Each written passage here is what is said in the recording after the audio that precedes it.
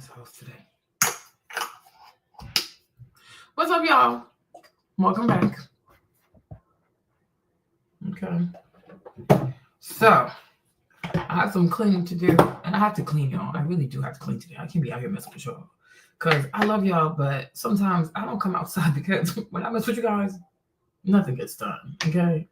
I love you a little too much. Even have to reconsider how much I love you because it's a little too much. Okay? It's a little too much. I love y'all. I'm addicted to y'all. The way Britney Spears said it. But guess what? I'm watching this. Like, let me come live so we can watch it together, and then I can clean because I gotta clean this bathroom today. It's a mess. It's a hot mess. My area's a mess. And then I haven't been on the Stairmaster in so long, you guys. I gotta get back to the gym like that. Even though I've been working out though, but what's in this? Oh, you guys, guess what? Ulta is doing like the mini stuff, buy one, get one free. I've got the Super Goop, the SPF 50, because I heard a lot of things about it, but I didn't know. But I'm like, you know what? If you buy one, you get one free. So if you have Ulta next to you, they have a lot of minis. They have a lot of buy one, get one free, but it's the mini stuff, right? Wish I could bet you, my chérie. Wish like le scoop. Hey Chippy, what's up? What's up? So you guys, let me tell you this, right? I have to clean today. Let's set the rules before we start this, okay? Let's set the rules clearly. I have to clean this bathroom. This bathroom it's a mess. It's a mess. Wish you could see right here. Oh my Lord, it's horrible. It's horrible. Gotta clean this. And then I was watching the video, so I figured we could watch the video and we could clean. I'm gonna clean. I don't know what you're doing, but we're gonna clean. Hey Janet. Now, Ashley got Ashley got herself in trouble. Ashley got herself in trouble. I don't even know how she does this. I don't know how she does the show.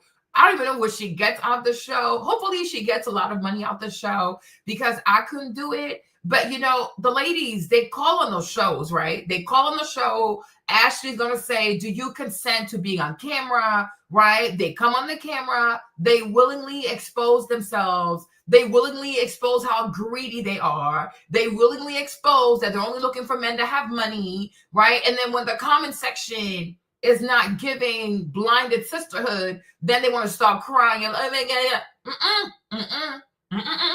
you see? And this is why me, Marlene, personally, I will not be giving anybody no dating advice. Go sit your ass down somewhere. Where is your mother? Okay, that's number one. Number two, I feel like if you're going to give dating advice, you need to start charging people. Okay? Because when you do stuff for free, people are not going to respect you. And they're going to turn like this, right? But we have to be honest. I mean, I'm going to play the video, you guys. I'm going to play the video. But we got to be honest too, right? Even Ashley, I think sometimes Ashley is not as bad as Shira to me. Because, like, the girls will call in sometimes and they want advice on how to be a side chick, how to be sex workers. You know, like, it's giving, they want encouragement, doing deviant stuff. And so I have seen Ashley be like, okay, that's not the kind of advice I give. I don't think she gives the best advice, but I also do not believe that Ashley wants young ladies to be out here, be sex workers, sell your body for money, find the highest bidder and go sell your body to that person, right? But I will say, I don't even know what she gets out of doing the show because it's going to turn into a problem. Because these girls are incredibly delusional. They are truly, truly delusional. I don't even know how some people, and I'm being honest, you guys, I don't even know how some people can look in the mirror and really say to themselves, yes, I'm going to marry somebody rich. Like what? Right? What? Right? Not to be offensive, and if I'm offensive, because you're delusional. But I do feel as though we have lived long enough to know what the wives of rich people look like. Okay? And if you don't look like that, I don't know why you would ever think, oh yeah, it can happen for me. No, it's not. Something about, okay? Hey, Goldie, right? So my thing is, if you don't look like the girls that we usually see with rich people, it's not for you. Right? If you're already in your 30s, like if you're Lacey, if you're already in your mid 20s to early 30s and you don't even know where to find those people, it's not for you. Right? Like people who are going to marry wealthy people, They're already around wealthy people. Some of those people, they've been growing up with those people because most likely their family is also wealthy. How often do you see wealthy people leave the safety?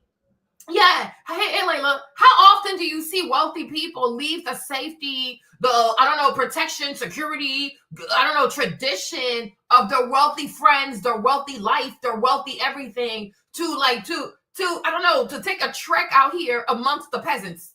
How often? Right? Rich people are already with other rich people. We got to start being so for real, right? Also, if a man is really rich and he's really affluent, do you know what the competition is going to be like to be with that man?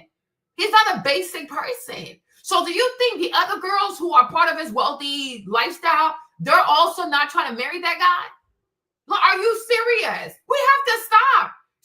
We have to go back to telling people you're basic and you just have to embrace it.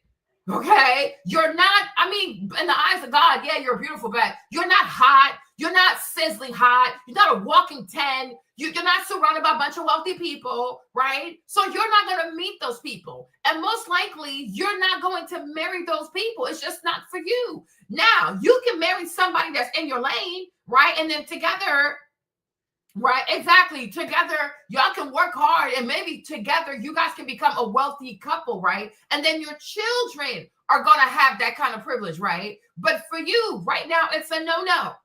It is a no-no. And I think that's where Ashley goes wrong. But then it's like, I guess because she's on TikTok, she's a Black woman and she caters to Black women. So, you know, they're extremely mentally ill. They're extremely delusional. They're malignant narcissists. So I guess like when you deal with that kind of audience, you're not able to be honest because it's a waste of time. You see, Marlene, personally, you might think I'm an asshole, and I really am. It's not that you're not even wrong, actually. I am an asshole. But the thing is, I do believe that being honest with people from the very start, it shows respect because I'm not going to waste your time. I'm not going to waste my time, right? Why are we sitting here saying things that are untrue? Because it's not going to happen for you. So why would I sit here and lie to you? You're not going to marry a wealthy man. Most women are not going to marry wealthy men. And just like most men are not going to marry a skinny woman.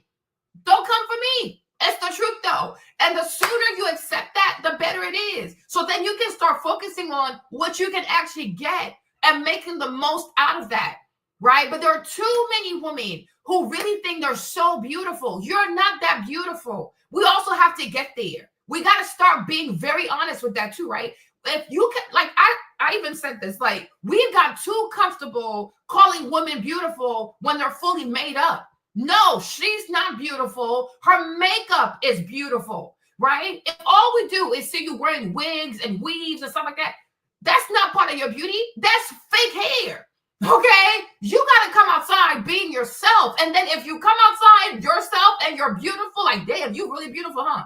Right? But stop telling a woman that's always wearing makeup, fake lashes, a lot of contouring, bunch of weave, that she's beautiful. She is not beautiful. Her makeup is beautiful. Her weave, her wig is beautiful. But you truly have no idea what she looks like. Right? So when you start putting on the makeup, and because I feel like this whole makeup stuff, makeup and weave and wigs, whatever, I feel like it really has created body dysphoria. And it has created a lot of women inflating how beautiful they truly are. And it's like, you're not that beautiful. You're not ugly, but you ain't that beautiful. Gotta calm down. Right? Gotta calm down. Right? Because if you have an inflated sense of beauty, you're gonna hurt yourself. Because you think how you look with makeup is really how you look in real life. And the answer is no, right? You're okay. You're average, right? And we have to stop.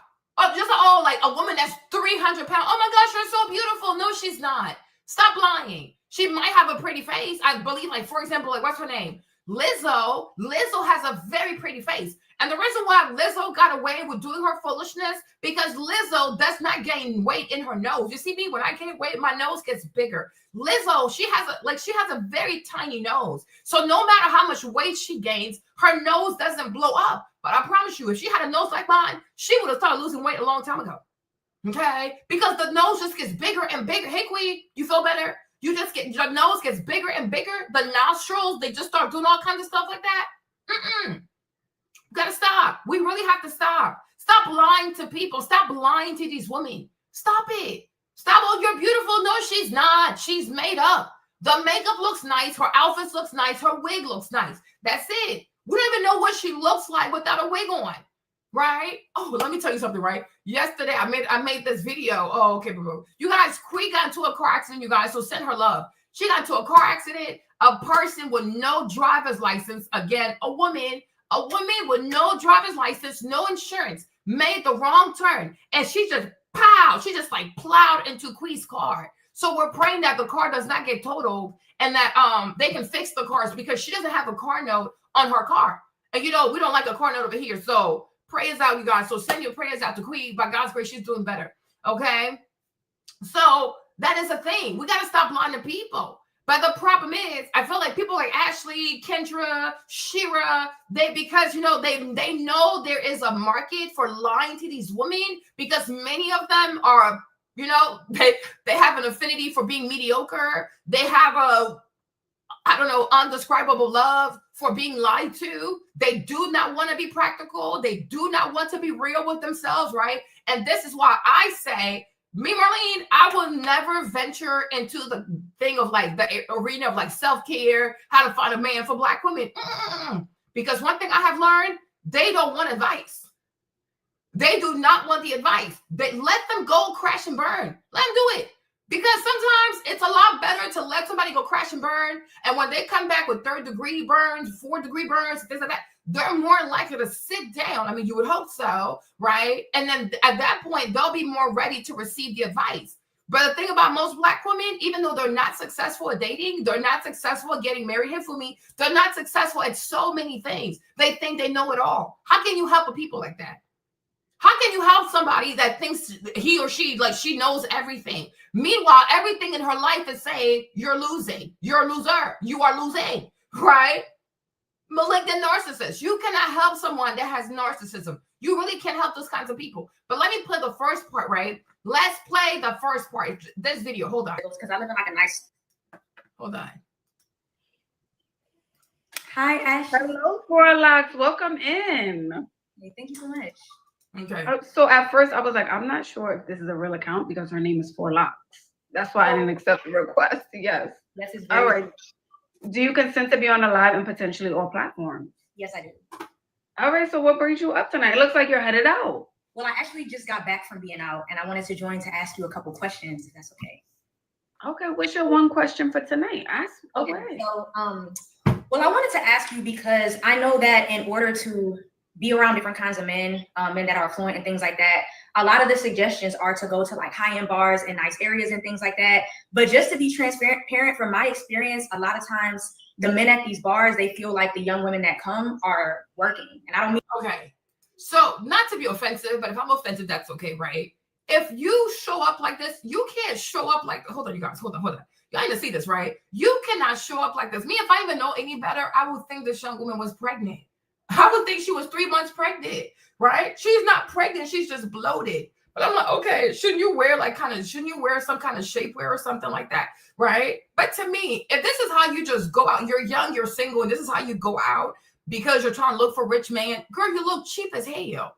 You look cheap as hell. Like, I really don't understand this, right? And once again, this is what I'm going to say. The young women who are going to marry rich men, and that's excluding like athletes and things like that. If we're talking about a young man from a family that has lots of money, people who've always had money, those kinds of people, you look cheap as hell.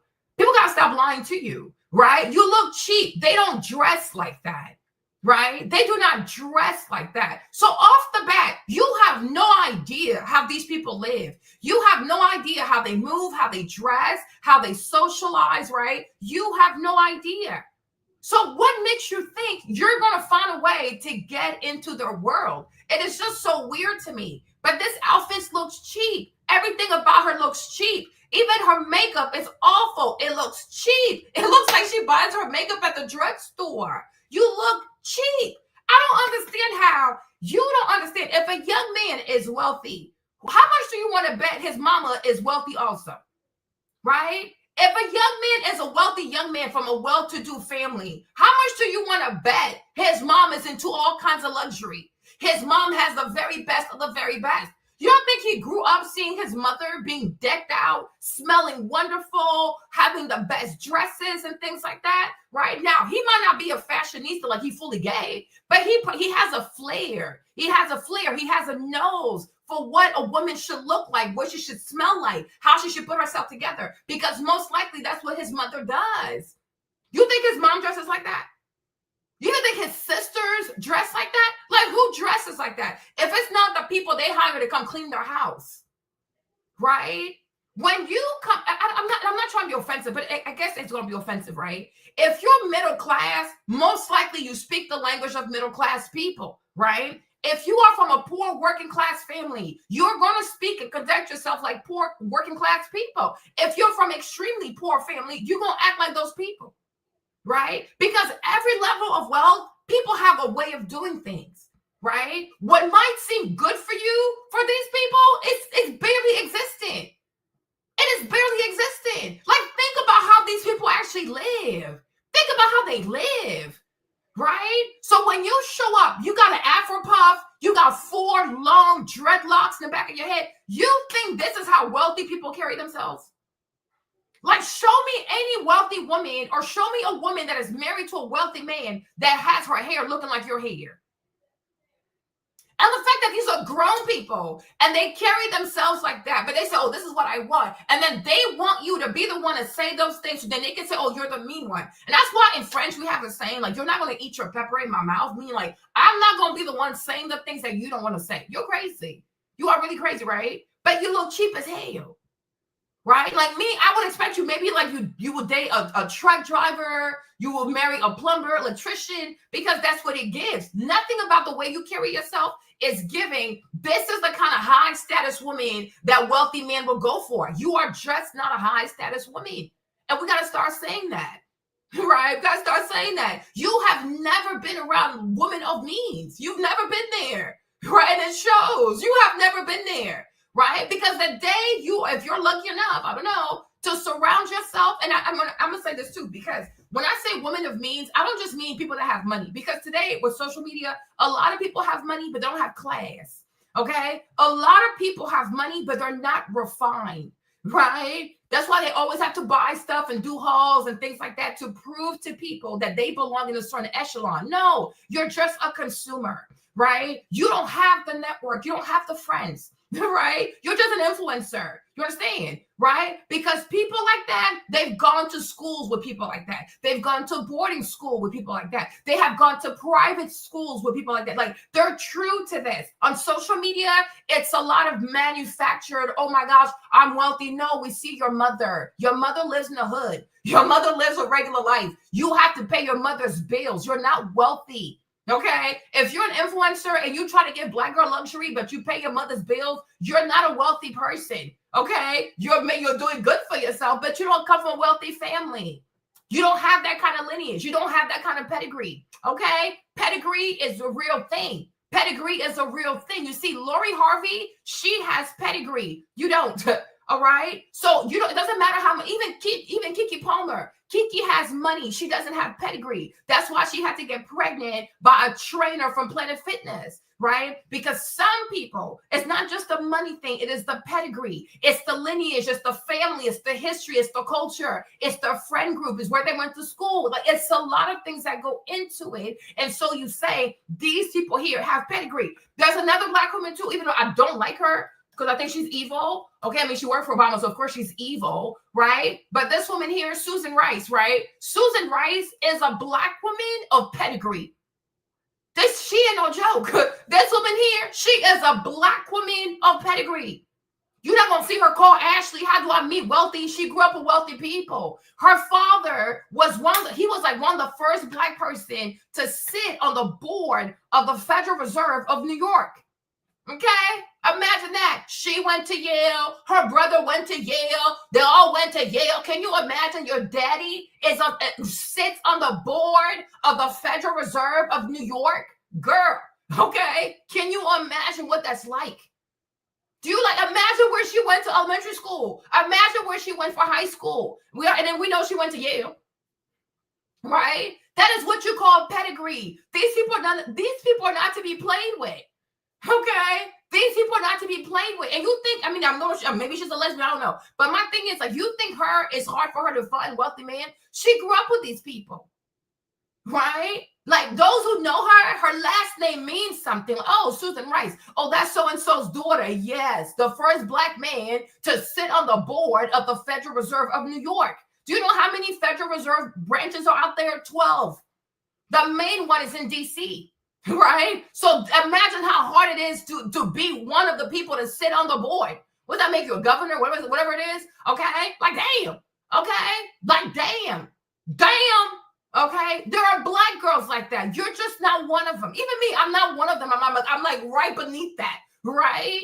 But it's like people like Susan Rice, that's what you call a pedigree.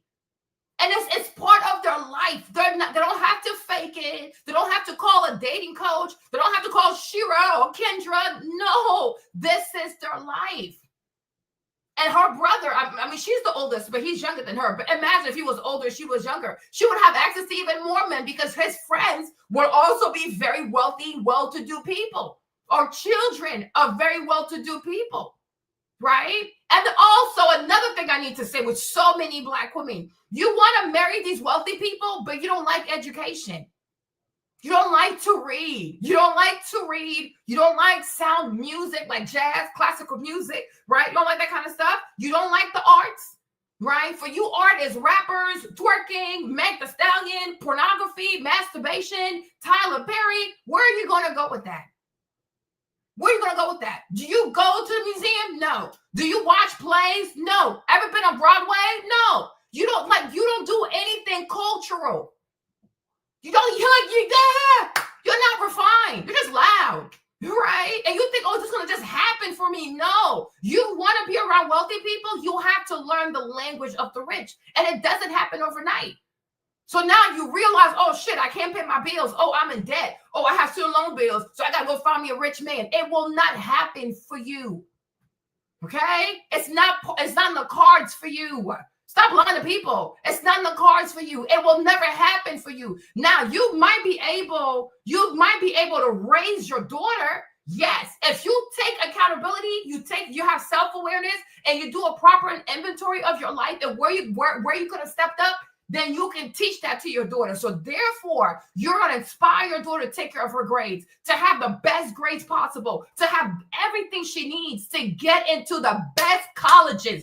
I'm talking like if she could get into Wellesley, get her ass into Wellesley. You can get her ass into Yale, send her ass to Yale, Harvard, Columbia, you name it. You want your daughter to go to prestigious schools, but the only way she's going to get in there is her brain. See, and most Black women do not value intelligence. They value having a big ass. Where are you going to go?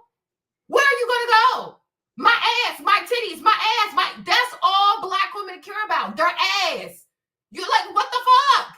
What the fuck? And you wonder why people don't think that you're wife material. You think most wives are sitting here thinking about the size of their asses all day. No, they have a plan for themselves. They have a plan for their children. They plan how their kids are going to be successful. They plan for this, plan for that. They know how to host a party. They know how to talk to people. If my husband is married to wealthy people, or if my husband wants to have business deals with people, I need to know how to make these people come to my house, feel comfortable, talk to their wives, make sure the wives have good things to say about me and my kids and the husband, right? If you watch Real Housewives of Beverly Hills, you would have seen that kind of behavior from Kyle. You see, Kyle ain't shit, but Kyle is good. Okay? What's her name again? Kyle, or what's her name? Yeah, whatever her name is, y'all. Mauricio's wife. There you go, right? You see, Kyle, she understands that shit. Because Kyle and Mauricio, they was broke as hell. But you see, one thing about Kyle is that growing up, her sister, my auntie Kim, she was a big star as a child in Hollywood. That's number one. Number two, her big sister, Katie or Kathy, whatever her name is, she married the Hiltons, right? And Mauricio was working for the Hiltons. So Kyle, they were like, Kyle and Mauricio, they had sense. They had sense. So what did she do? If you notice, Kyle made sure to have a friendship like this with Lisa Vanderpump. She when Maloof was on the show, she was like this with the Maloof, Adriana, what is her name, right? But you will always notice that Kyle was always having birthday parties, right? Kyle was always having birthday parties, okay? Kyle was always having that every year white party, invite people over, right? Because if people bring their kids, right, most likely Maurizio gets the dad and Kyle gets the mama.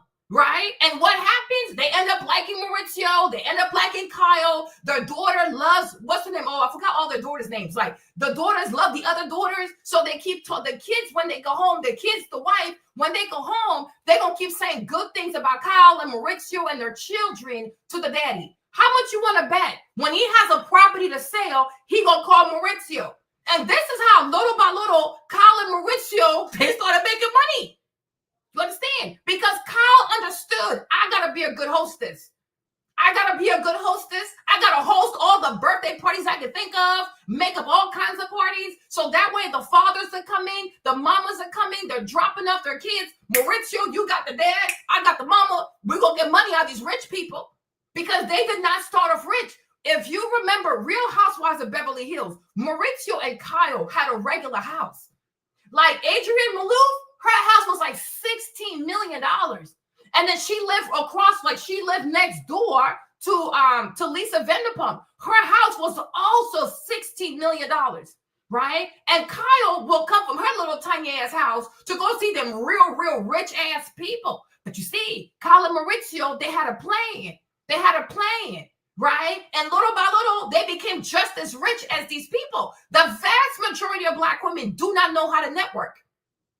The vast majority of Black women do not know how to network. Like, you got to sit your ass down somewhere and you got to sit down sometimes and think about it. If you marry a rich man, the goal for you, or like his goal, is for you to help him make more money. You got to be able to be a hostess. You got to be able to go networking. You got to be able to put those kids in private school. And guess what? Some of these private schools, they're so bougie that the parents also have to do an interview. Hey, Pearl, the parents also have to do an interview. Most Black women can barely express themselves. Don't know how to talk. Don't know how to talk. You're going to go to an interview and you have to sit in front of the director, administrator, the principal, because they need to also, hey, Jay, they got to see if not just the child might be just fine. But the thing about education is that it's a village, like it's a whole community. So they want to make sure if this child gets into the school, you as the parents, are you going to be involved in the PTA meetings? Are you going to also bake for the bake sale? Are you going to help the child be successful? If we can't cover stuff in class and you don't have the skill set to help that child, are you going to put the money to get tutors? Most Black women hate children. I'm like, what the fuck? Most Black women hate their children. Like, if you tell a Black woman to take care of her kids, make sure her children are academically successful, it's like you tortured her. Ah! Because they're so damn selfish. Like, what the fuck? Like, they're so selfish. So it's like, why would any rich person want to marry you? Like, what are you gonna do with his children? Right? Even you, did you have good grades in elementary school? Did you have good grades in middle school? Did you even have good grades in high school? Why would I marry you? And like, people gotta be so honest. When you watch Korean movies, right? When you watch Korean movies and you see these mother-in-law, the omoni, right? In Korean culture, before you go marry a wealthy man, his mom is gonna ask you for your GPA. Where did you go to college? What did you study? What was your GPA? Where did you go to high school? What was your GPA? Because they believe, and I also do believe that intelligence is also genetics. If you marry a dumb woman, most likely you'll have dumb children. And you think people work this hard to have basic ass children? You think people work so hard to become so wealthy, to have children that can barely read, and a mom who does nothing to try to fix it? No. People need to stop lying to people. People gotta stop lying to people. Stop lying to these Black women. And you gotta say to them, it is not going to happen for you. Because what it takes to be the wife of a wealthy man, you don't have it. And you like to argue, you like to be aggressive, you like to be combative. You need to go marry a blue collar person. Because only he's gonna put up with that. He's like, why would a rich man put up with this shit? Why would he? And also, when there's conflict, you don't know how to resolve conflict. Most Black women do not know how to peacefully resolve conflict. Bitch, ho, heifer, you ain't shit. That's all it's going to be. So what happens if one day you get into a disagreement with the wife of a colleague or the wife of an investor? You're not going to control yourself and you will cuss her out. And you're like, I don't care. Now you just cost your husband $100,000, $200,000, $1 million, $5 million. Black women are a liability. Stop lying to them people. Black women and their temper and their inability to have self-awareness and to consider other people makes them a marriage liability. Stop lying to people out here. Stop doing that shit, right? Stop doing it. Stop lying to them. Because then they think, oh, I deserve. You don't deserve shit. Don't deserve shit. Okay? If you were meant to be the wife of a wealthy man, it would have happened by now. It's not in your 30s. You're older. Why would a wealthy man want to marry somebody in her 30s? Are you okay? Are you actually okay? If you were a wealthy man, would you go for old fruit or a new fruit? Make it make sense. It doesn't make any sense, right? You are better suited to be by yourself. That's it. Be by yourself. Just be by yourself. You don't have to be with, I don't even know why these people feel as though they're forced or they're required to be with someone. Be by yourself. You were not raised, especially here in America. Most Black women in America who were raised in America were never raised for partnership. They were raised to be single, independent, strong Black women. That is how they were raised. From the moment they were in their mother's womb, came out the mother's womb, they were brought up, they were raised to be extremely masculine, self-reliant, don't need nobody, bad attitude, never apologize, always quick to want to fight somebody. So you are meant to be by yourself. That's it. And this is why I say people have to take accountability for their matriarchy. Your mother told you it was okay to be like this. Your grandmother told you it was okay to be like this. Your aunties told you it was okay for you to be like this. And now you think, oh, if I buy a few House of CB shirts or outfits, if I go talk to Kendra, if I go, no, it does not happen like this. You cannot improvise into becoming a wife. It is something you do since you were a child. It has to be part of your culture. If your mom never got married, your grandma never got married, none of your aunties are married, none of your cousins are married, none of your female girlfriends are married, baby, it is your culture. You are meant to be alone. And most likely you will be by yourself. Just accept that. You're not built for that. Now, you can say, it's true, but I don't want that for my daughter. So therefore, I will say, have self-awareness and raise your daughter to not be like you. And you have to tell your daughter, do not be like me. I don't want you to be like me. Do not be like me. Love your education. Study as much as you can. Be a young woman that knows a little about a lot of things so that no matter where you are, no matter the kind of people you find yourself next to, you're able to have a meaningful conversation, right? People want to know that you are intelligent. People want to know that you're curious. People want to know that you can ask meaningful questions. Most Black women cannot ask meaningful questions. And that's why they're getting fired left and right. I think like right now, we are 300,000 plus Black women getting fired. I am not surprised. I'm really not surprised. And the numbers are going to continue to go up. And it's perfectly okay to be honest, right? A lot of people lie to you. Oh, you're special. It was just to get your vote. They were just full of shit. Because people lie to people out here. If you have a vote to give, if you have money to just throw away, people will start lying to you. But I think it's very nauseating to want to make it seem like at 35 years old, all you have to do is watch a few videos, take a few online courses, buy a few dresses, and bam, bam, bam, you are ready to be somebody's wife. The answer is no, okay? The answer is no. Even being the wife of a wealthy person, you have no idea what that is. You have no idea what it entails. And honestly, if we care to be honest, a young woman who comes from a lineage of single, strong, independent Black women, it would be a misery to tell her to go marry a wealthy man because she will not be the main attraction. Everything is not going to revolve around her because now she has to be the helpmate of a man that is way more successful. And she will not be able to take it. It's giving Michelle Obama. Michelle Obama, she kind of grew up poor, right? And you see, she has a hard time not being talked about and this, and that. She struggles with that. And I'm like, yeah, because you should have stayed by yourself. Just stay by yourself. You're not meant for this. Just like everybody does not have to get married, right? You think you want marriage because truthfully and honestly, you just don't want to pay your bills, right? You don't want to pay your bills, nor do you even care to learn financial literacy, right? So what you're looking for is a big idiot, a big moo-moo to come into your life and pay your bills. No, you're going to have to pay your bills. And if you're overwhelmed by your debt, just go file for bankruptcy. Right? File for bankruptcy. But I think it's very disgusting to pretend as if a young lady is already in her 30s and she has not met a one single wealthy man that, oh, if I ask Ashley, even Ashley, where is her wealthy man? Where is her wealthy man? Like Ashley, Ashley, period. Where is her man? Right? Always stuck in that little corner, making the same old videos, right? Where is her man? Because do you truly believe that if Ashley herself truly knew how to get a wealthy man, she'd be out here wasting her time on the TikTok, helping y'all for what? Helping y'all for what? Because she'd be busy living with her man, building her man, helping him to have more deals, more network opportunities, doing more dinners and things like that. Because it's like it's a whole enterprise being married to a wealthy man, right? So she wouldn't even be on TikTok her damn self, right? She wouldn't be here. Same thing with Shira. If Shira's husband was truly a wealthy man, she's not going to be on TikTok doing this kind of content because other wealthy people will get scared. What if she goes on the YouTube and start talking about me? What if? They don't want that because money doesn't like noise, okay? Rich people, very wealthy people do not like noise. They don't like to make noise. Let me tell you this. I have one uncle, like, yo, my uncle, I mean, I have a few, but that one especially, child, he has so much money. But when you see him, like when you see him back in Africa, he's so chill. He's so chill. You wouldn't even know. He's very laid back. But see, my uncle, he's very chill. And every time he sees a woman, like he looks at her behavior. Because if you're too, right? That you, one time my uncle took me to Paris, y'all. Damn.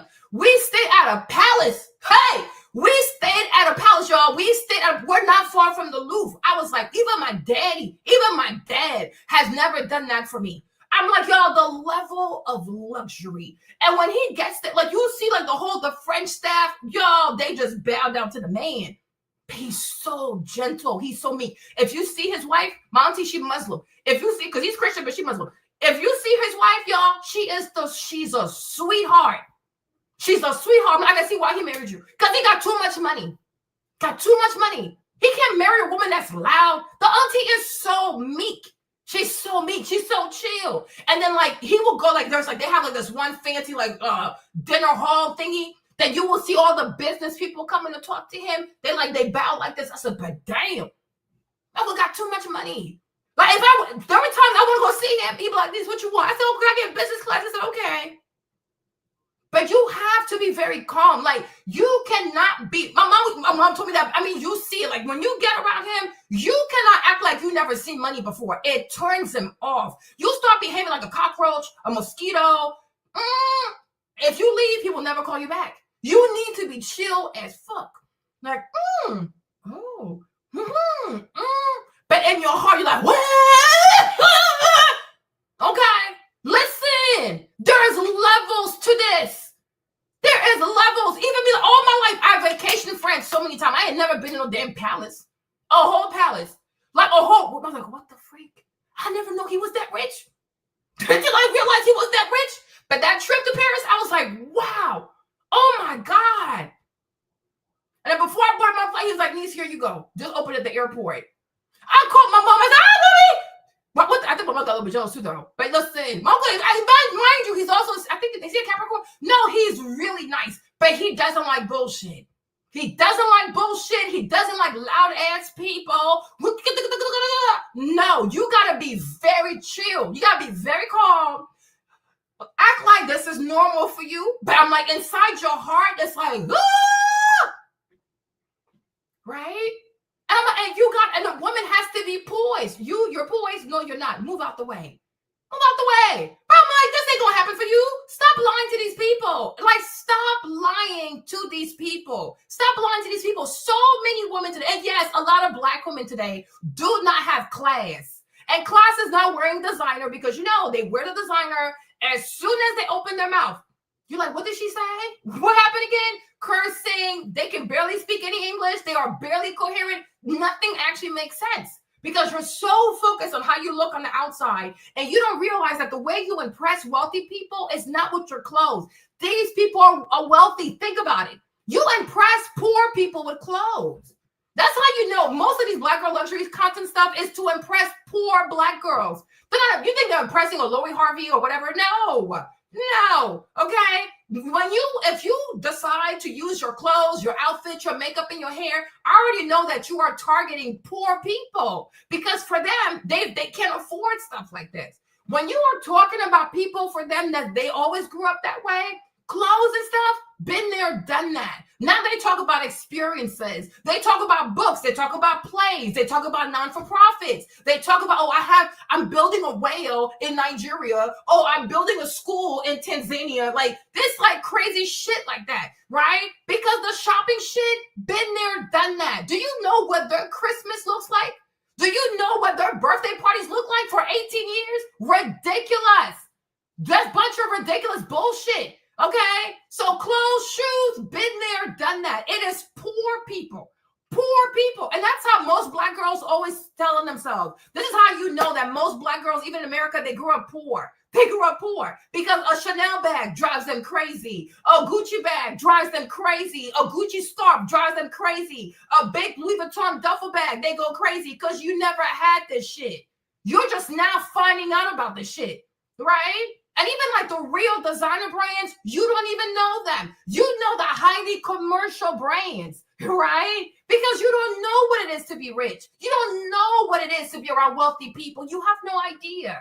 You have no idea, right? And also, when it comes to wealthy people, cooking is part of their language, right? Most Black women are obese. So there goes that too, huh? Most Black women are obese. These people are big on cooking. They're big on trying new restaurants, new recipes, trying to do things themselves. Like, they do that kind of weird shit. Their mom has a garden somewhere, like all kinds of shit somewhere. Like, this is what they do. Because really rich, wealthy people, they live life for experiences, right? And poor, regular people who just came into some money via social media and I guess crafting a whole,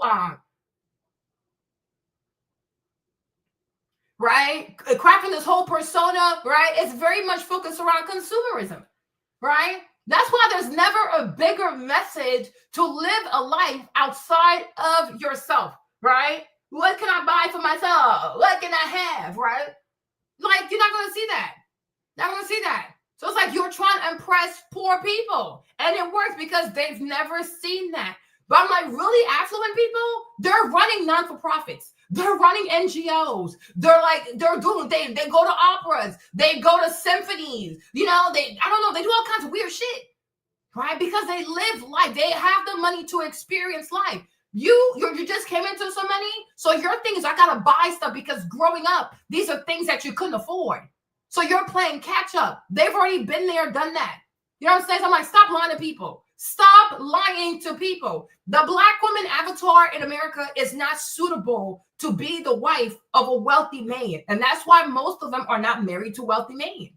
And it's okay, right? It's okay. If it was natural for most Black women, especially here in America, to marry wealthy man, you would see it all over the place. You don't see it for a reason. And it's cultural, right? So that's that. But stop lying to people. But my thing is, if you're 25 to 35 and you have yet to meet a single wealthy person, the odds of you marrying a wealthy person are zero. It's not going to happen for you, right? And most likely you might just stay by yourself. And we got to start saying that. You might just die by yourself. So just work on your finances, work on your retirement, work on where you want to, if you're going to be in a nursing home, whatever, just work on that. But the odds of you finding someone this late in the game, getting to know the person, then they want to marry you, and you also agreed to get married, you plan the wedding, listen, what are the odds of that? Okay? And it's like every year that goes on, it gets harder. It gets harder. Right? And also him not having kids and things like that. Yeah, right. Okay? So we have to stop lying to people. All right? Gotta stop lying to people. And yes, some people might have their feelings hurt. Oh, well, if they have been willing to get their feelings hurt a lot sooner, they won't be in this predicament. But when you run and you run and you run as fast as you can away from the truth, right?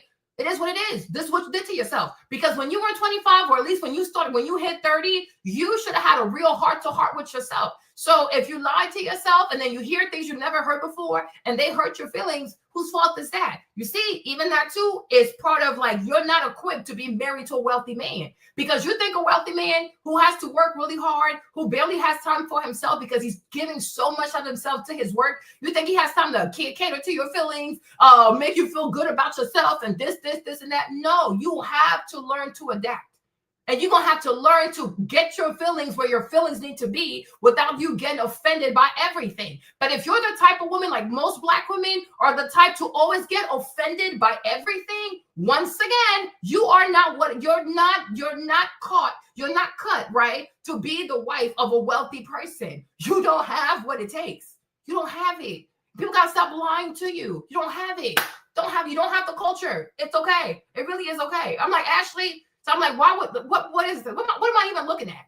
You know what I'm saying? And also, let me also say this too, right? If you also realize, if you look at a lot of women who are married to wealthy men, many of these women don't even wear makeup.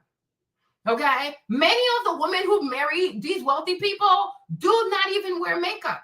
Right? You have your brows drawn like a clown, like your makeup is cheap, your foundation is oxidizing. Like, what is this? What kind of wealthy man do you think is going to show up with a woman who looks like this? Who? You are crazy. Like, stay in your lane, please. And I'm like, Ashley, stop lying to these people. I mean, like working, like coming and bringing their computer and working. I mean, like they tend to think that you're like an escort or things like that, or like there tends to be a lot of married men like in these like rich affluent areas and things like that. So I just wanted to ask you, like, what is your view on trying to go to these bars and find men when this is kind of like a common culture in like these rich areas and how they view us? Yeah, exactly. And the mere fact that you have to ask where to go find wealthy men, it's not going to happen for you. Because girls who are going to marry wealthy men, they already know where they are. The mere fact that you think a wealthy man is at a bar lets me know everything I need to know. You are not sophisticated. You're not classy enough. You don't have the culture, but it is not for you. It's not for you. All you're going to do is pick up a scammer. All you're going to do is pick up a scammer. How many wealthy men do you know are currently sitting at a bar? Right? Pick any city in the world, even from Dubai to Shanghai to London to New York City to Malibu, whatever. Tell me how many wealthy men do you know are sitting at a bar? Most wealthy men are having parties at their houses, right? They will rent like a whole fancy place in Aspen because they are very private. They don't want to be recorded, right? These people have private parties. A wealthy person gonna go at a bar, and then people gonna start picking up their phones and say, "Oh, you touch me, sexual assault. Oh, you put your hand on me, sexual assault." You think like you see, like this is what I'm saying. You don't know these people. Like you're like, it will not happen for you. Stop lying to yourself. If you need to ask, "Oh, where a rich man at?" You will never marry one, and that's why they have made sure that a woman like you does not know where to find him. Okay, a wealthy person is really, really aware. I mean, unless he's an athlete, because they're kind of dumb. So take Uncle Shay, right? Big, black, and stupid. Okay, but I'm like, most wealthy men who've had to work really hard for their money, they understand the risk of lawsuits. They understand their public image. They understand today we live in a society where women are encouraged to be batshit crazy and to lie on people. So why would he be at a bar? And next thing you know, he's going to be on the cover of the New York Post talking about he put his hands on people. And now there goes his company and his stocks are tanking. You are insane. You are truly insane. Most wealthy people have private parties. They have private parties with all the people who are very wealthy, who also stand a lot to lose. You will never know where to find these people. What you will do if you go to a bar is you go find you a scammer. You'll find your fraudster.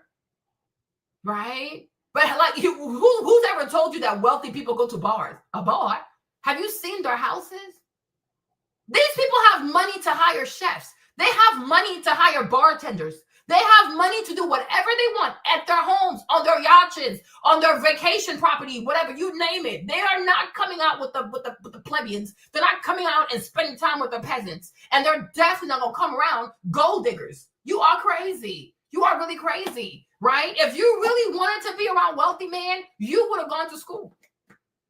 You would have gone to grad school, maybe become a high-power attorney, right? Maybe become some big-ass CPA. Maybe you become some, I don't know, like some crazy tech person where because of your job, you are constantly surrounded by wealthy people. Most wealthy people, if they don't meet in school, they meet in the workplace. Become a doctor, maybe, I don't know, right? But you will have to be doing something that most wealthy people need. Is that you? The answer is no. Stop wasting our time. You will not marry a wealthy man. So if you have a regular guy right now who wants to marry you, just go marry him and go about your business. And stop thinking that, oh, I deserve better. You don't deserve shit. Have you seen your GPA? Did you ever even make it to the honor roll when you were in high school? Oh, okay. You're not that smart. And what are the odds of you having smart children? Okay, there you go. Like people are really batshit crazy. People are just slow. Yeah, well, you shouldn't look like you're a lady of the night when you go in there. You shouldn't be in a Hervé Leger dress, a bandage dress, and a high 6-inch heel at 2 p.m. That's definitely going to allude that you are looking for something transactional. So I would say blend in. What does that in that area? What are they? But she's looking for something transactional. Because if you're saying that you're only looking for rich men, then you're not there for love. Because you're not calling Ashley to say, "Oh, Ashley, I'm looking for a man that has this, and that." If the main thing in your head is I'm looking for a man that has money, then you're looking for a transaction. So she is a sex worker. She's a sex worker. Even the ladies who want to marry a man of means, that's not the first thing on their mind. They'll say, "Oh, he has to be a great father. He has to be loving, caring." You know what I'm saying? So like she's not against the man having money, but that's not her, like the highest thing on her list. If the first thing on your mind is this man has to have money, I'm only going out to meet men with money, you are a prostitute. You are a sex worker, right? You're a sex worker. So she is transactional. Why are you lying to her? She is transactional. She is transactional. So she has to understand that. So then start an OnlyFans. Start an OnlyFans, right? Because that way you can probably have the athletes and people like that come into your OnlyFans stuff. If they like you, they might fly you out, have sex with you, and then give you enough to buy a Chanel bag, right? It's okay. But do not deceive yourself, because nothing about what you're doing right now or the way you're going about this is giving this is wifey material, because a wifey is not going to be at the bar. Okay, what woman do you know that is trying to get married is showing up at a bar to find a man? What is this? It's giving sex worker. So if that is your mindset, I repeat, you do not come from a culture of wife material, right? Because if your mother was a wife, your grandma on both sides were wives, your aunties were wives, it will never even occur to you to go to a bar to look for a husband. How does that even make sense, right?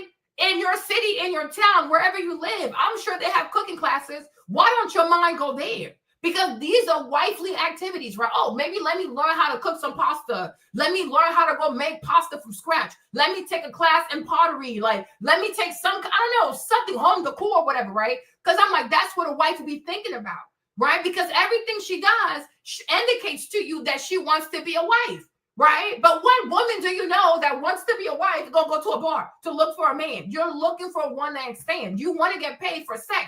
And my thing is, you should be bold enough to admit to yourself that you are a sex worker. And then we can move on to the next.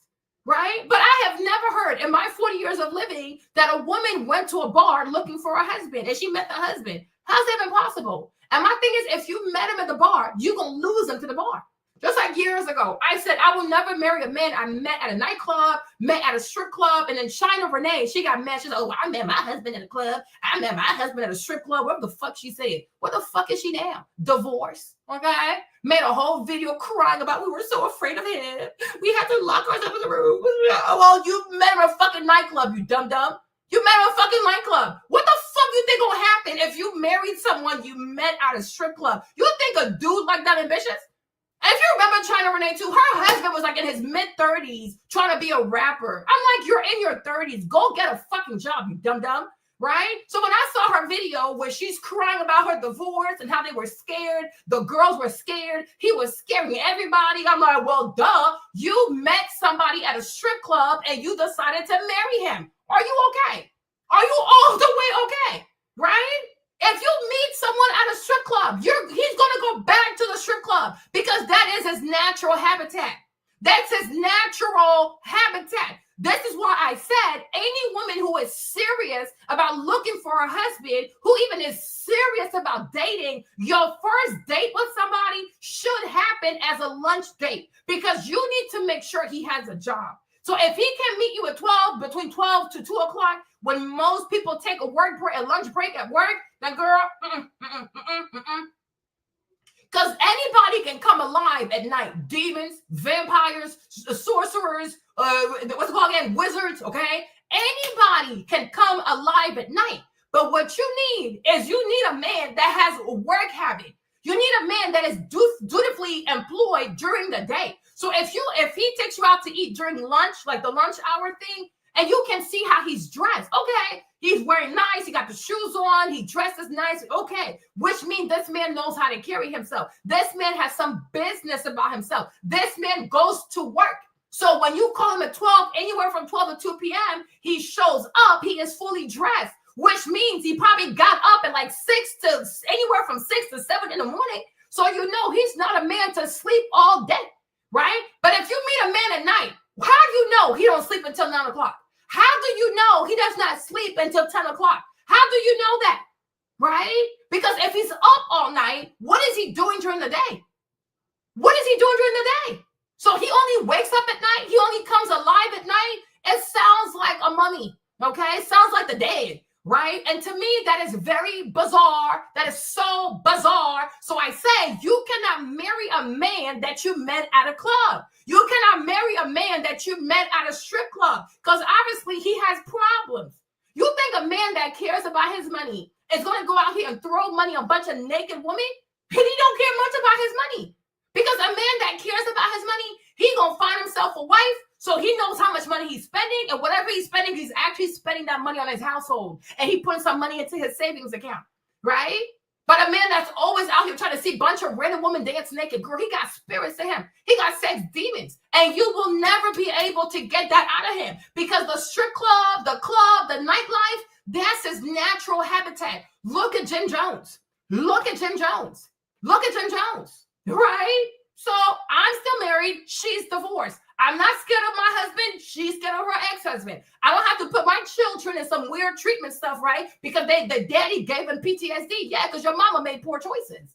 Okay? She got all of her feelings. But you see, TikTok, Marlene is always right. It's just a matter of time. Marlene is always right. When people show you how their behavior, when people show you a pattern of sexual immorality, sexual deviance, poor financial management, you need to take heed to that because this is who they are. And by this time, they're too grown. They're too far gone for you to change the person. And it's not fair to give your children such a father because he's irresponsible. You have children with a man and he's telling you he's trying to be a rapper. Oh, no, you are a father. You need to now have an actual job. Because how many people make it in their 30s as rappers? That sounds insane. Most rappers are like 20, 21, 22. It's a young man's sport. But when you have a family and you are in your mid-30s, we need you to have steady employment. Steady employment. That's it, that's that. That's it, that is that, right? But you don't have to listen to me. But if you are a classy, intelligent, well-to-do woman with lots of discernment, you will take heed to my advice. Your first date needs to be on a weekday during lunch hour so you can make sure he has a job. So you can make sure he has a career. So you can make sure he knows how to put himself together and be presentable during working hours. Because a man that is faithful to his job most likely will be faithful to you. A man that can honor his commitment at work most likely does not have a hard time honoring commitment because he takes work seriously. A man who does not take work seriously, you need to run for your natural life. Because if you're not careful, oh, he looks good. Oh, he's good in bed. No problem, sis. You're going to pay all the bills. You will pay all the bills. Raising all the kids, everything is going to fall on your head. Right? And guess what? You're going to age. Okay? Stress, it don't look good on a woman. It doesn't look that bad on a man, but it looks worse on a woman. You're going to age. You're going to fade. Like you look like, you won't even look your age. You'll look older. You'll have wrinkles. You'll be stressed out. You'll be bloated. You'll be big as F. Meanwhile, he'll look super young. And when he gets tired of you, because now you fixed everything, you pay everything, you fix his bills, you fix his credit, he gonna leave you for somebody younger. Okay?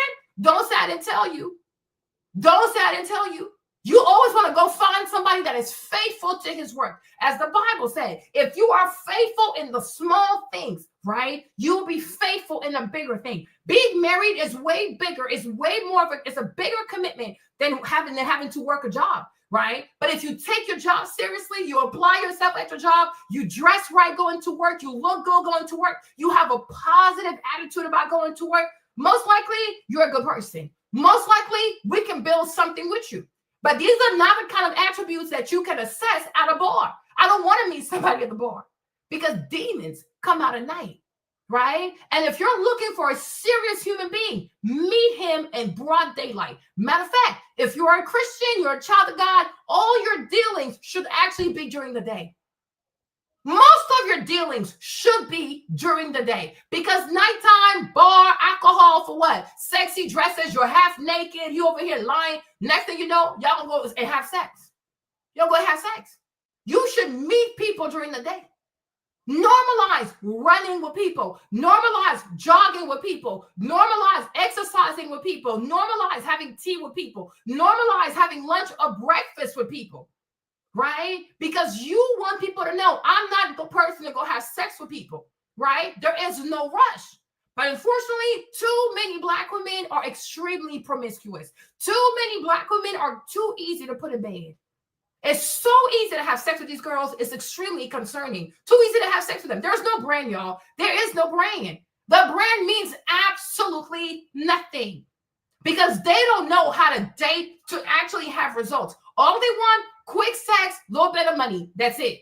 Quick sex, a little bit of money. You don't want anything worth having, right? And that's why you keep chasing ghosts. You keep chasing what it could be instead of actually pursuing, not chasing, pursuing what you were meant to have, right? But in order to have what you want in this life, you're going to have to learn to be patient.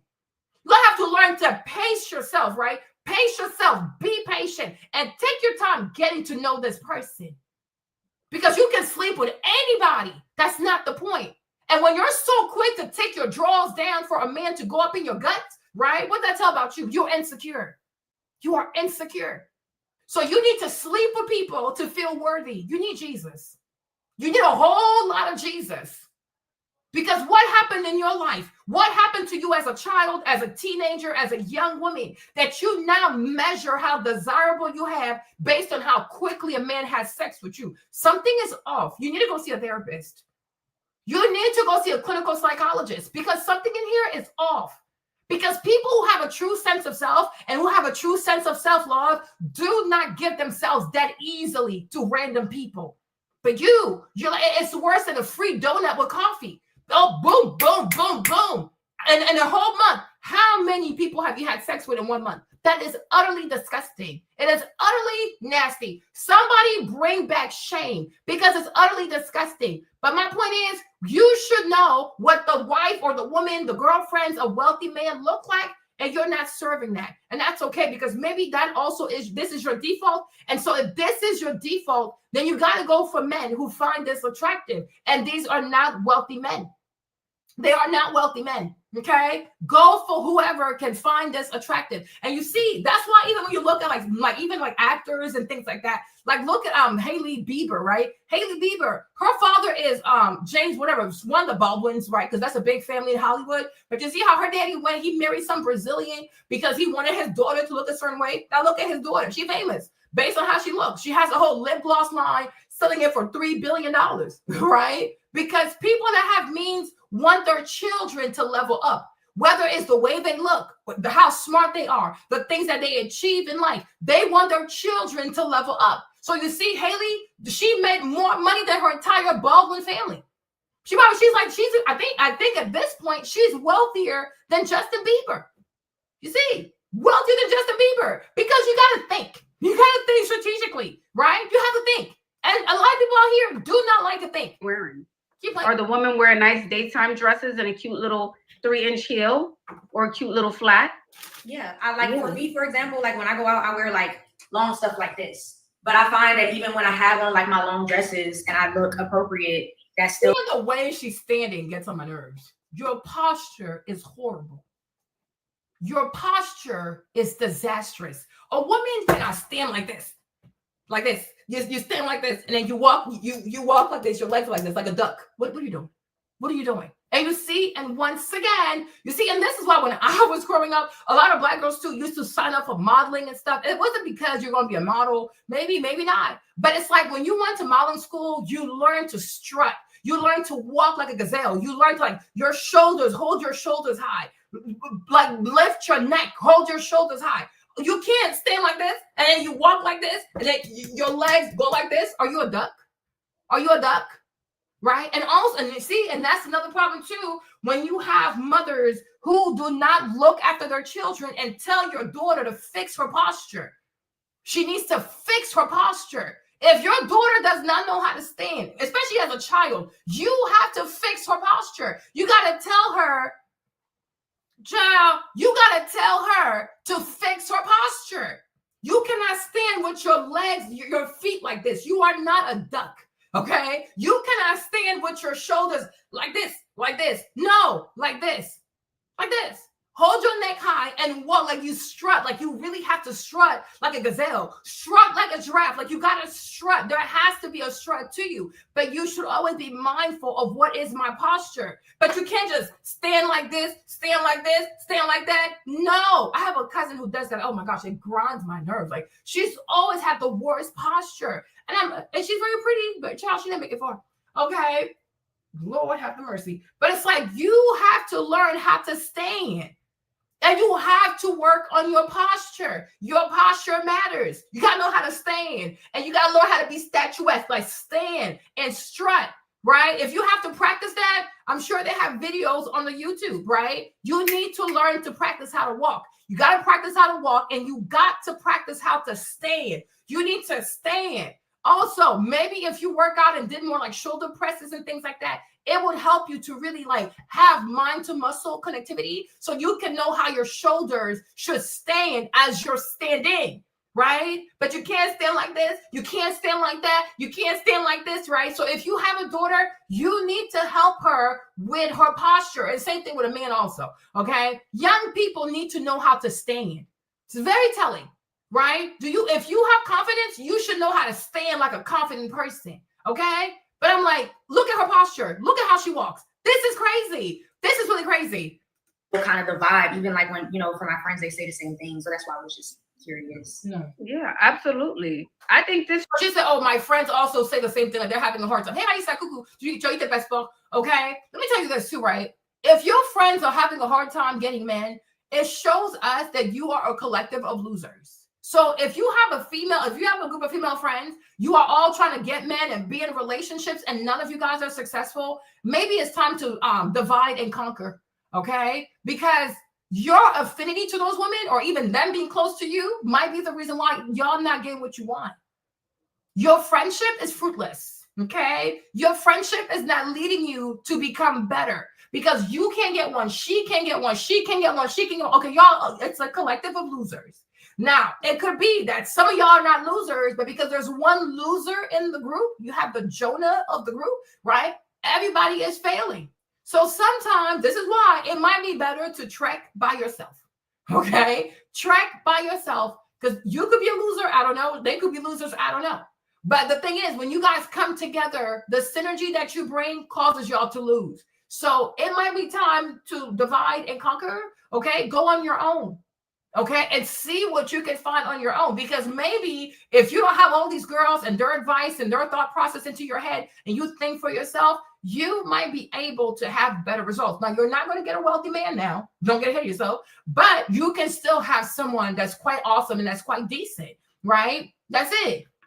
Yeah, exactly. That's why even young ladies who do ballet and stuff, like young girls who do ballet, they're very aware of their posture. Because that's all ballet is. Like, you got to be very gracious. You have to strut. You got to do all this stuff, right? But I'm like, you have to be very mindful of how you walk. You got to be very mindful. You know what I mean? You got to know how to walk. And you also have to know how to walk in heels. And it's very sad that I'm noticing that a lot more men, like a lot of gay men who are into all this coaching stuff, a lot more gay men are better at walking in heels than most women. It's crazy. But a woman needs to know how to strut. Okay, there has to be something very pleasant about your walk. Okay, you got to do that. You got to do that. You absolutely have to. You have to strut.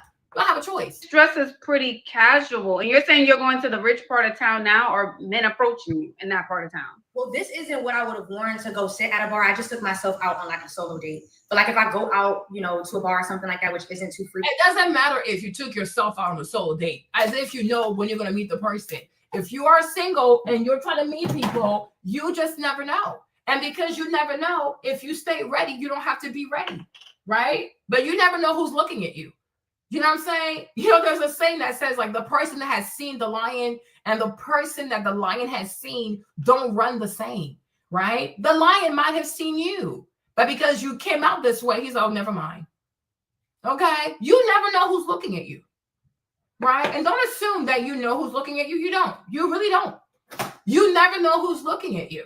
So my thing is, if you're single and you're out here looking for dates and stuff like that, you should always go outside looking like what you're looking to attract, right? And I'm like, and a lot of ladies gonna have to understand. Now, I can't say Fashion Nova is all bad. I'm not gonna say that. I can't say, oh, don't ever buy from Fashion Nova. No, there are great pieces on Fashion Nova. You're going, like, you can still shop at Fashion Nova, but you're going to have to learn how to shop the pieces that look more high-end at the Fashion Nova, right? And also, you might have to start investing in higher pieces, right? In higher pieces. So when you're around the house, you can wear something like this, right? But if you're going out and you're taking yourself out on a solo date, you're going to have to wear nicer pieces if you want to attract people of a certain thing. Like, it's even girlfriends. Like, even if you want to have quality girlfriends, right? If you want to have quality girlfriends, you are going to have to look like a quality person. Point blank, period. That's how life is, right? In life, if you want to level up like your networking sphere, you're going to have to look like where you're trying to go. Okay?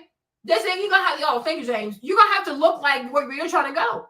Right? So whether it's a man, it's not even always about a man. It could even be a work opportunity. I think sometimes we center too much around men, a little too much, and I'm like, it kind of bothers me. But it could be a work opportunity, right? Somebody could step up to you. Oh, wow, I love your outfit. Do you want to do this, this, and that? You know, it could be a young woman also stepping up to want to be your friend. Come to find out she has all these businesses, right? So I think sometimes when people are just so focused on men, as opposed to saying, how do I show up in the world where I'm able to attract quality people? And yes, if one of those relationships turns into a romantic one, it's a beautiful thing. I'm not going to be against it, right? But the most important thing before we even get to a relationship and things like that is that you got to have a circle of quality people around you. Friends, work relationships, colleagues, associates, mutuals. You want to be around successful people, quality people.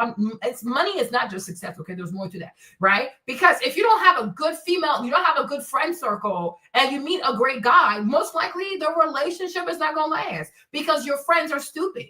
Okay, your friends are idiots, right? So if you're currently surrounded by idiotic women, you cannot encounter a quality men. That makes no sense. Right? So you first want to clean up house. You first want to make sure that the women around you are quality women. Even if you have guy friends or brothers, cousins, whatever, you want to make sure that you are surrounded by quality people. You're not just surrounded by a bunch of yes people who always agree with you, right? You want to get into the habit of having friends who sometimes disagree with you, and you're able to take the feedback without getting offended. Because then if you meet your person and he doesn't agree with you on certain things, you're not going to lose your shit. Why? Because your friends also disagree with you. So it's nothing new to you. Right? But when you live in this echo chamber, in this silo where everybody agrees with you, everybody thinks like you, eats like you, dresses like you, they go to the same places that you do, you don't have a lot of challenge in your life. So therefore, I know you are not suitable for a relationship because relationship involve disagreement. Right? You're not trying to date someone that has a lobotomy. You want to date somebody that has a mind of his own. You want to date someone that has his own personality. He needs to have his own personality. He needs to be able to, back up his arguments and not get scared of you.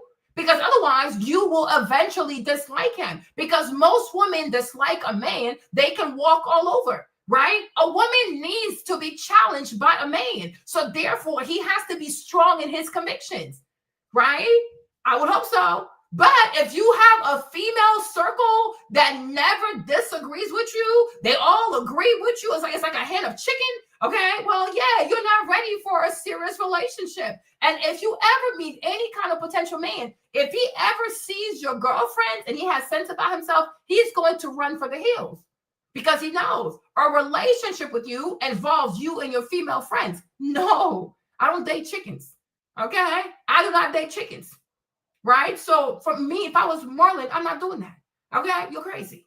Because you are the sum, you as a woman, you are the sum of the aggregation of your female friends. So if she's a 4, a 5, a 6, an 8, and that's mentality-wise, you're most likely a 4.5. What the fuck? What the fuck? You got to date a woman that intellectually is about a 7.5 to an 8 or more. But if she's around a bunch of 4, 5, 6, 3s, and 2s intellectually, she's going to give you 3.5 to 4.5 in her reasoning skills. It's a fuck no. Okay? Get the fuck away from me. That's a child.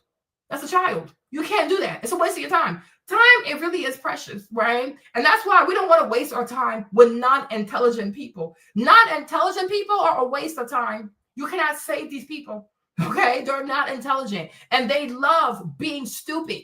That's why we have ratchet culture. And that's why ratchet culture, people don't want to change because they think it's fun to be ratchet. They think it's fun to be uneducated, to break stuff, steal stuff, shoot at people, kill people, right? That's a choice they've made. They have fun being idiots. The most you can do is just lock them up or just get ready to bury their asses because they will kill each other. Like, it's not a fail. Okay? So, like, hey, I'm like, girl, what? Where I have one, like a one, like it kind of comes across the body or something like up to here or something like that, like a V-neck dress. It's not like casual like this. Like this was just for my own. So Okay. And do you wrap your locks into your ponytail? Do you wrap it into your ponytail? no, not always. Depending on like the hairstyle I have right now is just like a slick back, like puff. So I may just wear it like to the back. But like if I have like a regular tight bun, I may put it into the bun. Yeah, I would say put it up because it would almost look like, is she doing her hair? Did she finish her hair? That would be my first impression. Okay. So just wearing them loose like this, like, do you think that this is like a bad impression? Because this is just like a part of. Okay, this is a grown woman who is looking for a wealthy man who is asking Ashley, does Ashley think it's a bad impression? Bird, what do you think? You've been wearing your hair like this for 10 years. Have you gotten what you want? Like, I don't like, you see, this is why I say a lot of these girls are just not intelligent. A lot of these girls are not intelligent. You've been wearing your hair like this, right? And you don't have what you want. So what the fuck do you think? Are you bright? Like, are you really bright? And you think a rich man is going to sit here and talk to you? Girl, you're a waste of time. Even the janitor he hires is smarter than you. Why? Like, why? Why? You've been wearing your hair like this and you don't have the things that you want. So the deduction here, what should you tell yourself? Like, you know what? Maybe this doesn't work. No, right? Because if this actually was a thing that caught people's eyes, you would have had at least 1 or 2 experiences. You have 0. So therefore what? It's not working, right? Because it gives, you work at Burger King. Like me, if I know her, I don't know this young lady, but if I saw her walking down the street, I would think most likely she works in the fast food industry. I'm not taking you seriously. Right? Because who does this? So half your hair looks one way and then the remainder looks another way. Like, girl, what? Like, what the heck? You look like you work at Burger King. You look like you work at, I feel like now in 2025, with the amount of social media we have from YouTube to Instagram to TikTok, right? A lot of girls across the spectrum, like, I don't care about the ethnicity, but a lot of girls have done a lot to show women what to look like, what to dress like, what to smell like, what lotion to buy. There are so many people creating content to help you at least to make the best first impression. So what are you doing? And so if you were serious about any of it, you would have been a student of that, right? You would have studied some things. You would have noticed how they look, right? Hey, Diana, how's the baby, right? You're like, okay, what I want to do and what they do and they have results, it don't match. So then who has to change? You have to change, right? But it's always the losers who think that somehow they're going to be the trendsetters. You're going to do something that is so untraditional, so unconventional, and somehow you're still going to get the same results. And this is why I say, for the most part, do not waste your time trying to give advice to Black women. They're horrible listeners. They're horrible listeners. They're horrible mentees. They don't, oh, he's good. He's downstairs asleep, right? They're horrible listeners. You understand? Because in this life, one should say to himself or herself, you know what? Even though I do believe I can be X, Y, and Z, but right now I'm at the learner level, right? I'm the learner, I'm a student, right? So I need to learn first. I need to learn as much as I can. And maybe if you put like 4 or 5 years in the game, now you can see yourself at a master level, right? But right now you don't have mastery. You barely understand yourself. You barely have a sense of style that causes a lot of men to run after you and ask for your number, right? You barely have any woman who's even asking you where you buy your clothes from because nobody wants to look like you, right? So how do you think your rebellion in your aesthetic is going to help you? You know what I'm saying? And that's the recurring theme out here, which is why I say do not waste your time on Black women, because Black women are inherently rebellious. They love to rebel. So they deserve the fruit of rebellion. Loneliness, lots of bills, lots of debt, depression, anxiety. Yes, that's what you get because you're rebellious. Nothing good will ever happen to a person who's rebellious, right? You understand? Because in this life, you should always have a level modicum, okay? An ounce, right? Of humility. Yes, I think things should go this way. But right now, I am not a trendsetter. Right now, I'm not a master. Right now, I'm not that kind of person. I'm still a student. So I am going to learn from those who have excelled, at least in the arena of self-presentation, right? There are a lot of Black girls, I will say, who know how to present themselves very well, right? So why don't you learn from them first? Like copy what you see. It's okay to copy people. Especially when you don't know what you're doing. It's okay to copy people. You copy for a year, you copy for 2 years until you start to get the flow of things, until you start to get it. Like, oh, okay, so that's how you put this, and that together. But the first year or so, when you're trying to revamp how you dress and you're trying to, have a whole new presentation about yourself, yes, I need you to just copy and paste, copy and paste, copy and paste, copy and paste, because you do not have taste. You're not a tastemaker. Right? Because if you were a tastemaker, you would not be calling Ashley. Ashley be calling you. Right? You're not going to see Quinta Brinson called Ashley. No, because Quinta is a tastemaker. There you go. Quinta knows how to dress. But you see, even Quinta has a stylist. And that's why every time I see her clock it, I say money well spent. Right? Because Quinta knows how to dress. And maybe when she first started, she didn't know how to dress, but today she sure does. She don't miss, right? Fantasia. Once upon a time, Fantasia was giving ratchet, hood rat, hood booger, right? Today, it's giving Fantasia, okay? She's extremely classy. She's extremely well put together. And you see, and now her life, everything leveled up. The marriage, the husband. You don't see her going through the ups and downs and all that crazy shit.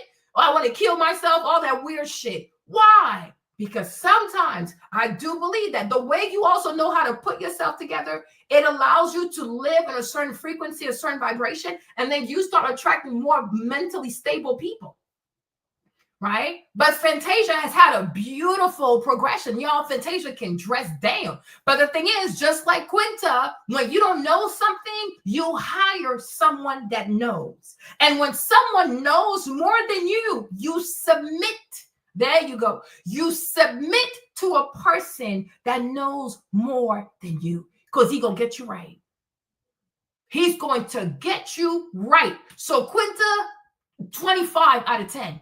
Fantasia, 23 out of 10. They never miss, y'all. Clock it. They never miss. Right? Because they allow people, even Cardi B, for as ratchet as Cardi B is, right? Do you see Cardi out here trying to dress herself? No, because she would most likely put a stripper contraption on, right? So she went and found the man, what's his name again? Colin Carter, right? And you see Colin dresses her. Cardi's not out here dressing herself because what experience does she have with the fashion, right? None, right? But it's like submission out here, it is a problem. Recognizing that there are people who know more than you and that right now in your life where you are a student. Shut up and take notes. Shut up, take notes, apply. That's it. And do it all over again until it clicks. And maybe 2, 3, 4, 5 years from now, you will get to a place where you have attained a level of mastery. So now you can just go by yourself, right? But you're not there yet. But if you've worn your hair like this for 10 years and you are calling Ashley, did you have an IEP in school? Are you slow? Right? Are you really slow? Are you truly slow? Also, these goofy ass locks between what you want and 4 locks. What you want? 4 dreadlocks. What you want? 4 dreadlocks. I think the choice is obvious. Cut the dreadlocks off. Or sometimes you might be able to comb it out. But you see, that's also a spirit of rebellion, right? Oh, I know what I want, but I don't want to do what I need to do it. And that's why I tell you, people like that, hands off, right? Just like you see a fat Black woman who's telling you she wants to lose weight, but every time you tell her how to eat, you tell her what to do, she don't want to listen. She enjoys being fat as fuck. Let her be. Let her be. And if she dies, oh well. She has a stroke, oh well. She has diabetes, oh well. Okay, because it's not like the help was not available. No, these women enjoy being rebellious. Okay, it's some kind of weird spirit of self-sabotage. Let them sabotage themselves. It is their lives. And I tell y'all this all the time. People have the right to ruin their lives. It is your life. If you don't want to learn as quickly as possible so you can be done with this exam and move on to another exam, it's on you. If you want to waste 5 years doing the same basic shit when you should have been done with this shit by now, it is on you. It is your life.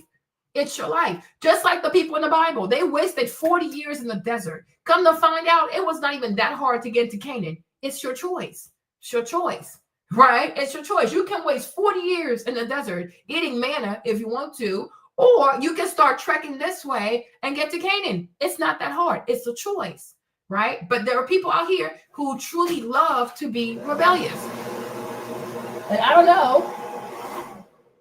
know who they think they're hurting, but you're hurting yourself. Because me, I could care less. You want to kill yourself? You want to poison yourself? You don't want to change your ways? Don't want to change your clothes? It is your life. It's your life. One day, what's going to happen is you're going to sleep in your car in your 60s with all your belongings in your car. A little bit going to be in the storage. That's the life you chose. And many of these women will end up living in their cars. It's not going to fail. It will not fail because it's like people just don't want to win. People don't want to win. People do not want to win. Like my hair. I wouldn't use the word bad impression, but I would just say it looks like she's starting her hair journey or she's taking out her hair. Just Black girl to Black girl. That's what I would think if I saw you out. Okay. So if I do decide to go back to these bars and like I still kind of get that experience, do you suggest I go someplace else or like? Yes, I say go someplace else and keep switching up. Can you show us an example of what you would wear out, the shoe and the dress that you would wear to one of these bars? You want me to go put it on? You don't have to put it on, but you could, if you want to put it on, that's up to you. But I would love for you to show us the dress. You can either show us or put it on. Totally up to you. Okay. Okay, and my closet is over there, so I can leave my camera on, or do I need to turn the camera off? It's up to you, whatever you're comfortable with. Okay, I'll just leave it on. Okay. So she's gonna switch into the outfit that she wears. She's gonna show us an example of, she said, when she goes to the more affluent parts of town, how she dresses up. She said the issue is a lot of people think that maybe the men are thinking that you are a lady of the night. Oh, yeah, no. No? Not for, okay. No, you cannot wear this at 2:00 for lunch or 3:00 for lunch. No, baby girl. No. Oh, no. That's definitely gonna give, oh, she's selling. She's selling? Oh, she's selling. They're saying no, not for lunch at 2:00. They're saying no. Because she's trying to meet a man. So let me update the chat for anyone who just joined. She says she's trying to meet an affluent man in an affluent part of town. And a lot of the guys think that she comes off as an escort. So this is the dress she said she would wear at 2:00 or 3:00. Let me see the shoe. For a lot. Let me see the shoe. It's a mule. Oh yeah, no. And you guys think about this, right? Think about this. And my thing is, I'm trying to be funny, right? But you want to marry a wealthy man, and you want to wear cheap ass clothes that you bought a dress for $20. You see, and do you see how people are? Do you see how people are? So people want to invest the least amount of money. Do you see? You see why I tell you leave Black people the hell alone. You want to invest the least amount of money and get the most out of it, right? Cheap hair, cheap makeup, cheap clothes, cheap dress, cheap shoes. But somehow you're going to walk into the life of a wealthy man. You guys, let's just take a moment, right? And think about the day of a wealthy man. Think about the kinds of people he meets, the kinds of places he goes to, Even like where he buys his clothes, where he buys his watches, where even the lady, like let's say he goes to Neiman Marcus, or he goes to Beardoff, or he goes to Nordstrom, or he goes to, give me somebody else out there, y'all. Saks, right? I don't know, wherever he goes, Emilio Zania, like you name it, right? Even the saleswoman, let's say he goes to Versace, if he happens to like Versace or Gucci, like, I don't know, whatever's out there, Ferragamo, you name it. Even the saleswoman at those stores, y'all. Have you ever been to a luxury store, like those kinds of places, right? Like, do you know how the salespeople actually dress? Right? Those women, like even the Louis Vuitton store, most of those women who work in these kinds of stores, they're wearing suits. They're wearing powered suits, right? With these high heels, right? So I'm like, even the sales lady at Neiman's, the sales lady at Louis Vuitton, the sales lady at Emilio, the sales lady at Ferragamo, she shows up like she's the wife of a wealthy man. So how is it a saleswoman dresses better than you? So you think a man like that, and mind you, God knows what car he drives, but let's assume he drives like an S-Class Mercedes, or he drives like what's the other one, a Maybach, or he drives a Porsche, he drives this. You guys, do you think he wants a woman to step into his car, walk out of his car with shoes that look like that? Are you serious? With your shoes of a peasant? Are you okay? Like, are you seriously okay? I mean, like, you got to think about this, right? When I step in this man's car, what kind of shoes am I going to put in his car, right? When I open the door to this luxury car and I take my foot out that car, what, like, my foot, the shoe on my foot, what exactly should that look like, right? But in this life, you cannot want things that most people want. Like maybe 90% of women are desiring. And you're showing up with 5% effort. You're not a serious person, you know? You are truly, truly not a serious person. You're not a serious person, right? Think about this. Let's say you have a college course and you have a student that says, so I want to get a straight. Let's say it's organic chemistry. Take something really hard. Organic chemistry, which is a very hard class. And so a student says, I want to have an A+ in that class, when most people, like even an A-, good luck with that one, right? But you say, I need to have an A+ in that class. So then you decide to schedule like office hours because you want to go ask the professor a question. Now, an A-minded person, are they just going to show up? Is he or she just going to show up for office hour? Or is that person going to really study, have some meaningful questions, and then go to office hours, right? Because when you want to have an A, you behave like somebody who wants to have an A. You study as much as you can. You did all the assigned homework. You did the extra homework. You did this, and that. And then when you go see the professor, you actually have meaningful questions that truly, honestly, you don't know how to solve this problem. And even the professors are like, wow, you came here so prepared. So I know you want an A. Because you can tell a student that just wants an A because it looks good on the GPA, but you can also see a student who wants an A because they truly want to prove to themselves that they have a mastery level understanding of chemistry, of organic chemistry, right? So this is how I look at this, right? You're coming to office hour. Let's assume Ashley's a serious professor in this whole dating game, which I don't think she is, but I just don't feel like she's as bad as Shira. But my thing is, let's assume this is office hour. You are coming to office hour because you want to have some minor tweaks in how you're moving because you're trying to get an affluent man. Do you think you show up wearing rags? Do you really think that you're going to show up with a $20 Lycra dress that God knows where the freak you bought this dress? You're not serious, right?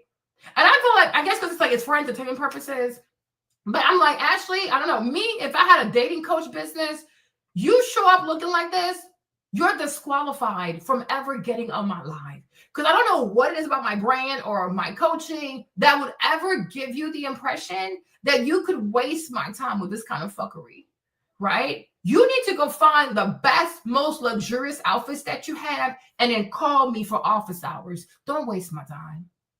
Do not waste my time. Don't do that. Because what the fuck is this? What the fuck is this? Now, if this is your natural habitat, then obviously a wealthy man is not what you're after. Okay. And so if my brand is to pair people with wealthy people, I can't help you, right? Maybe there's a girl out here who knows how to hook you up with a rapper, or I don't know, whatever's out there, right? But that's not my brand.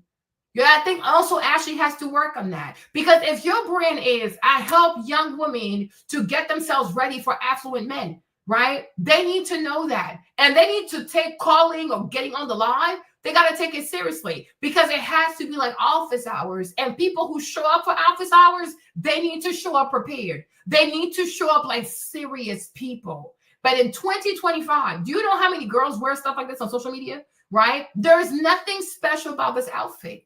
Okay, there's nothing memorable about this outfit. It's a dime a dozen.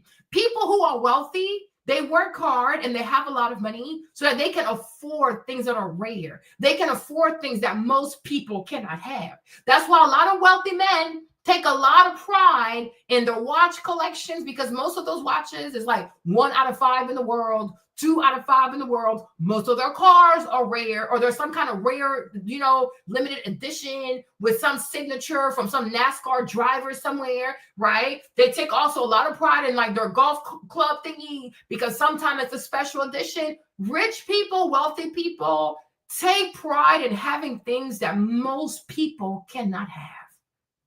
Okay, so if you show up as a thing that most men, especially a blue collar man, can have, go somewhere. Okay, you have to show up as a trophy, because when he looks at everything he has, yeah, it's giving top 1%, top 5%. Nothing about you gives even top 25% of women. You are wasting my time. You're not serious. Okay, you are very unserious. And I will also say this, because I don't know why Ashley doesn't do it, or maybe she does, but she doesn't do it hard enough, is that you need to tell these women who want to marry wealthy people, weight matters. Body fat percentage, it matters. A lot of these girls need to lose weight. Yeah, and she's not bad. Yeah, she's not bad for the regular man. Okay, but for the top 1%, for the top 5%, for the top 20%, even the top 30%, she's big.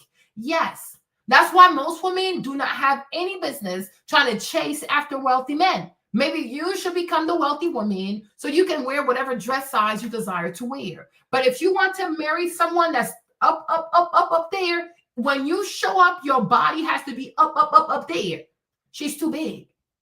She's too big. Her belly is too big. She is not toned enough. Like, it's real. It really is real. The body is problematic.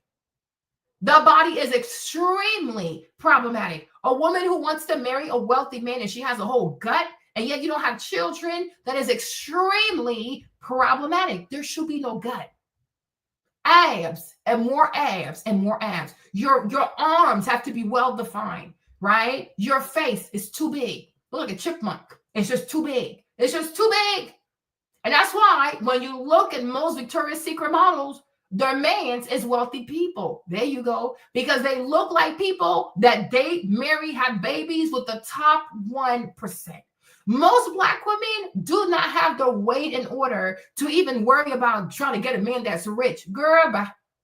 Okay, girl, bye. Most Black women love food too much. They love carbs too much. They despise the gym. No. Like, yeah. Those, I'm cleaning over here, right? They're too big. They're just too big. Black women in America are just too big. They're just too big. They're just too damn big. Too big. This young lady is too big. For what she wants, she is too big. She needs to lose weight. She needs to tone up. More exercise, more physical activity. She needs to focus on her nutrition. Do something with her hair. And honestly, she should probably even cut her hair, actually. Like this Afro puff, Afro queen shit, cut that shit out. Okay? Most men who are married also to, wealthy men, they're not married to the Afro queen. Okay? No. It is like, no. We need to start being honest. Stop lying to people. But see, Ashley, she don't have the courage to do it because she wants to make it with the sisterhood. You cannot. You want to help people. You cannot be friends with people. See, Ashley wants to be friendly with these girls. You cannot be friendly with people because I'm here for results. Understand? My job is to get results because I value my time. Right? If I was to ever become a coach, I'll be a ruthless one. Do you want to win or not? right? So if you want to wallow in mediocrity, keep trying and failing, go where it's free. Me, Marlene, you're going to pay me my coins. You're going to do what I tell you to do. You're going to shut the fuck up and you're going to win. Before you know it, you're going to have what you want because that's how you get shit done, right? Success, it leaves clues. And I promise you, clues don't involve crumbs of chips, crumbs of noodles, crumbs of McDonald's, crumbs of Chick-fil-A. No. The crumbs, fitness crumbs, right? Organized life crumbs, proper debt to income ratio crumbs, dressing right kind of crumbs, okay? Those kinds of crumbs. That's what success leaves behind, right? That's it. And also, most men who are wealthy, they wake up at 5:30 in the morning, and they don't fail to tell you that. It's all over YouTube. My 5:30 a.m. routine, my 5:30 in the morning routine. You see these people out here, they wake up at 5:30. They're out here running before 7 o'clock. This man already ran 6 miles, right? You can't even walk 10,000 steps a day. Stop lying to these Black women, telling them that, oh, they're going to marry a wealthy man. Most Black women do not have the fitness level required to be married with a wealthy man. They're going to be miserable because they can't keep up. They cannot keep up. Because you see, most Black women don't have real high standards. They don't. And that's why they love to go with the liars, the losers, the scammers, because what it really takes, like the mental fortitude it takes to really be around those kinds of people, because at this point, you're running with horses. Right? They can't do it. Ask the average Black woman if she even walks 5,000 steps a day. She can't. She won't do it. She's not going to do it. They're always making excuses. Oh, losing weight is racist. Eating a salad is racist. Eating less is oppressive. Oh, you're attacking me because what are you going to do with people like that? They're not fit to marry wealthy people. Because wealthy people is like, bah, bah, bah, bah, bah. They are very, very competitive. They know what to do. They don't have anybody say, oh, do this next, do that. They are self-motivated. They go after what they want. They have a vision. They have an internal alarm clock. They hold themselves accountable. Do most Black women hold themselves accountable? Okay. So how exactly is she going to pair with a wealthy man? Do you not see that if you put an A student with a C student, you're actually torturing the C student? And Loki, you are torturing the A student? So most C student need to go with a B minus student. They're about the same, right? A C student can go with a D student. They're about the same. But when you have A plus, A minus, A plus, A minus, A people, they need to stick together. Because these people don't mind doing more than the average person. These people don't mind executing at a higher level. These people love feedback because they want to be the very best. Most Black women resent feedback. Any feedback is attack. You give her a piece of advice, she feels attacked. She wants to be a D student, and most are. It's okay. It's really okay, right? It's okay. Since you were in high school, you were usually a C plus, B minus student. There you go. You're not that person. You're not that person. It's okay, right? Because if you were a girl that used to get straight A's, or at least like you used to make it to the honor roll in high school, and you did really well in college, like you made it to the dean's list, you won't struggle with feedback because you're a person who's naturally driven. And people that are naturally driven do not struggle with feedback. Most Black women crumble when you give them feedback because they've always been mediocre. The problem is in America, people lie to Black women and they treat them like, oh, she's a goddess. You can't criticize. No, she's not. She's overweight. We can't criticize her. It's okay. Right? Most are not married. We can criticize them. Most of them have children out of wedlock. They're not high achievers. So yes, we will criticize you. But when you take mediocre people and you continue to lie and gaslight mediocre people into believing that they're a standard, they're a beacon, they carry the weight of the world, you don't carry shit. If anybody waited for Black women to get shit done, we will all be dead.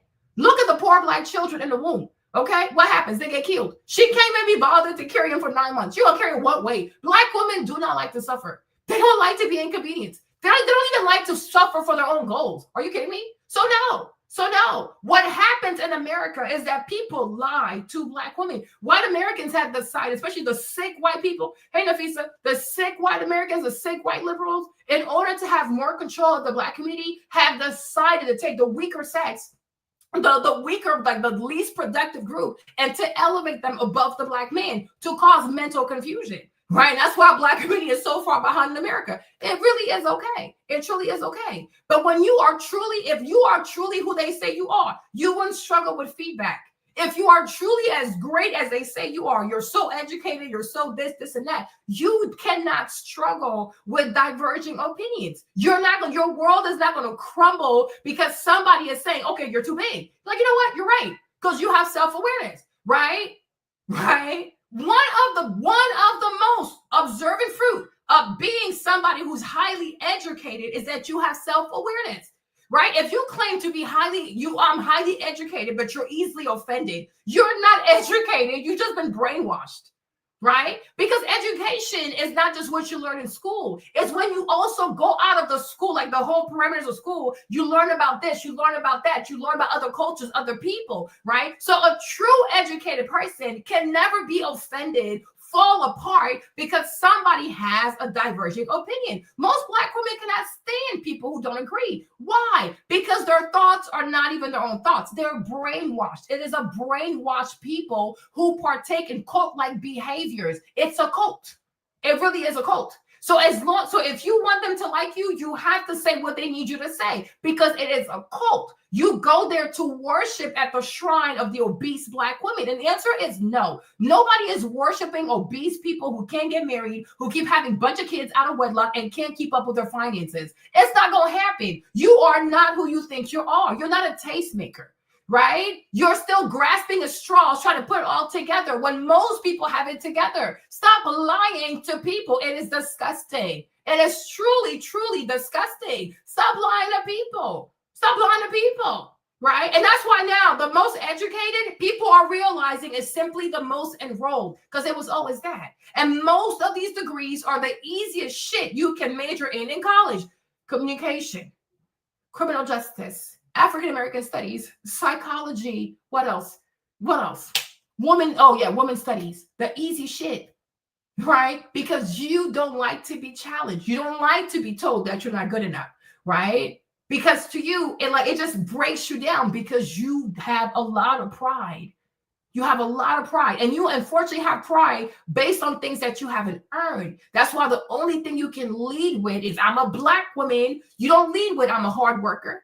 You don't lead with I'm a sweet person, I'm a kind person, I'm a faithful person, I'm a dedicated person, I am a committed person. No, you lead with physical attributes. And why? Because those are things that you didn't have to work for, right? But what kind of serious person is going to lead with phenotype and physiology? Have you worked for that? No, you're born Black. That's not an achievement. Okay, you didn't choose that. You didn't work for that. It's just a statement. It's a statement of birth. Like your mom and dad are Black people. They had sex, so you're a Black person. Bam, bam, bam, bam, bam, bam. That's it. That's that. Nothing more, nothing less. Right? But learning to be a good team player, learning to work with other people, learning to be great in partnership. Now, that's a skill you have to work on. But you can never lead with that. Right? Most Black women cannot lead with, oh my gosh, I know how to work in partnership. I know how to compromise. I know how to listen to other people. I know how to take feedback. I know how to not put myself first every single time because I lead with my insecurities. Right? So therefore, you are not suitable for a relationship. And they say, oh, girl, Black girl, if you can't find a Black man, go find you a white man. Oh, Lord Jesus. On your day-to-day, do most white men approach you? The answer is no. If you truly had the choice, you wouldn't even have to make such statements, right? What white men see you all the time. White men are not aloof to the fact that Black women exist. So if most white men have not made it their culture to date Black women, because most likely they've observed behaviors that don't suit their culture, right? You don't choose. Like, oh, well, listen, now I'm going to go with the white man. And then there's just going to be a bunch of white men line up. Women do not get to choose that, right? You cannot force a man to now make you his standard. No, most white men do not want to be with Black women. There's a reason for that. It's a cultural reason, right? Most white men do not want to be with Black women. And that's why for the most part, not all the time, because to every rule, there's an exception. But for the most part, when you see a Black woman with a white man, he's usually a dusty, right? He's usually broke. He's not usually attractive. He most likely is overweight. He probably is balding. It's the type of white man that most white women did not want, right? When you see most black women with a white man, it's the white man that the white girls did not want. Because if he was really sought after by the white girls, he never would have escaped the enclave of whiteness, right? So he's a reject, right? Most black women are married to white rejects that the white women don't want. Even when they go and marry a Korean, it's usually a Korean man that most Koreans do not want because maybe he's not highly educated. His family does not have enough money in Korea. You know what I mean? He's a criminal. He got a bunch of tattoos, right? But he's a low pedigree Korean. Right? But you think a chaebol like that big, they have these big ass families in Korea, them Panasonic people, them these, because they have, you know, the big Samsung, Panasonic, them ginormous Korean families, they call them the chaebol. You think a chaebol is going to be able to escape Korean women to marry a black woman? It will never happen. Right? Because when a man is highly valued in his own ethnic community, the woman in that community will never let that man escape. Right? So if a white man was able to escape the enclave of whiteness, because he's a reject, right? If a Korean man was able to escape the enclave of Korean women, because they don't want him, he's not wanted by his people. Because he's a low achiever. He does not have the pedigree. The family does not have money. And maybe in Korea, the girls that ask for dowry money, his family don't have it. So he comes and he marries a black woman in America because she's just happy to marry anybody, right? That's it. But it's the small pickings from other ethnic communities that end up marrying black women. And that's why most of these people are not attractive. Now, the kids will be, right? Because it usually makes a beautiful mixture. But most of these men are not attracted. How often do you see a black woman with a white man or Korean man and be like, damn, that's a fine-ass white boy right there? Okay? Or like, damn, that's a fine-ass Korean. Look like he could be in a K-pop band. Never. Never. Right? Never. So you can say, oh, start dating white men. White men have seen y'all since the days of plantation. Okay, since the slip, they've been outside. Okay, and also white men have never needed permission to have sex with black women. Against slavery. Go study what happened there too. Huh? So my thing is, if white men truly wanted to be with black women, you would see it happen all the time. And the black woman will not need to make a statement, oh, I'm disavowing black men. Now I'm going to start dating white men. You can say that wherever you want. But you cannot force a white man to date what he does not find attractive. You cannot force a white man to date a culture that does not sit well with his culture. Yeah, they are very, very unattractive to him. They are very unattractive. It's never like, oh, that's a fine ass white man. That's like some sexy ass white boy. No, fat, overweight, stiff ass hips, bunch of kids, look like a truck driver, look like he a plumber. Like it's always basura. But the sisterhood loves to lie because any white man to them is way better than the wealthiest black man. So if you have a black man that's worth $6 million, right? To a lot of black women in America, for example, a white man that's a plumber is worth more than a wealthy black man. And this is the kind of sick delusion they espouse because that's how they make themselves feel good about the fact that she married to a very unattractive, no money having ass white man. Like to me, it's really crazy to marry a white man and to be the wife of a white man and to not experience white privilege. Why the fuck am I with you? You gonna marry a white man to struggle just as if you married a regular black person? The whole point of being married to a white man is to experience white privilege in America. Right? But many, many times what happens is it's the black woman who makes the life easier for the white man. Very similar to what happened on the plantation. Right? I don't know how many black women are married to white men and they're truly living a life like a rich ass white woman where you don't have to do shit. You just live your life. Everything is taken care of. Your cars are changed. Don't do shit. No. Most black women married to white men have to work. They have to work. They got to work, come home, cook, clean, take care of the kids. And also, we all know the vast majority of Black women who are married to white men have horrible sex lives. Many of these Black women are not sexually fulfilled. They are truly sexually frustrated, but they keep up a smile for the sisterhood because what else to do besides crying? And here I'm saying, like, what you gonna do? What you gonna do, right? Most Black women, especially if you had sex with a Black man before, you had a bunch of sex with lots of Black men, and now you're married to a white man, you are really miserable. And that's why when they divorce the white man, they go right back to a Black penis because she was not sexually satisfied. You know what I'm saying? And it's not to be offensive, but it's the truth, though. It is the truth. A white man will never really do it for you. Just like I think most Black women will never really do it for a white man. Because low key, if we care to be honest, right? You are usually more comfortable with your own people. You are usually more comfortable with your own ethnicity. You are usually more comfortable with people that you share a common culture with. It's a vibe. It really is a vibe. Right? But me, very seldom, I'm not saying it's impossible. I've done it like once or twice, but very seldom do you see a Black woman with a white man and be like, damn, that brother fine as fuck. Okay, like the Matthew McConaughey kind of people, even if he's short, like he giving like Tom Cruise and when he was younger, you know, because Tom Cruise is a cutie pie. Tom Cruise is cutie as F. Hey, Elena, Tom Cruise is really cute. He was cute though, right? Like, you know, Brad Pitt, like, you know, like them, so like George Clooney, them sexy ass white boys with lots of swag and shit like that. No, it never gives that. Like, oh, that's it? That's it. Right? And I'm like, this is crazy, sis, because you are still going to have to work. So to me, if I marry a white person, like if I was even, let's say tomorrow I divorce James and I decide to marry a white man, it's going to have to be a white man who can give me white privilege.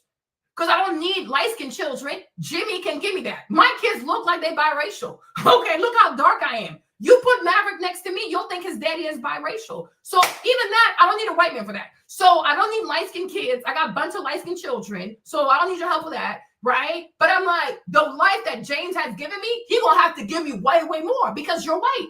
Your ancestors colonized. Your ancestors enslaved. Your ancestors stole so much money. Why don't you have money? Why don't you have money? Where is the money? All of the things that your people stole from my people, where is the money? Why are you broke? Like me, I would never stop asking that. When I meet poor white people, I'm like, why are you poor? I'm like, why are you poor? This country was designed for you to be at the top. Why are you at the bottom? Why are you a low-hanging fruit white person? Yeah. But they go above and beyond for low-hanging fruit white men. So most white men know if I marry a Black woman, she will treat me like a king because she's insecure. And she's just happy to have a white man because they're a bunch of white supremacists.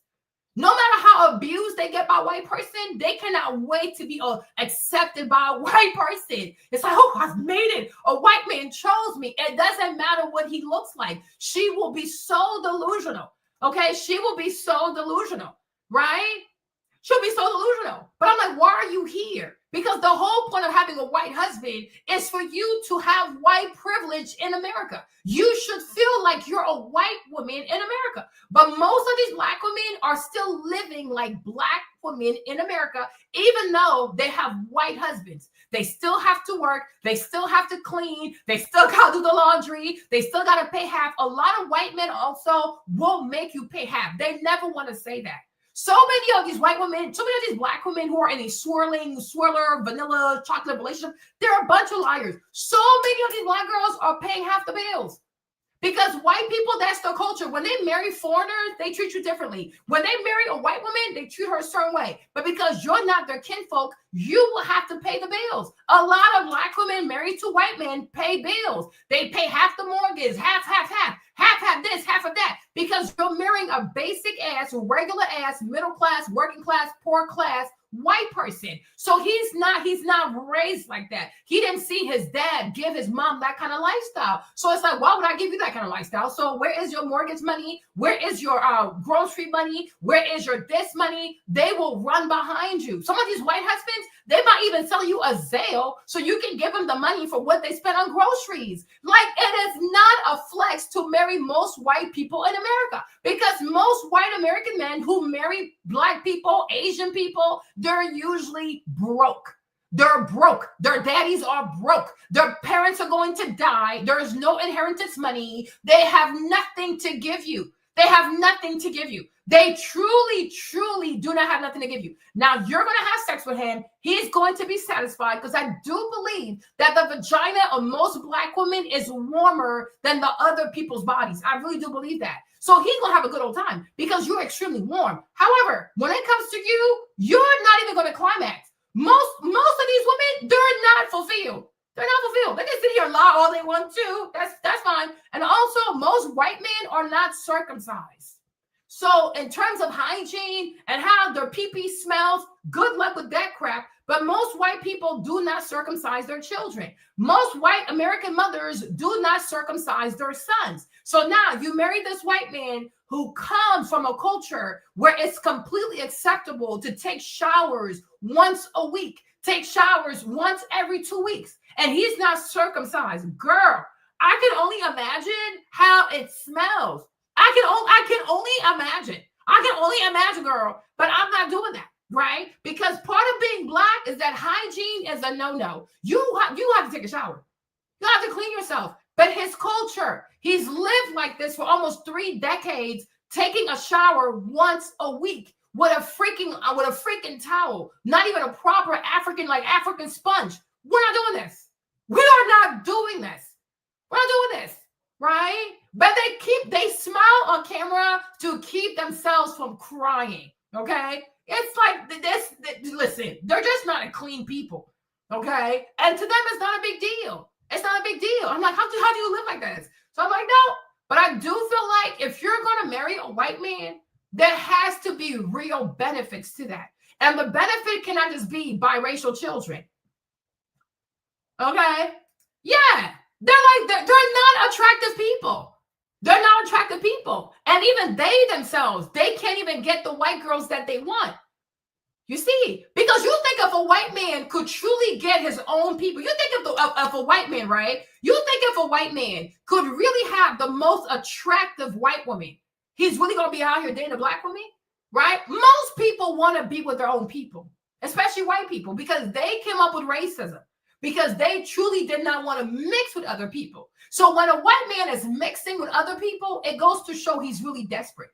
He's incredibly desperate. But you think if a white man could have the most beautiful white girl he could have, you don't think he's going to try that first before coming over here, right? Because those are his people. It's not even a thing about being racist. It's just that you feel better with your own people, right? So if a white man is not even trying to be with his own kind and he has to marry a Black girl, he got to go marry a Filipino, an Asian, whatever, it goes to show he is not sought after in his community. Nobody wants his ass.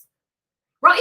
Even take Mark Zuckerberg, right? If Mark Zuckerberg was more attractive, he was not such a nerd, and he was not so awkward, most likely he would have dated a very hot white girl, like the Malibu Barbie type of shit, right? But he married an Asian girl, right? Because most white girls don't find him attractive. But that Asian girl, she probably nerdy, and most likely in her bloodline, they think marrying white is also better, so she married Mark Zuckerberg. But I'm like, you think if Marky Mark was super hot and buff and things like that, and he knew how to be a nerd, but he knew how to be sexy, you think he would have married that Asian girl? Right? No. At least he would have gone for a Latina. Right? Because most white men too, when they have money, if they can't get a white girl, they go for these very sexy, tall-ass Latinas. That's what they want. They want a beautiful Latina. Right? It's okay. Because it's like she's white, like Latino or Brazil. I mean, it's still Latin, right? Because it's all Latin America. So either Hispanic or Brazilian, right? But that's what they like. So if he can't get a white girl, he can't get a Latina, right? I don't think they're tired of that because it's their culture. Their mamas are Karens, right? But it's like, no, the pecking order is not, oh, white men just wake up in the morning, can't wait to be with a white woman, with a Black woman. No. Most white men want to be with white women. And just like I believe that most Black men want to be with Black women, people want to be with their own people. I think most Korean men wake up and they want to be with a Korean woman. Most Chinese men wake up and they want to be with Chinese women. Now, if you're not with your own people, there has to be a reason for that, right? But I don't think you wake up in the morning and say to yourself, oh, I can't wait to. You know what I mean? If you're Black, you want to be around other Black people because these are your people. Most people want to be around their own people. And it's a lot easier also being around your people. If you ever see most Ethiopians, like most Ethiopians only marry other Ethiopians, right? Because it's a lot easier and things don't have to be explained. Like raising children, you're going to agree. Like you grew up the same. Like most Jews marry other Jews because it's a lot easier. There's less friction.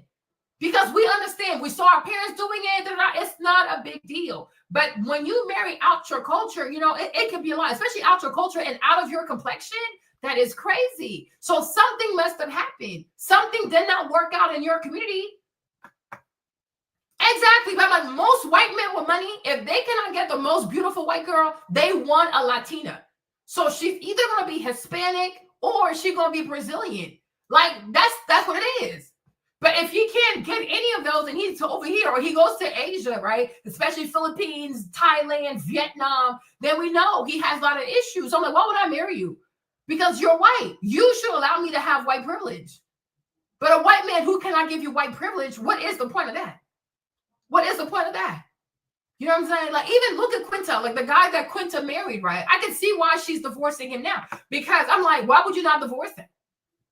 Right? But I'm sure Quinta, when she first married him, she said, oh, this white man. But I'm like, this white man is hideous. He's hideous. He looks like a dwarf in Lord of the Rings. Okay? You see? Why would anybody, like, what is this? Right? This man looks like a dwarf. He looks like one of the dwarfs in Lord of the Rings. Okay? This is not cute. Right? But I'm sure being part of the sisterhood, she thought, oh, yeah, I'm going to go marry a white man. But then what happened is that Quinta is making way more money than him.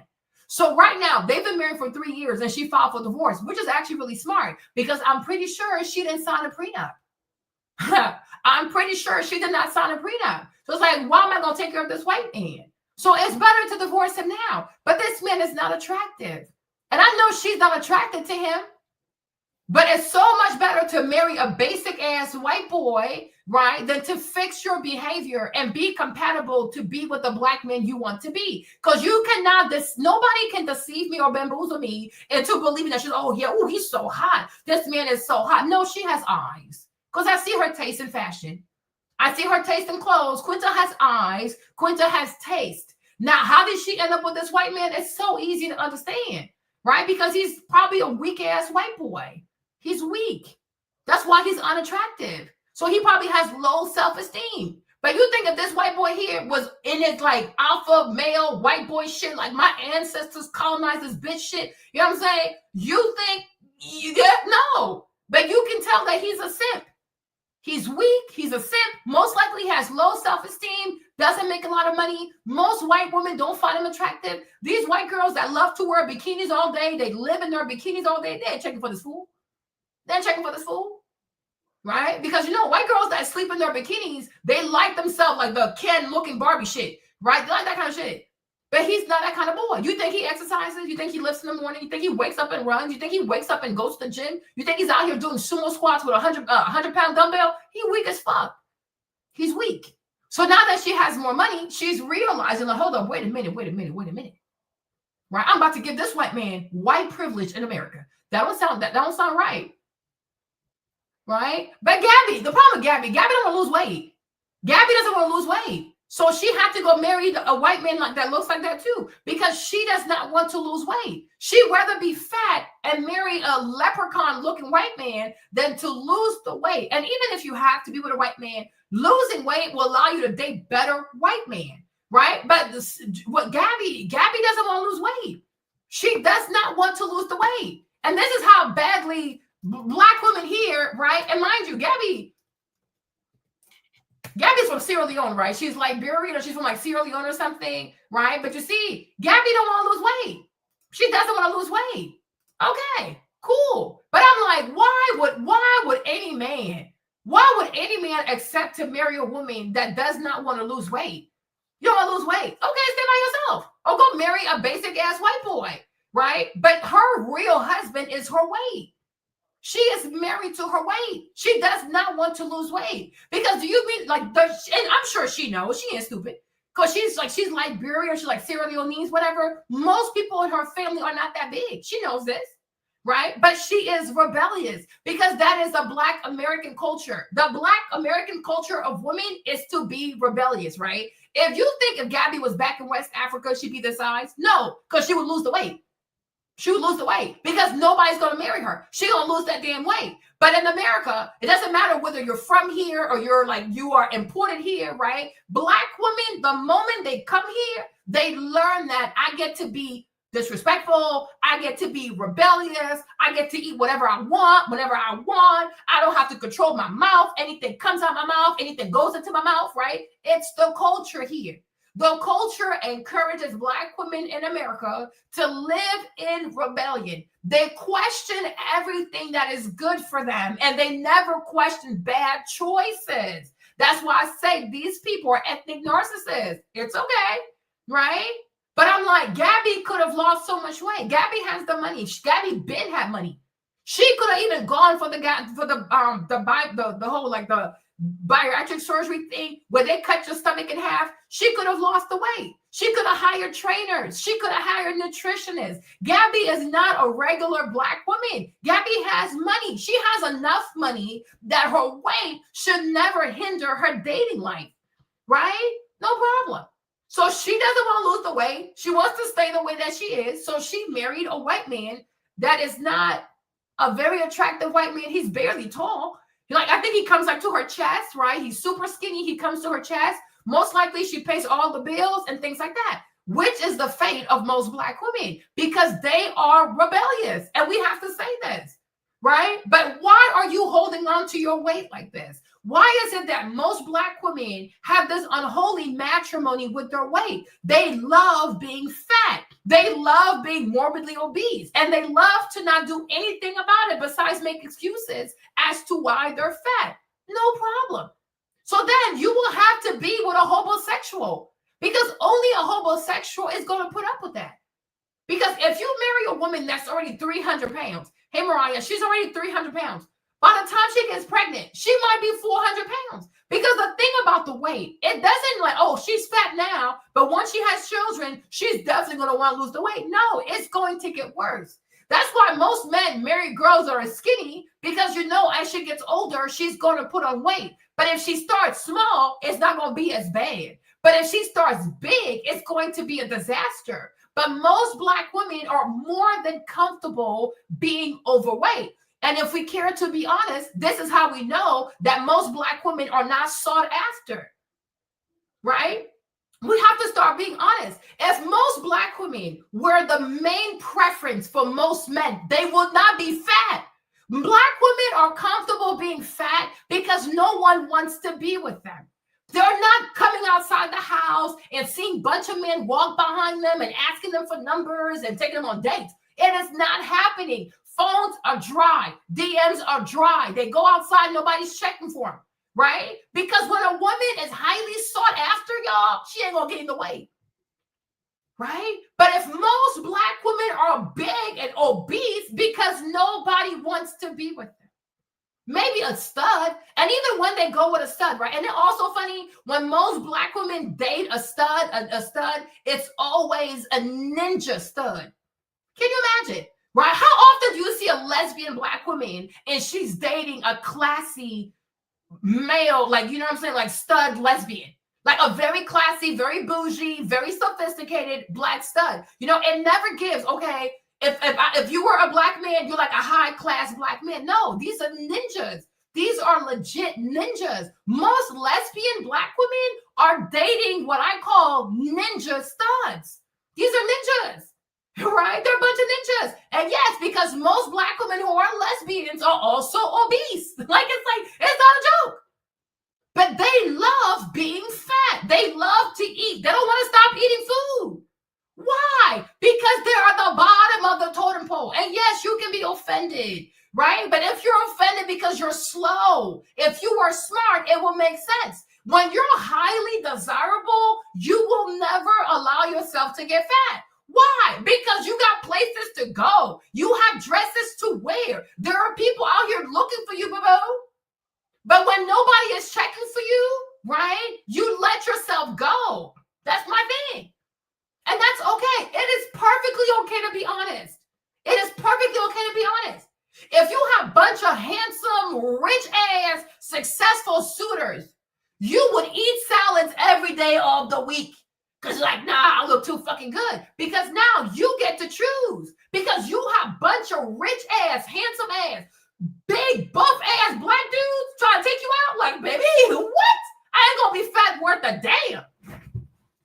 Right? But the reason why you're fat is because nobody is checking for you. White people not, black men ain't checking for you. White men ain't checking for you. Korean men not checking for you. The Persian man is not checking for you. The Hispanic man is not checking for you. So that's why you let yourself go. But if you knew that from the moment you cross your door, get into your car, you go to Walmart, you come back, it's going to be nothing but people asking for your number, right? You wouldn't even allow yourself to eat rice.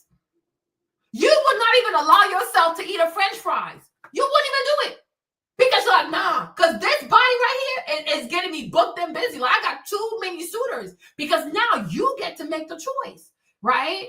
But when nobody is checking for you, it's a lot easier for you to let yourself go. Which is why I say, this is my hypothesis, which is why I say most black women are overweight. Because nobody's checking for them. And because it is, once again, it is part of the culture here to be full of fake pride, false confidence, right? Nothing but some false confidence, a bunch of insecure people. Oh, I don't care. Yes, you care. That's why you eat as much as you do. Because you don't understand why nobody's checking for you, right? But part of being a black woman in America is pretending that you're not hurting, right? That's why I said it's a mental illness. It is a mental illness that is rooted in a very, very perverted sense of pride, because that kind of pride is not coming from God, right? Because if you could admit to yourself, you know what, Marlene, you're right. It does hurt me that when I go outside, I feel as though men don't see me. There you go. We're going places. But we cannot fix a problem if we cannot admit that we have a problem.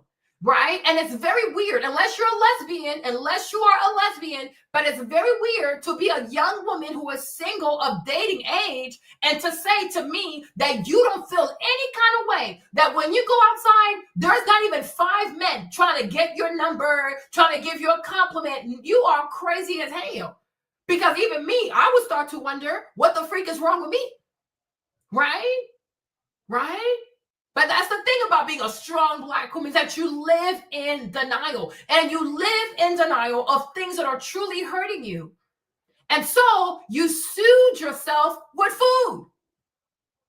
Right? Because as long as you eat, you don't have to actually cry. And I say, put the food down, start crying. Start crying. It's okay to cry. It really is okay to cry.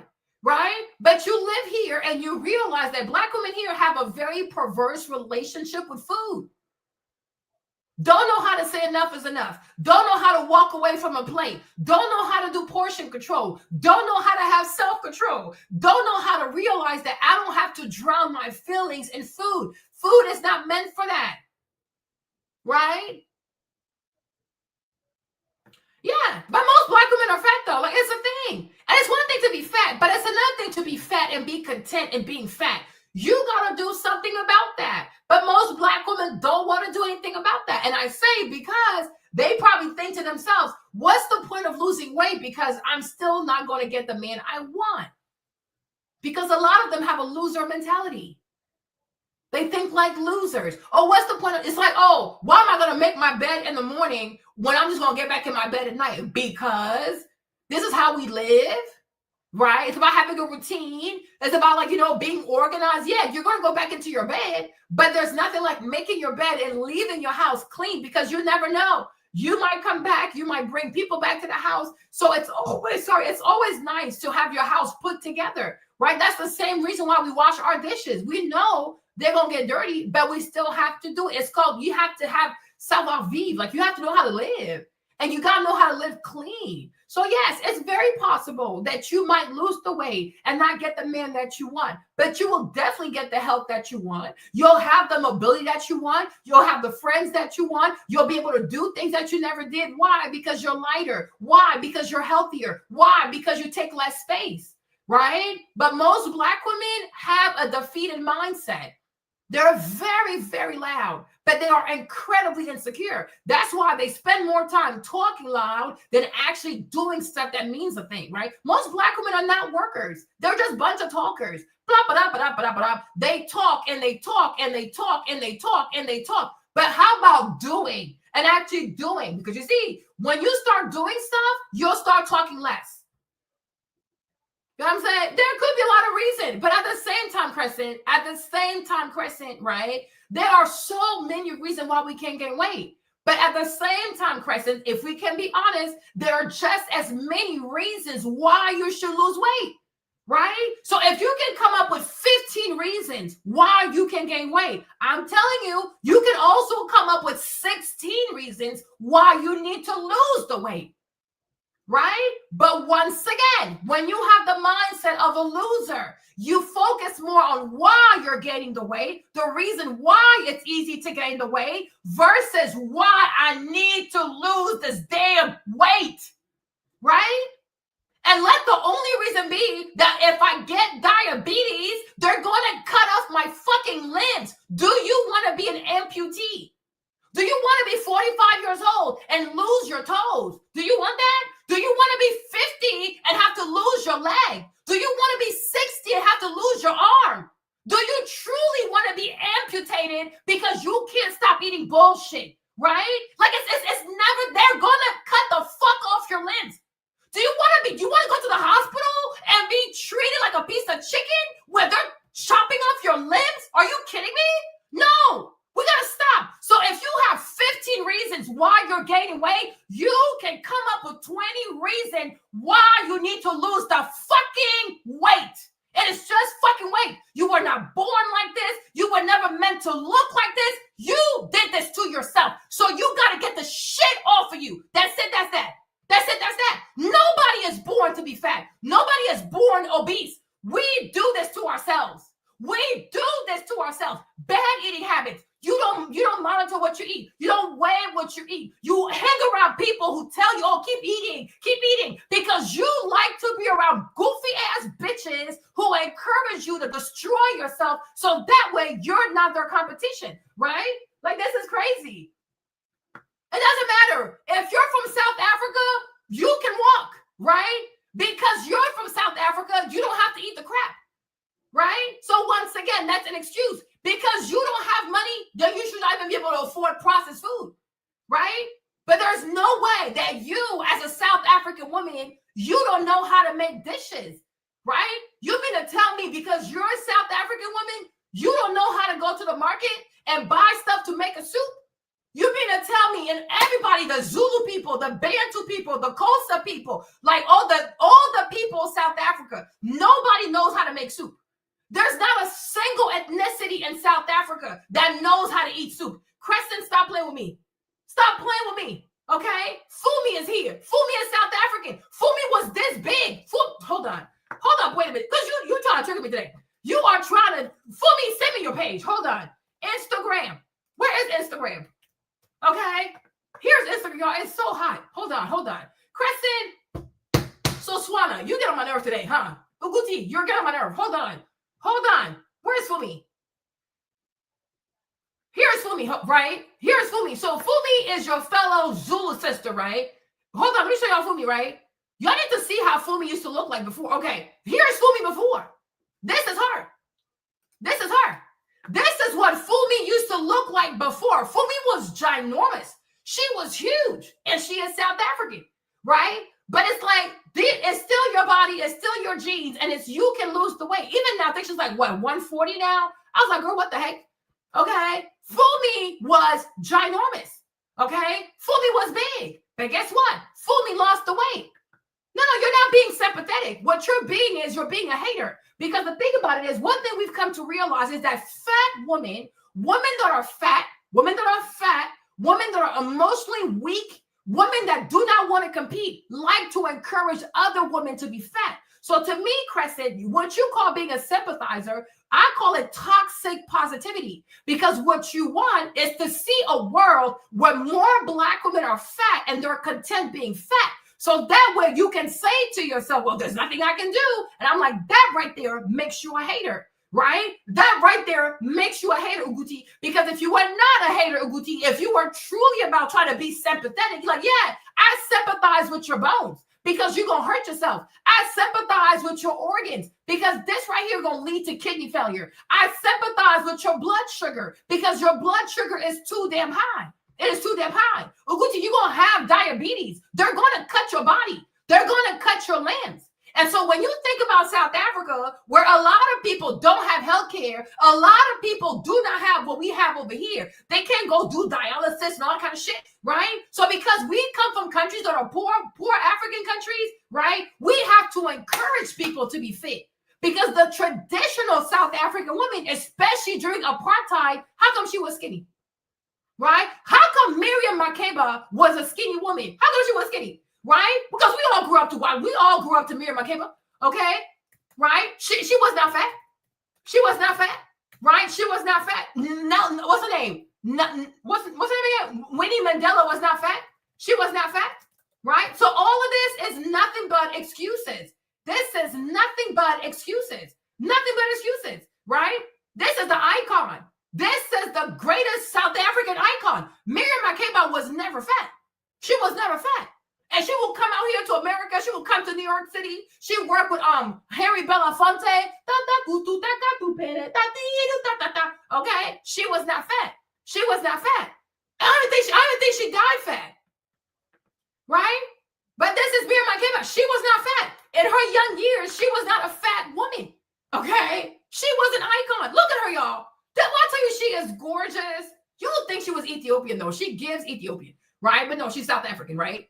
Right? She was not fat. So my thing is, what are we talking about? What are we talking about? Winnie Mandela was not fat. Like, people were not fat. During the apartheid, people were skinny. We also watched Serafina. And Serafina, everybody in Serafina, for the most part, was skinny. So miss me with the, food is processed, food is this, oh, please, whatever, right? You can make stew and you don't have to eat rice. You can do things, you don't have to eat the rice. But the problem is you want to make excuses so that way you can remain fat. And we're saying no. We are saying no. Oh, yeah, ghee butter is amazing. Ghee butter is life. I love ghee butter. It makes everything taste better. It doesn't matter. Healthcare can be free. Healthcare is free in Canada. Healthcare is free in England. But it doesn't mean that it's the best. Something can be free and it's not the best. Because it's free also, the lines can be crazy long. But just because something is free is not a reason to play with your life, right? Like it's not a reason to play with your life, okay? Just because they have free healthcare, so that's why you're gonna go play with your life and get yourself into a diabetic mode. Like seriously, no. And just because they have hospitals does not mean you want to go there. And that's why you take great care of your body. Most African women are known for dying at 100. Right? So miss me with the laziness, okay? Well, we all do. She's an icon, okay? So that's the thing. Women have options anywhere and everywhere. And also, most African food, most African vegetables do not even have the GMO stuff that we have over here. Because here in America, our food here is controlled by Monsanto. The seeds belong to Monsanto. Most African countries are still growing organic vegetables. They are still growing organic food. Okay, Africa has one of the best soils to grow food. So whatever comes out of whatever you buy at the market is way healthier than what we have here. So make it make sense. We over here, we are truly poisoned because our food there's hormone in everything, even grapes, watermelons, you name it. But in South Africa, most of the food in South Africa is coming straight out the ground because it's not as bad as it is here. Like here, it's a whole different thing. But nonetheless, you can close your mouth. You can fast. You can fast. You can fast. You can close your mouth. You can do intermittent fasting. And if you're a Christian, fasting should be part of your life anyway. So Uguti, please, this is too much. Okay? But I'm like, just exactly like, this is not a diabetes is not something you want to play with. Going and having kidney failure is not something you want to play with. Having to wait in line to get your dialysis treatment is not something you want to play with. No longer being able to pee or sweat is not something you want to play with because you can't stop eating food. At this point, you have a problem. If you know that you're about to die, but you don't want to stop eating, then you have an addiction. So now we got to get you treatment. So let's just say that. If you're addicted to food, just say, I'm addicted to food. And like a crackhead, we're going to get you into rehab, right? But there's no way that you can be, you know what I'm saying? There's no way. There is no way. Yeah, Miss said we have to stop eating out and cook our food. We have no clue what they put out in the food these days. Even these DoorDash app, the whatever, y'all got to stop having these apps on your phone. You are going to die. You're going to die. You are truly going to die. I will never stop saying it. Stop wasting your money on DoorDash. And the money you're wasting on DoorDash, get you a physical trainer. Some of y'all are spending even $200 a week on DoorDash. You're not even realizing it because it's so easy. Your card is saved in there. The thing is on your phone. You just hit the app and stuff like that. You don't even realize it because it's just so easy. And that's the problem with everything being stored in your phone, is that you're not even actively paying attention to what you're doing. But you got to delete these goofy apps off of your phone. Got to delete these apps. And you have to start making your own food. But my thing is, all the money you're wasting on DoorDash, you can spend that money getting a trainer. You can spend that money joining group classes, especially weight training. Not Pilates, not this, not that. You need to join a fitness class where they actually make you lift weights, okay? Once you slim down more, then you can do Pilates. But for the most part right now, we need you to increase your muscle mass because the more muscle mass you have, the faster your metabolism is, right? You need to start walking. Normalize walking as much as you can throughout the day. And you need to lift some weights. 15 pounds, 20 pounds, 30 pounds. I need you to pick up something and go up and down, up and down, up and down. Oh, I don't want to lose weight. I don't care. Walk, right? People gotta stop. People gotta stop. People gotta stop. You know what I'm saying? Yeah. Diabetes is disgusting. My pastor dad had it in Columbus. I was like, what the freak is this? And when you see what diabetes does to even James, his granddad died to diabetes. Like it got into his foot. His auntie also died to diabetes because she didn't want to get her toes cut, right? But I'm like, it is a disgusting disease. And when they start cutting you up like this, they have to keep cutting you up. So today they cut one toe. Then a month later, they got to cut this other toe. Like you are getting amputated. Like what the freak is this? Right? So my thing is, and then also diabetes makes your skin go dark because the blood stops going there. You guys, this even to your worst enemy, you would not even wish diabetes. It is a disgusting, disgusting disease.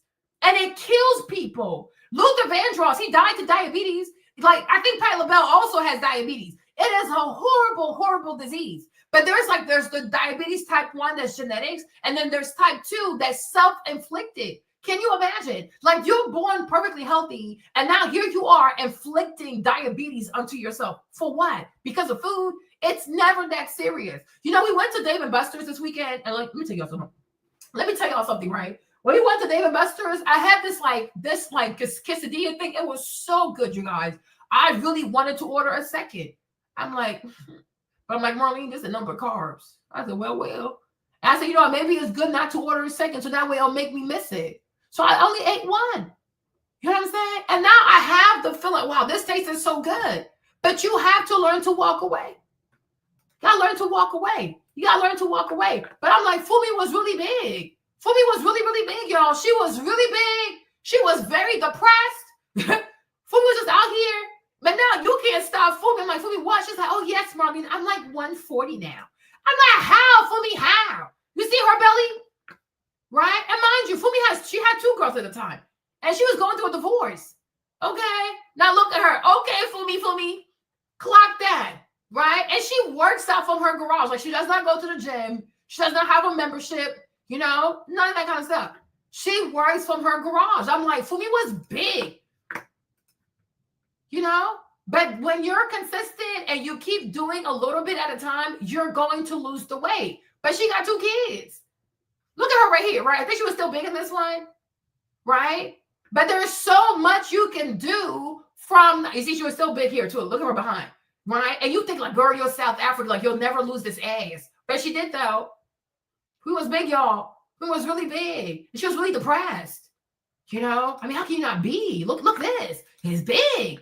So I'm like, you can't say, oh, I'm South African, so I can't lose weight.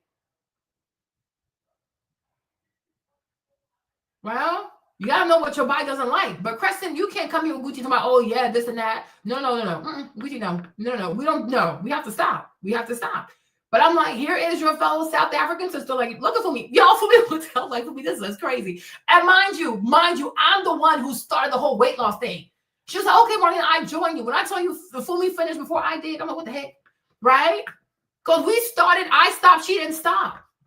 Right? She didn't stop. She just kept going. But it's like, just do a little bit at a time. And also, you have to pace yourself, right? You gotta pace yourself, you know? But I'm like, even right here, she looks like an auntie. like, what the heck? Fumi lost so much weight. This is the younger Fumi, huh? Look at her. She used to work at the Max store in Johannesburg. Okay? Yeah. But I'm like, that you can lose, like you can truly lose the weight, y'all. You see the abs, look at the abs. Oh, and I remember I asked her, I'm like, Fumi, you didn't get like loose skin around your belly? Like, she's like, no. Because she wears like the sweatband thingy, right? Y'all, you need to go on Fumi's page. Fumi is something else. She is something else, all right? So I'm like, nah, miss me with that. Miss me with the foolishness, okay? Miss me with the foolishness. You can do a lot in a year, okay? We are taking a stand, myself included. We are taking a stand against obesity, okay? It is ridiculous. It needs to stop. It needs to stop.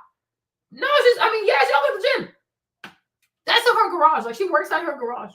And then she walks her dogs. She walks her dogs too. So, but you can go on her page. That's her page. Yeah. Fumi was big, y'all. Fumi was big. Depressed, divorced, 2 kids. And one day I was like, I think it was like in 2020, I was like, oh, we're doing like the weight loss thing. And she started, she didn't stop. You know what I'm saying? So it's like, no, you gotta stop. You gotta stop. You know, and my thing is, if you do it and you stick to it, even like you stick to it for 6 months. Hey, Kevin, you don't have to weigh yourself every day. That's excessive. Like, you don't have to weigh yourself every day. Like, that's too much, okay? You don't have to weigh yourself every day, but you got to say to yourself, I'm doing this for 6 months and I'm not stopping, right? And some days you're going to fall back, but it's okay. Let's get back on, okay? This is what it is, right? You're a human being. You're not going to be perfect. But what we're saying is you're not about to sit here and tell me, oh, Marlene, the food is processed. Girl, listen, there are a bunch of people losing weight every day who have access to processed food. They don't buy it.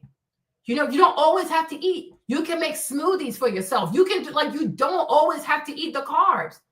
No, Fumi with a F-U-M-I is Nigerian, right? Hers is Fumiza, P-H-U-M-E-Z-A. But she goes by Fumi like P-H-U-M-I. But it sounds the same. Like, phonetically, it sounds the same. But it's not spelled the same. Yeah, but you're right, though. There is a Fumi with the F is Nigerian. But her name is, like, her little nickname is Fumi, but it's P-U-H-M-I. That's a little nickname, Fumi. Make sense? Right? But I'm like, no, we got to stop. Oh, it's a Fumi. Well, she never corrected me, so I can call her Fumi. So I don't guess she doesn't mind because she never corrected me. But she's like, so I call her Fumi. Fumi, is your name really pronounced Fumi? Or is it Fumi? I said Fumiza. Or is it Pumiza? She never corrected me. We've been friends for like over 10 years. She's never corrected me. So whose fault is that? That's not my fault. That is not my fault. Okay, so let's get back over here. Okay. We need something more classy, sexy. We need different options. Chat, let's give her some options, please. Even fit and flare would be cute. Fit it on the top, up to the neck, and flare at the waistline. So it's fitted here in the body, but it flares. Something flowy. Yes, softer colors, pink, white. Yes. I have a yellow flare dress I can try on. Okay. All right. Let's do it. If you're open to it. Warlock said, listen, I am trying to nail the look. Well, Fumi also did intermittent fasting. It's hard, but hard does not mean impossible. If you go on her page, you'll see it. It's her. She's right there. Like, for real. She works out of her gym. Like, she works out the garage. She's never been to the gym. She's signed up to do the Stairmaster recently, but I don't know if she's still going. But it's going to show you. I have another friend too here, James. She lost 30 pounds from her room because she just exercised in her room with like 2 dumbbells. She's not here today. But she lost 30 pounds from her room, like just working out in her room. She lost 30 pounds. 30 pounds. So it's like when you really want to do, if you really want to do a thing, you will get it done. You'll get it done. And that's something you have to give to yourself. That is something you have to give to yourself. You don't have a choice. You don't have a choice. Even me, I signed up for like a weight training class. So I go 3 times a week, right? Because sometimes you might also be the type, like you need to be in a class with other people. So that way you don't feel lonely. Because you see people, they're lifting, so you want to lift hard. You know what I'm saying? Like you see them do, okay, I guess I'll do it too. Because sometimes if you go to the gym and you don't have anybody there, you know, you might not want to go back. So if you're the type to do better in a group class, pay for it, do it, get it done with. Okay? Do it and get it done. Like, yeah, just do it. Some people can work out by themselves. It's not a problem. But the problem is sometimes it's hard to work out by yourself if you don't know what to do. Because see, like me, when it comes to cardio, I'm a cardio queen. I can walk, I can run, I can do the Stairmaster. But when it comes to like weightlifting and stuff like that, when I used to work out with Jasper, that was one thing I really loved about working out with Jasper is that I didn't have to think about my exercises. I just show up. Jasper said, do this, do that, I just do it and I'm done. And I knew it was going to work. So when I moved back to DMV, I didn't have that. Because when it comes to like the machines in the gym and things like that, I don't really know what to do. You know, and I don't want to have to think about what to do. Right. So recently I found this like strength training gym here. It's really nice. It reminds me of like what Jasper had in New Orleans. Right. But you just show up and then they do everything for you. Like they just tell you what to do. So it's an hour, you know, you do it all. Then you're done. You know what I'm saying? So, okay, that works for me because I don't want to have to think about do this first, then do 12 reps and this and 12 reps and that. And also they help you with your form because you want to know how to do it right so you don't hurt yourself, especially with weights. If you don't, you know, you don't posture yourself right and you pick up those weights, you can hurt yourself. Yeah, you know what I'm saying? Because like otherwise, like you really like sometimes it really does help. And also we're going to do a DEXA scan, you guys. And I think you guys should do it too. If you can look for a DEXA scan in your area, right? I was able to find one here for $100, right? You know, but if you can do a DEXA scan, I think you should do it. Like I found one here for $100. But I'm like, with the DEXA scan, you lay down and the machine just, it's like, you know, I guess like infrared, whatever it is, the machine just goes all over you and it can tell you like how much muscle you have, how much body fat you have, this, and that, how your bones are doing, et cetera, et cetera. And I do believe that we need to have that kind of information. You need to know what's going on. Like you need to know what you're made up of. You know what I'm saying? You need to know. You know, once upon a time, I really used to feel like white people were doing too much. Like, you know, because white people have a very obsessive personality, right? This whole health stuff, they do too damn much, right? But you get older, you're like, you know what? I don't think they're doing too much. I understand where they're coming from because the more you know about your body, like your sleep, how well you sleep, how well you don't sleep. And you know what I mean? Like you monitor your heart rate, your resting heart rate, you do your DEXA scans, you do all that kind of stuff. The more you know, then you can know what's going on with your body. And also as you exercise. So let's say you are able to find like a DEXA scan in your area for like 100 to 150. I think you should do it. And then so if you exercise, you can go back like a month later and do it again. And yes, 150 a month is worth your health, right? And then you can see if your workout is actually working. Like, is your workout working? Is your nutrition working? Because when you go back a month from now, you should see your body composition is changing. Then the second month and the third month, like at least like do it for a good 6 months to hold yourself accountable and to really see like, oh shit, right? Because I think sometimes when all you do is just carry your weight around and you're not really aware that you might be 48% body fat, you might be 50% body fat, you might be 60% body fat, you don't think it's real. Right. And you need something that is so irrefutable that you have to say like, wow, this is serious. I need to take better care of myself. Right. You have to. Right. You really have to. But I'm like, they have tools like that. And we have to start using these tools like, yeah, 100, 150. Listen, it's a small price to pay to know what's happening as opposed to you getting sick and then you're spending thousands of dollars to feel better. Right. So in August, because I'm doing like a September, but I'm doing a challenge for my other YouTube channel. So I'm doing one in August, September, and also Jimmy's going to do one as well. Because I'm like, we need to do it for 6 months. Every month we go and we get a whole new DEXA scan. And like that way you can just stack it like one, like for 6 months, have a whole, like have 6 DEXA scans, and then you can see what is going on. But when you see the video, it'll make a lot of sense, right? And then there's also a what's it called? Continuous. Hold on. Continuous glucose monitor, right? Okay. Right. Okay, let me see.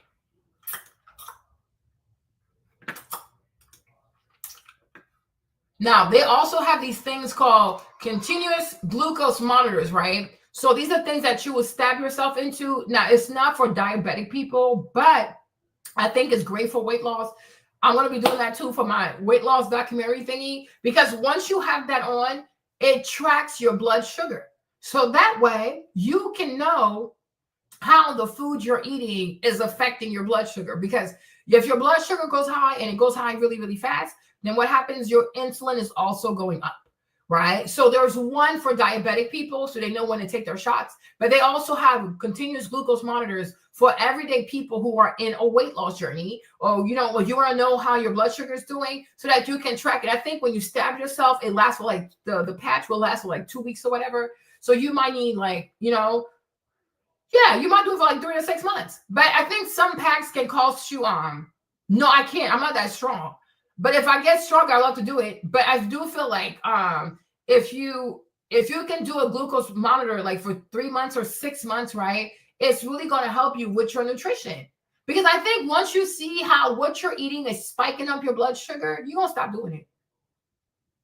You know, but as long as people are ignorant about the harm they're doing to their bodies, they can continue to act as if it's not a problem. But yet it's a really big problem. Okay, so this is it. So I'm like, that's the scam, but you'll see when I do, what is this? When I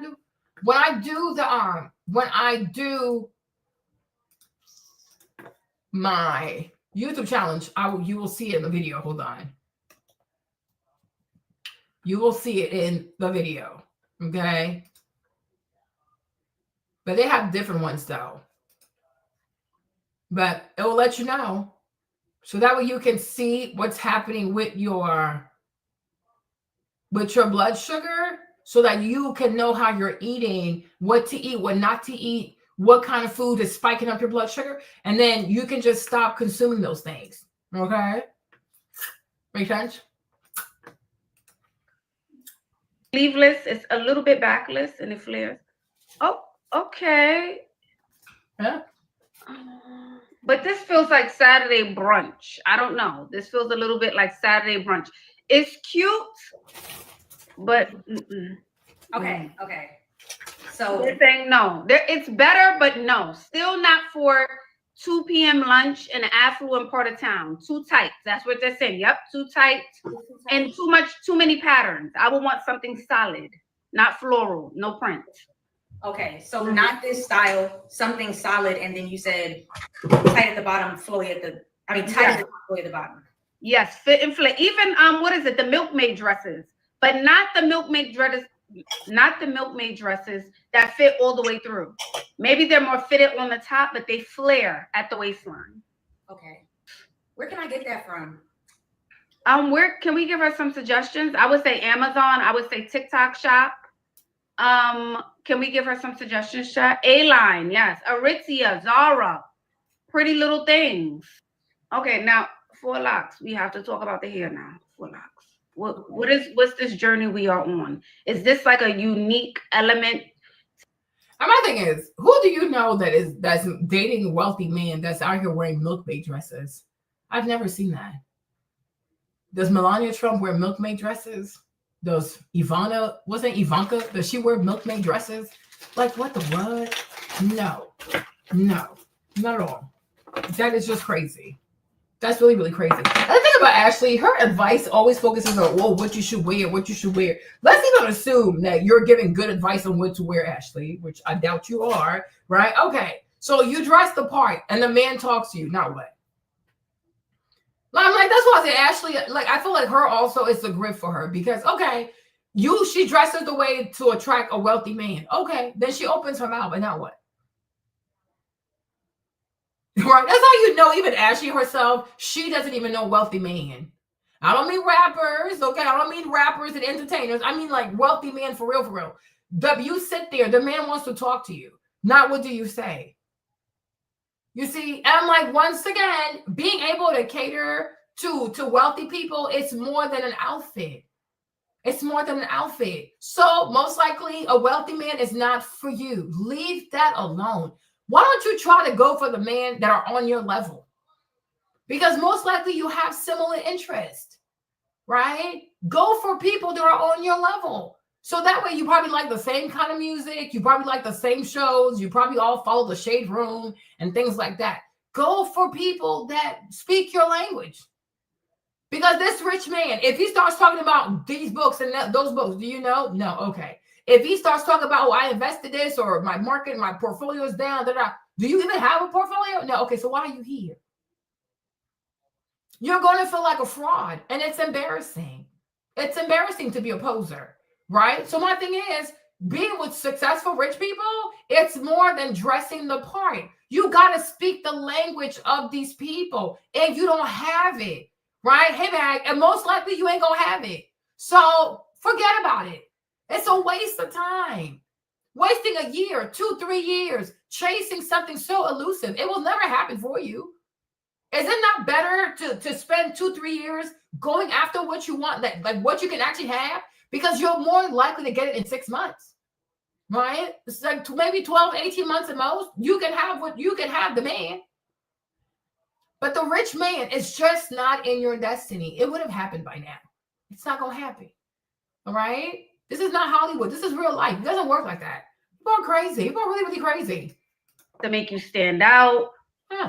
Please tell us, elaborate about your hair. I've had these locks for 10 years. That's why my name is Forlocks. It's my artist name. So sometimes I wear wigs. Sometimes I do braids. Okay, so she goes around calling herself Forlocks. So your name is not Christina. You're not Sarah. You're not Paulina. You're not Elena. You're not a Marlene. You go around calling yourself Forlocks. Your name all around social media is Forlocks. And you think you're going to marry a wealthy man. This is mental illness, y'all. And actually, you're even evil for not identifying that this young lady suffers from some kind of serious psychosis. Like she needs help. Like you go around calling yourself Forlocks. So a wealthy man is going to save your number, has Forlocks in his phone. Are you serious? Okay. Like what is going on? I'm like, seriously. My name is Elena. My name is Paula. My name is Christina. My name is Sarah. My name is Sun Yoon. I don't know. What is your actual name? So I'm like, you need to date a rapper. So you could be Forlocks and he could be too short or something like that. I don't know.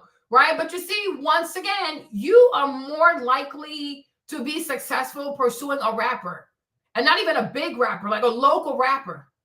So I can go around with these noms de plume. Okay, I'm like, what is this? This is ridiculous. You need to tell people your real name. Your mother gave your name. Embrace it. You know what I'm saying? Oh, I'm an artist. Yeah, you're unemployed and broke. That's what it means. Who knows your art?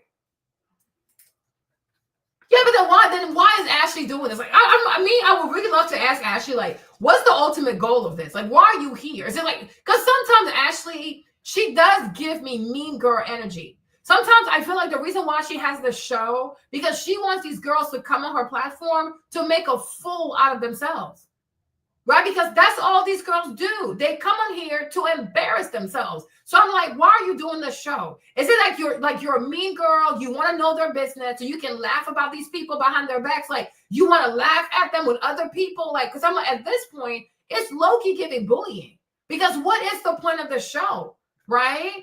What's the point of the show?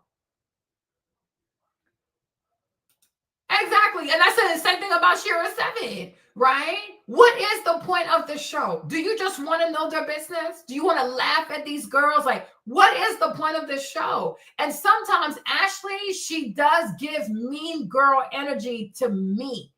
Because I'm like, I just feel like you're a nosy person who wants to hear their business. You want to monetize other people's stupidity, right? By pretending to give advice. But you know damn well she's not going to get a wealthy man. So for me, it's like, why not just tell her? Unless this is just entertainment for you and a way for you to monetize the goofiness of modern women. But I'm like, why are you doing this? Right? She's a young lady who thinks she's going to meet a wealthy man at a bar. It's giving Pretty Woman. That's Hollywood. In real life, she's going to pick up a scammer, a killer, a shooter, somebody with HIV, right? But what serious man is at a bar looking for the love of his life? Like, let's be so for real. Let's be so for real. So if you're doing this because you really want to help these young Black girls, you're like, no, a husband is not going to be at a bar. He's not going to be at a bar. Why would he be at a bar? What? That makes no sense to me. Right? But if you're doing it just for the money, then there is malice behind it because your intent is not to really help. You want content where these women sound crazy as shit, but you act like, oh, I'm trying to help her. I'm giving fashion advice. And my thing is, once again, I repeat, Liz, if I really know something that most women do not know that can really help them to marry a wealthy man, I'm not doing it for free. Why would I ever? Just like and that's the same thing that, what's his name? Mark Cuban said, right? If somebody really knows how to start a business that makes a lot of money, you think they're going to tell you that for free? Oh, sign up for my course, or this and that, or pay a one-time fee for $1,000 and I'll tell you how to build the same business I built. That makes no sense. Because usually when people know what most people don't know, they keep it a secret.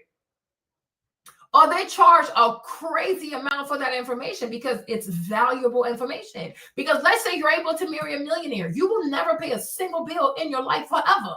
And you think I'm going to give you that stuff for free? No, you're going to pay me like 10, 20 grand. You're crazy. Because once I get you what you need, you might never talk to me again. So pay me up front. Okay? Pay me up front. But to me, Ashley, I do believe that she's a mean girl. Because these girls are coming on there and saying all kinds of foolishness. They believe all kind of foolish stuff. And she never says, respectfully, you're just not that girl. It's not going to happen for you. However, you don't have to marry a wealthy man to be happy. You can marry a man that you're equally yoked because obviously you don't know where to find a rich man. You don't know how to dress to attract a rich man. Don't know how to talk to attract a rich man. Don't even know what a rich man wants to do in his everyday life. So you're not equally yoked. Because if you were equally yoked to be with a rich man, you already know what to do. You don't know. So obviously it sounds like since I know what to do, I'm going to keep it to myself and go get me the rich man. I ain't going to tell you for what reason. And we're not even family. Shira is married, but Shira, her husband used to be somebody's husband. So if I'm understanding correctly, Shira was the side piece who pretty much interfered in the marriage, and the wife divorced. And when the wife divorced, her mister ended up marrying her. So she's married to somebody else's husband. Okay?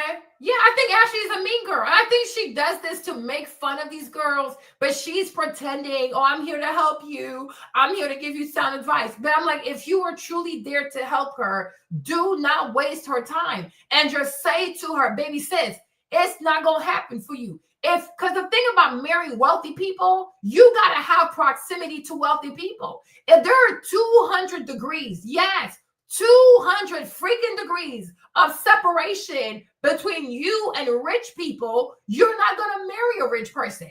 To marry rich people, you need to be in proximity to rich people. You live around rich people. You work with rich people. You vacation with rich people. You shop with rich people. You go to school with rich people. Yes, if you see rich people every day, most likely you're also rich. So most likely you'll marry rich. Yes, it makes sense. But if you go throughout your day and you don't even know a single wealthy person, it's been 10 years. You have never met a single wealthy person. Why do you think calling Ashley is going to fix it all for you? And Ashley also is very, very dishonest. That's why I think she's a mean girl for not just being honest. Baby girl, thank you for calling me, but I give dating advice. I don't do miracles. Like, this is not hocus pocus. This is real life, right? And to marry anybody, you have to be equally yoked with that person. If you are a regular woman, you're not equally yoked with a wealthy person because he's not regular. Why would a regular man, a non-regular person, a high achiever, marry a regular person? We have to stop. And I also think that this kind of bullshit is rooted in inclusivity. Oh, you have to include everybody. You can't exclude people. Yes, you are excluded. And there are many things that will exclude you, like your pedigree, your lack of education, you didn't go to the best schools, your weight, the lack of money you have, the kind of job you have, where you live, your zip code. Yes, there are many things that are excluding you. It is not for you. It is not going to happen for you. You're not going to wake up out of nowhere and suddenly just meet a wealthy man at the bar. He's like, oh my gosh, here's my wife. I was looking for her all these years and now she's here. Let's get married by tomorrow. That's not how life works. Like, that's just crazy. That's just crazy to me. Yeah, she would flop. My thing is, she might flop, but she might actually be successful. Because the thing about many of these Black women, let me tell you this, right, Lena? Many of these Black women, they talk a big game, but they're really sensitive, right? They gonna be mad for a little bit, but they always come back. You know what I'm saying? They always come back. Because when they have time to themselves, yes, they're mad, but little by little, the Holy Spirit is going to work on them, and they will say, you know what? I didn't like it that Marlene said it, but I know she lied. And I needed to hear that. That's the thing about it too, right? When you lie to people, initially they're happy because you are confirming their foolishness, right? But one day they will realize that your advice led to nothing. Empty promises, nothing came to be. So long term, they will resent your ass.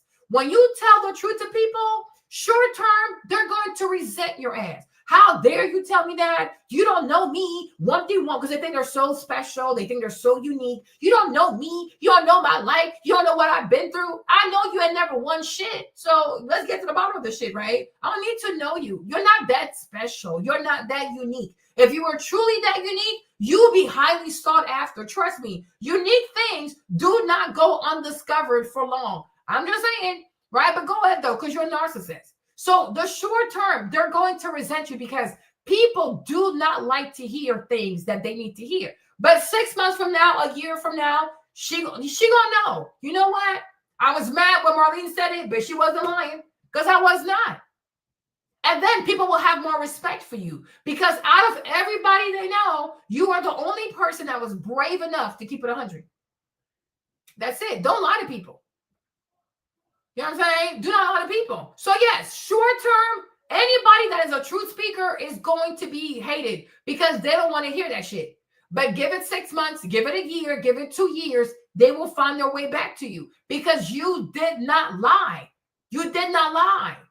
And it's so much better. The sooner you accept the truth, the sooner you accept what you qualify for, the more you can focus on what you qualify for. You're not going to go try to look for a house that costs $2 million if the bank has only approved you for $500,000. You are setting false expectations for yourself, and it's going to hurt you more, right? That's why most real estate agents will say to you, before I decide what house to show you, tell me what the bank has pre-approved you for.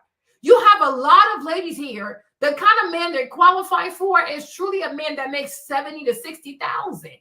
But they want to go house hunting for men that make $2 million, $3 million. You will never marry such a man. You can start with a $70,000 man, and then maybe one day y'all could be worth $3 million. But it's going to have, because you worked as well to both of y'all be worth $3 million, right? So you're not pre-approved for that. It's not that hard, right? You can't go look for apartments that cost $6,000, $7,000 a month when all you can afford for your apartment is $1,600. You're going to hurt yourself. Because once you see what you can get for $6,000, you will never be happy in your $1,600 apartment. But that's all you qualify for, right? And we have to start being honest. A lot of women only qualify for a $1,600 apartment. Very rare are the women who qualify for a $6,000, $7,000 apartment because it's a lot of money. You don't have the pedigree. Yeah, you just don't have it. So my thing is, if you have a young man right now that's making 60 to 70, you wrap it up. Okay, that's a good deal. That's a good price. That's a good product. That's exactly what's good for you. And then you're not going to feel like an outsider. You're not going to feel intimidated. You're not going to feel overwhelmed when you meet his friends and all. It feels natural to you because you people are equally yoked, right? But if you go and you're a woman who only makes 50,000, then you marry a man who's worth like 5 million, it's going to be a cultural shock. You think you'll like it, but you won't, because you will never feel good enough, right? Because you don't belong to that world. It's like the Little Mermaid. You don't belong there. You're a mermaid. Go back in the water, all right? Live under the sea with your people and learn to be happy, right? But it's just not for you. And we have to stop lying to people. I stop lying to people. Stop lying to people. But for the most part, I just have my natural hair. Like sometimes it's in a bun. Most of the time it's in a fro, or like flexi rods, roller set, something like that. Okay, so it's for you as an artist, just to give you a different appeal, is what you're saying. Yeah, like I had these before I was even 4Locks. Like I started these in college, so it's just kind of a part of my like identity now. Okay, 4Locks. Now we can't be going to certain parts of town with that 4Locks. We gotta wrap it up in a bun. Even your natural hair is beautiful. Even if you did a nice twist. And the thing is, truthfully, Ashley, even here, I disagree with you also. She does not need to wrap it up. If she is not emotionally attached to her dreadlocks, she needs to date a man that has dreadlocks. If she enjoys being an artist, she needs to go date an artist. Like, this is who you are. I don't understand why people can't accept who they are, right? You want to be an artist. Most likely you are a starving artist. It's okay. I'm not going to go there, but it's okay, right? Nobody knows your art, but some niche people, whatever, right? You like your dreadlocks. Me, I will never even tell you to cut your dreads. This is what you like. This is your natural habitat. So the man you got to go for, he also needs to have dreadlocks. Does that make sense? So that way y'all can just twist your dreads together. It's going to be a match made in the dreadlock roster, right? It's cool. You are not what a rich man wants, and that's fine. You need to go for what's right for you. But I'm like, your man, I definitely know he needs to have dreadlocks. And then most likely, if you guys have kids, your kids will also have dreadlocks because you guys like dreadlocks. You like locks. So why do you want to marry a man who does not find dreadlocks beautiful when you know, even if you cut your dreads, you hide your dreads, one day you're going to be miserable because your dreads, they mean a lot to you. So go for a man who will accept you as a starving artist with dreadlocks. So most likely he might make like 50, 60, but hey, you'll be comfortable. That's it. So do not tell her to go cut her dreads, hide her dreads. Do not hide your dreads. You've had them for 10 years. So obviously you are emotionally attached to your dreads. Keep your dreads. But I'm saying because you want your dreads, you're going to have to find somebody that has dreadlocks. Right? And most likely he's going to be an artist just like you. And when you guys have kids, your kids most likely will have dreadlocks. And that's okay. Right? This is who you are. Embrace it. Like the fuck. You see me? I was a math major. I married somebody that's a math major. 2 nerds started having sex and having babies. You see this? It's perfect. Right? It has to fit like a glove. Right? Because that's what comes natural to you. You get me, right? That's it. That's that. Nothing more, nothing less. You don't have to overcomplicate life. And your little flower dress that you like, he's going to like that because he's an artist. Oh, I like your flowers. I like your, you know what I mean? He gonna like that shit. Because he's into that kind of shit. Right? And that's it. Go with your person. But your person is not a wealthy man because he doesn't like that. And he has the right not to like it. But I don't think it's fair for anybody to say you got to hide your dreadlocks, cut your dreadlocks because you've invested 10 years into your dreadlocks. Should you cut your hair to please a man because he got money? That's crazy. That's giving pick me shove, right? So no, keep your dreads. But you need to go find a man that has dreadlocks because then he'll love your dreads. And your dreads will actually make him happy. Right? And then when you have kids, well, all your kids will have dreadlocks. And it's okay. It really, really is okay. Yeah. I don't even know. She needs to find herself a starving artist with dreadlocks. And y'all can struggle together, love each other, have kids together, and, build a cute little life full of dreadlock rosters and art. Okay? That's cool. Okay, it's cool. Don't make life too hard. You have a head full of hair. It just looks undone. It looks it's like, is she twisting all of her hair, or is she taking out of her twist? That's the impression I'm getting. Okay. And you have beautiful hair. You can do a full twist out, a nice twist out. No. So the impression that you're getting, is it like, I guess I'm just trying to figure out, is it throwing off the look? And I'm not trying to be combative or anything like that, but I do. No, I don't think so. Yeah. No, it's just. Actually, stop being a liar, baby girl. For a wealthy man, you don't have it. Let's not even lie. Now, for a man that has dreadlocks, a black man with dreadlocks that's into the art and stuff like that, he's going to love what you're showing. Like what you're bringing to the table for him. Okay, that's Mimi. Thank you, Mimi. What you're bringing to the table, he gonna love it. So that's what I'm saying. Find a man who loves you the way you show up in the world, right? I mean, technically, it looks undone. Like, you know how you take out your braids, but you're running out of time, so you gotta go to the store. So it looks undone. To most people, it's going to look undone. But I do feel like if she finds a man that has dreadlocks, that's into the arts, he's not going to see it as undone, right? That's why they say beauty is in the eye of the beholder. But if you're not this kind of artistry, kind of person, yes, it looks undone. It looks like she's taking out her hair and she's not finished. However, if you are into dreadlocks and things like that, you understand that some people, sometimes when a family member dies and whatever, they do a dreadlock and they keep the person's hair. It's a thing like that, right? But that's for a certain kind of people. And like that person would know. But to the rest of us, it's like, okay, what is this? You either do all dreadlocks or you go with the Afro puff. Which one is it? Because we're just not into that kind of stuff. So what I'm saying is it's not fair to her because she has her village. No, but God did not make the hair like this. God did not make you have an Afro puff and then dreadlocks at the bottom. She did that to herself, right? God didn't make us like this because we don't look like that. We actually have Afro hair. But what she did is right there at the bottom, she gave herself a row of 4 locks. So she calls herself 4 locks. That's intentional. That's her style as an artist. That's not a problem. That's not God, though. That's her, the artist, right? So what I'm saying is she needs to find another artist that will understand her art and be like, yeah, I dig this. Yes, yes, yes. Don't change it. I love that. So I'm saying, go find your village. Go find your people, right?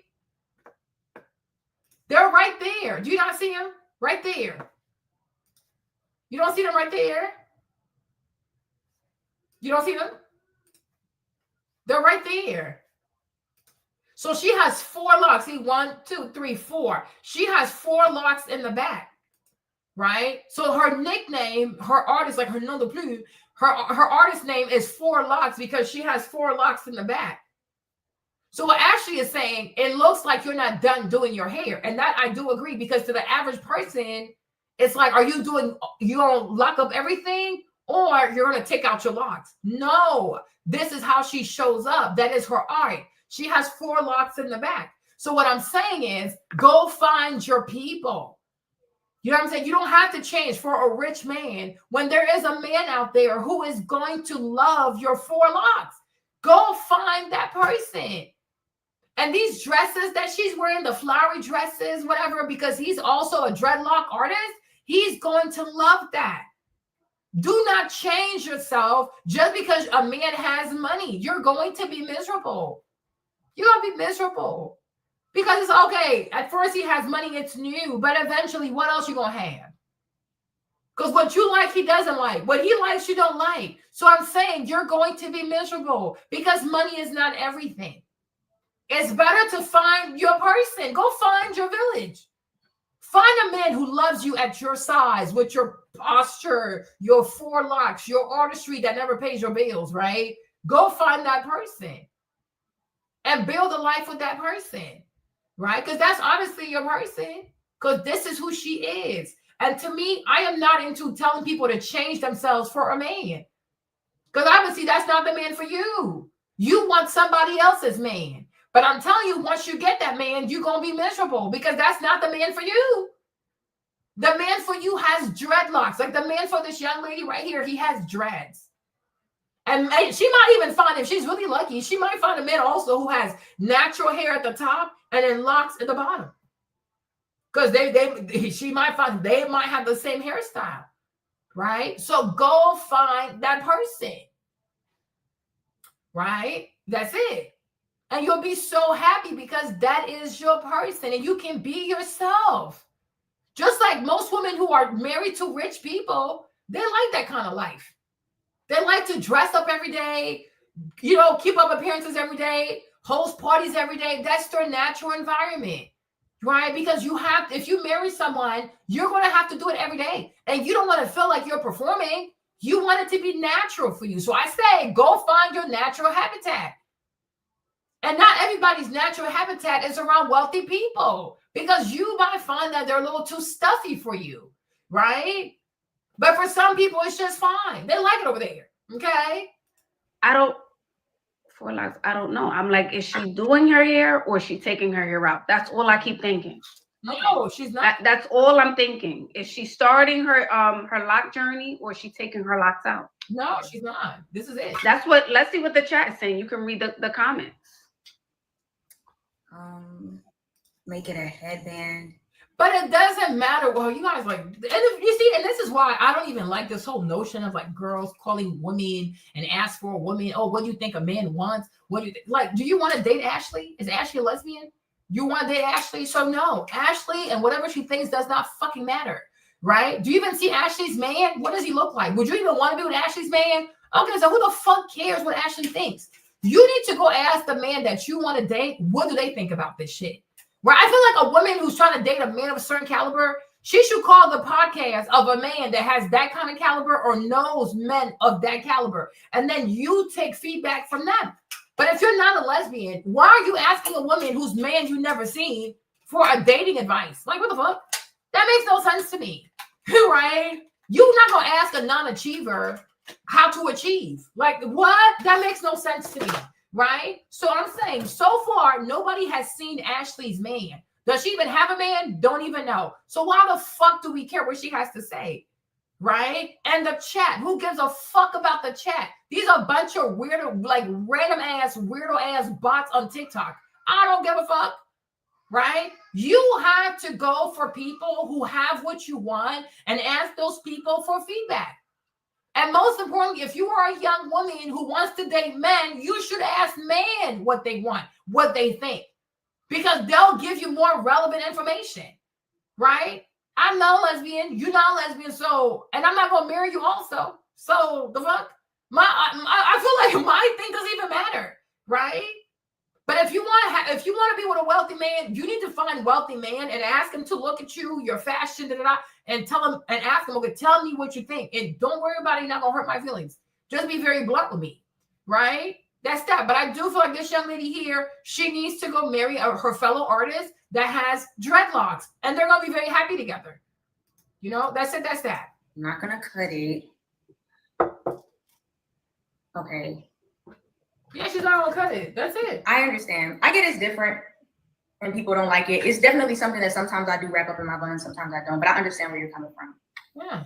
Absolutely. Again, it could just be like, oh, I see her. And then I'm like, oh, she has locks. Mm-hmm. Okay. Is she taking them out? Is she starting her lock journey? Again, that's the first impression. Okay. All right. I understand. Okay. So I guess I can try to figure out a different dress.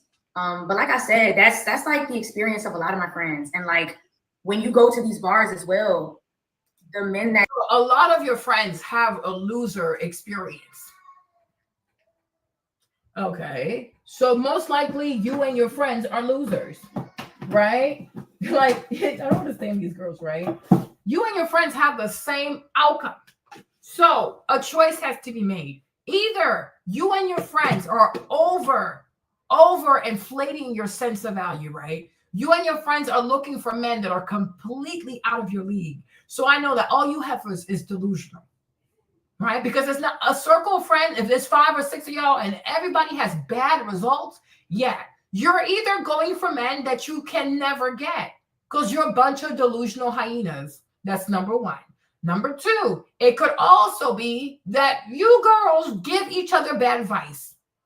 Right? But if you are with a bunch of girls and all you guys are single and none of y'all can get a man, you're a bunch of losers. So I said earlier, maybe it's time to divide and conquer. maybe it's time to stop the friendship because it yields nothing.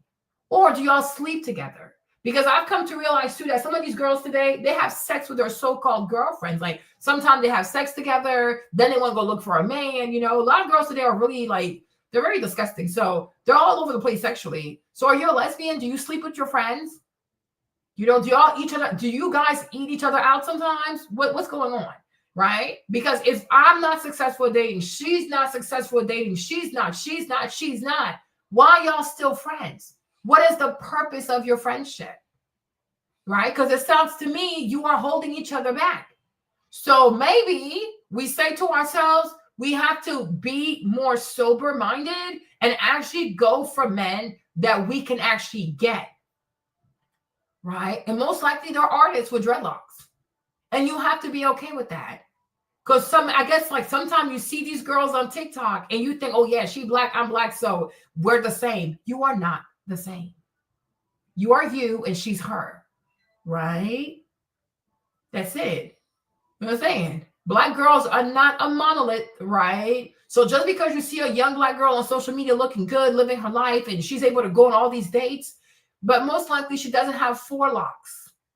Most likely she's not a starving artist. Most likely she has her own money. She has something going on for herself, right? She has something interesting going on for herself, right? So what are we going to do? Right? But if all your friends are bad at getting men, if all your friends do not have good results with men, you're a bunch of losers. So you need to decide, do I stay on a losing team or do I separate myself and try to see how I can win because this really matters to me? You can't take everybody with you, you know? So you got to decide that too, right? But I'm like, it's kind of, all my friends are getting the same results. Yeah, because all of y'all doing the same dumb shit, right? So... yeah, divide and conquer, sever the friendship, take a break from the friendship and really focus on how to attract the man that you want to be with, right? And then you'll see, like maybe your friends were giving you bad advice because they might be extremely delusional. And when you get around these girls, you think it's okay for Helene, you think it's also okay for you to be delusional. It's time to stop being delusional. You gotta grow up, right? But if all your friends cannot get a man and y'all have the same feedback every single time, then most likely all of you ladies are incredibly, you definitely are overinflating your sense of worth. Like you're not who you think you are, right? You're just not that girl, but you don't want to accept that, right? You think you deserve a certain caliber of men when in reality you don't, right? So if you're not properly pricing yourself in the market, you're not going to get any kind of result, right? You can think you have a great product, but if the price is crazy, nobody's going to buy it because it's too expensive. People just don't see the value in it, right? So they're not going to buy it. I can just go somewhere else, right? I think a lot of women need to understand dating is just like running a business. You have to make sure that you price yourself accordingly, right? Make sure that you price yourself accordingly, right? But if you don't know how to price yourself, it's going to be bad for you. I typically will have a lot of money will be the married ones too. So I don't know. Maybe that's just where they frequent. But I just find that when I go to the bar, when I talk to my friends, that goes because I live in like a nice side of town. I drive a nice car. Like I'm not like, I know this is giving artsy, but I'm not really even like an artsy girl. They have the same experience as well. And sometimes I just feel like just being in these areas or being at these bars, sometimes it can give escort. Even if I dress well, but I understand. Yeah, but from what you showed me, that these 2 dresses that you showed me, that reads a certain way. I understand. So I can see why it may feel that way. And is this how we typically do our makeup for locks? Yeah. Okay, so I would even want you to do like a makeup class with Ulta or Sephora, so they can show you how to do a makeup look in under 15 minutes. I feel like I'm seeing like you have a lot of concealer under your eyebrows, right? It could be the light as well, like yeah. And the brows, I want them to be thinner. I need your brows just a little bit thinner, my lovely. That didn't help. I was gonna say it could be the light making my makeup kind of look a little less uneven than what it is, but yeah, this is typically how I do it. But okay. Yeah, a cleaner makeup look. I want a cleaner makeup look. I want a thinner brow. Your natural brows probably even look better. You probably just need to fill them in ever so slightly. Okay. Okay, even less concealer under the eye for daytime. Because the thing is, if you're coming in like you did with, let's say hypothetically, this dress or the blue dress you showed me, and then we The problem is y'all want to keep changing this person. I am saying she needs to go marry an artist with dreadlocks. You see girls like Christy, that Jim Jones, okay, ladies like what's Marjorie Harvey and things like that. These kinds of girls, these kind of people, I'm sure if you go way back to their childhood, they were always the best dressed. They were always the ones to have their hair done. They were like, they're young girls, like ever since they were babies. You already knew she's gonna marry somebody rich. Because she's just a certain, you know what I'm saying? She's just a certain kind of way, right? It's just in their blood. Like it is what it is, right? They're gonna be with men that got money. Right now, it's like there are girls who see that. Oh, I want to be like Marjorie Harvey. Marjorie Harvey is not new to this. She's true to this. And I'm sure if you go back to her childhood, her mom probably tell you she always wanted the best. She would cry when she was like getting her hair done. She would cry when she had the best outfit for church, this and that. Because people are already born with their personality, right? There are people out here who are born to win. There are people out here who are born to have the very best. There are people who are just magnets. They're just magnets for rich people. Okay. They attract opportunities. They don't have to work hard. Because I think a lot of things too, it's your destiny. It's either in the cards for you or it's not. And it's like I see people who are trying to force things that are just not part of your destiny. It's not for you. Right. And the sooner you accept that, the better it is. But you like there are girls like that. You know, don't get their hair done, they cry. They've always been that way. Right? Everything gotta be so pretty. Even since they were little girls, they had a little purse. They walk with a little purse. You see me, I was never that kind of girl. Never, ever. Okay? That was not me. Right? I can do it a lot. I'm tired. Right? But there are girls who truly love makeup. They love to look beautiful. They've always been that way. They want to get their hair done. They play in the mirror. They, you know, and sometimes they don't like to study. So, you know what I'm saying? Like me, I'm the study type. I'm not the makeup stuff. Like, no, that's just not me. Right? So my thing is, certain things are part of your destiny. Certain things are in the cards. And I think a lot of women today have a hard time accepting that. Your destiny does not involve a rich man. Now, you can prostitute yourself if you want to. Right? You can force things because you want this so badly. All you'll do is be a prostitute, be an escort, have one night stand, be a side piece to a wealthy man. But it will never be your destiny. Right? The devil can give you the Temu version of anything. No problem. Right? But it's going to come with a lot of suffering, a lot of degradation, a lot of STDs, a lot of trauma, because it is not your destiny. You're forcing it. Right? Some people are going to marry wealthy people. It will just happen. They won't have to work hard, finesse, scam, steal, call Ashley. It's in the cards. It's in the cards. Some people will marry middle-class people. It's in the cards. Some people marry blue-collar people. It's in the cards. And the problem is, people are not trying to understand what is my life and what am I called to do. No. People want, especially women, because a lot of women struggle with jealousy and envy. They want what another woman has. Why? You're not her. You are you. Why do you want to live somebody else's life? Live your life. Do what's right for you. Live the life that you were born to live. Love the person that you were meant to love.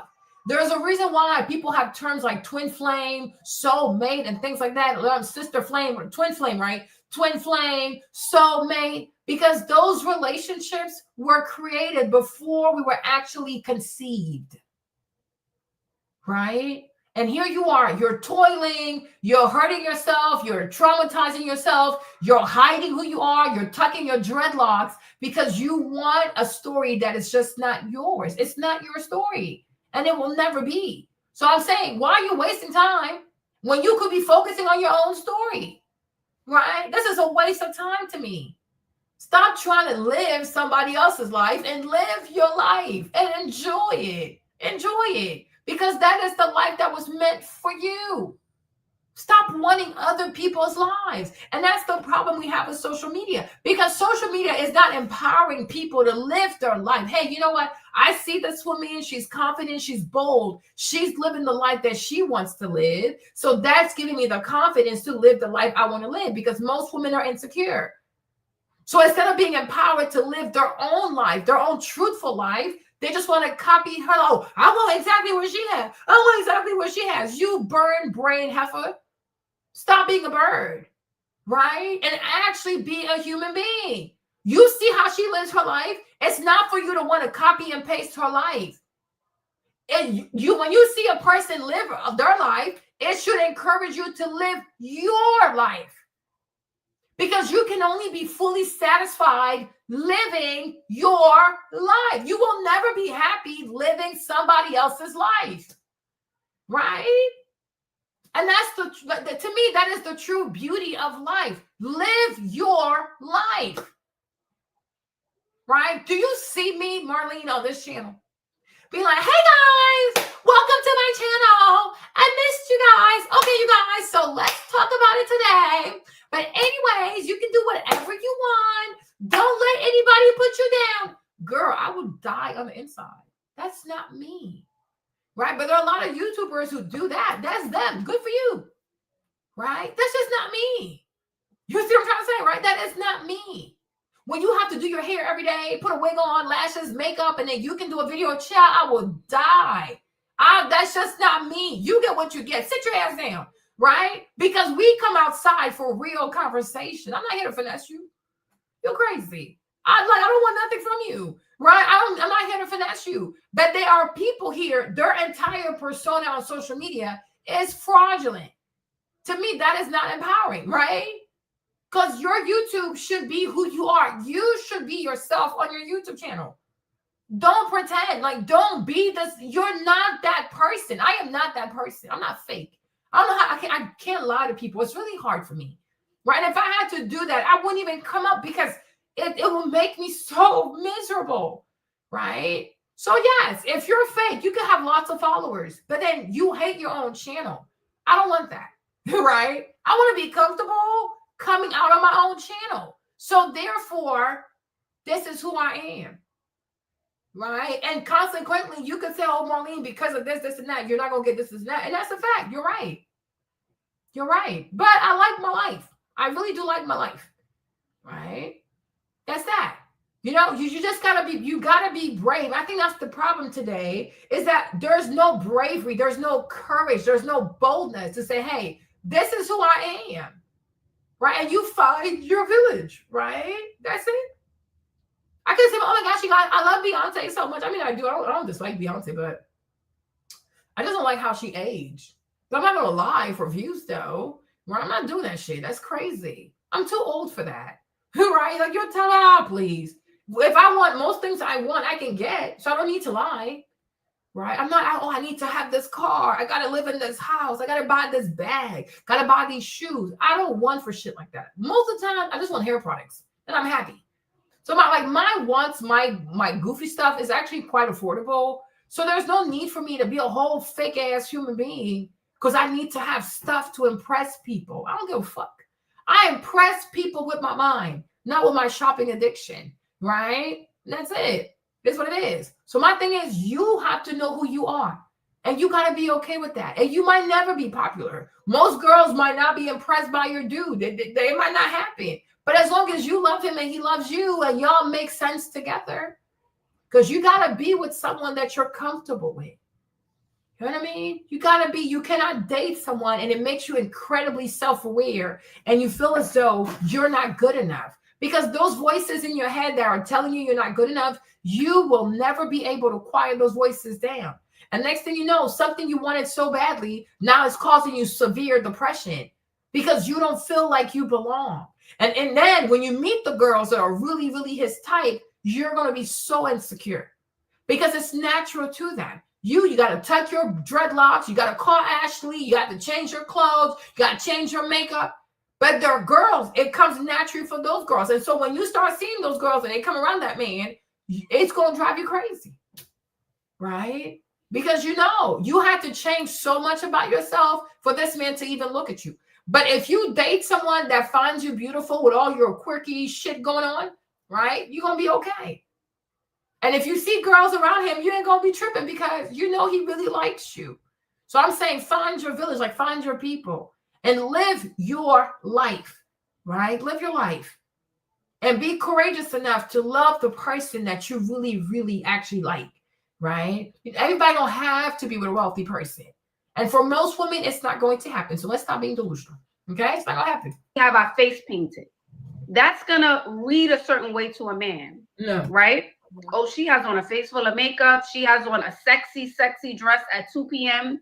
and a platform clear heel. That is going to read escort. That is going to read lady of the night. No offense to my girls who, you know, who do what they do. But if that's not the lane you're going down, I'm just saying, if that's not your lane, then I would want you to tighten up the look. Okay. Are we also going for walks, my lovely? Are we going for walks? Yes, I work out like 5 days a week. I just got done eating, so I might be a little bloated right now, but I work out like 5 days a week. Okay. All right. I would say even with the last dress you have on, I tell all the girls, no matter how thin, thick, or if they're plus size, to always have a shaper. I tell all the girls, no matter their size. So I would even say that, get you a little seamless shaper, you know, just so things are more smooth under your dress. Okay. All right. Can I see your nails, 4 locks? Can we see it? Okay. They're French, right? Are they French? Yeah, that's why I think it's the light, because you can't even really see my nails. Okay. Okay. All right. Maybe if I go. Okay, all right, they're done. Okay, all right, not bad, not bad. We could go a little bit shorter, just a little bit. Not saying they got to be super short, but they could be a little shorter. Okay. All right, so those are the things. Do you see how many things she has to change? I'm like, if you like your long nails, keep your long nails. Go find your Rastafarian boo-boo, okay? Because I'm like, at this rate, by the time you're done doing everything you have to do for the rich man, you will no longer be yourself. What's the point in that? What is the point in that? Like, that is crazy to me. What's the point in that? That's crazy. No. Keep your long nails, keep your 4 locks, keep your body, if you don't like to wear shape, whatever, you like you eat and your belly shows out, let's leave it as the way it is, okay? You're just not meant for a rich man. Who cares? I want you to work on, all right? Yeah. And see if you make those changes, you change up the makeup, cleaner makeup, clean girl aesthetic makeup. No. All right. Find a hairstyle that works best when you go to that side of town. No. All right. And I also want us to do more walks. I want us to get our shaper and try a different dress. Fit and flare. No. Okay. All right. No. Alrighty. Thank you so much. You're welcome, beauty. Have a good night. Thank you for being a good sport. Thank you for coming up, doll. She was such a great sport. Thank you, 4 locks, for coming up and being such a great sport about it. She was open to the suggestions. Thank you, doll. I think if she tweaks a few things, I think she'll be well on her way. All she will not be on her way. You're lying. needs to do is tweak a few things. Welcome in, you guys. And again, no. Okay, so now it led to, I guess the girl got offended. So here she is now because she got offended. So let's see this one. You had mentioned. Hi, Ashley. hi, welcome back. Thank you for having me back. You're welcome. Do you consent to be on a live and potentially all platforms? Yes. All right. Okay, so before I get started, the first thing that I wanted to say is thank you for having me back up here and giving us an opportunity to speak.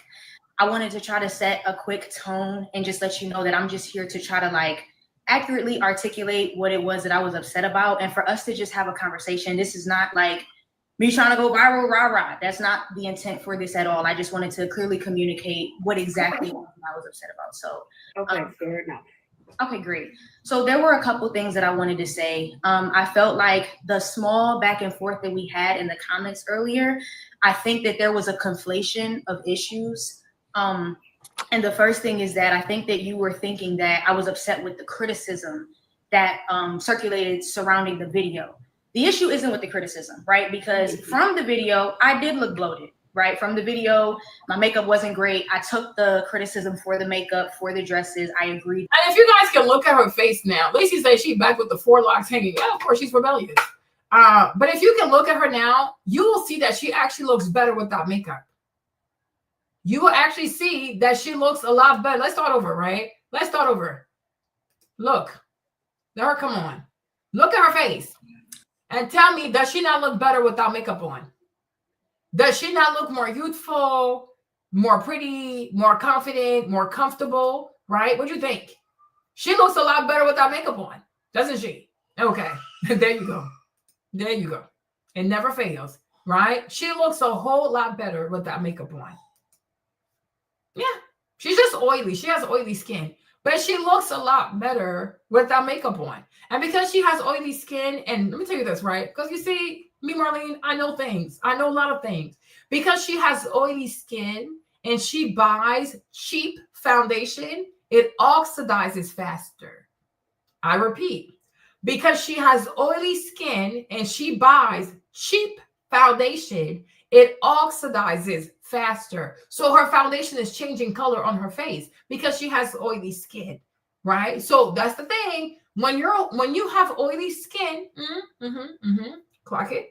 When you have oily skin, you really have to spend a lot of time, way more time and way more money on your skincare, right? Because your sebaceous gland, they work overtime, right? And also the summertime also is not going to be best for oily skin people to wear foundation, especially cheap ass foundation, right? So if you're oily skin, you want to wear foundation in the summer, you're going to have to spend a lot of money to buy better, high grade, high quality, better formulated, better ingredient foundation. And you're going to have to spend a lot of money on your primers. But if you have great skincare with the primer, your makeup, your foundation, because it's going to cost more money, like NARS, you know what I'm saying? Right? It's not going to oxidize as fast. But oils will make your foundation oxidize faster, especially if you are buying cheap ass foundation. So if your foundation is cheap, how you gonna get a rich man? If your skincare is cheap AF or non-existent, okay, I don't think Ashley's married, okay? But I'm just gonna say she looks a lot better without foundation. And that's why I say most wealthy men date women or marry women that usually have natural skin, beautiful skin. They don't usually wear lots of makeup. They are naturally beautiful. All right. And that's why they can run, they can dance, they can exercise, they can swim, right? Because these women are comfortable in their own skin. Right? I don't mean rappers. Rappers are not so much rich. They're just loud. They're vulgar. They're violent. They're primitive. They're low-hanging fruits. Okay? I said a man, not a ninja. Okay? Most wealthy men are married to women that wear very little makeup because these women are naturally beautiful. They're really confident in their own skin. Okay? God is good. God is amazing. Okay. Giving us an opportunity to speak. I wanted to try to set a quick tone and just let you know that I'm just here to try to like accurately articulate what it was that I was upset about, and for us to just have a conversation. This is not like me trying to go viral, rah. That's not the intent for this at all. I just wanted to clearly communicate what exactly I was upset about. So okay, fair enough. Okay, great. So there were a couple things that I wanted to say. I felt like the small back and forth that we had in the comments earlier, I think that there was a conflation of issues.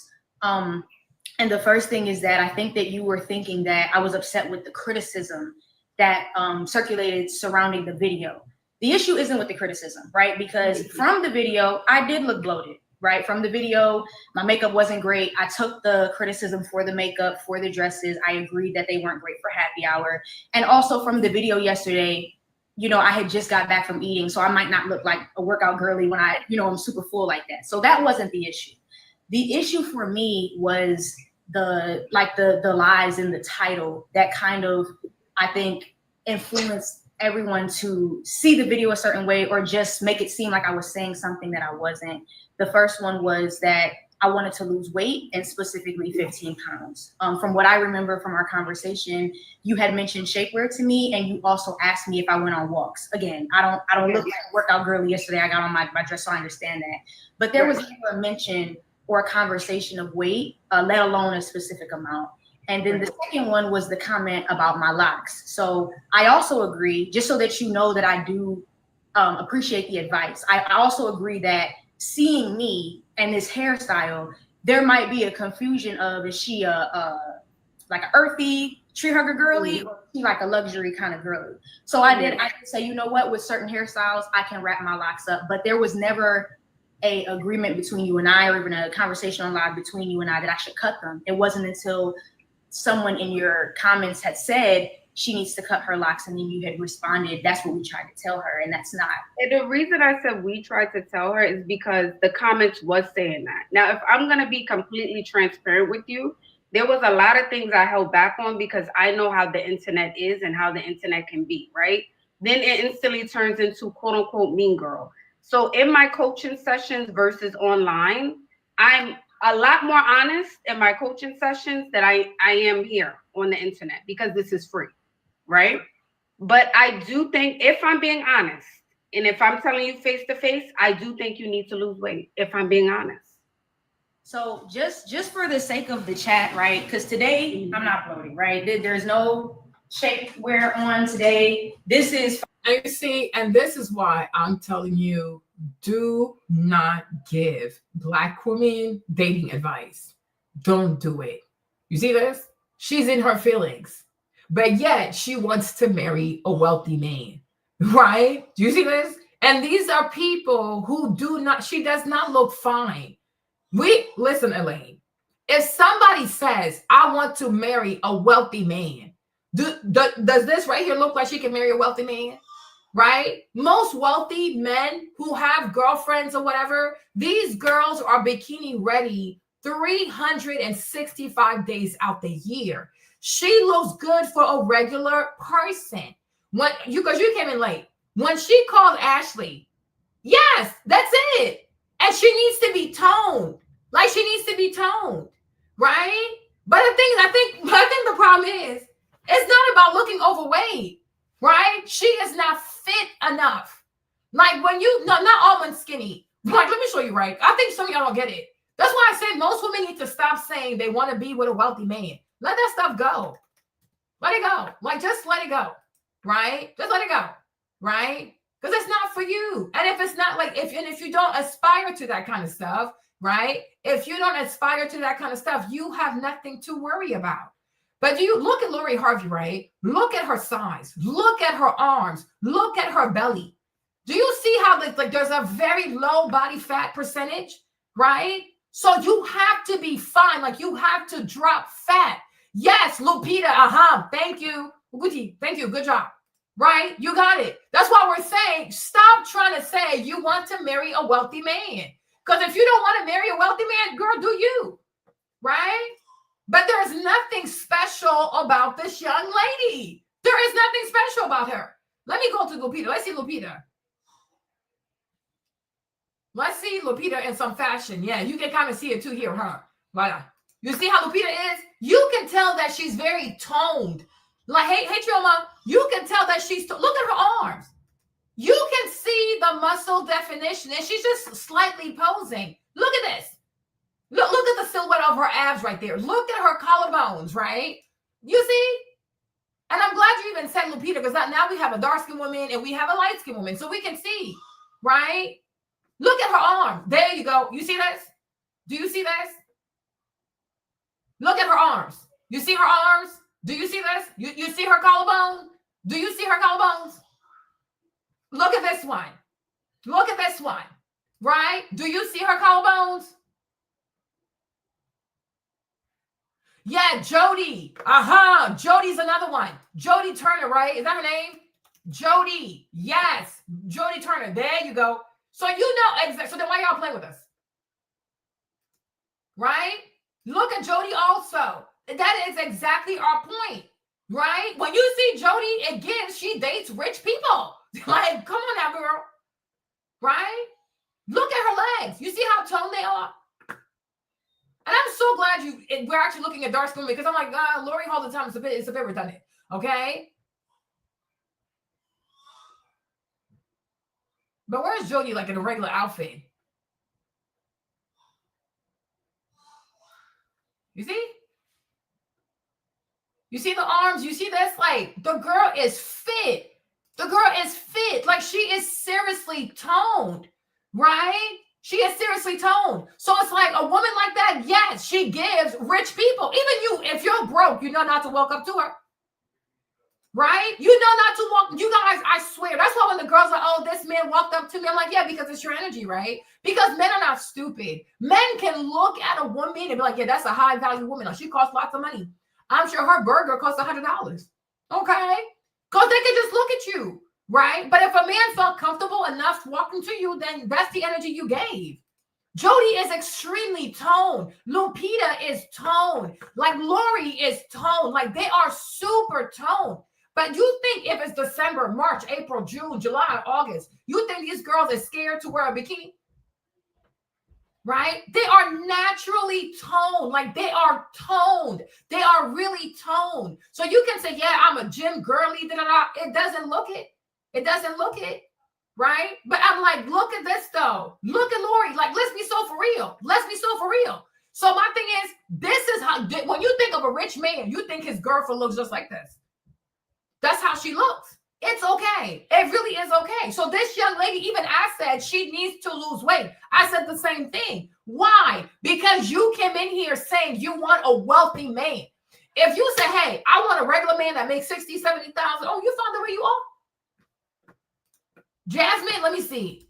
Let's stop playing. Like, I hate when people do that, because then they want to say, oh, your body shaming, wumpty wump wump. Meanwhile, they're the ones coming in here. They're coming into your life, and they're the ones saying to you, I want to be with a wealthy man.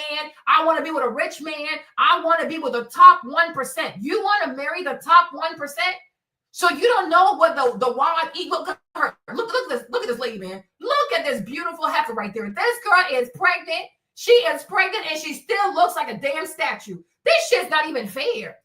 Okay, she is pregnant. Look at her arms. Look at her clavicles. Look at her collarbones, right? Look at this, y'all. Would you look at this? Girl, you are too damn beautiful. And you see how, once again, do you see how I said that the wives of wealthy people don't wear too much makeup? Because they're naturally beautiful. They go like this. Boom, they're done. Because the main, like, the bulk of their beauty focuses on skincare. They don't play. You're extremely oily, and you have yet to come up with a skincare routine that fixes your oily skin.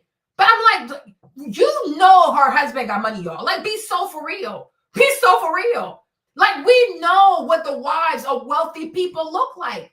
So if you're not willing for that, if that level of dedication is not natural to you, that's why I said, stop saying that you want to marry a wealthy person. You are not at that level. It's like trying to go to Harvard, but you hate studying. It's like wanting to go to med school, but you can't sit down for 3 hours and study straight. It's like, I think people are in love with the outcome of being married to a wealthy man, or I love the idea of going to an Ivy League, but I don't actually want to bust my ass to get into an Ivy. And once I'm inside that Ivy, I got to study so hard, because a lot of people, I mean, nowadays it's a little different, because nowadays there's a bunch of DEIs in there. But once upon a time, though, when you went to an Ivy, you were really sitting next to some smart ass people. Right? So I'm like, why are we doing this? Because then it makes it seem like you're body shaming and you're telling people to go starve themselves. I ain't telling you shit. Okay? You came in here and you said you want to marry an affluent man. So we're talking like the top 30%, the top whatever. These people make a living. They work so hard. Hey, Brittany, how's your mom? They work so hard so they can have the very best of the very best. So their girlfriends are like what most men also would aspire to. So yes, for that, if that's what she wants, she needs to lose the weight. But Keisha Kara is with a rapper. She does not qualify. Like, she's with a rapper. Gucci Mane and shit. Not to be offensive, but he's a ninja. He's a rapper. He's a low-hanging fruit. And she's some Jamaican refugee who's happy that she was able to go from being, I guess, like a sex worker, whatever, a video vixen, to somebody wiping her up because he got locked up. Most people do not want to be like Keisha Kara. Keisha Kara is ratchet. She's like a hood rat Jamaican. Nobody wants that. That's not the aesthetic that most people are going after. right? But when you're into the rap community, I guess that's a stat, but most people don't want to look like that. It's too gaudy, right? But I'm like, if you say, oh, I want to be da-da-da-da, then you need to look something like this. And so, yes, you are too big. You're too big. But if you don't want this kind of stuff, we're not talking to you. We ain't talking to you. Right? Makes sense? Right? Just like, let's say like right now, you're a young woman and you're single, right? Let's say you don't want the rich man, but you'll say to yourself, right? Exactly like Blue Laser, who does that, right? Like, what's it called? Let's say that you say Gucci Mane needed a non-felonious social security number, to be honest. Exactly. But let's say you're a young lady now and you say to yourself, you want to date or you want to marry like a software engineer, like these young kids coming out of grad school, about to make about to make 200, 300,000. I will also say you need to look good, sis. Because you got some of these boys in these engineering departments, baby, they're gonna make a lot of money, or they are currently making a lot of money. So yes, and that's why I've always told y'all, when a man takes you out to eat, not even the first date, I told you for the first date, be a chill ass chick. Be okay for a small coffee, because most of these women don't even eat food. And once again, this is why most Black women do not attract men of quality. All they want to do is go to a restaurant and eat everything off the menu. They've never been places. And also, they're not accustomed to being sought after by men of means, because most of these girls, y'all, they don't eat food. They do not eat food. They're just nimble. They're done. It's not a joke. They eat mostly salads. They eat it's a smoothie on the go and things like that. So my thing is, right, if you are a woman, like if you're me, Marlene, let me tell you something. Let me sit right, okay? Because sometimes I want to do it, but people get on my nerves. They're going to get cussed out in the comment section. They're going to come over here and argue with me. You're going to get cussed out. And I'm trying not to cuss people out, right? But my thing is, because I always feel like in this life, you got to play the long haul, right? But to me, I think it's more strategic for a woman to be okay with a smaller date. Because think about this, right? If he's really the one for you and everything works out, you're going to get way more bigger dates. You're going to have birthday dates, party dates, whatever. He gonna spend a shitload of money on you. So what's the problem? What's the rush? Slow and steady wins the race. To me, it is way more strategic to have a smaller first date. But also, I feel as though if you have from anywhere from 12 to 2 p.m., you have a date there, you can show up in a very nice halo outfit. You wear your little crossbody, like just kind of show that you are a girl that enjoys movement, right? And then you go on the date. It's a very small, easy date. You probably get some water with some lemons in there, sparkling water with lemon, or you ask for a smoothie. You ask for a small salad. He's like, damn, this girl don't eat. Right? You want to let people know that you're not over here consumed by food. It is weird, y'all. It is weird. Let me show you some of these halo outfits. Yeah, let me show you some of these halo outfits. Let's go to Instagram real quick. You guys, y'all, this is why I don't like coming outside, because I love y'all too much. And then I don't do my job. Okay? And then I don't do my job. How you spell halo again? That outfit thingy? Okay. Let me show you some of these outfits with halo. You see, I would want you to dress like this for a lunch date, right? Where it shows that you have a very active, this is a little too much, but let me show you something cute from Halo. Hold on. Let me show you a cute little outfit from Halo quickly. You know what I'm saying? I would want you to show up where it sees like, wow, like, like she has an active lifestyle, like maybe she's coming to eat with me. And then after that, she's going to Pilates, or she has like a cycling class after me. He needs to know that you already have your life going. Like we're doing things over here, right? So I have my class after this. So I'm eating something light. I'm eating something this. You know what I'm saying, ladies? Like you need to know how to sell yourself. You have to think about this as if you're building a brand, right? You are building a brand. And so for me, when you meet someone, Marsha said there's a disconnect. Black women don't really want the man that make that money. Well, there is a dissonance. There's a disconnect there, right? Right? But my thing is, I need, like, Janet, you got to have a brand. Val has to have a brand. Brittany has to have a brand, right? Crescent has to have a brand. I need you single ladies to have a brand. I need you to have a brand. So when somebody meets you and takes you on a date, I need your brand to say, she's not centered around food. She's very health conscious. She's very nutritious. She knows what to eat and what not to eat. She has an active life. She doesn't need me. You know, she just knows what to do. It is, I'm telling y'all, it is so attractive. It is so attractive because most men, especially nowadays, the way these women out here eating, you showing up and not eating too much, or you showing up and eating a small salad, and you go for the lightest vinaigrette possible, and then you ask for a healthy smoothie, he gonna look at you like, is she okay? Because people are not used to this. These girls will order chicken wings, start licking their fingers, chewing the bones. They will order lasagna. Like, how the fuck can you eat like this? Because they're not mindful of their brand, right? You know what I'm saying? They're not mindful of their brand. I need you to be mindful of your brand. And also, when you do that kind of stuff, it shows this man, if I married this woman, if she gets pregnant, she ain't gonna get fat. Most men don't want their wives to get fat, right? Like, think of your brand. I'm like, you gotta be so selfish. Do not see yourself as a Black woman. Do not be part of the sisterhood. You need to win. It is you against all these other Black girls, and they can eat sand. Don't give a fuck, okay? Because I'm going to win. So therefore, you gotta play the game differently, right? You show up for an early lunch date, and then you do the lightest thing possible. Maybe you ask for a salad with with salmon on top, right? Girl, eat like the woman that you know you are, right? And then you ask for sparkling water with with a pinch of lemon in there. And then if they also make smoothies, or even the way you show up, oh, I got this. The way you show up on the day, you show up with your smoothie already in hand. Oh, what?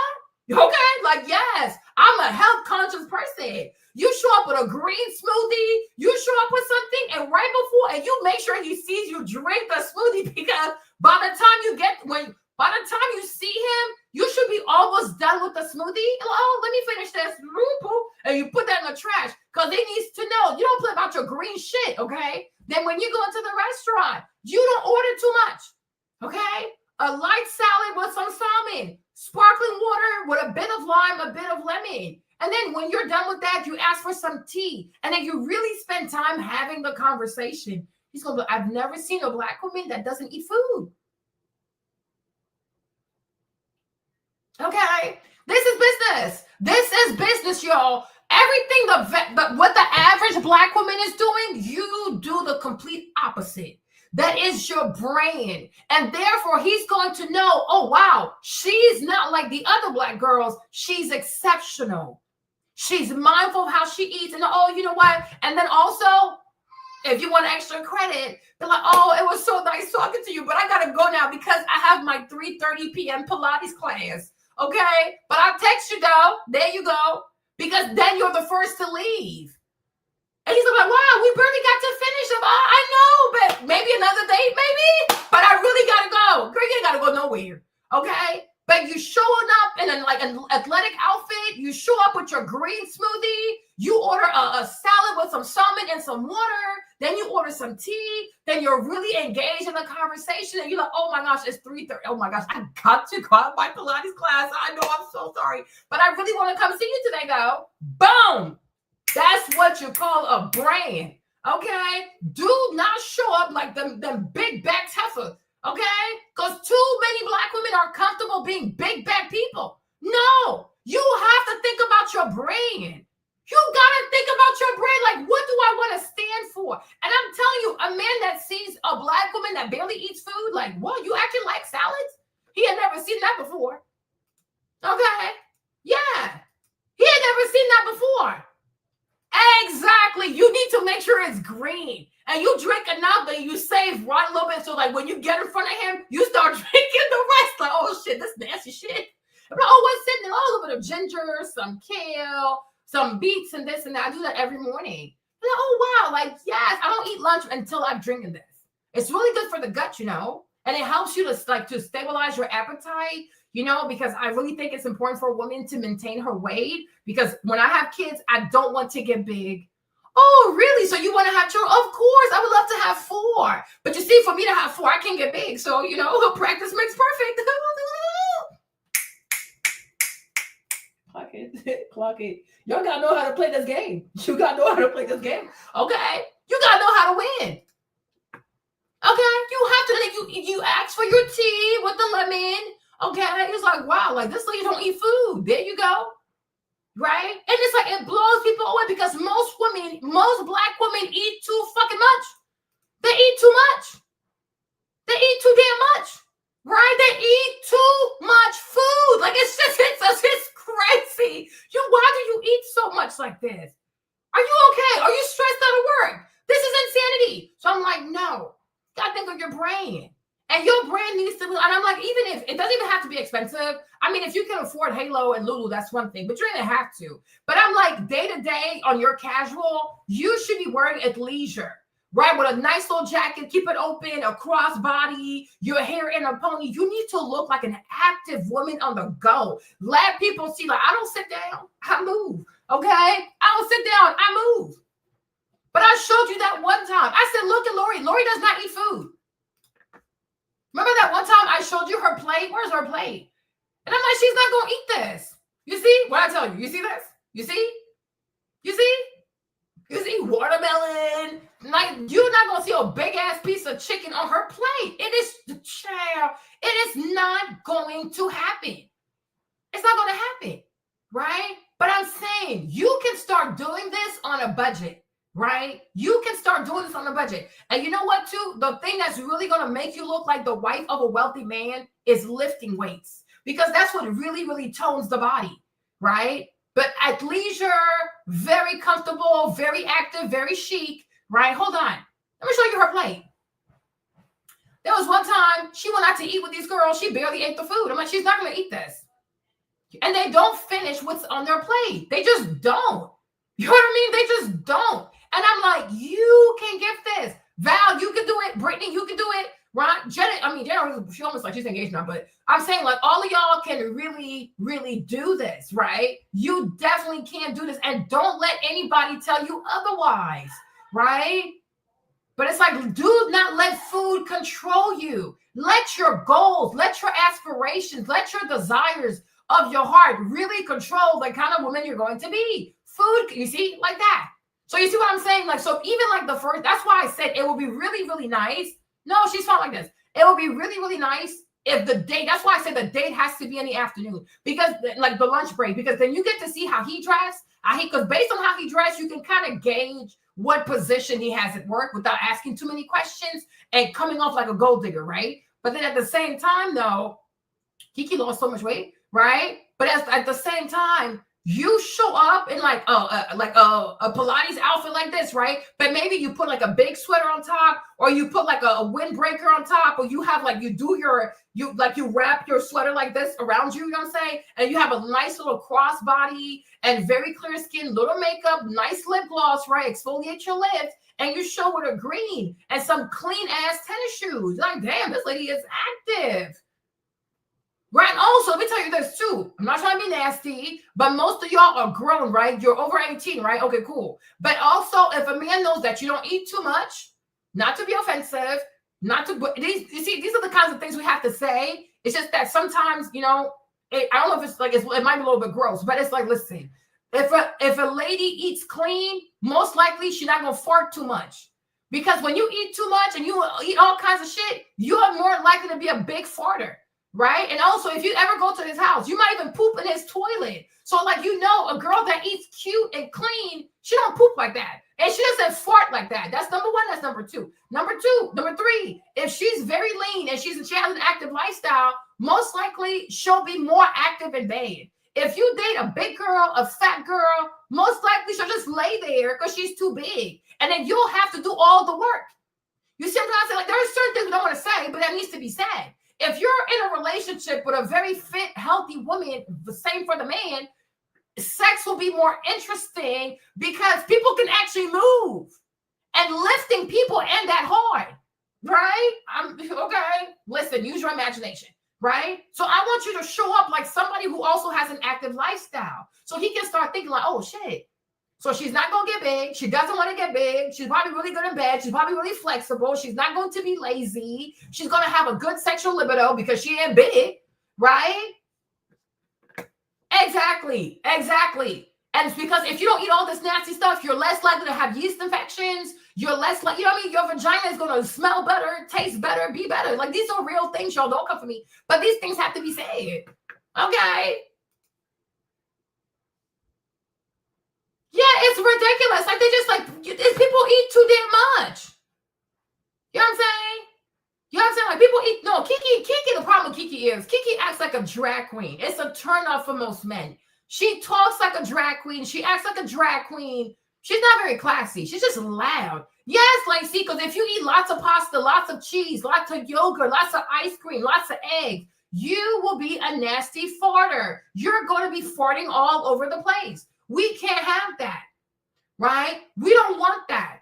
So that's why even like taking your greens, like doing a green smoothie and stuff, it's going to regulate your gut and you're less likely to fart all over the place, okay? But I'm like, that's a real thing. But I'm like, think about what I'm saying, right? You don't just want to have a look. You want to show off a lifestyle. Like, if he was actually 48 oysters, yeah, I think I remember that. The man was so taken aback. He just left. He paid for the drinks, but he let her pay for the food, right? But these women are just too comfortable eating like men on a first date. It's over the top. So I'm saying, for you to win, you got to be completely different than what the average Black woman is offering. Because then it makes you look like something unique. It's something different. It is something interesting. And then once you drink the tea, oh my gosh, I got to go because I have my workout class. So it's like, wow, she really cares about how she looks. Right? But I'm like, most men want to date, especially young men who are looking for somebody to be with. You do want to feel like something like a woman is a trophy to some extent, not to turn into an object, right? But like, yo, like that's a prize right there. Right? But you got to conduct yourself like a prize. And if you are a prize, you're not going to be out here just eating everything and anything. Right? Just like when you have a fancy car, you can't just put regular gas in a fancy car. Most fancy cars take 93 or up, maybe like a 98, I don't know. But when you have a regular car, you can put 89 in there. It's regular gas because it's a regular car. But you're not going to go put regular gas in a Maybach. Are you crazy? You're not going to put regular gas in a Ferrari. Are you insane? Right? That's not how it works. So what I'm saying is, if as a woman, you see yourself as a Maybach, you got to put 93 in there. And that's not all kinds of stupid, nasty food. You got to eat like 93. You got to eat like the stuff I eat actually fuels my body because I'm a Maybach. I'm a Ferrari. I'm a Porsche. Right now, I do drive a Toyota, but I'm saying like you should not see yourself as a Toyota. Unfortunately, most Black women walk around here like they're a bunch of Toyota Camrys with their big backs, right? And you don't want that for yourself, especially when you're single. Me, I have 3 kids. I'm not a baby. But you're single. You don't have children. You got to step outside like a Maybach. And you got to fuel your body like all you take is 93. That's it. That's that. Right? So if you know that, you know what, maybe every night, instead of having like dinner, I need to have a smoothie, so be it. Because you have to build your brand. You don't have a choice. Like, you don't have a choice. Right? Because it really is a competition. There's only but so many men out here with that kind of money. Right? So you got to do that. But I'm like, and also your entire page, if you have a social media, you got to clean up your social media and you got to start posting pictures and videos of yourself working out, eating clean food and things like that. Yes, girl, build your brand. Okay? Got to do that. You don't have a choice. So my point is too, right? This girl right here, her outfit is a hot ass mess, right? Because once again, she wants to marry a rich man. Her stuff needs to go in the trash. You got to invest in better gym outfits, tighter stuff that lifts up your boob. Your shorts have to be better. Maybe you take the money, right? You take the money and you start buying Owner Active. Now, you might not always have the money for everything Owner because, you know, it is a little expensive. But my point is, though, you can start buying a few pieces, right? You can start off, even Gymshark, you can find a few pieces of Owner Active, right? And start wearing nicer clothes, right? Start wearing better made gym clothes, right? You gotta look like, you have to look like a brand. right? Stop, like, you got to invest the money. Invest the money. Because otherwise, we can't take you seriously. And you cannot be mad at us if we don't take you seriously, because you don't even take yourself seriously. But if you say you want something, I'm expecting you to live it, breathe it, work for it, embody it, study it, right? You see? You see this girl? We're not going to tell this girl to lose weight. We ain't going to say that. Right? You got to buy better gym clothes. You have to buy better gym shoes, right? You also got to buy better underwear for your gym shorts. A lot of things have to go in the trash. But you cannot wear a top that has your boobs sagging. You have not breastfed a single baby. Why are your boobs sagging? See me, I fed 3 babies. So why do your boobs look on my boobs? That don't make no sense. That don't make any sense to me, right? So here we are. But you see, look at her outfit, right? Look at her outfit over here, right? Oh, I'm a gym girly. I'm a gym girly. Everybody that's a gym girly knows about the outfits like Halo, Gymshark, Owner, Lululemon, whoever, Nike, like, you know, Adidas. Like, there are some really cute outfits out there. But I'm like, what is this? It's giving the struggle. So I'm like, you shouldn't even come on camera looking like this, right? If you are really a gym girly, you need to represent and you need to show up. You need to look like this, okay? You can, and sometimes you can also look out. You can wait for sales, like wait until they have sales and, you know, buy a little bit at a time until you're able to fully, you see, stuff like that, right? You got to show up looking like this. You see what I'm saying? You see that? You got to show up looking like you're trying to go places. You see what I mean when I told you, like, show up on the first day with some kind of smoothie, looking like you're about to go to class after this, right? This is exactly my point. This is exactly my point, right? Look like something beautiful, right? Make sense? So that's that. That's what it is. I don't feel bad about saying it. Now look at this. What is this? But I want to be with a rich man. I want to meet a rich man. No, you don't. No, you don't. The girls on this page, these girls on this page are more likely to meet an affluent man before you do. Okay? These girls are more likely to meet a man that's affluent before you do. Okay? There you go. They're more likely to do it. You're not going to do it. Right? But it's like you should have, if you're a gym girly, you should have an aesthetic. And you should know what the aesthetic is. Right? And everything don't have to be from, there's another brand too. What's it called? CB? No. What is it called again?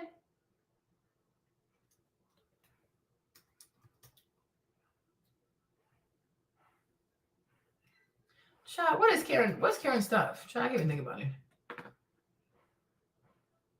Child, I can think about it. Okay. But there are other brands too. Like, you don't have to wear this one. You do not have to wear this one. Hold on.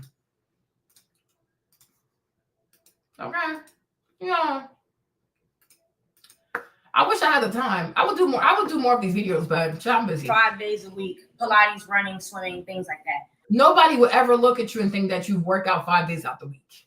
Nobody would. You're lying. You work out 5 days out the week, running, swimming, Pilates, and you have all this body fat. Girl, you lying. I am 140 pounds. And I do think that, like, even if you felt that way, right? The point that I'm trying to make is that wasn't mentioned in the live. So for me to see that and for it to be framed like that's something that I wanted to do or agreed to do was not what we talked about in the live.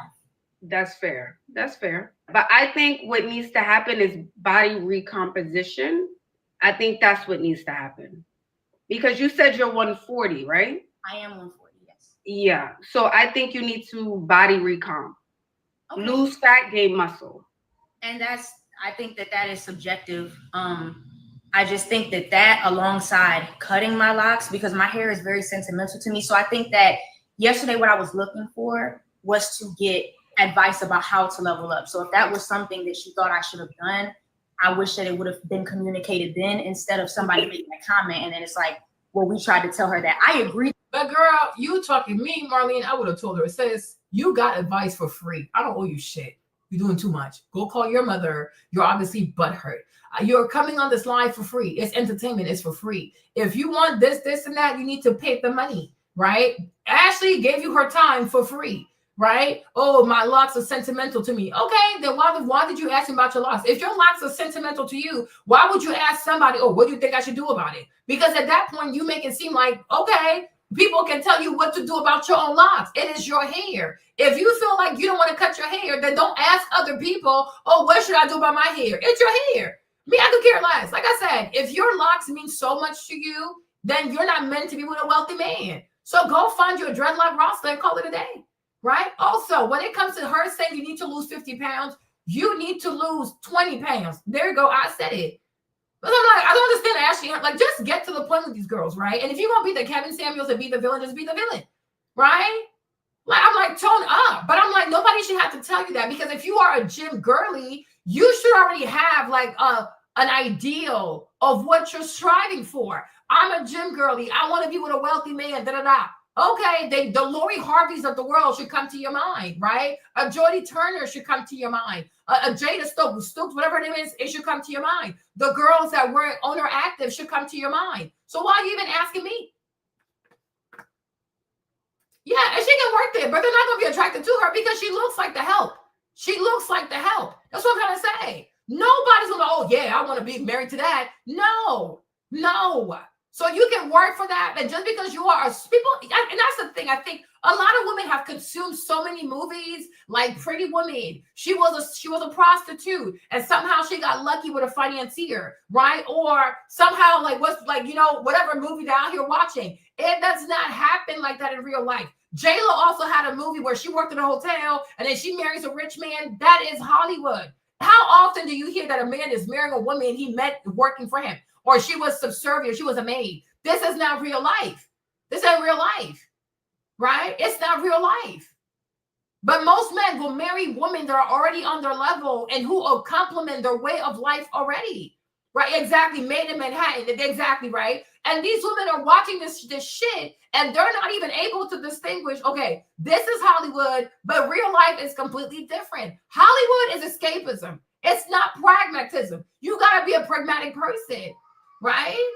But you cannot say to me that you are a gym girly, right? That you want to marry a man that's affluent and you think you can be half Afro and 4 locks at the bottom. Are you serious? Have you seen anybody that looks like you achieve that? No.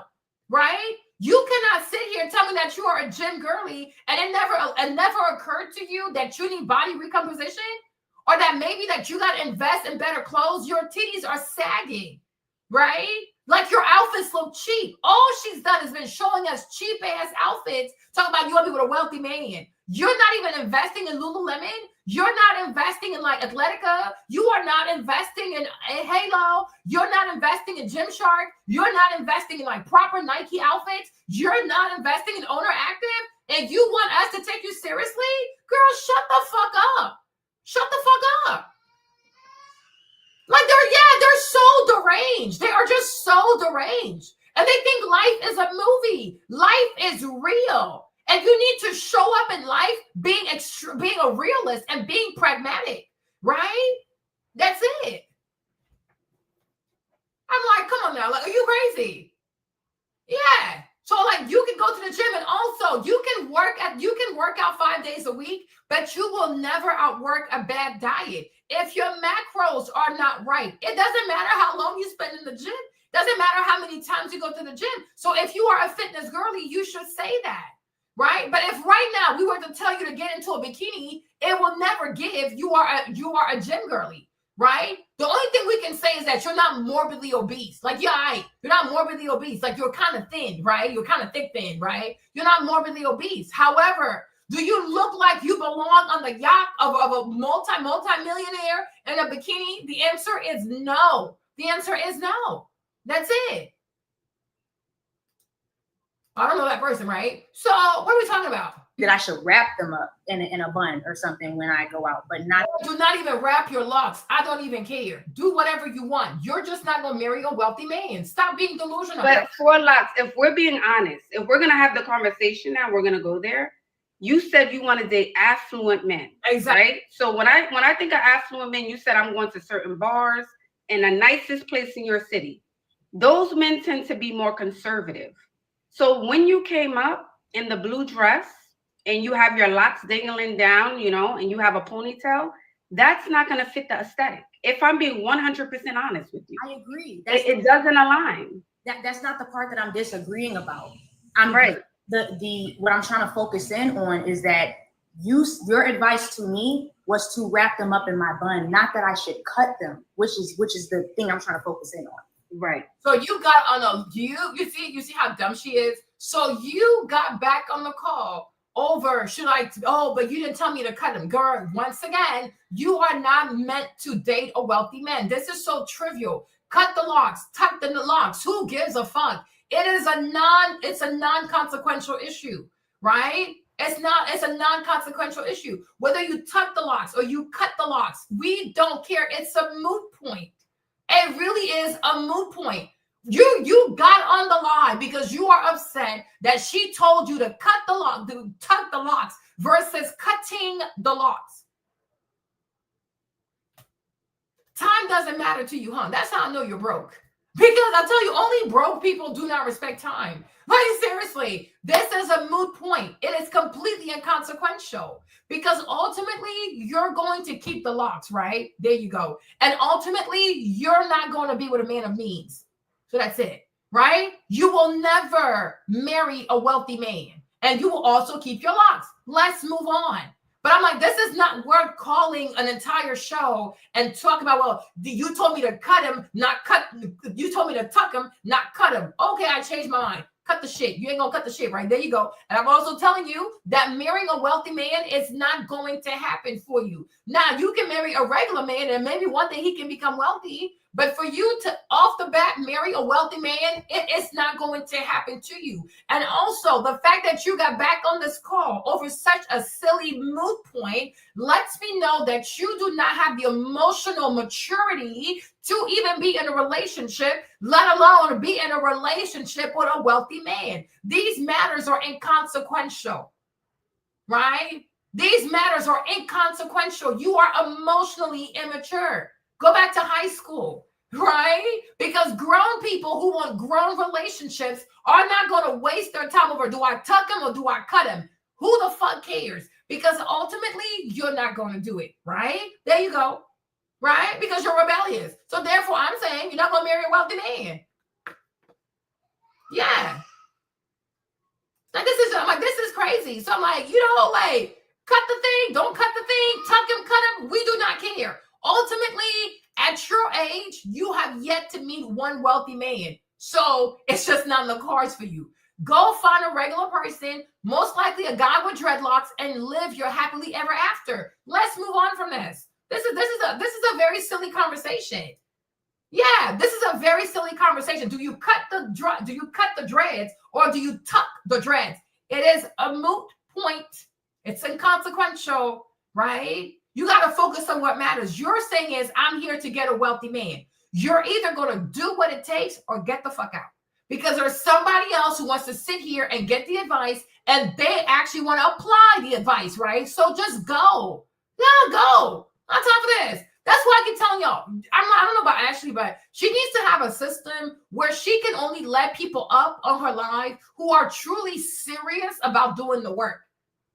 Not people who think they want to or just in love with the idea of work. No, there are too many lazy Black women. There are just too many. They're lazy. They're rebellious. They're contentious. They're emotionally immature. They're just not ready. Do not waste your time with these people. Time is precious. You have to let people up on the live that are truly serious about change. Like, you know what? I've tried it my way. I have not succeeded. And now I'm willing to listen to someone and hopefully it brings results. So that way, 3 months from now, 6 months from now, a year from now, we can actually check in and we're going to get positive feedback. We want to see positive testimonials. But when you are working with goats and I don't know, and donkeys and things like that, you will not have enough testimonials because they're goats. They don't listen.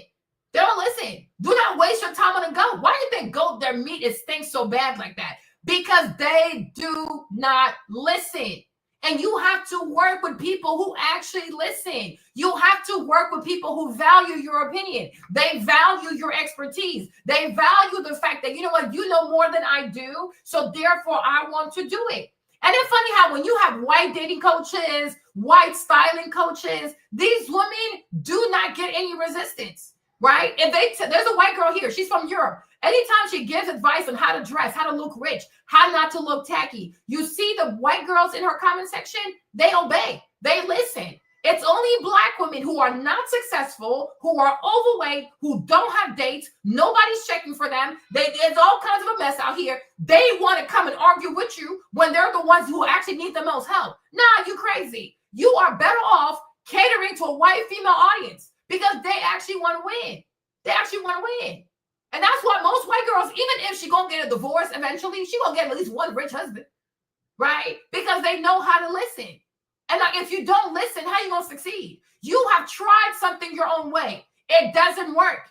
When are you gonna realize that, you know what? Maybe I don't know how to do this, and I need to submit, right? But no, they want to continue to be rebellious. So I say, let them be by themselves. Stop giving them advice. Stop doing it. Like, exactly. So what's the point of even dating her? Because she's going to argue. Right? She's going to argue.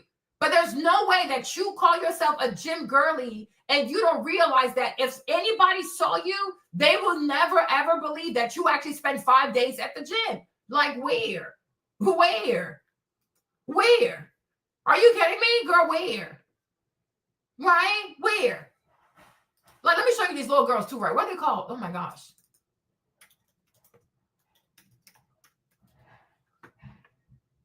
Those two, oh my gosh, they're black. They're mixed actually, but whatever. Forgot their name.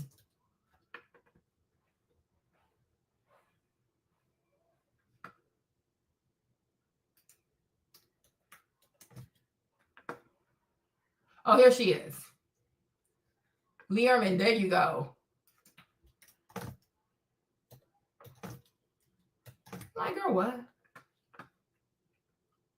Okay. Let me see if I can get to her.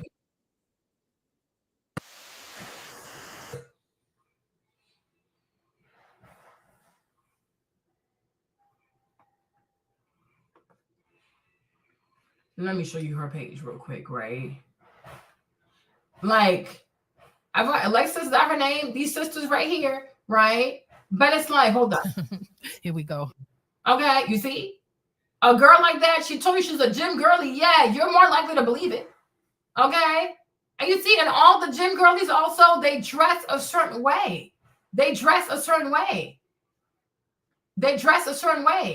So I'm like, girl, where is your fashion? Right? Because now the gym has really turned into a runway. Right? It has really turned into a runway. So I'm like, well, where is your fashion? Right? So like, no, don't gaslight me over here. Like, you're crazy. Like, you really tried it. I'm like, no. Lose 20 pounds. Right. I did say that. You're right. But I think you should cut them. Okay. I mean, I don't know if it's that I'm doubling down on it. That's why you're saying it now. But I just feel like. No, I think you should cut them. Okay. Also, I just wanted to be clear about what I was saying yesterday in terms of the people that I'm meeting at these bars. The first thing that I said to you on the live was that men are approaching me, right? I meet affluent men all the time, but the issue is that it's the married men. And I think a lot of times, even if I were to go out in a dress or something, even at nighttime, a lot of times the men that frequent bars. And the sad thing about these girls, that's why I say so many of these girls are so remedial, okay? I meet affluent men all the time. Sure, whatever, all the time. Okay, girl, no problem. With your bloated self. Okay, so you meet affluent men all the time, but the problem is they're married men. So there's something about your energy that gives side piece.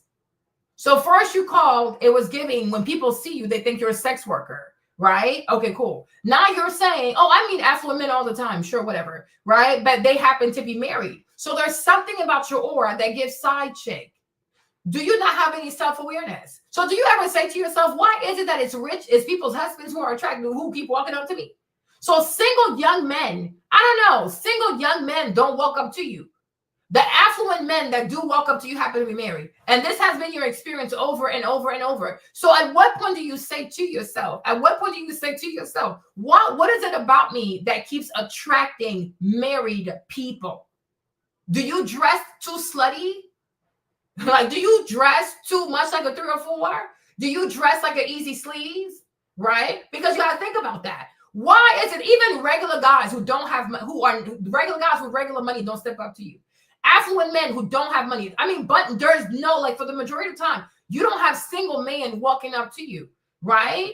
But it's married men who are stepping up to you. So there's something about you that gives side chick energy, right? So why don't you have self-awareness about that? And why don't you say, like, what is it about me, or maybe the way that I dress and I carry myself that makes these married men believe that I will be down to be a mistress? But you see, you don't even have self-awareness. Right? You don't have self-awareness. What is preventing any wealthy man who is single from stepping up to you? So if they haven't done that, they don't want to. And most likely they ain't going to do it. And there's nothing Ashley can say that even mean it's not going to happen. They don't want to do it. I don't even know. Because I think the problem is, because so many Black women are lied to on the end. Oh, yes, girl, you're a beautiful Black queen. So in their heads, it's not possible for her to come on the live and for you not to be impressed by her.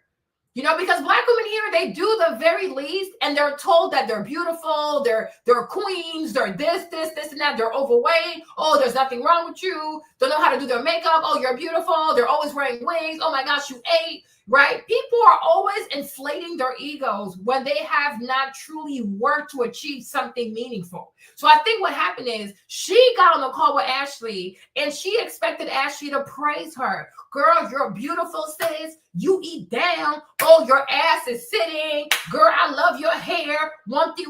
Because most Black women are narcissists. So for her, not hearing any compliments, but instead being told that, okay, if you want a wealthy man, there is work that has to be done. You gonna tell a Black woman that she needs to work to have something? What? You crazy. Right? It's the culture out here. It's the culture. Right? It really is the culture. Most Black women in America do not have self-awareness. And that's why anything you say, they're extremely combative. They want to fight. They want to argue. They want to insult you because they do not have self-awareness. It's the people that don't have self-awareness. That's what I'm saying. Do not waste your time because it's mental illness. They're mentally ill. It's a mental illness. Because to me, if you say you want to be with the top 5%, the top 10%, I already assume that you've done your homework. You know all the girls who date these kinds of men. You know their Instagram. You follow their Instagram. You know how they eat. You know how they exercise. You know that they shop at Halo. You know this, you know that. So nobody would have to tell you shit, because if that's fully the life that you want, you are constantly studying this kind of life. But to want something and not to even study, because most of these women are narcissists. Oh, because I want it, so therefore it's going to show up. Right? And then when you check them, oh my gosh, you know what I mean? Because Black women don't think they need to be checked. They're like, in their heads, they are the most desirable female group in the world. Like in their heads, they are the most desirable, right? But in reality, it doesn't click. And they don't understand that. Listen, it's one thing to believe that you're here, but you got to have the work that gets you there. You got to have the work. But you cannot say that you want to marry a young man that's worth $5 million, $10 million, $20 million, and then you're going to show up at a bar and find him. Why would he ever be at a bar? What would ever make you think that a wealthy man is sitting at a bar? Well, I'll be like, what? Right? And also, I want to marry a man that makes $2 million, $3 million, $5, $10 million. And I'm going to walk around wearing a $20 Fashion Nova dress, buy one, get one free. Are you serious? Even the shoes she had on. What is this atrocity? Right? What is this atrocity? Right? If you were really taking Pilates classes and you were actually going to those Pilates classes, you will see what these girls in there really look like. And you'll be like, oh shit, I got some work to do. Right? It's not like, oh, it's so hard to find inspiration, or it's so hard to find a role model, or it's so hard to find someone that looks like the lifestyle I'm trying to have. There are a bunch of girls out here who are serving nothing but lifestyle content, aesthetic content, switch up your life, glow up your life, one thing, one. The girls are giving all that kind of content. So my thing is, if this is what you say you want, how come you're not studying that stuff?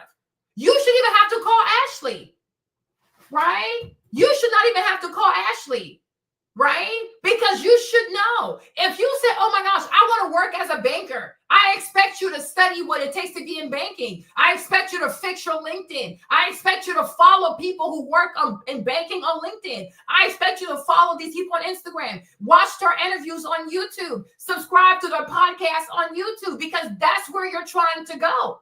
Oh, I want to be a banker, but I only listen to rap content, shade room content, whatever content. You are not a serious entity. And guess what? Most Black people are not serious people. They say they want a thing, but they don't want to sacrifice, don't want to pay the price, do not want to have to suffer for a thing. They want to weaponize being Black, weaponize slavery, weaponize, oh my gosh, I grew up in a food desert. It's so hard for me to have access to food. Black people always have all the excuses in the world, because they don't really want it. They expect to just drop out of heaven. It is rooted in narcissism.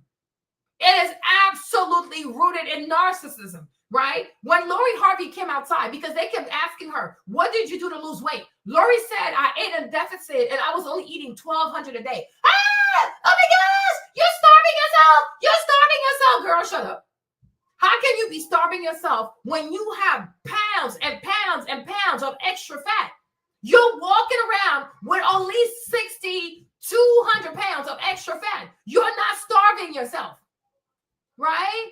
You're not starving yourself. You are in a caloric deficit because you have way more fat than you are currently using. You are storing too much fat, right? But you see, Lori, she lost the weight and she got the life that she wanted, because a price has to be paid for the life that you want to have.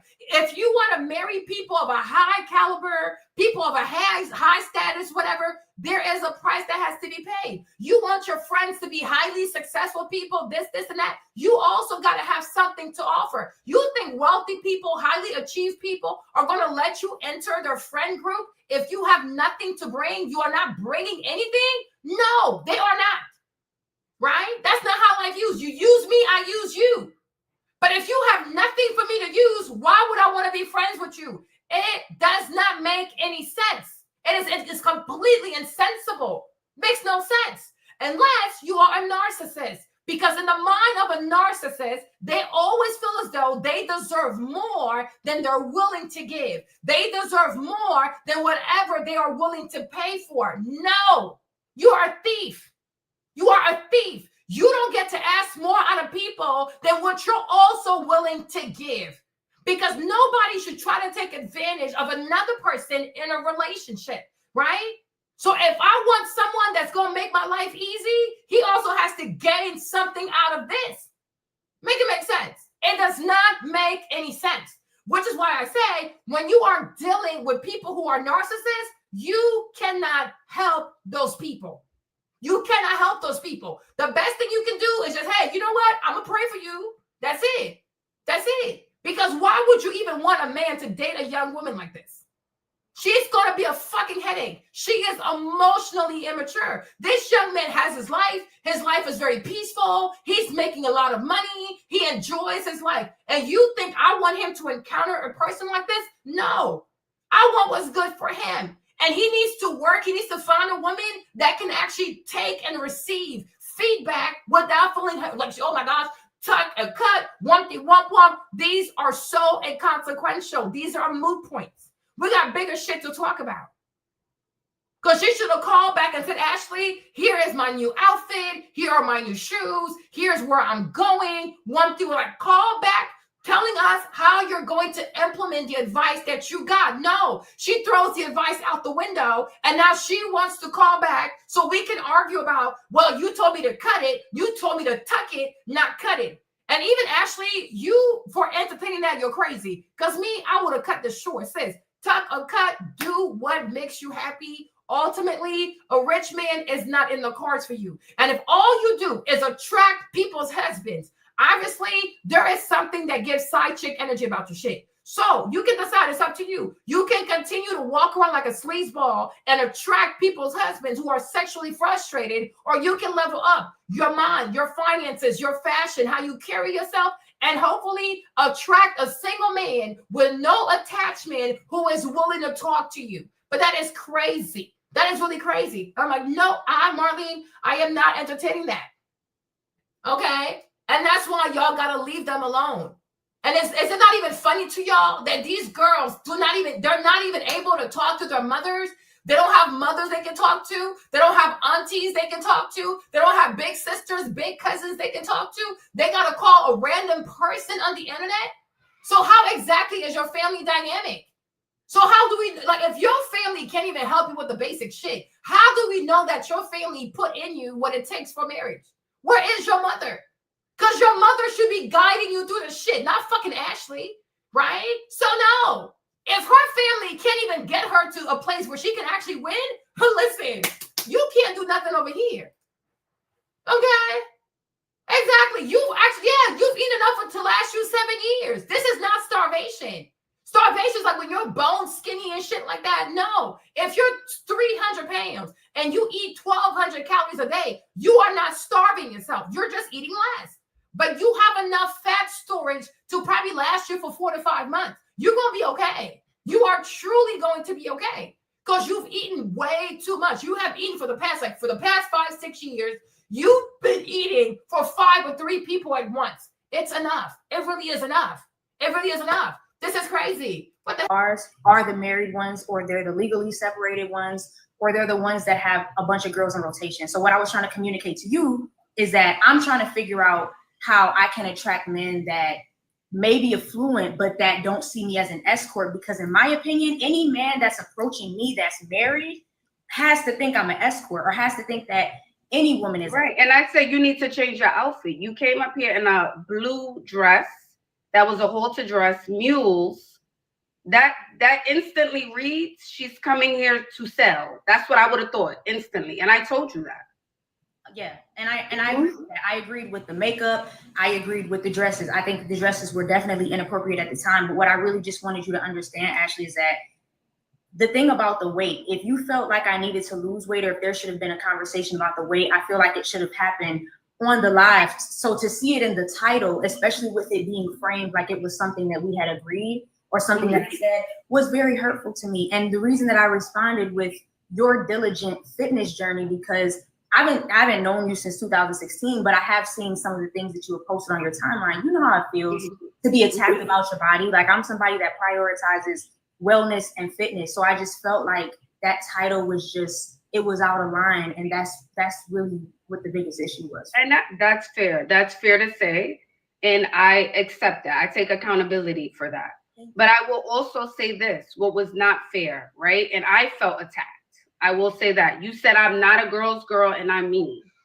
And I followed up and said, if I wasn't a girl's girl and I was mean as y'all think I am, some people think I am, I wouldn't be up here helping you guys, trying to get a rich man, trying to look better, trying to get better dresses. Mean girls don't help other girls out. So I also want to say that as well. I agree. And what I will say is I can understand that with you helping people and with me saying that, it can make you feel like. You see how Ashley apologized to her? You see how Ashley you see, this girl has a nasty attitude. That's why I tell you, some of these white girls, leave them the hell alone. When she said to Ashley, the fact that you didn't tell me to lose 15 pounds on camera, but you put that in the title, it really hurt me. So Ashley said, you know what? You're right for that. And I do apologize. So now Ashley is saying, but in the comments, you were calling me a mean girl. But if I was a mean girl, I wouldn't have helped you. Instead of her saying also, you know what, Ashley, you're right. I do apologize. It was my feelings. No, she wants to start explaining it away. So she wants to receive apologies, but she cannot extend an apology. Do you see why? You guys, let me tell you something, right? Listen to me carefully. There is a reason why some women out here don't have men. You see, you guys are so quick to want to cape for them because they're black women. No, they have nasty behaviors. And in the eyes of God, when God looks down on the earth like this, God does not see gender. God sees people. Are you principled or do you not have principle? Right? What you ask for others, do you also give it back to other people? Right? You understand? Some ladies are cursed. I will never stop. Some men are also cursed. Some ladies, their behavior is rotten. It is a rotten people. And many of these Black girls, their inside is rotten. Because if Ashley apologized to you, you said you were upset. She said, okay, sis, I concede to it. If I didn't say it in your face, I shouldn't have put that in the title. My apology. So now Ashley is saying to you, well, when you call me a mean girl, because that's not how she sees herself, that also hurt me. Instead of her saying, you know what, Ashley, I also extend an apology. I was upset, but now that we've talked and you've taken accountability for the title because you didn't say it to my face, I also want to say I'm sorry for calling you a mean girl. No, she can't do that. She can, and that's who most Black women are. They are unable to say sorry. And you think most people need to line up to date these people? You are batshit crazy. You are truly batshit crazy. If she can't even apologize to Ashley, a fellow woman, a fellow Black woman, you think in a relationship she gonna say sorry to people? You think in a relationship, especially in this country that tells women that they have the right to mistreat men, abuse men, torture men, take their money, lie on these people. If she can do this to a fellow Black woman on camera, imagine her behavior in private. Imagine her with a man. When America says you have the right to be abusive towards a man, she will take advantage. She's a narcissist, like most Black women. They're a bunch of narcissists. Right? Your sister apologized. She's also now telling you, you've hurt my feelings. So you should say, before you start explaining away, we should keep a good tradition and be good Indians. It's like, you know what, sis? I also apologize. It came off, and when I saw the title, I got really hurt. So I'm like, oh, is she being a mean girl? Because you didn't say it to my face, but now you put it in the title. But you know what? Now I understand that's not what you meant. So I also want to call you. I also want to apologize. She ain't going to do it. And that's why, on average, most Black women in America, their friendships don't last more than 5 years because they don't know how to respect anything.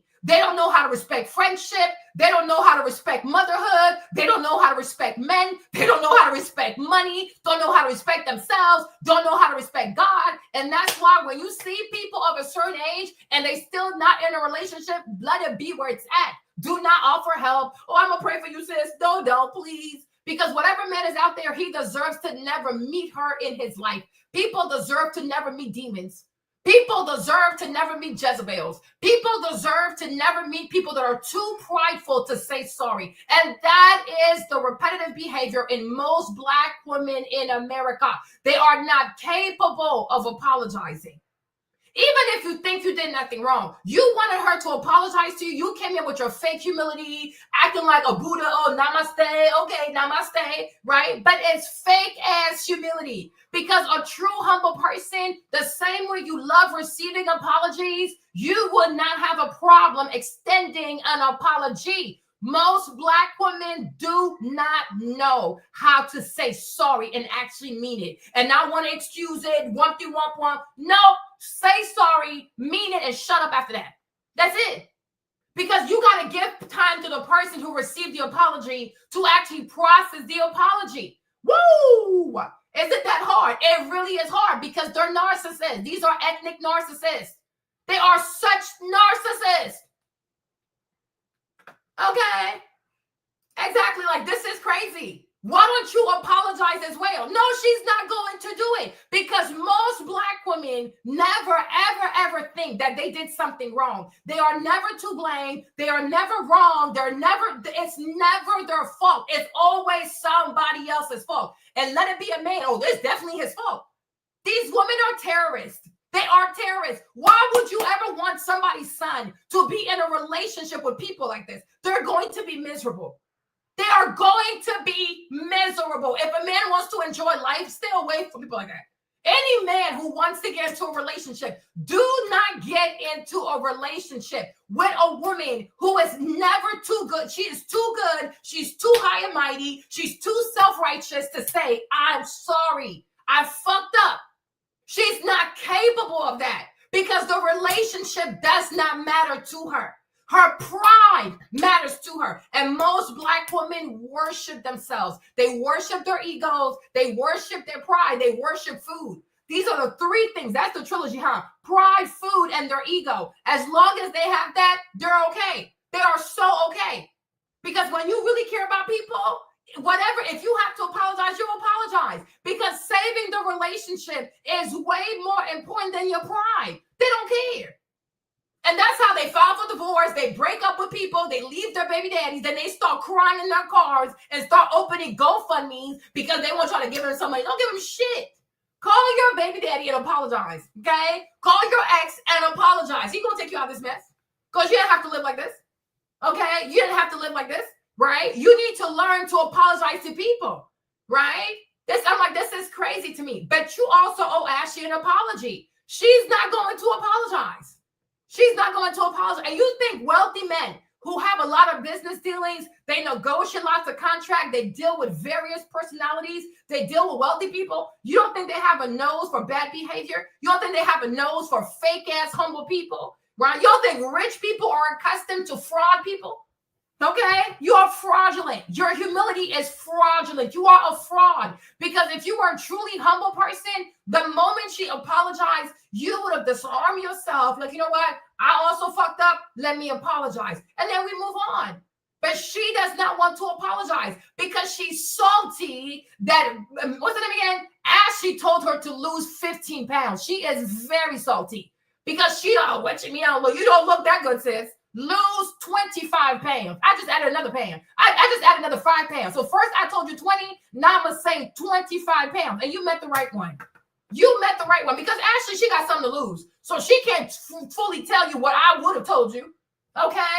Yeah, let them be. Let them be. Let them get scammed. Let them go on dating apps. Let them give their coochie up to random ass people. Let them be. This is exactly what they deserve. A lot of people, they have the life they deserve. They are incredibly rebellious. They are rebellious. They're prideful. They're full of ego. They're egotistical. They're narcissists. They're not humble, right? They don't have self-awareness. So they get exactly what they deserve. They have the life that they deserve. And if it's hard, it's difficult, who cares? You have what you want, right? It's like one day my uncle called me saying that his big brother had a freaking stroke. I said, okay, Ann, Marlene. I said, what? I said, Uncle, when you live a life where you're always fighting people, you're always yelling at people, you think because you're a doctor, you have so much money, you can talk to people any kind of way. Well, guess what? You're asking for a stroke.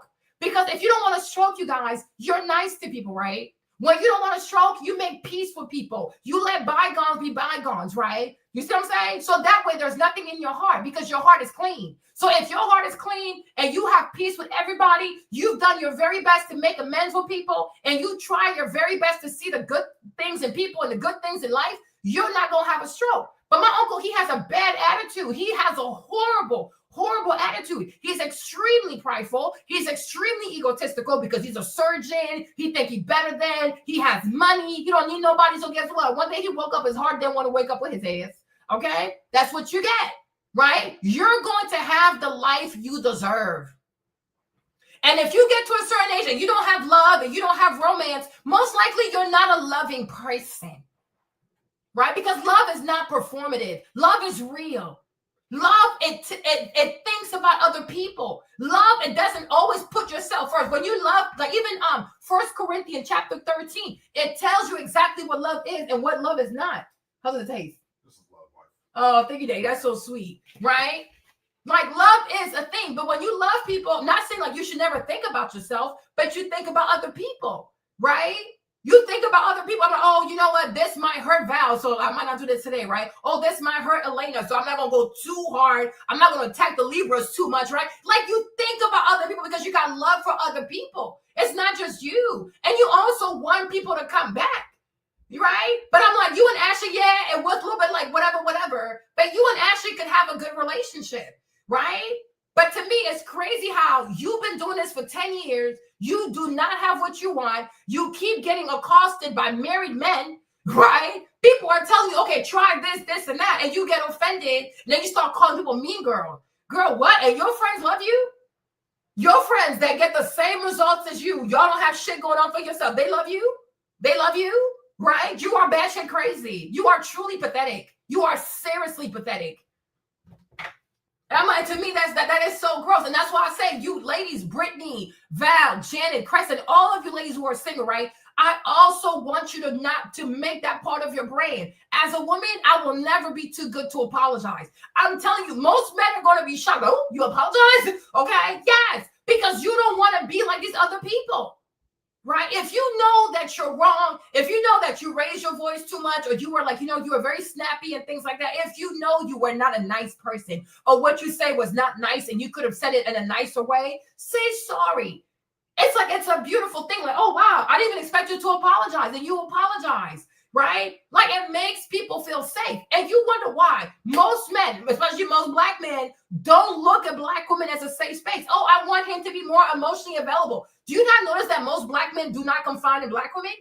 Because they know they can't be trusted. Because whatever you say, one day she will weaponize that and cuss you out with it. Because she don't have self-awareness.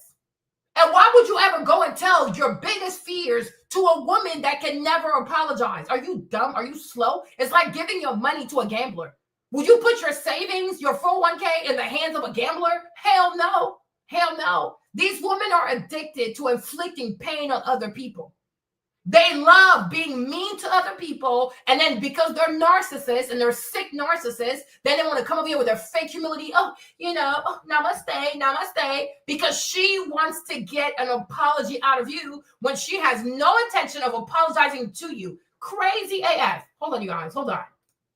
I'm saying that you weren't helping me at all. I think that what I was trying to communicate is that with a title, with these lies here and this false narrative, is this somebody that really wanted to help me? Because I was looking forward to coming back. I was looking at my little milkmaid dresses today, but with that title, I was just like, damn, I never said I needed to lose 15 pounds.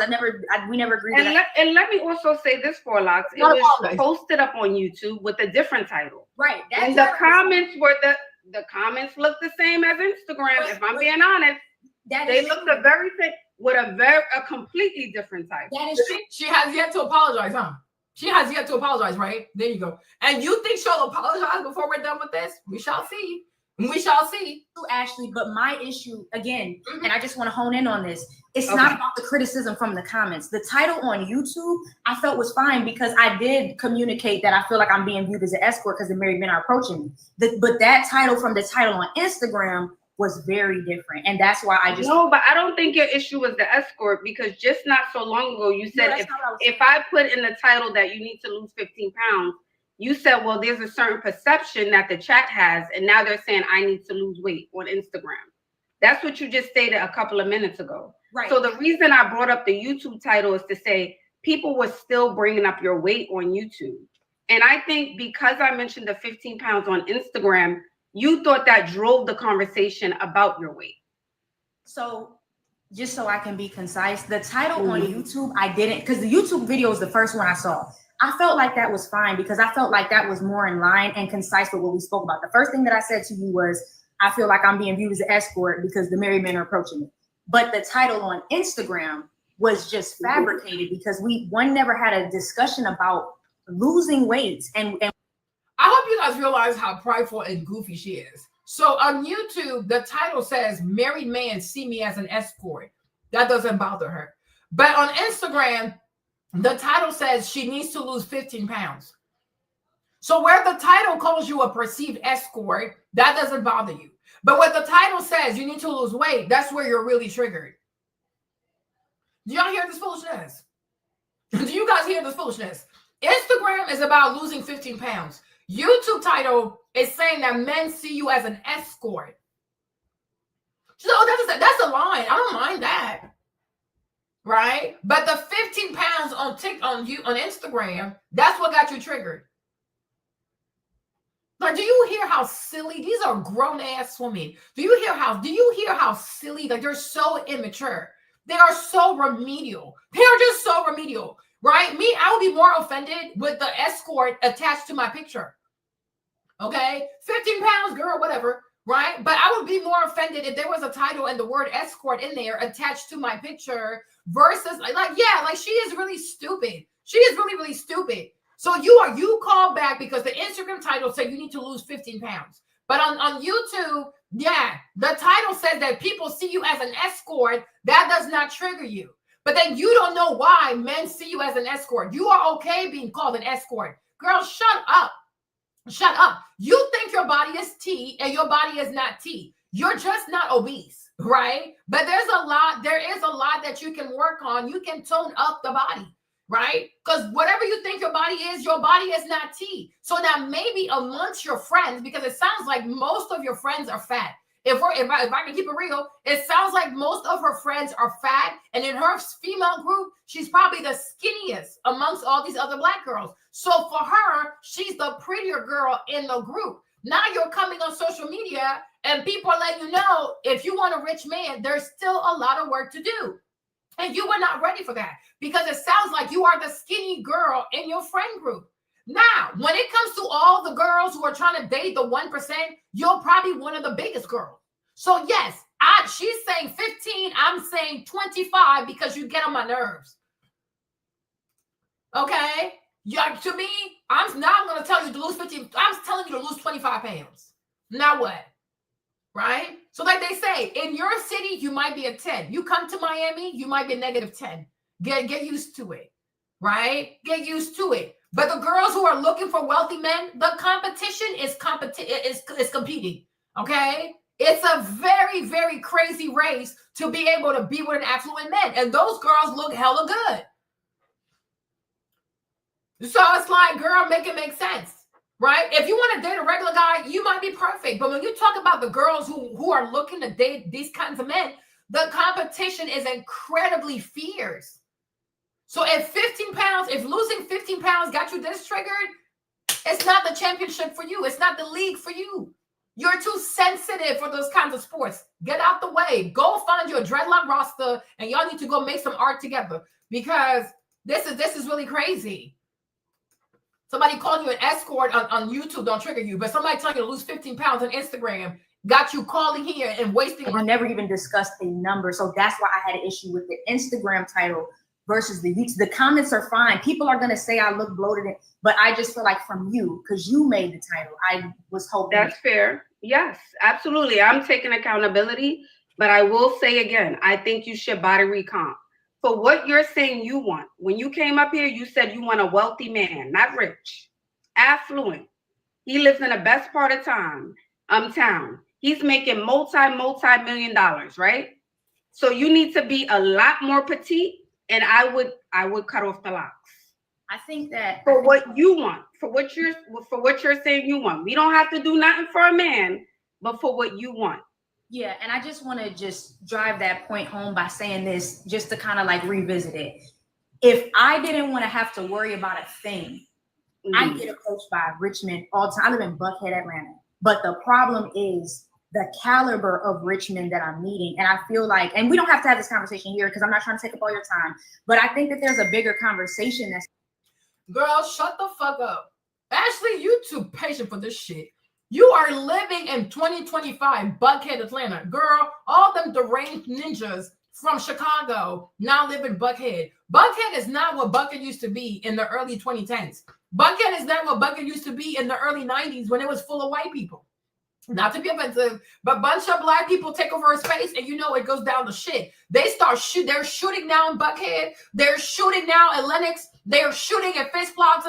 They're shooting up and down Buckhead. Buckhead is not as luxurious as it used to be because when too many black people show up somewhere, shit just goes down to shit. So even like look at your appliances, look at your apartment. It looks basic because it's not the Buckhead of yesteryear. So get that out your mind. Okay, at this rate, you might even say that you live in Atlanta proper. Anybody's sitting here impressed. Okay, no one is sitting here impressed. Also, Buckhead, Atlanta, period. Atlanta proper. Atlanta is known for being, but it's full of scammers. It is full of scammers. Don't you ever forget that what's his name? Portia met Simon in Atlanta.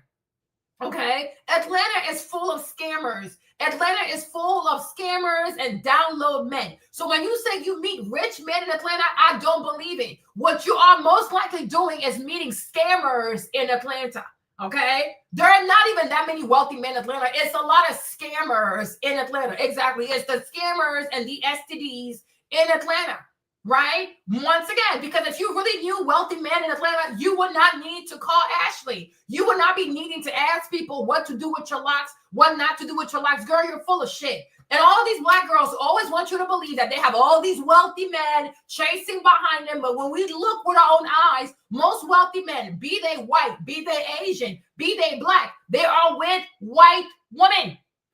Right? So miss me with the bullshit. The data does not show, nor even like the anecdotal experience does not indicate that most wealthy men prefer black women. Stop fucking lying. It is disgusting. Right? Uncle Shay Shay probably paid $20 million to that white girl so she can shut the fuck up. Okay? Most wealthy men are not with black women. And I understand why. Okay? Most wealthy men are not with black women. So there is no way that you are this anomaly in a Buckhead and you have all these rich. No, you are meeting scammers.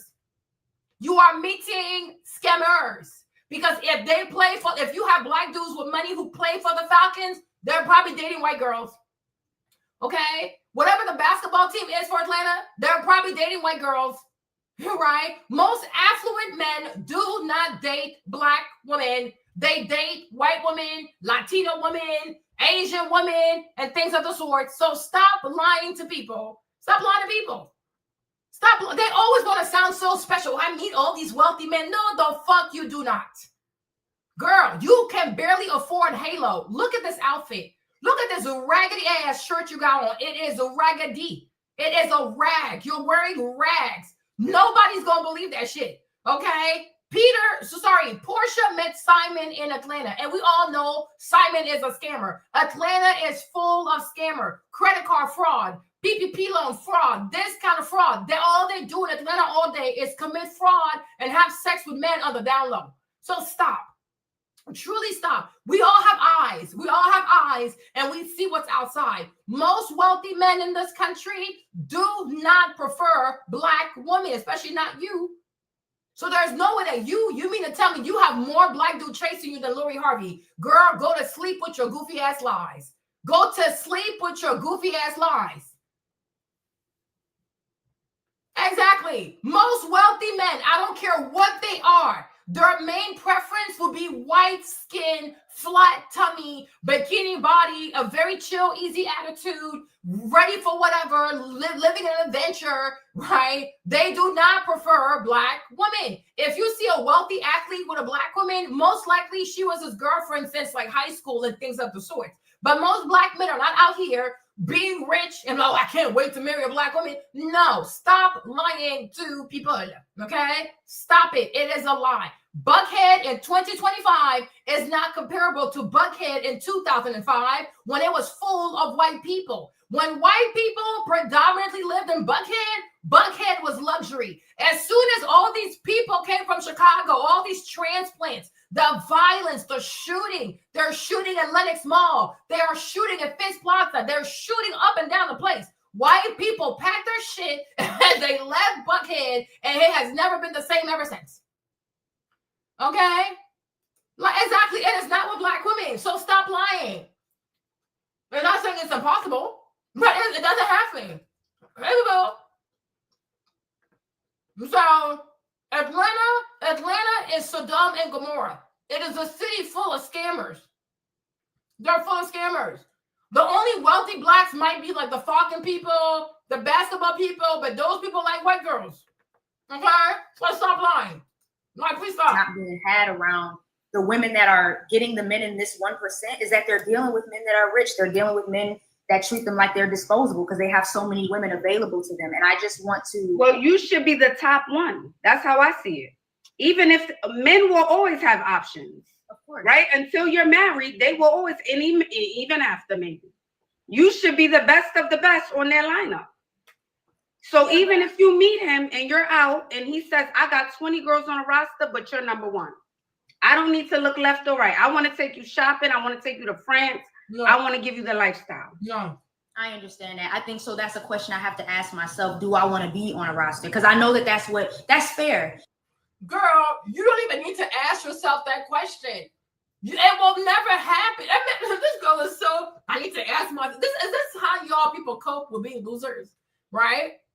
It's like a coping mechanism. It will never happen. So you don't even need to ask yourself the question. Let me tell you something. No man, no wealthy young man Okay? No wealthy young man, especially a black dude. Like, let's say you have a black guy. He could be light skinned, he could be dark skinned, he could be in between. Super rich, super sexy, 6'7", full of muscles, gorgeous teeth, lots of money. He ain't gonna offer you shit. Are you dumb?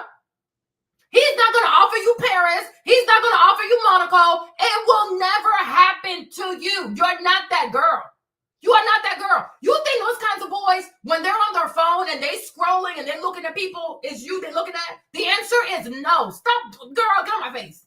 Get out of my face. So you don't have to, I need to ask myself if I want to be on a roster. Girl, you will never even have that choice to make because they've made the choice for you. It will never happen for you. Go somewhere with that. Are you insane? Are you truly, truly insane?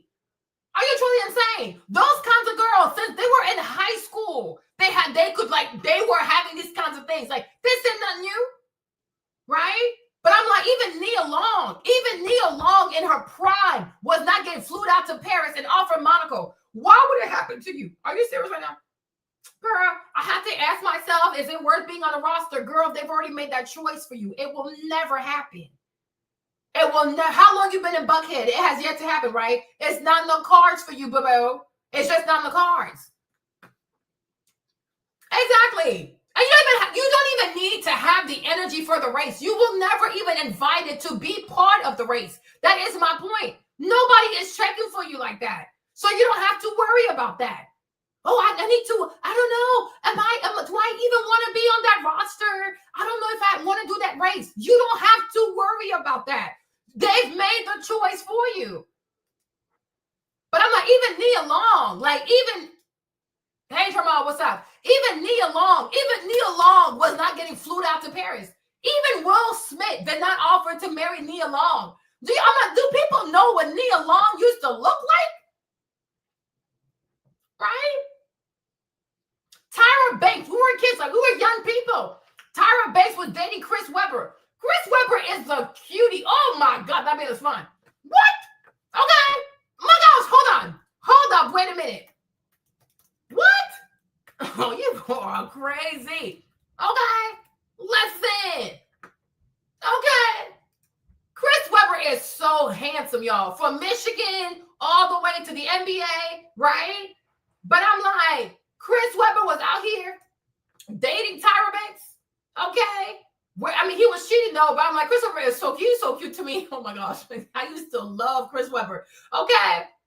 Right? But my thing is though, the thing of, hey, what's up, Jamal? Right? But the thing is, Tyra was a supermodel. Do you remember Sports Illustrated Tyra Banks? What the fuck? What the fuck?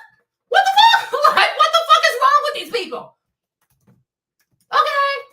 These women have gotten so accustomed with being overweight because now it's so glamorized.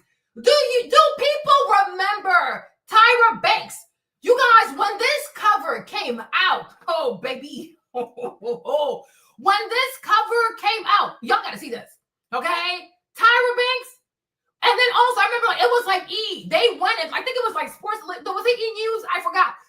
They went on the photo shoot and they recorded the photo shoot, y'all. When I tell you Tyra is gorgeous.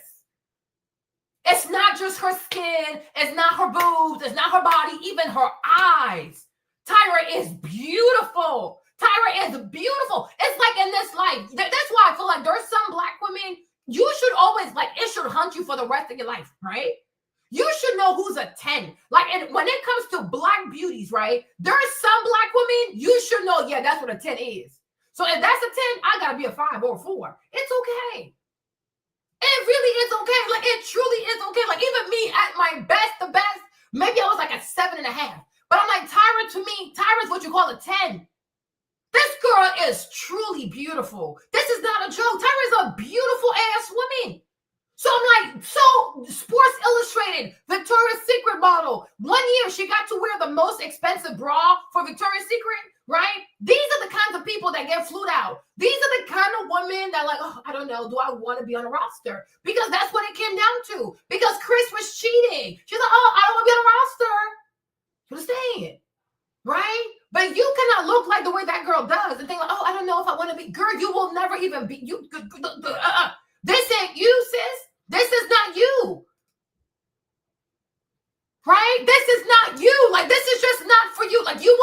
be that girl. You don't have to worry about this, right? Just don't worry about it. But I'm like, Tyra's body, it wasn't even like, it didn't even feel like it was real. You guys, Tyra she was so damn gorgeous. She was so fucking gorgeous. And you see, once again, look at this picture, right? Look at this picture. So then when we're telling you, you got to lose 15 pounds, we're not lying. How much do you think Tyra weighed in this picture? How much do you think Tyra weighed in this picture? This is the kind of girls, these are the kind of black girls that get basketball players, okay? Them people right here. Right? You see this? Her eyes, her skin, her body, like Tyra is a dream. No, Tyra was beautiful, man. Tyra was gorgeous.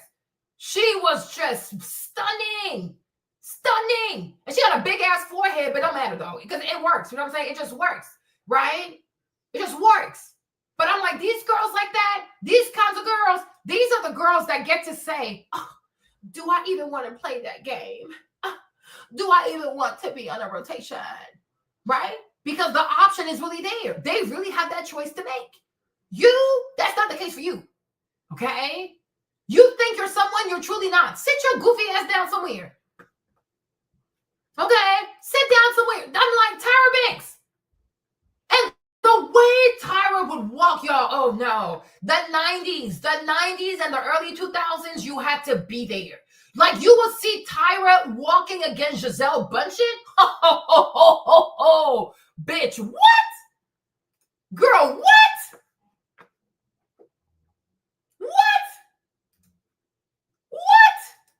What is you talking about? What are we even, look, oh my gosh. What are we even talking about? What are we talking about? Please tell me, what are we even talking about? What are we talking about? What are we talking about? And like I said, how much do you think Tyra weighed in this picture? Y'all go ahead, answer the question. Because I know it's not 140. I know damn well it's not 140. Okay? It is not 140 pounds. Okay? So,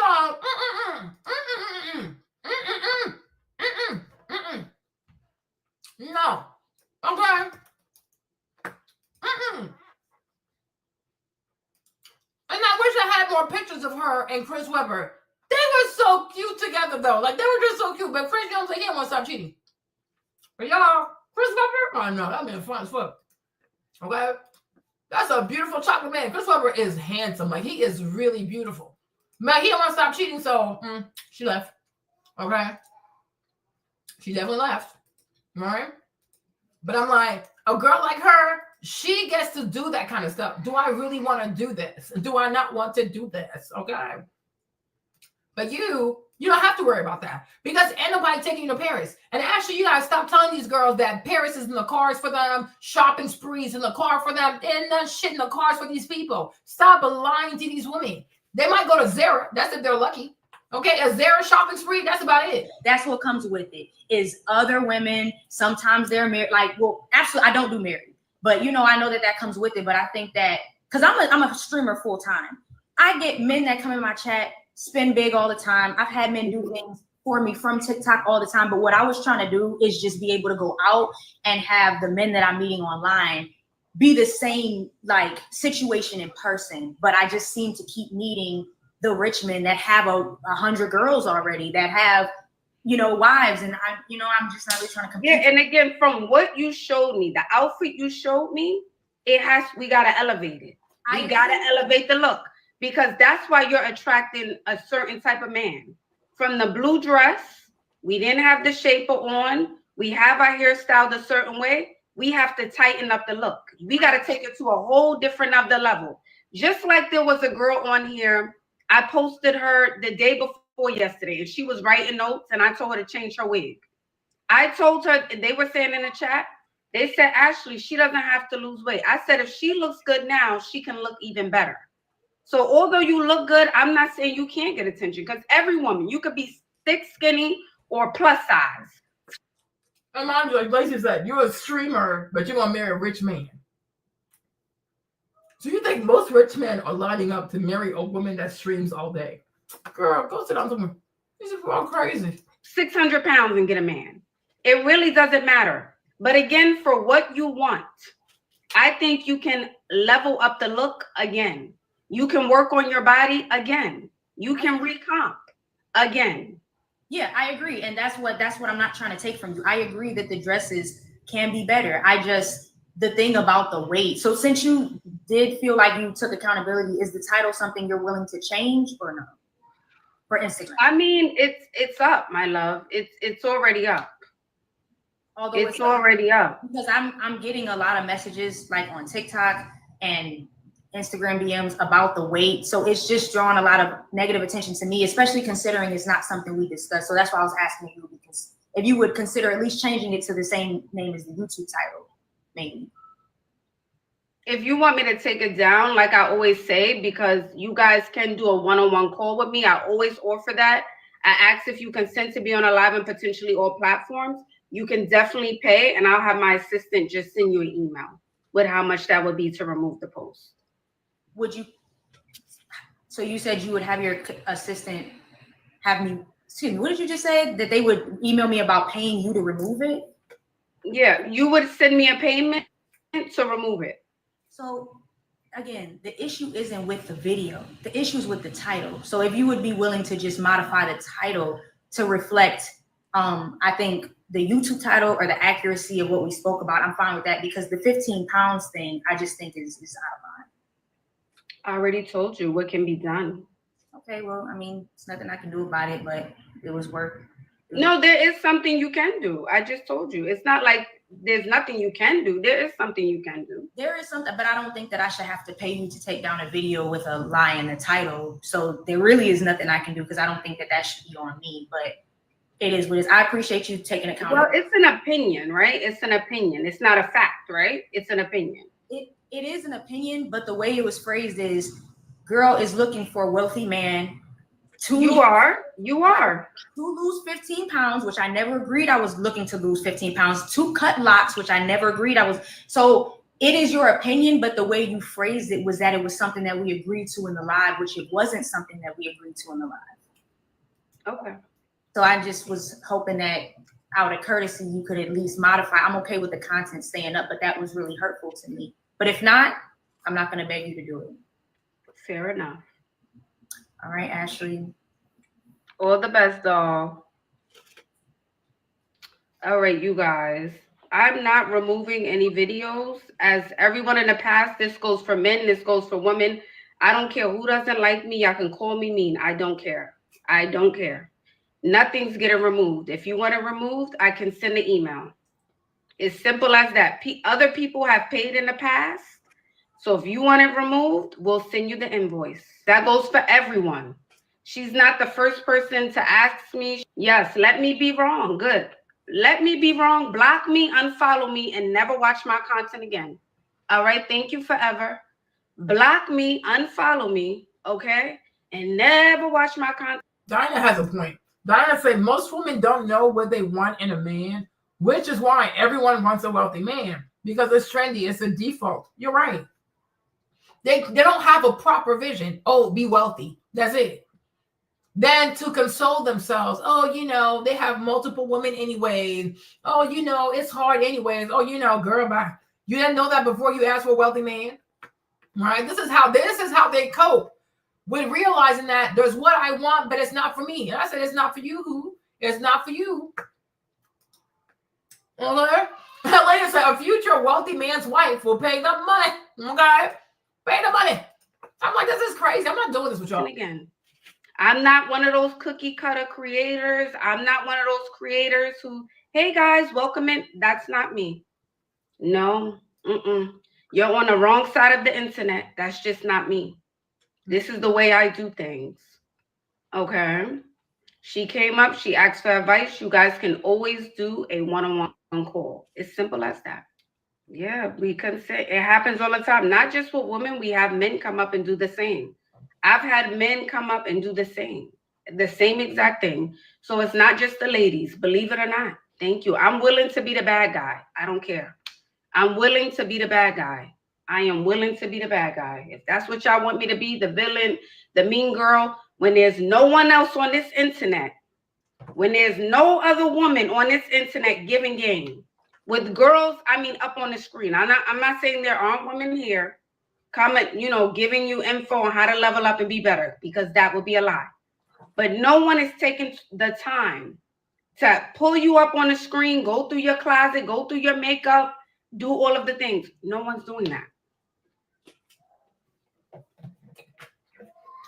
If you saw it and you disagree with the video, make a video. That's fine. It is what it is. Yeah, even the ones who are coming for me in the comments, y'all the same ones taking notes. That's how it works. The same people who will dog you out will be watching your content religiously on the live from a private page, taking notes. Mm-hmm. So please spare me. Spare me. Mm-hmm.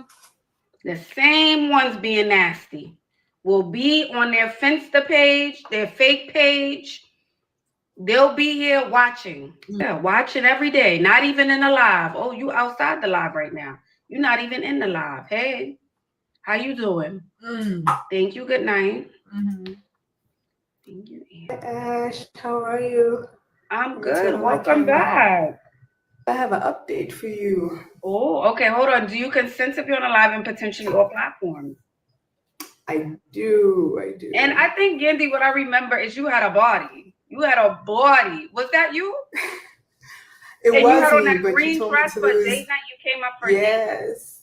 Mm-hmm. Yeah. And you had the sleeve. I had asked from Yeah.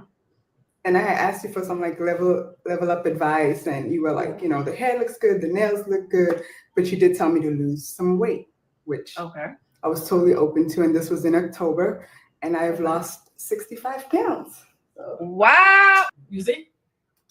Now, this is my kind of black queen. Clock it, okay? You see? This is why I tell you, you have to deal with emotionally mature people who realize, like, you know what? I tried it my way. I didn't win. So now I want to listen to someone who can get me to win. So she's not just picking on people when she says to lose weight. She told this lady to lose weight. She didn't get upset. She lost 65 pounds. Look at her. You know what I'm saying? 65 pounds. They're asking you to lose 15. You're in your feelings. You want to come back on the live. You want to take up space for 30 minutes. Yeah, like the girls that get it really do get it. And unfortunately, it's not that many black women, but it's okay. It's better to have a small cluster of beautiful, amazing ass black women and help those women to reach their potential. Then you've done your part. You can't help everybody. Okay, you cannot help everybody. You have to help the black women who you know what? I want something so much better, something so different. And I want you to help me get there. You see, she lost 65 pounds. She wasn't upset. She came back to actually give a beautiful update. No, you want to get back on the live to argue over should you cut it or tuck it? Should you lose 15 pounds? Girl, 15 pounds is not even that serious. You can lose that in 2 months. Why are we even here? Why are we here? This is crazy. Okay. Clock it. Right? Nah. We are tired. Oh my God. Look at the thigh gap. Honey. Body is bodying you. Yeah, I'm happy. I feel good, and so I just wanted to come back and wait, honey, body is teeth. Didn't I say that? I said I remember that she had a body.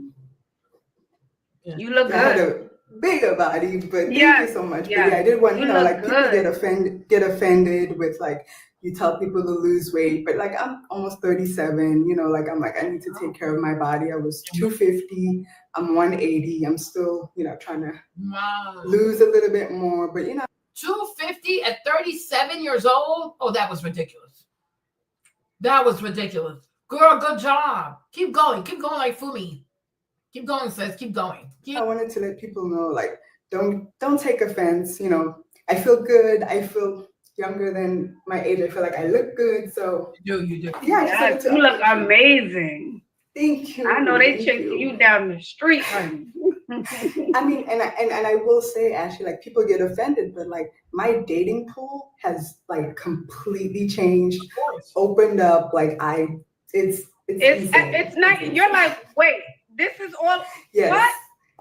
It's insane. So thank you so much. It's hard. Because what the reality of it is, you guys, when you treat yourself right, when you lose weight, you treat yourself right, you show people you care about yourself. right? But if you abuse yourself, why would other people want to invest in you? If you don't take care of yourself, why would a random person want to come and be nice to you? You're mean to yourself. You're mean to yourself. But when you take care of yourself, when you're mindful with yourself, you lose weight, you exercise, you eat right, people are more likely to be like, wow, like she takes good care of herself. So if you get close to her, you also got to take good care of her. It makes perfect sense to me, right? People are always going to be nicer to people who take great care of themselves because you show people how to treat you. If you're abusing yourself for food and you're getting largo, then yeah, you don't care about yourself. So other people gonna come in and I don't care about you. You're like a mural. If you pee against it, other people gonna come and pee against it too. Because who cares? Who really cares? But the more you take care of yourself, the more you inspire other people to want to be nice to you and to want to be mindful how they treat you because you look good. That's a fact of life. Hard to hear, obviously, as like a woman, you know, like you gotta lose weight, but like honestly, like for me, it's what I needed, and you know, the work has been done, and I feel good. So that's beautiful. You look good. You look good. Well, keep thriving and keep shining. I appreciate it, Ashley. All right. You're welcome, doll. Bye-bye. Bye. Oh, Yandy looks good. Yandy looks amazing. Right to her. Amazing. She looks amazing. I don't know. I will say this. I think when it comes to Black women, specifically Black women, I'm not saying all women, but I'm going to specifically talk to my Black ladies. Yeah. My African American, a part of the African diaspora. It is a very sensitive topic to talk about weight. Yeah. It is very sensitive topic to talk about weight. And I think for so long and for so many years, this idea of being thick has been promoted to us as being healthy. No. I'm just going to go ahead and say. And we have to be honest. We know what a thick Black woman is. A thick Black woman still has curve. A thick Black woman, you can distinguish her torso from her ass, right? When you're built like a couch, there are some Black girls out here who look straight up like a couch because they're always in the couch eating. So it gets to a point they lose their curve, they lose their ass. It's just straight up back, right? That was never that. What we're talking about is a thick Black woman like Jill Scott is thick. Like people never had an issue with Jill Scott because we know she's thick. Like that's what being thick is. You're just morbidly obese and you have no shape. Like there's no shape to you whatsoever. So no, what they have done is pervert the definition of what it is to be a thick Black woman. But we know what a thick Black woman is. We have seen thick Black women growing up. And those women were still very curvaceous. And everybody knows, like her, she'll never be a size 2, 4, 6. That's just not her. She's like an 8, 10, 12. You know what I'm saying? But she's like this. She's voluptuous. That's what a thick Black woman was. Like Buffy the Body. Like we knew Buffy the Body ain't. She's never gonna be a size 2. It's not gonna happen. Okay? It's just not gonna happen. Right? But it's like that's what it meant to be a thick Black woman. It was people like Buffy the Body. That's a thick Black woman. She'll never be a size 4. It ain't gonna work, right? But now what we have done, because we are believing in all this inclusivity, but what's it called? Health at every size, the Lizzo effect, right? We want every Black woman to feel beautiful. So even when she's morbidly obese, oh, you're a beautiful girl, you're just thick girl. No, she's morbidly obese. She's like obese type 3. She's pre-diabetic. Okay? But we've always known. You have the Tyra, like Tyra's very skinny, like, Tyra Banks is skinny, but then you'll have girls like Buffy the Body, and Buffy the Body, that is what you would call a thick Black woman. Like she will never be a size 4. It's just not gonna happen. But it looks good on her because she has curves. Like, you know what I'm saying? She ain't built like a couch. She's not built like a refrigerator. Today, what we see is that a lot of Black women are built like refrigerators. When you see them from the back, you can't tell where the torso starts, when the torso ends, where the hips are, and then where her butt is. You can't tell the difference. And so that is not thick. You are built like a fridge. And what we're saying is no woman should look like she's built like a fridge or she's built like a freaking couch. Get up, walk, like do something. But you cannot be built like a couch. You cannot be built like a fridge. That is excessive. That is really, really excessive. Today, too many Black women have got comfortable with their big backs. They're just too comfortable. It's like, no, it's really no, right? And once upon a time also, a lot of Black women, like, they were on it. You didn't have to tell her to lose weight. You didn't have to tell her to eat less food. They were not eating food like this. They were not eating, like in the 90s, nobody was really obese like that. Like, you really had to go look hard to find someone obese, right? In the early 2000s, most Black women were not this big. In the early 2010s, most Black women were not this big.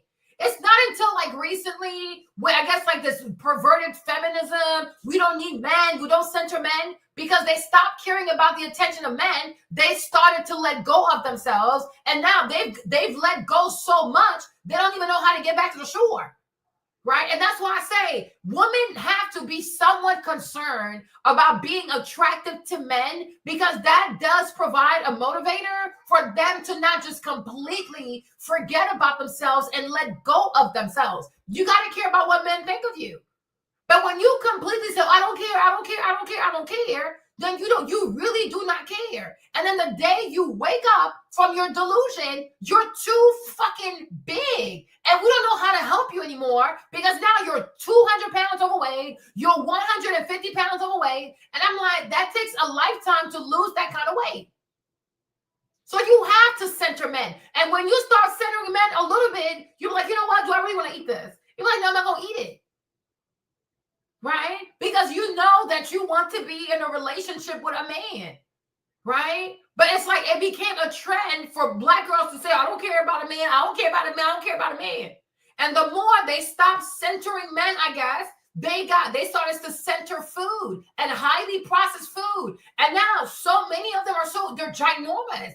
They are truly big. They are truly, truly ginormous. And I'm like, what do you do? Because you get to a point, you put on so much weight, it becomes hormonal at this point. Like, you damage your hormones because you have put on way too much weight. You eat at any time of the day. You eat in your bed. You eat in your sleep. You eat in your dreams. Like, you're always eating. You have very little exercise. You do the least amount of physical activity. So what do? Right? But you see, the girls who are still centering men are usually of a reasonable size because they want to go out. They want to be taken out on dates. They still want men to find them sexually attractive. So those women they're more careful. They're more mindful. Right? But the ladies who say, I don't care about a man, I don't care about a man, are usually the biggest ones. They're the ginormous ones. Right? And these are the consequences for pretending that you can live a life where you don't need men, you don't care about men, where for as long as human beings have existed, men and women have always been in companionship. Make it make sense. Like, so I'm like, yeah, that's the problem. That really is the problem. No other group of people, no other race of people are they saying being 60 pounds to 100 pounds overweight is healthy. They don't push that to any other race. They do not. Right? And I'm not saying there's anything wrong with curves. I'm not saying you need to be stick skinny. I'm not saying you need to be Ozempic skinny. I'm not saying that. But there are a lot of us in our community who are struggling with our weight, and we're disguising it under the label of being thick. Yeah. We use that title. Mm-hmm. We have took that title, ran with it. So now everyone's thick. And sometimes you're not thick. You're overweight. You're fat. And some of that weight needs to come off. It does. And it's such a touchy subject. And I'm not talking about dating here. I'm not talking about dating. I'm not talking about finding a man. I'm just saying all the effort a lot of Black American or Black women, period, not Black American, I'm going to say Black women in the Black diaspora, put into education, becoming millionaires, living a life, they don't put that same effort into their body. Yeah, they don't.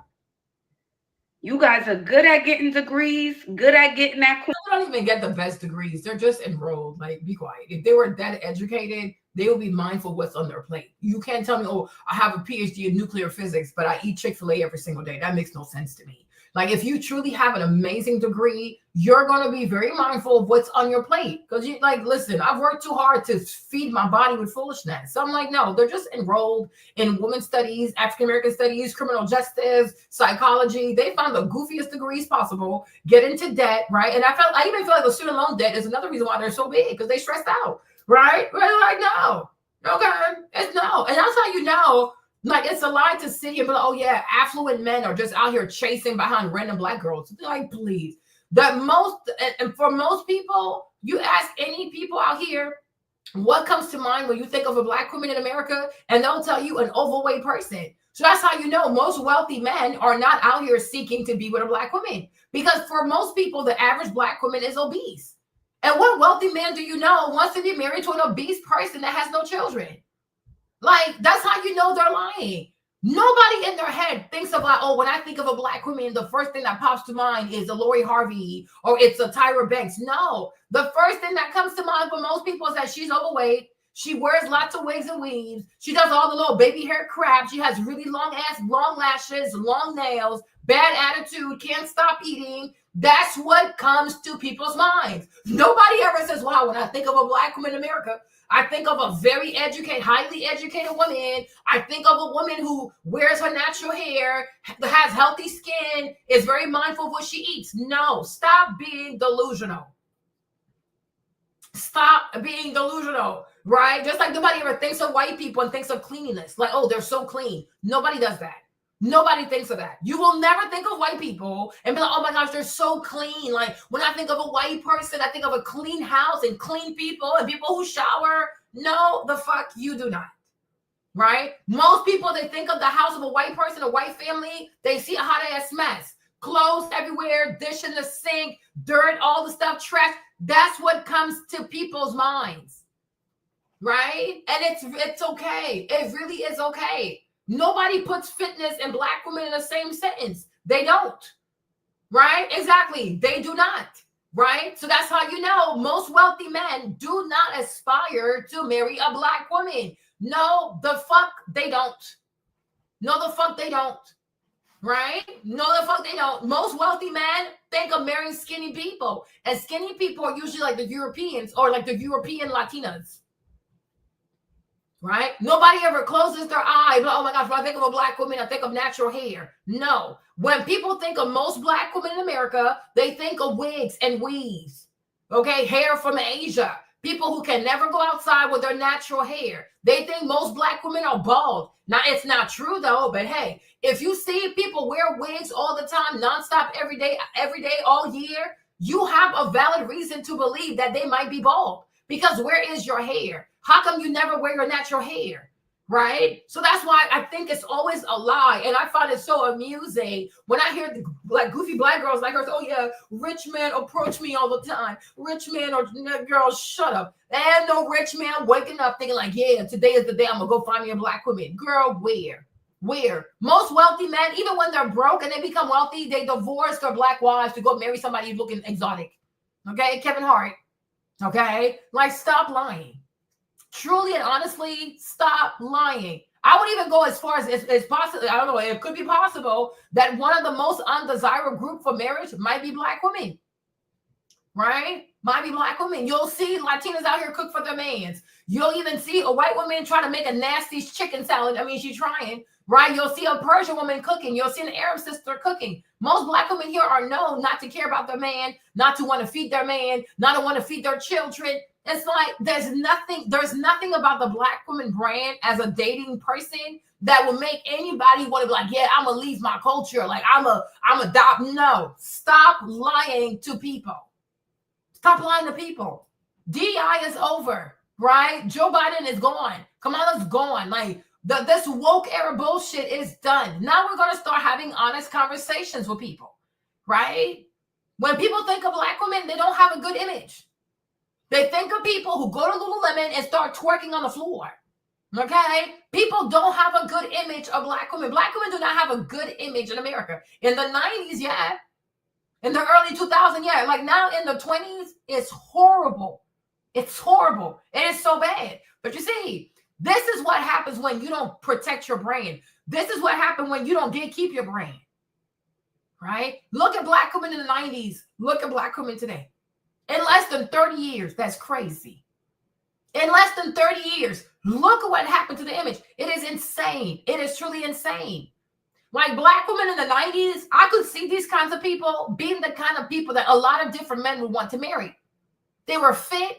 They were beautiful. They wore their natural hair. They did their makeup with a whole lot of taste. They had beautiful bodies. They had a great sense of style. They were like, everybody was unique. Nobody was a carbon copy of everybody, right? Today, the average black woman, because she wears so many wigs, has a receding hairline. Okay. So, hey. And also, these reality TV shows like Love and Hip Hop and stuff, they did not help. Today, most black women look like transsexuals. Excessive plastic surgeries. They walk around looking like parentheses. Their hips their legs don't match their butts. Their bodies are butchered. They have these awkward belly button. They look like meat that was left to thaw out. Like, what is this? What is this? Some butchery. It screams, I don't love myself. It screams self-hate. These women will do everything and anything but to look like themselves. They hate themselves. You'll have a dark-skinned girl out here with a whole front lace and a 6'13", blonde AF. The thing is so damn blonde. Girl, that does not look good. They were all kinds of colorful hair, blue hair, green hair, purple hair, platinum blonde hair. They do not want to look like themselves. They don't want to look like themselves. You will never see a wealthy man with a wife that got blue hair. Are you insane? Look like a damn Smurf. Exactly. Vivica Fox. It was Vivica Fox. What's the name? Regina King, right? I mean, there's so many people. Jada Pinkett, Gabrielle Union. I mean, it's like they were just so damn gorgeous. And their makeup was done in taste. Even their weave was done in taste. Everything was tasteful. Angela Bassett. Everything had taste. Whitney Houston. All these people had taste. They had class. They were elegant. They were gracious. They were demure. They were very mindful how they ate the food. Nia Long, Tyra Banks, Naomi Campbell. Every single black woman of the 90s ate the fuck down. Right? But today, everybody's a hot ass mess. Weird ass body proportions. Like, this is crazy. So please stop lying and making it seem like all these wealthy men are just waking up in the morning dying to be with a black woman. Hell no. Hell the fuck no. Hell the fuck no. Okay? Now, in the 90s, yes, because they were really gorgeous. Like, these were some really beautiful ass people, man. But today, no. No. It is a lie. And if you're known for being the most obese in America, you're not going to tell me that men are just lining up to date you. Girl, where? Or the men who are standing on the unemployment line are lining up to date you? No, stop lying to people. How often do you go on your social media and see a bunch of black women getting married back to back to back to back to back? It's a sprinkle of people getting married. Doesn't happen all the time now, right? When we were growing up, there was a wedding every Saturday. Like, when we were growing up, people were getting married every weekend. Like, it was like weddings back to back to back to back to back to back to back. Today, you might see a wedding like every 6 months or so. You know, you might see an engagement like every 5 years or so. Girl, it's a hot mess, you know. You know what I'm saying? It's a hot mess. So that's that. I'm like, stop lying to people. Stop lying to people. And it goes to show you that most black women do not want to win. They don't want to win when it comes to relationships. They don't want to win when it comes to having the best man possible and having the best marriage possible and really being set for life. They have an affinity for losing. They don't want to win because they're scared. The vast majority of black women are scared of being great. They are scared of success. They are scared. So they engage in self-sabotage because they're scared to win. They are scared to compete. They don't want to compete. So that's why they're so full of excuses like, oh, you know, the food is processed. Oh, you know, I don't have time. Oh, girl, bye. We all make time for what we want, but you're scared to win. Okay? Yeah, the Brat sister. What's her name again? I forgot her name. Oh, my gosh.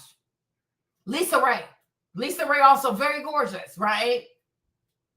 You know what I'm saying? Because you're scared. You are scared to win. You are scared to compete, right? That's the reality. Because if you really believed in yourself, you will get to work. But you see, when you don't really believe in yourself, you have every single excuse in the book.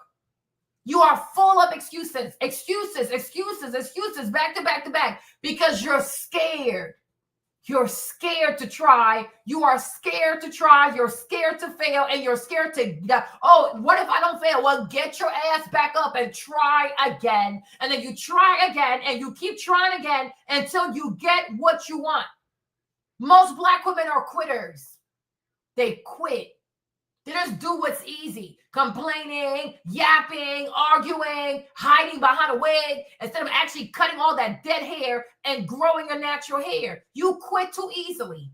You see, me, the loudness, like the false sense of confidence, it works for white people. It don't work on me. Because secure people are quiet. People who are really secure and who are really confident, they are quiet and they work hard. They're steady working, just like ants. You see the ants that don't talk and waste their time. They're always working. Megan Good. They're always working, always working. Because confident people work. Scared people talk a whole lot. Because you're scared.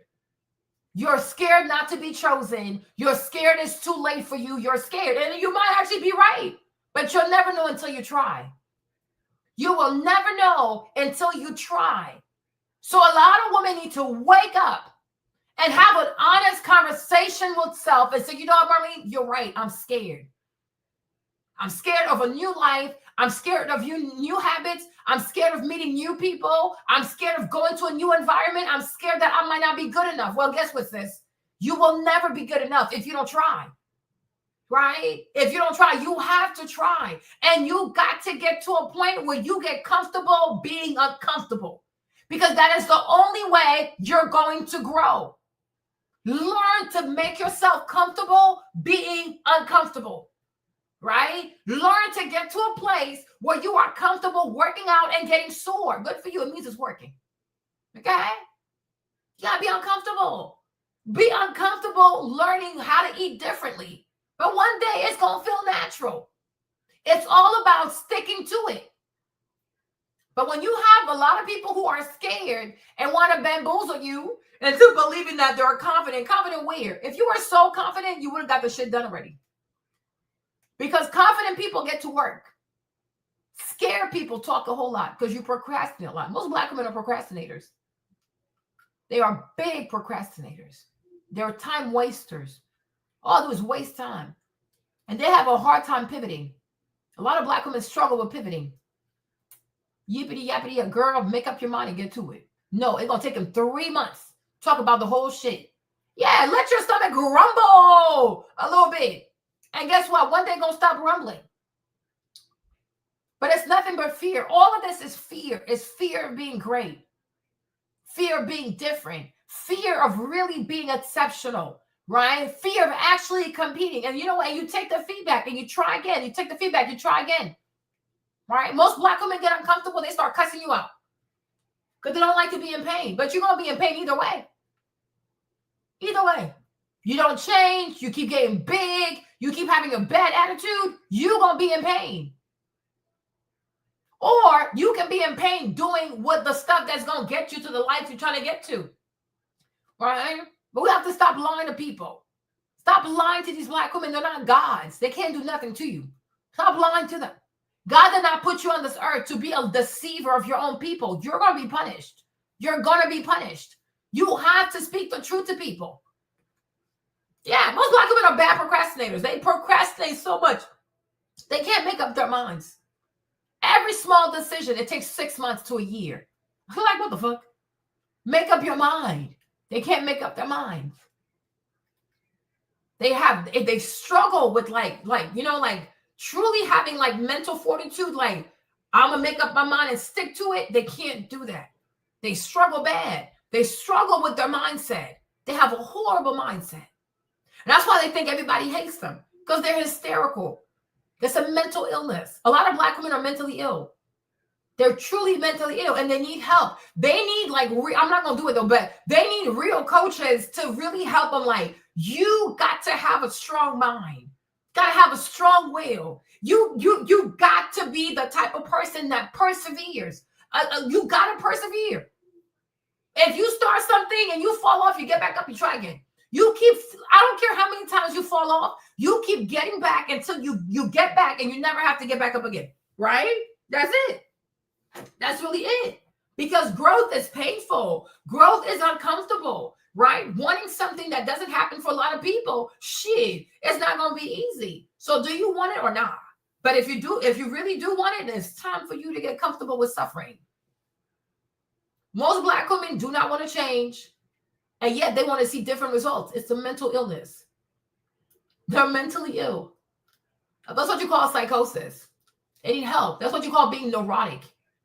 I don't want to change how I dress. I don't want to change how I talk. I don't want to change how I eat. Like, that's what the young lady was. She doesn't want to change anything about herself. She just expects at being herself, her 4 dreadlocks, her Afro puff, her cheap ass dresses, her horrible ass mules, her bad attitude. And somehow she's not going to change, but the man needs to change. She don't have to change. It's a mental illness. It's a mental illness.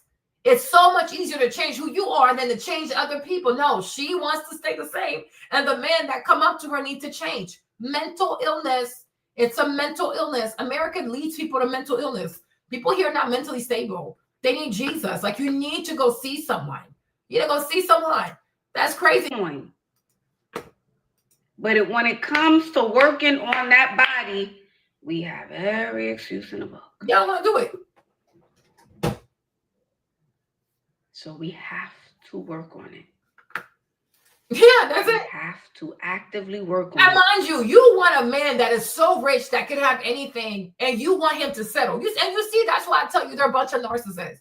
These are the same women who will be on social media and say, sis, don't settle. Sis, do not settle, right? But somehow a wealthy man needs to settle for a big-ass woman when he can have whatever he wants. Did you hear that? They are batshit crazy. They are truly batshit crazy. Because if you have a healthy mindset and you're not a narcissist or a sociopath, right? The same way you don't believe that a woman should settle, you would also say, why would a man also settle? If a man works so hard to be all the way at the top, so young in his years, right? Why would he settle for a basic ass woman that anybody can have? Anybody can marry a big woman. That's not hard. Right? But most men married their wives when they were skinny. It's because they had children, so they got bigger. But most women, you look at their wedding pictures, most Black women too, who got married like later, like early on. Most Black women were very skinny on their wedding day. She might be big now, but because she had kids. But on her wedding day, she was skinny. Right? No, you want to be big on your wedding day. You want a rich man to marry a big woman on his wedding day. So he should settle for your fat ass. Why? Because she really thinks she's a prize. Oh, I'm a Black woman. That should be enough. No, the fuck is not. You're not attractive. You're fat. No man is going to find a fat woman, a single fat woman attractive. You might have a cute face, but you are not sexually attractive. Men, young men who have lots of money or whatever, they want to date girls, be engaged to girls, be married to girls that are sexually attractive.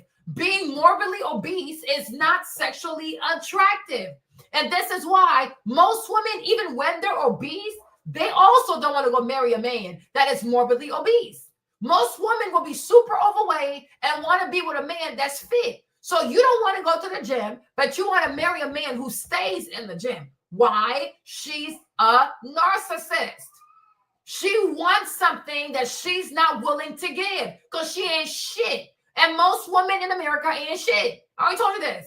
Everything with these ladies is a one-way street because they are sociopaths. They're not properly fitted to be in a civilized society because everything with these women is a one-way street. That's not how life goes. What you want from a man, you should also be willing to give him that. And what a man wants from a woman, he should also be willing to give that to her. It's a relationship. It's not slavery, right? But how can you be morbidly obese, but you are only attracted to men that are so fit? No, if you're fat, you deserve a fat man just like you. You don't deserve what you yourself are not willing to work for. How can you want something that you're not willing to give to another person? So you want to be fat. You want to eat all your fat food. Meanwhile, this man is at the gym. So he's working hard on his body to come home to a fat woman. You want this man to work hard on his body to come home to a woman when she gets naked. She can't even see her own vagina. Do you know how many black women have not seen their own vagina in years? Because the belly is just too damn big, right? When was the last time you saw your own vajayjay? Right? Because you're too big. The belly is too big. The belly's in the way, right? You need to lose weight. Now, if you're fit and you ask for a fit husband, exactly. Nobody wants a fat man, but somehow the man needs to be okay with a fat woman. Why? Because America teaches people to be supremacists. Take more than what you give. Demand more than what you're willing to give. You are a supremacist. You're no different than a racist. You need help. You're a sociopath. You are a malignant narcissist. And you don't lead with love and humility, because even I would feel bad. If I had a husband and he was super, super fit and I was super, super fat, I would feel bad. Like, damn, like I'm over here eating and he's in the gym working hard. It would make me feel away. Make me feel away.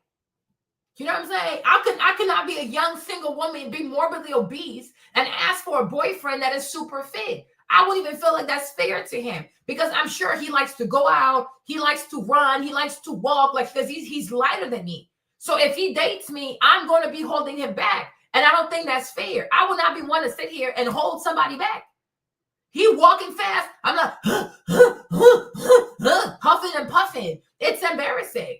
So when you love people, you don't want to hold them back. Like, nah, you're fit. You deserve a girlfriend that's fit. So she can run with you. She can walk with you. She can keep up with you. She can do all that kind of stuff with you, because you deserve a skinny ass woman. The same care you put into your body, you deserve to date a woman that puts just as much care into her body. So that way y'all can keep encouraging each other. No, they want to be fat as fuck, big as fuck, and then they are desiring fit ass dudes. Are you insane?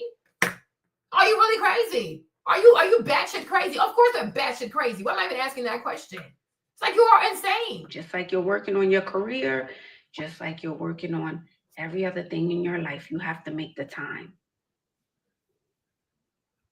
Yeah, you will be go to Chick-fil-A. It's too much sodium in Chick-fil-A. Yeah. Way too much sodium. You can still be eating in a calorie deficit, but my thing is, what is so hard? Mind you, Lacey's husband, Andre works out every day.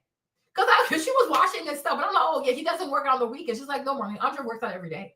I was like, every day? There's no rest day. Like, he works out every day. He works out every day. So how would you feel? You got a husband who works out every day. You don't walk. You don't do shit. You just blow up. How is that fair? Like, it's just so bad shit crazy to me. And then they want to act surprised when a man files for divorce because the wife is now an elephant. He has to, because it's not just the fact that she's morbidly obese. It's the fact that she's not doing anything to change, and she's holding him back. So if you decided to die, then go ahead and just die.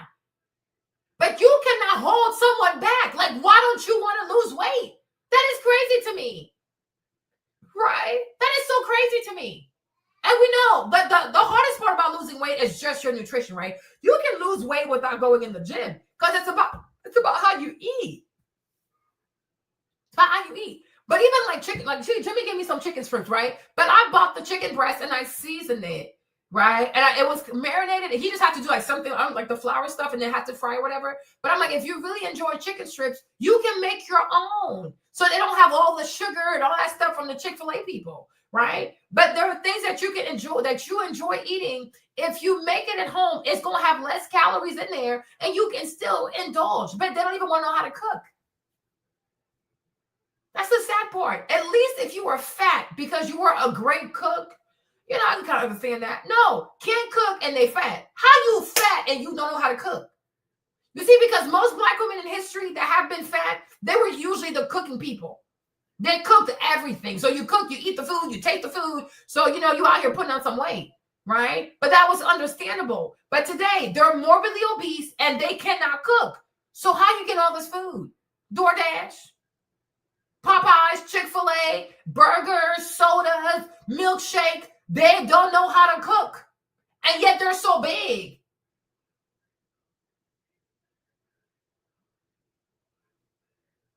Like, no. And I think it's kind of sick and it's kind of gross and it's disgusting to always make it so as if Black men don't have the right to want to be with skinny women. Black men also have the right to want to be sexually attracted to these women.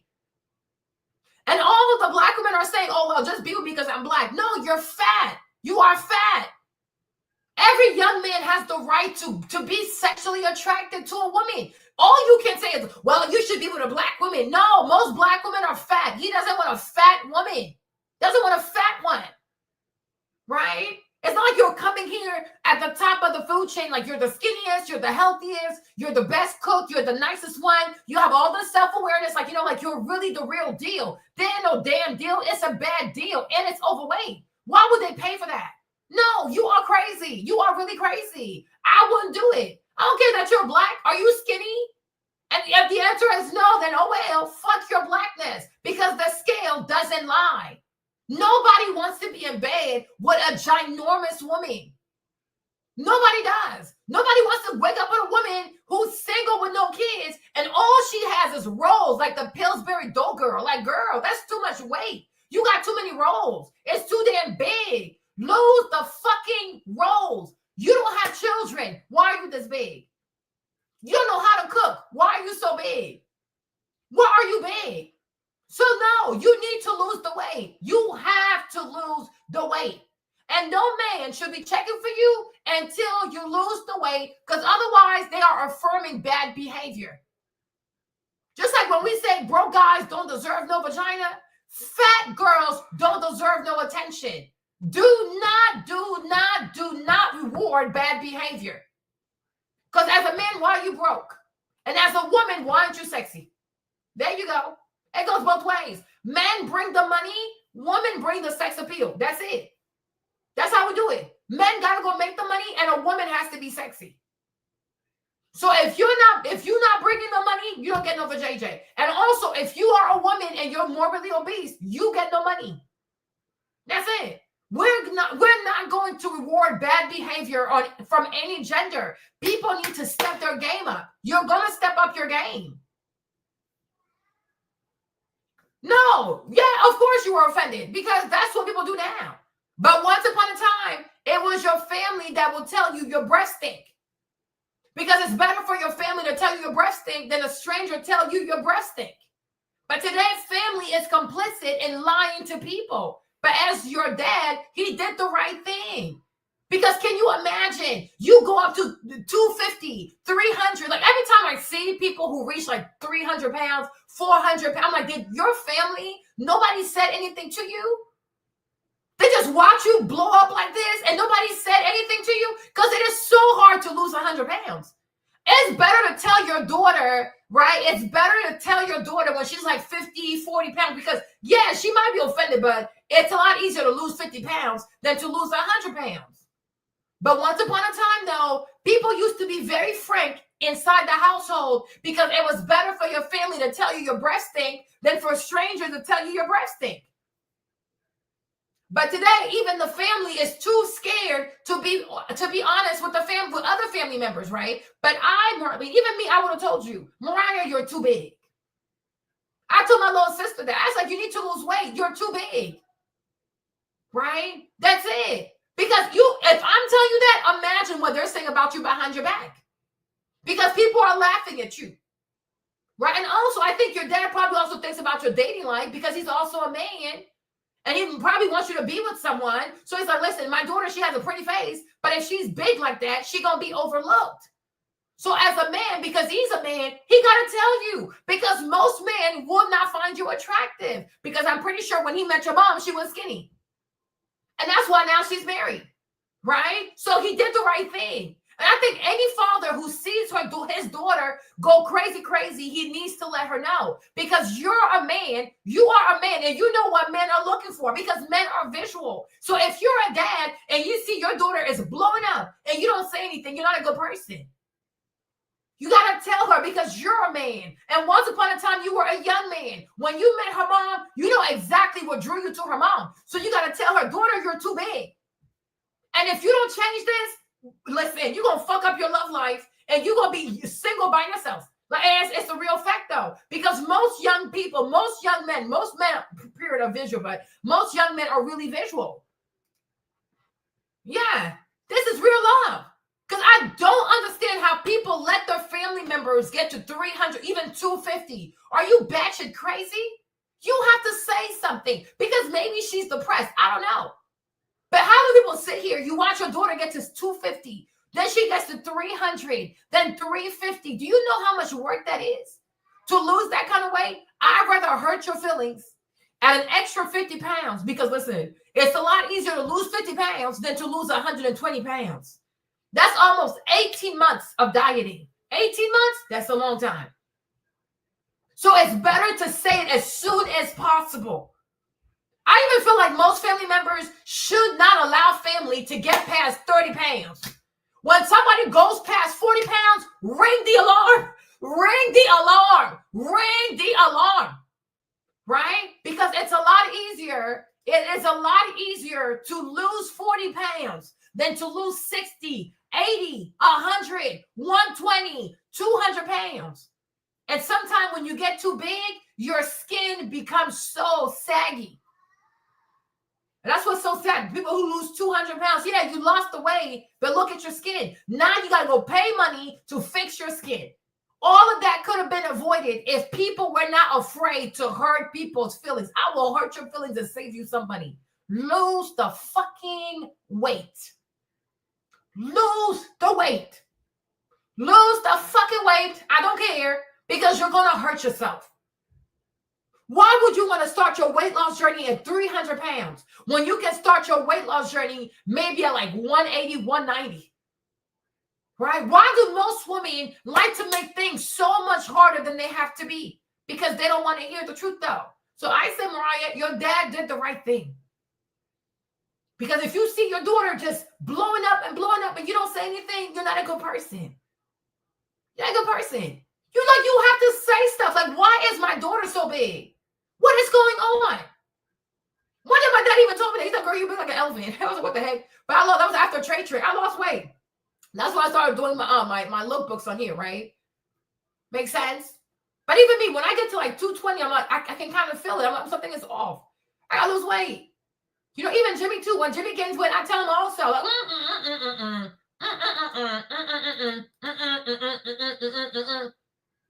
he doesn't always like it to hear. He doesn't like to hear it, but I'm gonna say it though. My kids also, I watch their weight. Right? Yeah, somebody got to be the weight police because it's so much easier to lose a little bit than to have to lose 100 pounds. Lose this, lose that, y'all. It is hard. It is really, really hard. It is so hard. So me, when you're 40 pounds, 30 to 40 pounds overweight, you got to be open to receiving that because it's a lot easier to lose 40 pounds. You can lose 40 pounds in like 4 months. Right? But imagine what goes into losing 100 pounds. Why would you ever want that for yourself? It's hard. Losing 100 pounds, you're like, it kind of feels like, when am I going to be done with this journey? Because it's so much weight you have to lose. And I don't want that for you. So even now, if you know that you are 30 pounds overweight, you're 40 pounds away, can you please start doing something about it? Don't wait until you get to 50. That, oh, I'm gonna do it when I get to 50 pounds. Oh, I'm going to do it when I get to 60 pounds. No, do it by tomorrow. Start tomorrow. Start tomorrow. Start cleaning your nutrition even tonight. Make a smoothie, go to damn sleep. That's it, you're done. Right? Protein powder, sweet coconut milk, some spinach, and some peanut butter or some almond butter. Put that in there. Take your ass to sleep. You're done. Drink a lot of water. You're done. Take some magnesium. Go to bed. You got to go to bed. Right? Because sleeping people ain't eating food. Okay? But even that, even in the beginning, they have to normalize doing a lot of smoothies in the beginning. You can also use like DeepSeek or whatever, AI, to help you come up with some recipes, right? Get to work. Put some ashwagandha. Yeah. Yeah, you have to, Elena. Because if he's overweight, these girls are going to walk all over him because he will be aware. He's going to be self-aware that he's overweight, and he's going to feel like he has to take abuse to be liked by people. You know, when you're overweight, you understand that you got to tolerate foolishness to have friends. You got to make jokes at your expense. You got to allow people to disrespect you because most people are not nice to big people. So the only way you can have friends if you allow people to be mean to you. No, you cannot allow your son to have low self-esteem. He needs to start walking. And you need to find like a playlist of young men who exercise, young men who talk about like, you know, your morning routine and things. You got to put him onto these podcasts, Lena. You need to force him to sit down every day and watch an hour of a healthy podcast. And then he needs to tell you what he learned from the podcast. Yes, until it clicks in his head. Like, you know what? I don't want to be a big man. I want to be fit. I want to be healthy. I want to move and things like that. Because these girls out here is treacherous. And if he's a big dude, he gonna think, oh, she needs to walk all over me. I need her to love me. You don't need shit. You're a man. What you need is yourself. Like, you really do. So yes, do not let these people get big. Okay? Well, some of y'all need to starve yourself because a lot of y'all, you technically need to starve yourself because you have never counted your calories. Out here eating 3,000 calories a day, 5,000. We need y'all to starve yourself sometimes. Some of y'all need to fast. Some of y'all need to fast for like at least like out the week, maybe 3 days you don't eat food. You need to fast. Okay? You need to fast a whole day. You don't eat no food. Okay? And maybe do that like every other day you fast. So we can restore your gut. You have too much fat in storage. Like, you're going to be okay. You're going to be okay. But no, you know, you're going to be okay. That won't matter if you're eating a bunch of salt. It really doesn't matter. It's not the salt, it's the carb. It's counterproductive. Cook your food. Thank you, Crystal. Cook your food. Not even lipo 360. The thing is, girls are getting lipo, girls are getting surgery, and you're still ballooning because you're going after the surgery, you're eating a Chipotle bowl.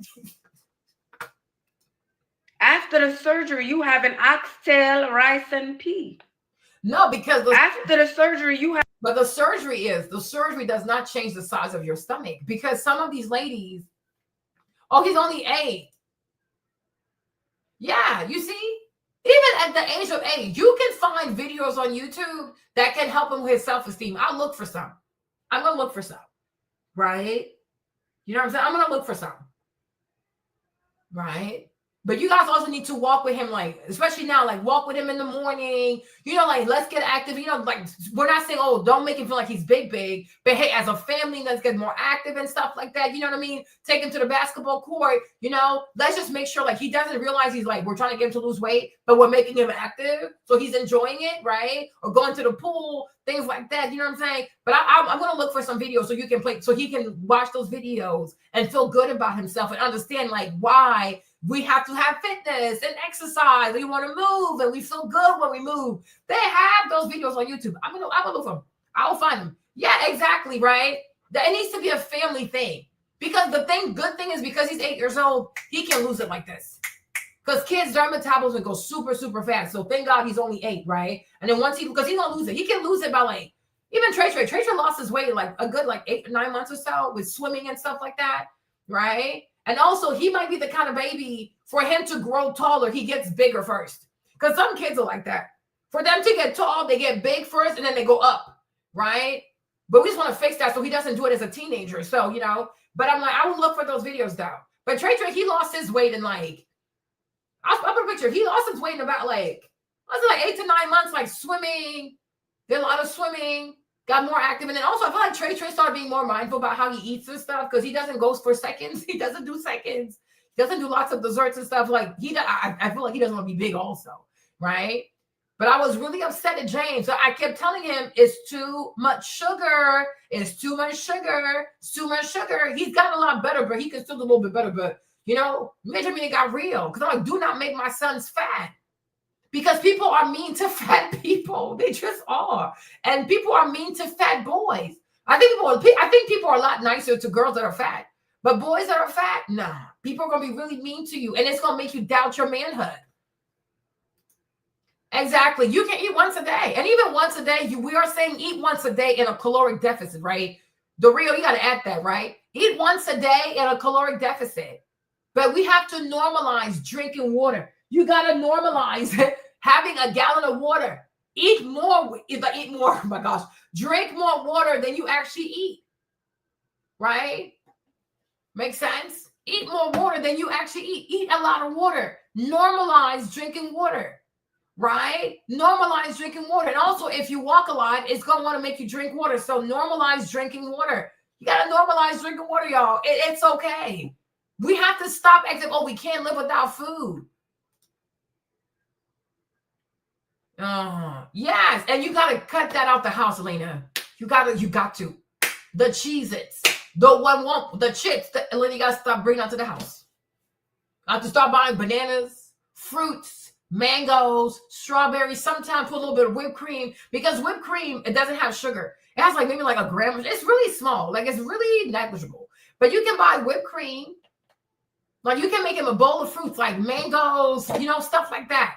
But the chips, the bread, whatever, even if you buy bread, buy Ezekiel bread. Okay? You got to stay away. You cannot bring that stuff in the house. And everybody has to help him. Because we can't tell him not to eat it and we're eating it. Okay? Sodas, no mas. He needs to have his own bottle of water. And I told James the same thing. I'm like, how do you know that these kids don't like water? Right? And my kids drink a lot of water. Stefan has a little thing for Sprite, whatever. But me, Trey, we don't really drink sodas like that. There are no sodas in the house. There are no sodas. It's a lot of fruits. Yeah, but right now mangoes are out. He might actually like mangoes. He might like mangoes. You can make them a fruit salad, like watermelon. Our children do not need the Cheez-Its, the chips, Doritos. They do not need this stuff. I swear to y'all, they don't need this crap. We introduce the kids to this stupid stuff, and then they get addicted. But there are a lot of fruits, even dragon fruit. He might like dragon fruit. Lacey likes dragon fruit. My mom also likes dragon fruit. You can also start making smoothies for him, and you can have him help you make the smoothies and stuff like that, because he might enjoy those more. He's just not exposed to that. But anything processed, chips, womp, do not bring that crap in the house. And guess what? Everybody's going to win if this crap is not in the house, because when that crap comes in the house, we have to eat it. Somebody has to eat it, right? It's temptation. You know what I'm saying? And also his multivitamins also in the morning. He needs his multivitamins. Okay. So it's but I'm there'll be some really cool recipes and stuff. And he might actually really like it. He might like it. Right? But I'm many times, everybody has to do it. Because it's not fair. Because then he's going to be okay, why am I the only one who can't eat that kind of stuff? So no, we're all doing it. We rise together, we fall together. But I'm I'm telling you, everybody's going to win. But everybody's going to lose weight. It's not just him. Because if he put on the weight, I'm sure y'all also put on weight. You see? But maybe because he's a little smaller, it's more visible on him. But I'm sure everybody put on the weight because he eats whatever's in the house. So certain things can no longer come into the house. And I promise y'all, you guys will be okay. You will truly be okay. Even if you want to make, even if you want to have chips and stuff, it's better to make your own chips. If you buy that machine, there's a machine that slices potatoes really, really thin. You can make your own chips at home. But that way you can drain the potatoes as much as possible and get as much starch out of the potatoes. And then you can put them in the oven. Right? Little stuff like that, right? It's actually going to be really fun. But I'm telling you, they don't need the stuff. They do not need the stuff. Crackers, this, and that. They don't need this stuff. They don't need it. Candy, womp. They don't need that stuff. They don't need it. They do not need it. And you might be surprised that he really loves fruits. He might really love fruits, and he might really, really love he might love vegetables. You know what I'm saying? He might really love vegetables. You know what I'm saying? He might really love those things. Right? We don't need to bring I'm telling y'all, the chips, Doritos, Cheez-Its, whatever, womp. You don't need that stuff. You don't need it. Almond butter also is really good, right? You can even make protein ice cream for him. It's a lot of cool things you can make. I keep telling y'all this. I tell you, I lost 30 pounds. Just tricks in my nutrition. There is so much crap you don't need to bring into your house. Leave that stuff at the store. Leave it at the store. It's just poison. It just makes everybody big and it makes everybody inflamed. You know what I'm saying? It makes everybody inflamed. You don't need to eat this kind of stuff. You don't need to eat it. Having fufu. After the surgery, you having rice and bean and arroz, candule. After the surgery, you having chicken wing, fried rice. Yeah. Don't bring it to the house. I can tell you this. And like I told you also, if you can find like a Latino market or a halal market, because it could also be the meat, because the meat at these white people stores is full of hormones. It really is full of hormones. If you can make it your business like one weekend to really go look for a halal place or a Spanish market and get your meats and your chicken, usually it's also a lot more cheaper actually. Can get your meats and your chicken from those places, like non-hormonal chicken, like stuff like that, like farm-raised chicken, right? I think that's also going to help, like natural meat, farm-raised chicken, even your ground beef. Do not buy this stuff from white people because white people, their meat is full of hormones. I think that's why we also lost weight, because I buy all the meats from the Latino people. I don't buy meats from Whole Foods. I don't buy meats from Walmart. I don't buy meats from Harry Cedar. I don't do any of that stuff. You know what I'm saying? So I'm like, you guys, you really have to go look for these halal places and also like a Spanish market. You got to go somewhere where they get their meat straight from the farm. You know what I'm saying? So that way you're going to see, and even when you taste it, you can tell it tastes different. You can tell even when you season it, like the seasoning goes right through it. Leave them thick ass Purdue chicken full of like fat and whatever this is. These things is full of hormones. These things are full of hormones. Do not buy Purdue chicken. Nope. No. You either go for a halal place or you look for a local Spanish market, like a Latino mercado where you live, and you go and you buy your chicken from those people because they get their stuff straight from the farm. So these are not meats that have been stabbed and poked and, inflated with all kinds of hormones, okay? They don't eat all that kind of stuff because it don't taste good. It does not taste good. It's really bad. The food here is so poison. That's the issue. You see, I covered all bases. I covered all. People are sitting here mad. Hold on. Let's see this one. Hold on. Ain't no war on black women's weight. If you want to see a war on somebody's weight, go over to some of these other races and see how strict their men are when it comes to weight. And I think a lot of what we see with a black woman's weight physically is a manifestation of the weight that black women carry mentally, emotionally, spiritually, financially. They can't eat. Like the thing about Muslim people are like kosher people. They can't just eat all kinds of random meat. Their meat has to be killed a certain way. So that's why they don't buy their meats at Walmart. But I'm like, Walmart, any white-owned grocery store, do not buy your meat from those people. It's poison. It's really poison. A lot of y'all suffering come from the fact that you think that the journey is supposed to be easy. It's supposed to be, life is supposed to be easy for you because you too busy idolizing in comparison. But can we call a spade a spade? Y'all care about thinness more than you care about health. All right, guys, can we stop pretending like the media doesn't lie to us all the time? Like they literally lie for a living and then send out their little minions, their influencers, their role models to convince us to believe the lie too. They will tell you that being fat is empowering. That is brave, it's beautiful, it's revolutionary. Yeah. And then those same people will run straight to the gym, the surgery table, or the Weight Watchers check-in when nobody is looking. Yep. This is not body positivity. It is a big, fat, heavy on the fat lie, okay? Wrapped in pretty talk and delusional slogans. Yeah. We're going to talk about this fake confidence culture that has been forced and fed to Black women, mostly by other Black women who no longer even live the lifestyle they promote. Yeah. Lizzo told you to love her size while allegedly getting surgery and working out. Yeah. Look at her now. She is slimming down and she looks great. Yeah. By the way, I'm not trying to shame her. Monique was. But the thing about Lizzo, the real ones, like us, the 85 babies, we knew she was always going to do that. I knew, most people born in the 85, we knew that with Lizzo, it was going to turn into a switcheroo.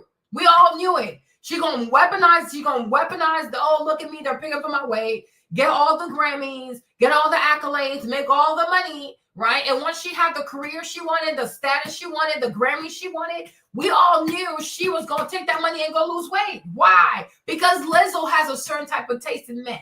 Okay, Lizzo likes white boys. Lizzo likes them fine ass white boys. Lizzo likes them fine ass white boys with the six pack. She has a type. Even that black boy she's with, he's not her type.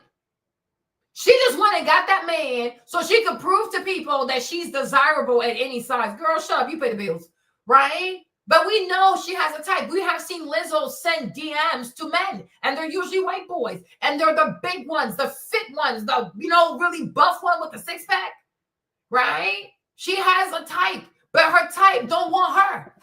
Because why would her type want to be with a fat woman when he's in the gym every day taking care of himself? So I always knew she was going to do that.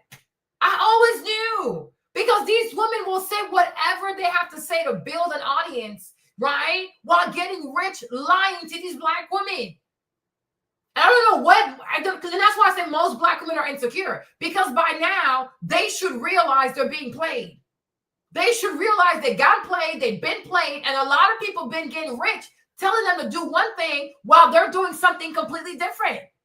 But they are so committed to being delusional. That's why I say it's a mental illness. But everybody should have known Lizzo was going to switch it up.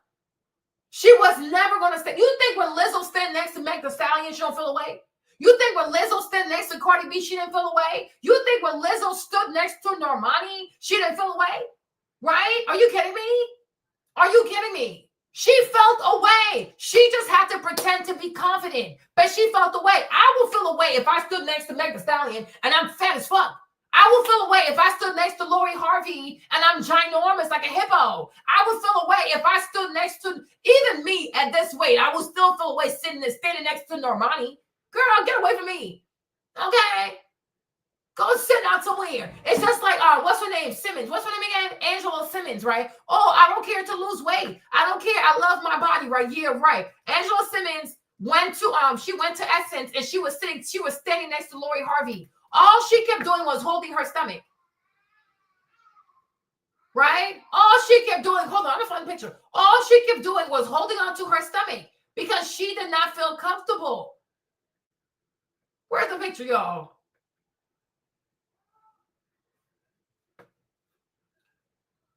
Was it this one? Oh, Lord.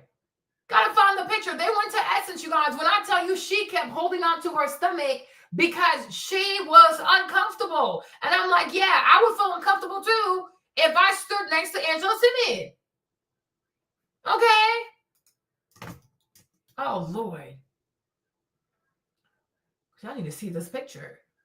Y'all, she was so uncomfortable. I'm like, yeah, because Lori is ready 365 days out the year. Okay. You might want to get into it, right? So I'm like, yeah, so you know that Lizzo had to feel away standing next to these gorgeous black girls. Like, they're all skinny and shit. You're going to feel away. You are a woman. You're going to feel away. But I knew it was fake confidence. Lizzo is not as confident as she claims to be. Because when you're confident, you do something about your weight. You don't make your whole fatness your identity. Lizzo got to a point where being fat became her identity. Like, girl, like there's more to you than being obese. Are you kidding me? Like, no. Please sit down somewhere. One of the earlier perpetrators of this, she used to fight for big girls everywhere and then quietly slimmed down. Tra Hudson was fat and fabulous until she became the Weight Watchers poster child. Now she's slim, polished, like it never happened. Yep. So what does that tell you? It tells you what we already know, that even the ones shouting the loudest about being proud of being obese don't actually believe that nonsense themselves. And to be clear, this isn't about body shaming. It's about telling the truth, because now there's a trend going around on TikTok, videos of people claiming the world is attacking Black women for their weight. they're calling it a war, but the real war is on common sense, accountability, and honest standards. We're going to react to a few of these TikToks, and we're going to break down the real statistics between Black women and Black men when it comes to obesity. We're going to get to the bottom of why this narrative is being pushed so hard and why telling the truth is suddenly so offensive. Because if being fat is so empowering, why are the queens of the movement all quietly trying to lose weight? Welcome back to the channel, guys. I am Carmen JC. Make sure you guys hit the like button and let's get into it. All right, so obviously the best one is I don't need no man. I don't need no man. That they go quietly get married. They go quietly go find a man. They go quietly get engaged, right? Do not believe these women, okay? They are merchants of lies. They are merchants of deceits. All they do is lie. The vast majority of Black women influencers ain't shit. They're a bunch of liars. They're a bunch of grifters. They will say and do anything to get your money, to get your follow. But behind the scene, they're laughing at you. Behind the scene, they're doing something completely different. Behind the scenes, they're fully married. Okay? But they're telling you to risk your whole life. Oh, Trisha, no, it's cold. Oh, no, Trisha, I actually, you tell me a water bottle, like an actual one. Okay. This completely froze. Oh, Lord. Okay? Do not listen to these people. Do not listen to these women. If you talk about Beyonce's another one. She'll make songs about all my single ladies the whole time she's been with Jay-Z since she's 17. She'll make songs about, oh, what's it called? Sell my single ladies, independent women, wump. She'll shake her ass, twerk, whatever. And guess what? She goes right back to her husband, right? She made the whole lemonade and she never filed for divorce, right? Beyonce's another one. Cardi B, another one. I don't clean, I don't sweep. Next thing you know, Offset puts her on the camera. She's cleaning and she's sweeping the floors. Do not listen to these women, okay? They're a bunch of frauds. They are a bunch of liars, right? And not independent about no damn Beyonce. Have you ever seen Beyonce outside without Jay-Z? No, he's like her shadow. He's like her bodyguard. He's like her handler, okay? So they say a lot of things. They sing a lot of things. They pretend to be all about do what you want, your sexual power. Beyonce, shut up. Since you've been 18, you've been having sex with the same man. Shut the hell up. Shut up. And that's what you realize. Like many of these people are a bunch of liars. They're a bunch of liars. No. About Black women's weight, they are not going to be happy. That's just a fact. Yeah. But to be fair, I don't think the person who started this trend was coming from a hateful place. I don't think they were saying that Black women don't look good. I think they were trying to talk about health, about mindset and delusion. And the way that dysfunction is now defended like it is a personality trait. Yeah. And to prove their point, I brought a few receipts. Let's go ahead and take a look at one of the videos that popped up in response. Take a listen. Tapping into the conversation about Black women's weight. And I think a lot of what we see with a Black woman's weight physically is a manifestation of the weight that Black women carry mentally, emotionally, spiritually, financially, and it shows up in their outward physical appearance. They always want you to believe that Black women are out here being these like divine priestess. They are priestesses. They're wise women. They're wise oracle. No, they're not.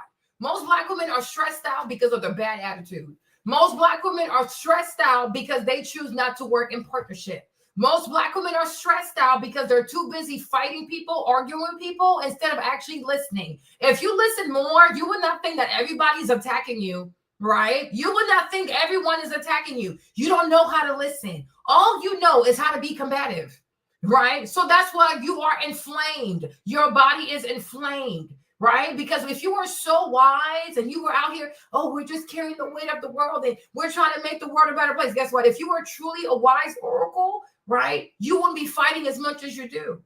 You would have the spirit of rebellion as much as you do, right? Everybody will say, wow, the Black woman is wise. The Black woman is compassionate. The Black woman is understanding. The Black woman is loving, right? People don't say that. So you are inflamed because your life is a war zone. Your mind is a war zone. You think everybody's coming after you. You are psychotic.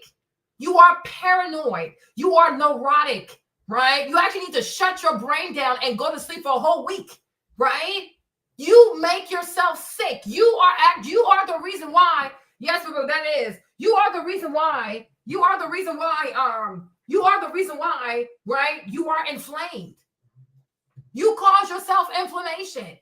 want to do everything by yourself. Why? Nobody was ever meant to live by themselves. God created partnership for a reason. He gave us 2 eyes, 2 nostrils, 2 lips, 2 set of hands, 2 set of feet. We got 2 butt cheeks, right? When you have a vagina, you have 2 lips on your vagina, right? God gave everything for the most part in 2s because there's more. It's a lot better to do stuff in 2s than to do stuff in 1s, right? And you've chosen to say, fuck what God said. I'm going to do it my way. So now you are inflamed. Then that is your fault. So what you should do is get on your knees and ask God for forgiveness because you've been living a life full of rebellion. And nothing good would ever happen to a person who does not take heed to God's warning, to God's counsel. God is very wise. But you've allowed yourself to be deceived into believing that, first of all, you don't need God because you know more than God. And so now you're overweight. Now you're obese. Now you're alone. You do everything by yourself. You pay all your bills by yourself. You do all of them by yourself. And most likely you might die by yourself. Because this far in the game, you are too set in your ways. You're just too set in your ways. So why would it happen? Right? And that's what happens when you live a life of rebellion. Too much rebellion. The Black woman, by far and large, is just too damn rebellious. So therefore, she suffers alone.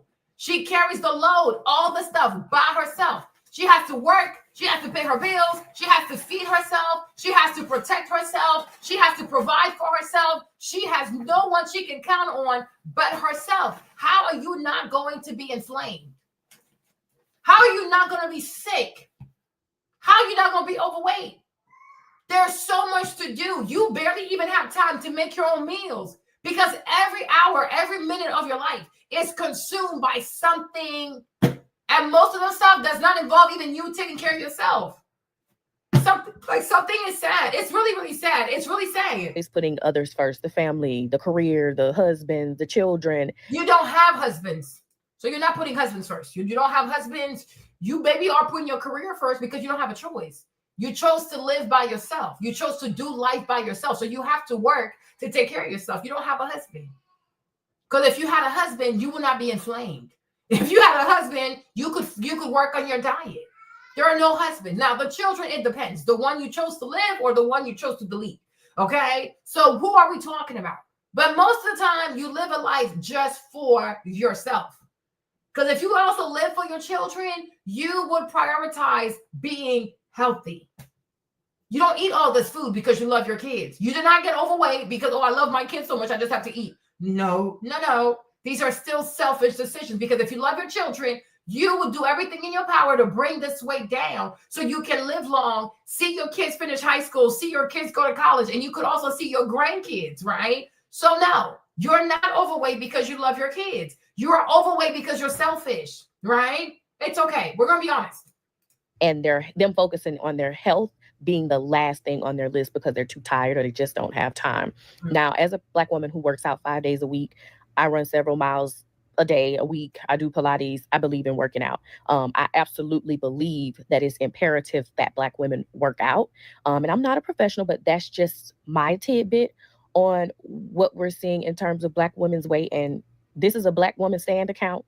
And let's be clear, the reason why these women are overweight isn't because they're too busy caring for everybody else. It's because they eat too much, period. It's the greasy food, the overseasoned plates, the emotional eating, the constant snacking, not some deep-rooted trauma or lack of access. They have access. They just don't have discipline. And until Black women decide to take accountability and change what's going into their mouths, nothing is going to change. Now, I'm not saying that this is all Black women, but let's not pretend that that clip reflects reality because it doesn't. It's delusional, and I am not letting that fly. Let's go ahead and look at the next clip. And spoiler, this is just as bad. Take a listen. Let's be clear. A lot of the conversations surrounding Black women and their health, about how majority of Black women tend to be overweight and how the conversation needs to be had about Black women taking their health seriously. I just want to state something. I wish the conversation was actually about health, but it's not. It's about thinness. If the conversation was only about health, a lot more Black women would be more receptive to the conversation. Oh, please be quiet. So first of all, she's trying to lose us with the semantics. You're not going to gaslight us, right? Because on average, thinner people will always be healthier than morbidly obese people. So yes, it is about thinness because the body itself was never meant to be this big, right? If we didn't have DoorDash, fast food, cars, and things like that, most humans walk.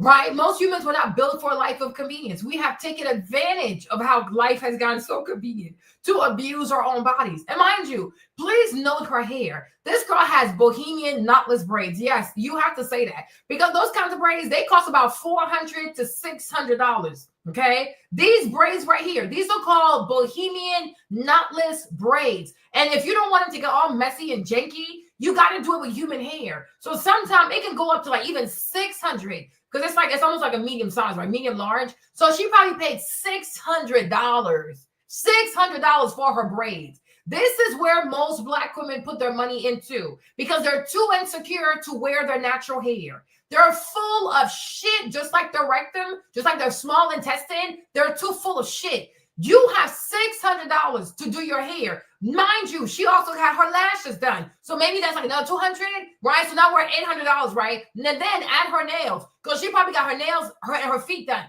Another $200. So just $1,000 on utter foolishness that she has to redo every month, or at least every 2 months to 3 months, right? Do you think this girl will ever say to herself, you know what? Instead of doing my hair, let me use my hair money to get myself a trainer? She will never do that. Right? Do you think this girl will say to herself, you know what? Maybe let me find a good person on TikTok or Instagram that has a workout app and maybe pay $20 a month? No, she never will. Right? Because for the hair child, for the hair, because you know, like it's the braid and like the extra hair, you got to do human hair so it doesn't get all janky because synthetic is all messy and hers is not getting messy. So I know it's human hair. But bohemian knotless braid, medium size to a large, can cost you up to $600 to $800 if you wanted to hit your butt. I know the prices. I really know the prices. Some girls will even charge up to $1,000 for bohemian knotless braids. So these Black girls, they have the money. Their priorities are fucked up because the vast majority of Black women think so little of Black men, right, that they believe that a Black man needs to accept me no matter my weight. This is how their mind is made up. And that's why I never feel bad when they cry boohoo tears because an affluent Black dude went and got himself a white woman. I don't feel bad because you don't want to compete, right? Ethnic narcissist. Oh, because it's like, let me tell you this, right? Let me give you the perfect analogy. Black women in the dating pool with Black men are no different than Black hairdressers. They are no different than Black stylists because Black hairdressers have told themselves, you have 4C hair, right? Your hair is kinky coily. White people can do your hair. Asians can't do your hair. The Persian can't do your hair. So you have no choice but to come to me. So because the vast majority of Black women hairstylists feel as though they are the only resort for Black women to get their hair done, they are very, very abusive. Their websites have like I don't know, like miles and miles of rules and policies and things like that. You got to pay a crazy deposit and she's still going to cancel your appointment the day of, right? They don't mind mistreating these Black girls because there's no real competition. Right? But the day you start to see more white people do hair, more Chinese do bohemian knotless braids, they're going to start behaving better. Right? But right now, the vast majority of people who know how to do a Black woman's hair are other Black women. Right? And the same thing applies to dating. Black women in 2025 still believe that they are the first choice for most Black men, not realizing that slavery is over. Jim Crow is over. Anything you give to a Black man, he can get it somewhere else. So they say to themselves, well, I can spend money on my hair, my nails, my shoes, and be very neglectful of my weight because the Black man has nowhere to go but to a Black woman. So he will have to put up with my obesity, right? So that's why every time they lose to a skinny white girl, I think it's so damn funny. Right? Because no, he has options. Slavery is over. Black people don't have to be stuck with Black people. Black men don't have to be stuck with Black women. Right? And that is the mindset. Because if these women truly valued Black men, Like, okay, the black men deserve something sexy, right? I really want to be with a black man. And also, they were very aware that the competition is real because a lot of white girls also want to have black guys, especially if they got money and they play sports, right? These girls will take their weight more seriously. Because if a black man had to choose between a fine ass black girl with short hair versus a black girl with a very nice install, but she fat, which one you think he'll pick? Because hair doesn't matter that much to black guys, right? He would rather go with a black girl with a pixie cut that has an A1 body because nobody really cares that much about hair. Girls care about hair. Most men don't care about your hair. Most men care about your body. Most men care about your lips. They care about your ass. They care about your stomach being flat, right? Men care about the body. They don't care about the hair. A girl could have her hair done really nice, her hair done real nice. But if she's morbidly obese, he will never be attracted to her. Because what men look at is not hair. They're not gay, right? He's not your gay bestie. If he's a heterosexual male that is sexually active, your hairstyle don't mean two shit, right? Nobody cares. Do that for the girls. But a man cares about your body first. But most black women have convinced themselves that just like the black woman who needs to get her hair done, black men don't have an option but to be with a black woman. So that's why they don't care to take care of their bodies. They don't even realize how treacherous and crazy and fierce the competition is with Latinas, with white women. Now you even have some Arab girls that are joining the competition, right? They're not taking it seriously because when for the longest, because of slavery, Jim Crow, you name it, right? Black men only could date white black women. They didn't have a choice but to take all kinds of weird ass products. But I will say black women of yesteryears were nicer. They were friendlier. They look a lot better. They could cook. They could clean. So even though racism was forcing you to stay with a black woman, you had a great wife. Most black women in the 50s, the 40s, the 20s, they're all skinny. They're all skinny. They're skinny. They know how to do their, how do you say, hyper hyphenate? Is that how you say it? Right? They can cook. They can clean. They can have children. They can raise the children. And I'm telling you, like, the kids are well behaved. Yes, ma'am. No, ma'am. They make up their beds. They do their work. They do their homework. They have no complaint in school. Like, raise a child, like a successful baby, huh? Right? She can sew. She can do this, do that. Like, these black women, like, honestly, they actually deserve dowry money. Because I'm like, damn, like, you have a wife like this, you ain't got to worry about shit. They can wake up at 4:30 in the morning on a Sunday, make breakfast, make egg rolls, make lunch, dinner. They can even make, like, a pot for church. And they still going to be ready on time for church. The kids going to be ready on time for church. Her husband going to have all his clothes lined up. Yo, these women were something else. Even me, I can't keep up. Like, this is just too much. Right? But those kinds of black women, these are the kinds of women, they deserve bride price. Like, you're going to give her a ring, but you got to pay the bride price first because you will never want for nothing. She just knows. Like, she just knows what to do. She can cook. She can bake. She can do it all. Right? But these new age black women, they're lazy as fuck. They are lazy. They're disorganized. They are procrastinators. They're full of debt. They have bad attitudes. They're not easy to work with. They're always fighting somebody. They quit a job every 6 months. Completely unreliable. They are so unreliable, right? But this is what you do when you've told yourself the lie that a black man don't have a choice but to be with you. The lies you tell yourself, but because he gonna end up somewhere in Argentina somewhere. He gonna end up somewhere in Bolivia somewhere. He gonna end up somewhere in Morocco somewhere. Because today people have options. The world has changed. And the only people who don't want to change and understand the realities of the dating world are black women. Like, it's a mental illness at this point. It's a commitment to being left behind. It is so bizarre to me. But you see, this hairstyle alone, I kid you not, you can go ask her. She probably paid minimum $400, but it's probably more because that's human hair. So she had to pay at least $500 to $600, right? Do you think if you told her, but if you got money, if you got $600 for braids, that don't last forever, the most you can probably get is like 3 months. Why don't you just go get a trainer? Why don't you book a one-on-one call with a nutritionist? No, she's not going to do it. Because that's how much they hate these men. They don't even love the black men themselves. Because if you truly love the black man, you would want to give your very best because you want to be with him. right? When you really want to be with somebody, you will give it your all to make sure that person has the very best, right? No, they want black men to just accept their bullshit. But then they say they're not going to settle, but yet the black man has to settle for an obese black woman. The lies you tell yourself. The lies you tell yourself. And you will never, ever, ever be able to get that out of these people. That's why they get so mad. Because now black men can fly, they can go places, and because they're men, it always works out better. Because even if a man is broke, but he's attractive, he can find himself a young woman. Trust me. It don't work the same. Life ain't fair, right? But it's like, you'll see. They will, and also when it comes to their hair appointment, their nail appointment, their lash appointment, these girls are never late. They do not miss a hair appointment. They do not miss a lash appointment. They don't miss a nail appointment.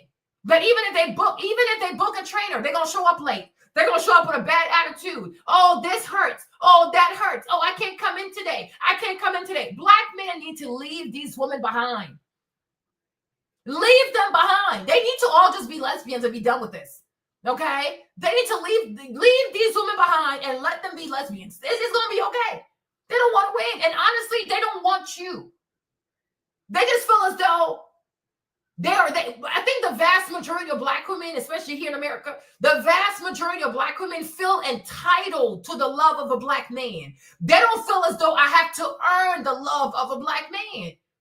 Right? Oh, I'm black, so therefore he should just love me. Oh, I'm black, therefore he should just marry me. Oh, I'm black. No. You see, just like Elena, she has an 8-year-old son. I have sons over here too. And we are going to teach our sons, you have options. It would be nice for you to be with a black woman, but it has to be a black woman who wants to earn your love. She cannot be complacent. Because you as a man, if you're complacent, she's not going to be okay with that. And she should not be okay with that. Because nobody should take nobody for granted. Life is short. And if we're going to be in a relationship, everybody deserves to have a good time. Everybody deserves to feel like I'm appreciated, I am valued, I'm honored, I'm respected. It goes both ways. Me and Elena, we're not going to teach our sons, oh, you go and kill yourself for a woman. You work hard for a woman. She's going to be at home eating all your food. She's farting all day. No. If you in the gym, your wife also needs to be in the gym. Y'all don't have to go at the same time. You can go in the morning, she can go in the afternoon. But you are both going to take care of yourselves. And you're both going to take care of each other. No. It has to go both ways. Right? They don't want to get cheated on. They want monogamy, but they're always out here getting fat. They get fat. They don't exercise. They don't want to lose weight. Don't want to go out. Don't want to change their clothes. Like, okay, then what the fuck? Be by yourself. So I'm saying most black men have to go and see what's out there. Live your best life. Don't ever have anybody take you for granted, because these girls have the money. They have the money to go see a nutritionist, even if it's once every 3 months. They have the money to go grocery shopping. They have the money to pay for group classes. You might not be able to afford a trainer one-on-one because that's pricey. But if you can spend $600 or $700 on a hairstyle that you're only going to keep in for 2 months, you got money for group classes, right? So if she wants to stay fat, be fat, but yet she got her hair done, her nails done, and she's still big, let her be big and let her die by herself with her big ass, okay? Because that's what she wants. She's in love with food. She's in love with food, her hair, her nails, and her lashes. You do not need this load of crap in your life, right? Oh, Janet said that nutritionists are free with most insurance, you see? And if they claim to work as much as they do, why don't they even call? Because they're not trying to give the black man the best product possible. Most black women, y'all listen to me, right? And some of y'all in your feelings, you're watching this quietly, and I'm glad you're quiet and just listening because you need that in your life sometimes, huh? Most black women do not understand that relationships are no different than customer service. Most black women do not understand that relationships are no different than customer service. And they know what customer service is, because when they don't have great customer service, they are sure to complain, file a dispute, open their calls at bank, right? They know what it is because they're always complaining.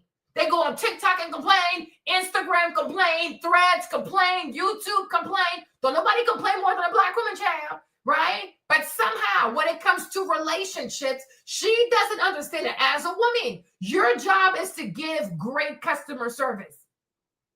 When this man is with you, how does it go? Is he having the best time of his life? Is he having the best conversation of his life? Is he actually spending his time with the most deserving woman, or should he be looking somewhere else? Right? Because you're so damn big. What can we do? There's another girl over there. She's like 60 pounds lighter than you. She can walk for a long time. She can go hiking. She can go dancing. She can go bar hopping. She can go restaurant, whatever. Like when they have these like tasting where you can go taste different restaurants, right? Because she's slimmer. She's confident. She shows up with a big smile. She's open to trying new things. Why is he going to waste his time with you? Right? Relationships are no different than providing great customer service. And when you care about your business and you care about your brand, you want to stack these 5-star reviews. But this is not the psychology for most Black women. They do not understand that your job as a woman is to provide great customer service. Because this man could be anywhere in the world, but he chose to be here right now. So how are you making sure that his time is not being wasted? How are you making sure that he gonna want to come back again tomorrow? Then the day after tomorrow, he want to come back so much that he gonna be, you know what? I want to be here for the rest of my life. You got to give people great customer service. But I think for most of these women, when they see a Black man, they don't even see a human being. They see an idiot. They see an ATM. They see a crash dummy. They see a clown, a fool. They have no respect. And because you don't respect the man, you think it's okay for you to show up overweight. And you think he don't even have the right to complain. No, he needs to go look for something better. That's it. I'm like, this is crazy. Just like you would, like, are you going to keep showing up with a man who can't afford shit? No, because you're going to go see if there's not something better. There you go. Because relationships are no different than providing great customer service. When you go at the Ritz-Carlton, they give you the best customer service. You go at the Four Seasons, luxury. You go to some of these like bougie places, you will have the best experience ever because they think about everything. They think about the experience of it all, right? And luxury places, everything is about giving you a luxury experience. They make you feel like, oh, I didn't even pay enough money for all the shit, right? But when it comes to Black women, when it comes to having an experience with Black women, you feel like you paid too much. This is nothing more than a 2-star, 1-star hotel, but I'm getting charged like I'm at the Four Seasons. It feels like you're getting cheated. And I'm not even a man. I'm just a Black woman. But I can see if I was a Black man, I wouldn't do it. Because this money I'm wasting on you, even my time I'm wasting on you, I can go spend my time somewhere else. And I'm going to have a good time. Because most Black women are not a good time. Even from woman to woman, it's too much. Because in a few minutes, it's going to get disrespectful. It always does. Because they're not polite. They are just not polite. They're just not polite. So why would I be here? It is a waste of my time. And they're always fighting. Right? They're always cussing each other out and being passive aggressive and do all these goofy ass reads and shit. No, it's a waste of your time. It's not a safe space. But I'm like, they have the money, y'all. They have the money. It's in their hair. It's in their hair. And if many more of these women could just decide to take care of their hair, they would have so much money left over to really go and do the things that actually matter. Getting a trainer, getting a nutritionist, signing up for weight training classes, right? Buying better gym clothes, buying better gym shoes. They have the money, but they don't want to prioritize their bodies because they have told themselves that no matter what kind of body I give this man, because he's Black, he don't have a choice but to accept it. The times have changed. We are in 2025. Anybody can grab a flight and go anywhere in the world. Times have changed. Times have changed. People are not stuck in their city, their state. People can go anywhere. The world is different now. The world is so different now. You can meet anybody online and see them in the next 2 days. But it's like they don't want to understand that the competition is real. And so if you want you a black man or any man, you're gonna have to yeah, like you know, like you gonna have to step it up. You have to step it up. But to me, I cannot have mercy for someone who's morbidly obese but got time for bohemian knotless braids. You have the money. You have the money. You have the money to meal prep. You got the money for a trainer. You got the money for a nutritionist. They have the money. But when you don't prioritize the man, when you don't feel like you have to earn this man, this is what your priorities look like. Oh, I'd rather do my hair than fix my body, right? But if you truly cared about the man and you were actually prioritizing the man and you wanted to have the best man possible, the first thing you'll do is fix the body, then you do your hair, right? Fix the body, fix my nutrition, fix my mindset. Once I have those things secured, then I can go on to fixing my hair. Because your hair is the least of your worries, right? Because if you have a bomb-ass body like Amber Rose back in the day, you can even be bald-headed. No one cares. If your body is fine as fuck and you're bald-headed, no one will care. Because your body is freaking beautiful, right? So the first thing you want to do is fix the body, fix your nutrition, and then you can fix your hair. But you don't neglect the body and go straight for the hair. That is insanity. That is absolute insanity. But can we call a spade a spade? Y'all care about thinness more than you care about health. Instead of focusing on the size of our body. You care more about getting your hair done than you care about being healthy. Sis, read yourself. Read yourself. And yes, we care about thinness because thin people can move. Thin people have more endurance. Thin people have more stamina. And it's more enjoyable to have sex with a thinner person than a freaking hippo. Are you okay? Right? But you care more about your hair than you care about your health. So start there. Like what is this? It's like a joke. Start there. Why do you prioritize $800 on your hair versus investing $800 in getting your weight right? Even the money that she's using for her bohemian braids, whatever, she could have used that money to start her GLP-1. That's enough money to get you on Mounjaro. That's enough money to get your GLP-1. That's enough money to get a consultation with a doctor to see if you qualify for the bariatric surgery to get your stomach cut in half, right? So let's start there. But you are never going to gaslight people into not believing that thinner bodies are better than bigger bodies, right? That's crazy. Yeah, so I'm like, no. You are crazy. You are really crazy. You are truly insane. How about we focus on the quality of our food, the quality of our neighborhood and the access to good, nutritious food, the quality of our mental health. But no, you just care about if her body's big. That's all you really care about. And history will show you that our bodies are not going to fit in the category to European standards to thin. Nobody is asking you to look like a white woman. We are asking you to optimize your body, and you're not doing that, right? You cannot show us the receipt that you spend $800 on your food, and I'm not talking about DoorDash, but you spend $800 on your fitness. You can't show us the receipt. So go sit down somewhere. You are morbidly obese. You're not thick. No, and like people look at you and then, oh yeah, she's just a thick black woman. No, people look at you and they say that's a big black woman because you don't prioritize eating right.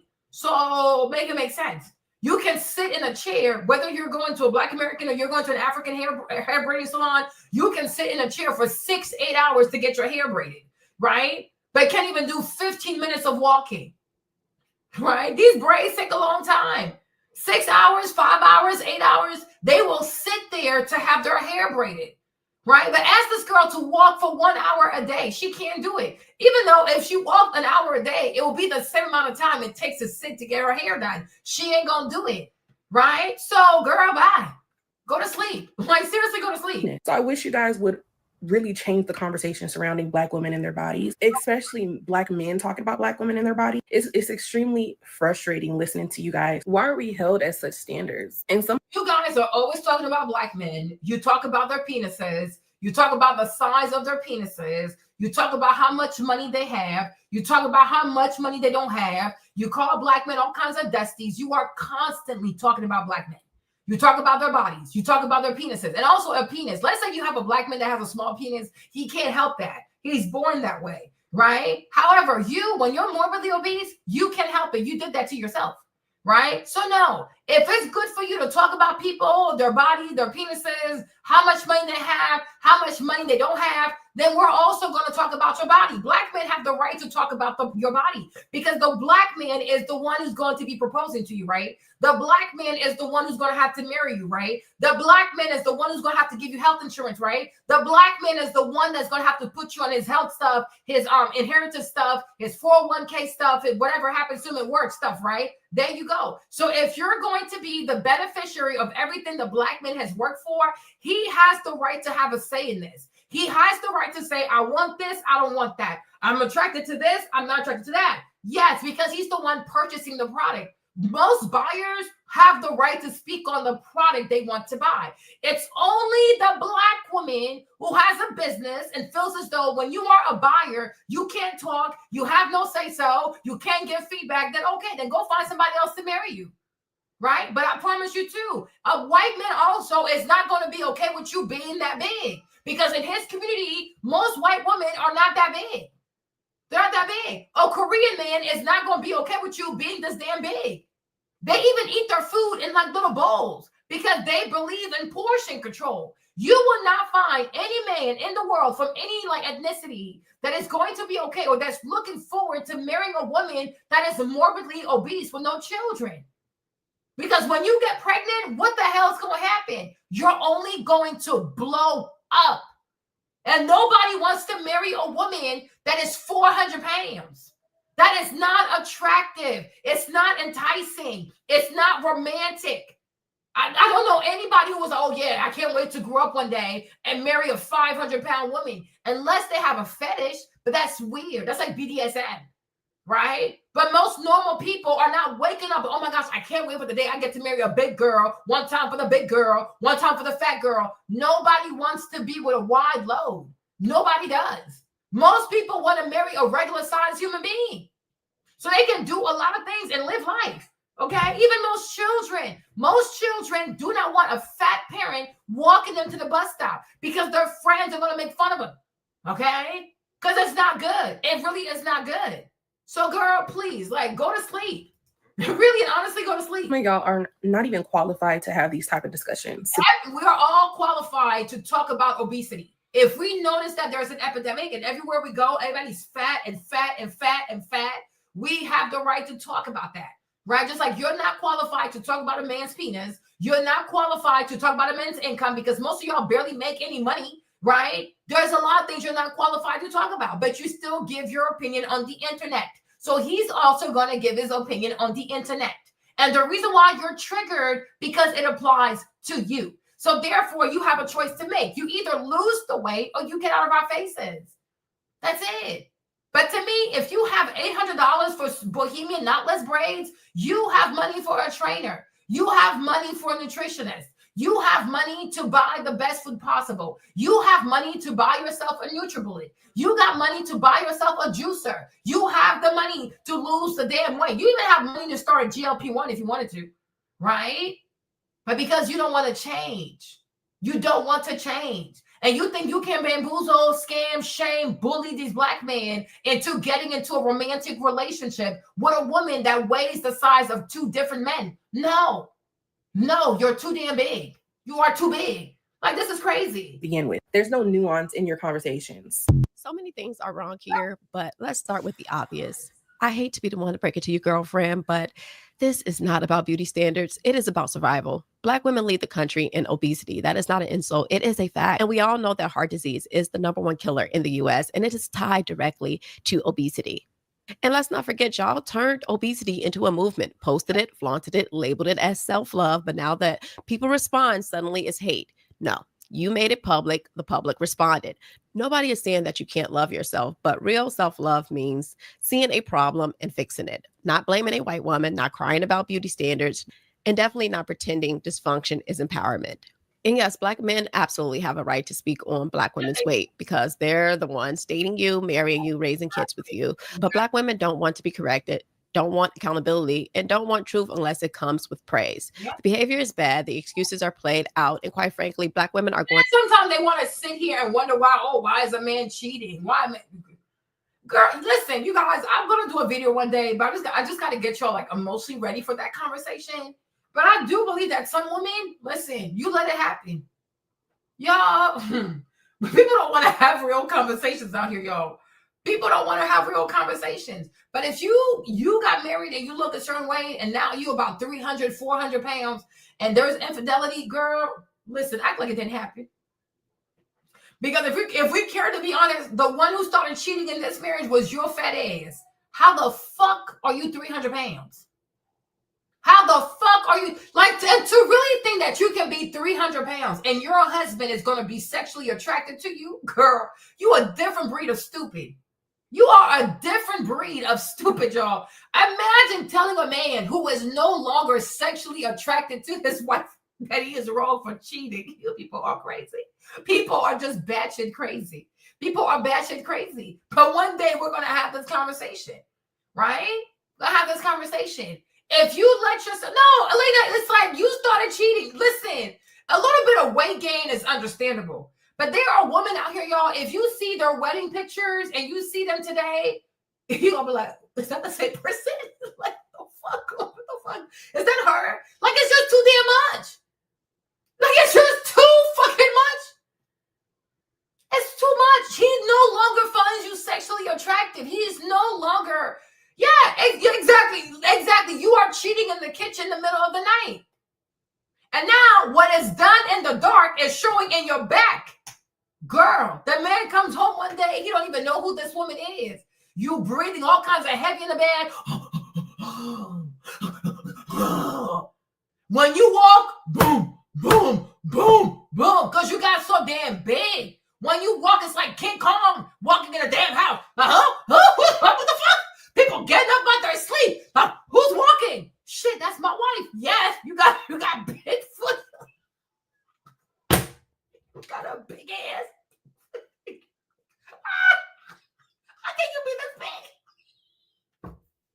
Y'all, I'm trying to be mean. But I'm like, I can truly understand a man no longer being sexually attracted to his wife. Like, yes, that's my wife. I love her, but I don't want to have sex with her. She too big. She just too damn big. She just too big.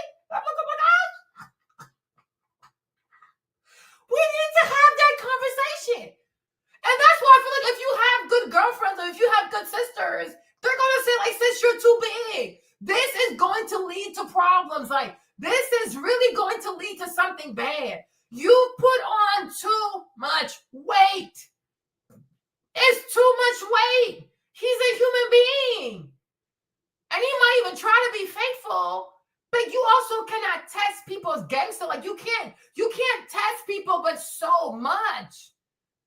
That's why every woman should always have, like, this is my ceiling. Like, if I ever get there, I'm going to go commando and bring my weight down. Every woman should have a ceiling. Like, you should have a number in your head. You never, ever, ever, ever cross that number.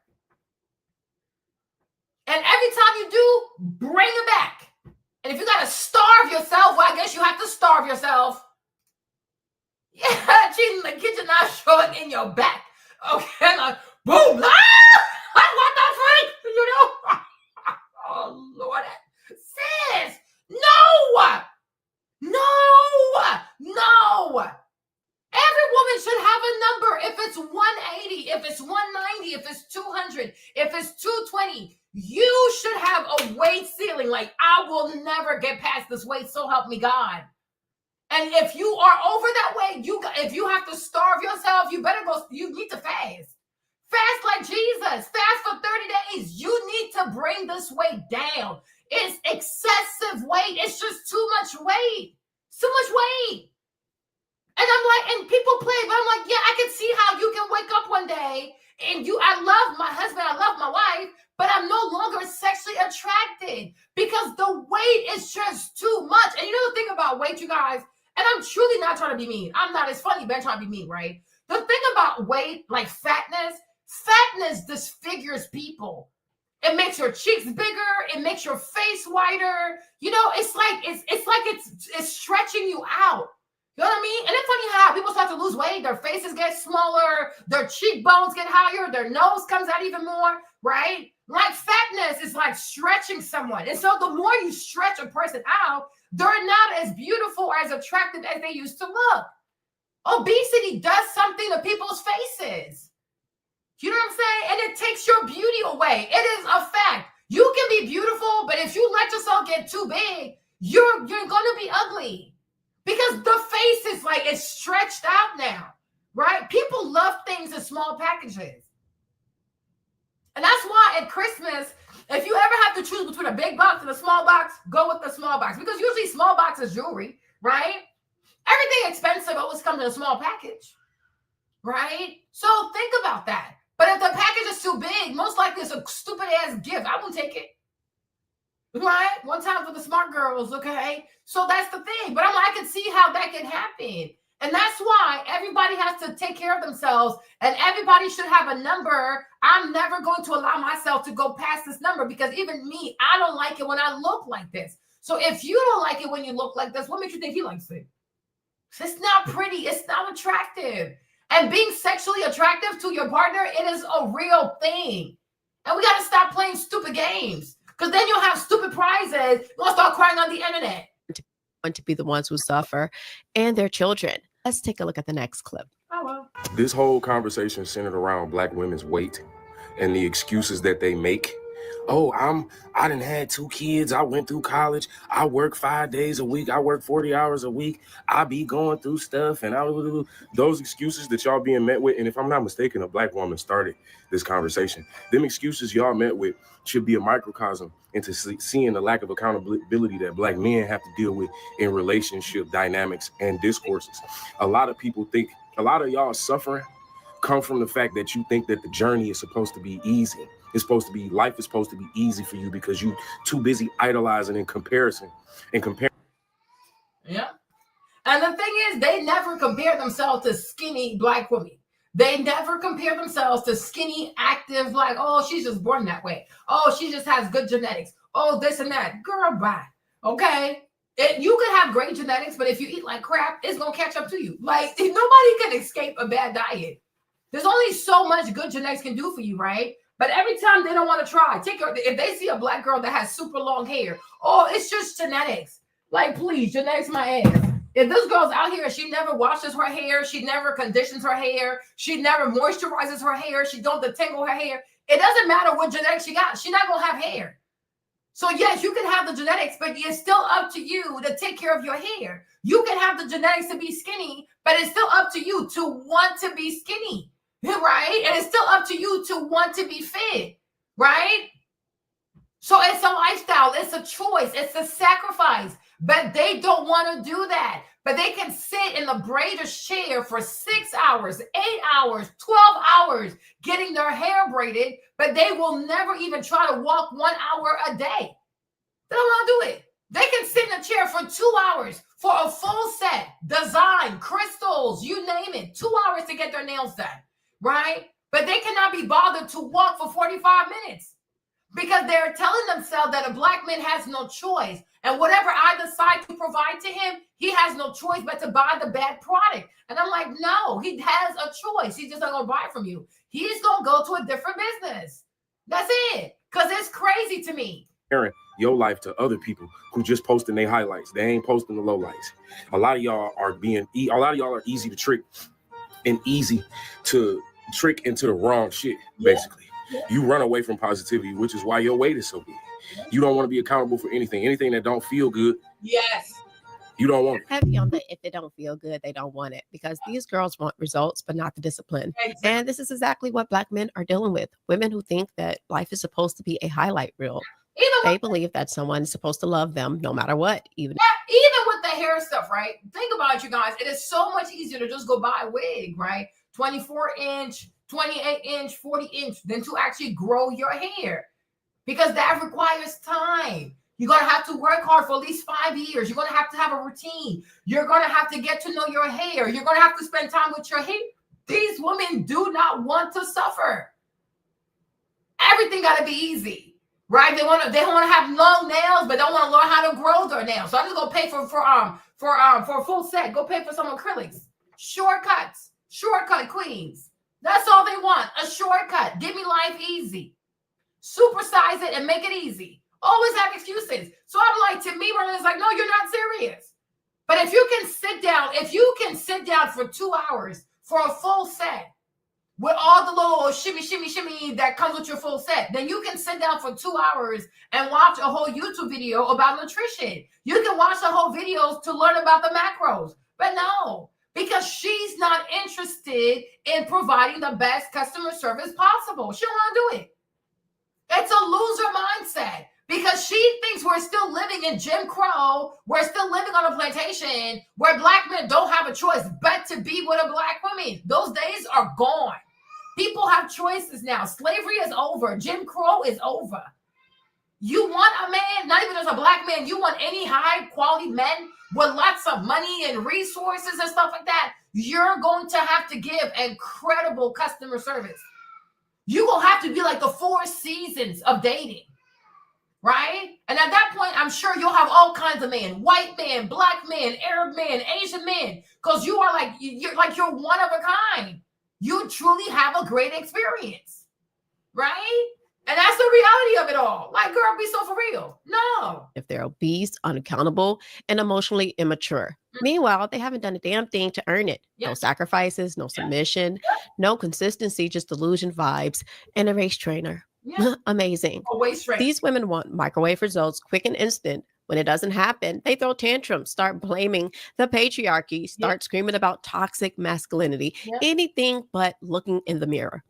It's the most obvious thing. They don't want to become the kind of woman that life actually requires. So instead, they gaslight you, they lie, they shame you for having standards. And they're going to say you're the problem because they're obese and they refuse to work out and they don't want. And that's the thing. I think most black men are being shamed for having standard. A man has to have the right to have standard because if he has to have sex with you, he got to hold your legs, he got to feed you, take care of you. And also, a man might also have a budget for groceries. Like, listen, you can't be eating all those groceries in one day. Okay, so yes, when you are the buyer, you have the right to set your expectations, right? And black men feel empowered to talk your shit. If it's too big, it's too damn big. If it eat too much, it eat too damn much. Okay, if it's not fun and bad, you need to say it. Talk your shit. Talk your big shit. I'm like, Trump is president. Listen, now that Trump has been elected, we all can say what we really want to say. The woke eras are over. The years of DEI is over. Okay? We have freed ourselves by voting for Trump. Speak your mind. Speak your mind. And they might be upset, but guess what? Those who really care for you, black man, they're going to take notes. You know, like, you really do have, it's a small faction, but you truly do have a small faction of black women who are truly serious about being with a black man. So if you give her meaningful feedback, she's going to listen because she wants to win.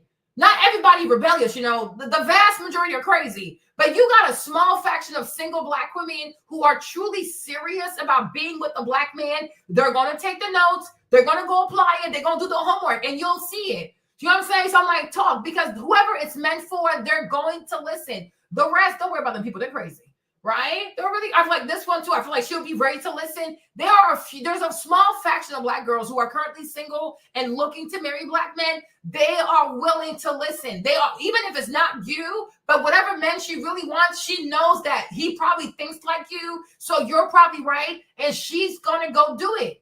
Because she's not trying to be like these women who are going to die alone, live in their cars, pay all their bills, you know, have to worry where they're going to retire, where they're going to sleep. Child, most women do not want that. We still have a small faction of black women who do not want to die alone. They want to be married. They want to have children. They want to have a family. They want partnership. They want intimacy with one person. They don't want to sleep with everybody. They want to be committed to one man and the man will be committed to her, right? So I'm saying, talk, like, let her know, right? And I'm telling you, if that's what she wants, she will lose the weight because they will grab a flight to go get their hair braided. They will grab a flight for a sew-in. They will grab a flight for a lace front. right? So when these women really want something, they make it happen. They know how to use Klarna for Fashion Nova. They can use Klarna for a meal plan. Don't worry about it, okay? Talk your shit. Yeah, talk your stuff. Say what you want. To be accountable. It's not just delusional, it is manipulative. And quite frankly, Black men are exhausted, and I do not blame them. You see? Let's take a listen to this next young lady, and this lady actually gets it. Take a listen. Ain't no war on Black women's weight. If you want to see a war on somebody's weight, go over to some of these other races and see how strict their men are when it comes to weight. Yep. A lot of these other communities, the women know to keep their bodies under control and keep their weight under control because they men don't play. Black men have given grace for a long time when it comes to addressing Black women's weight. They just now really coming out and talking about how dissatisfied they are with the weight of the women in the community. It's 2025, and a lot of y'all are still stupid enough to think that a man having sex with you means something, that it means that you're desirable, that it means that you're attractive. And because a lot of y'all are so male-centered, even though you lie and say you not, you hold on to extra weight just to keep that butt that you think that you got, right? Mm-hmm. A lot of y'all have been past thick, right? Nothing about you is thick. But you got a bunch of low vibrational pookies who be lying and telling you what you want to hear, all for the sake of having sex with you. And because you're stupid and you believe that a man wanting to have sex with you means that you're desirable and that he actually wants you, because you still haven't figured out in 2025 that there's no correlation between a man having sex with you and a man actually wanting you. You would think you dum-dums would know that by now, but I done seen several of y'all make videos and y'all sitting there talking about, well, they can't care about my weight too much because I still get ends, I still get dudes still smashing and ain't complaining. No, they're not complaining because you still. And the thing is, let's be so for real. These guys are sneaky links. Okay, they meet at night. They meet late hours of the night. Sometimes it's not even planned. It just so happened because he ain't got nothing else to do. Right? They're not taking these girls out in broad daylight. They're not courting these girls. They're not having these girls meet their friends. They're not having these girls meet their family. These are just booty calls. Okay, these are just booty calls, y'all. Midnight, 1 o'clock in the morning. 11 o'clock, what you doing? Hey, big head. That's it. There's no romance. You got the itch. I got the itch. That's it. That's really it. That's really it. Right? And then he goes home in the morning. He might not call you for another week. Right? They love to lie. They really love to lie. You're just promiscuous. You're not monogamous. Stop stressing me out. My head hurts. My head really hurts. You are promiscuous. You are not monogamous. You are promiscuous with men at night, right? You are none but a booty call. You are not monogamous. You're not being courted. You're not being taken out places. You don't meet his friends. He doesn't hang out with you in broad daylight. He's not holding your hand in broad daylight, right? Stop playing with people. I'm sick of this stuff. I'm so sick and tired of these lies. Like, stop being so deranged. But this is how they cope. They know they're being used as booty calls, but they want to convince you that it's some kind of romance attached to it. No, it's a booty call. It's a booty call with a big girl. And then in the night, at dark, like it's so dark outside. Even the coyotes are outside, right? Because it's so damn dark. Okay? That's it. That's the only kind of action you get when everybody's asleep but the coyotes. Right? That's about it. Stop lying to people. You're giving it up, stupid. Right? But it don't mean that they don't like your body. It don't mean that they still ain't telling their homeboys how disgusting they think you look with your clothes off. Right? None of that is still not happening just because they sleep with you. Wow. The fact of the matter is a lot of y'all can't get to the next step with these men in relationships because they don't like your body. Yeah. All right, you might be cool, you might be having sex with him, but at the end of the day, he don't picture himself being with nobody who physically look like you. Yeah, that's why a lot of y'all ain't getting no dates. That's the reason why you only get you up late text messages. Like they don't want to be seen with you in public. They don't want to be associated with you. They don't want people knowing that they mess with somebody who looks like you. I 100% agree with everything she just said. She is absolutely right. And let's be clear, it's not even just about the men of other races expecting their woman to be fit. These women expect it for themselves. They're hard on themselves. They don't glorify being overweight. They don't call it self-love. They call it what it is. Something to fix, something to work on, nothing to celebrate. And that is the difference. White women, Asian women, Latina women, they hold themselves to a standard. More of the white and Asians, but that's neither here nor there. They know when they've gained too much weight and they don't need TikTok to tell them. They don't need a fat positivity parade to feel good. They look in the mirror, they feel it in their clothes, and they do something about it. Meanwhile, too many Black women are trying to flip the script, like being held accountable is offensive. And you're 35 talking about men still want me. Hello, men will sleep with anything. That doesn't mean they'll stay. That doesn't mean they'll wife you. Like, women provide access to sex, men have access to marriage. There is a big difference. Men will sleep with porn stars. They will sleep with OnlyFans girls. That does not mean they're going to put a ring on it. Just because you're getting attention doesn't mean you're valued. And quite frankly, a lot of y'all are out here confusing lust with love and then wondering why nobody stays. You cannot eat everything, do nothing, and then shame people for not finding you desirable. This is not fat phobia. This is reality. And it is a sad one.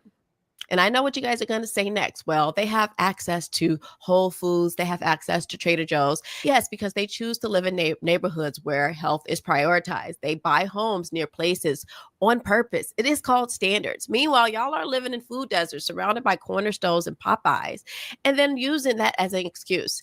If you know your environment is not serving you, then why are you still choosing to live in it? Move. Oh, please. Even if they live in a food desert, say you're going to go too far with that shit. Even if she lives in a food desert, she will never miss her nail appointment.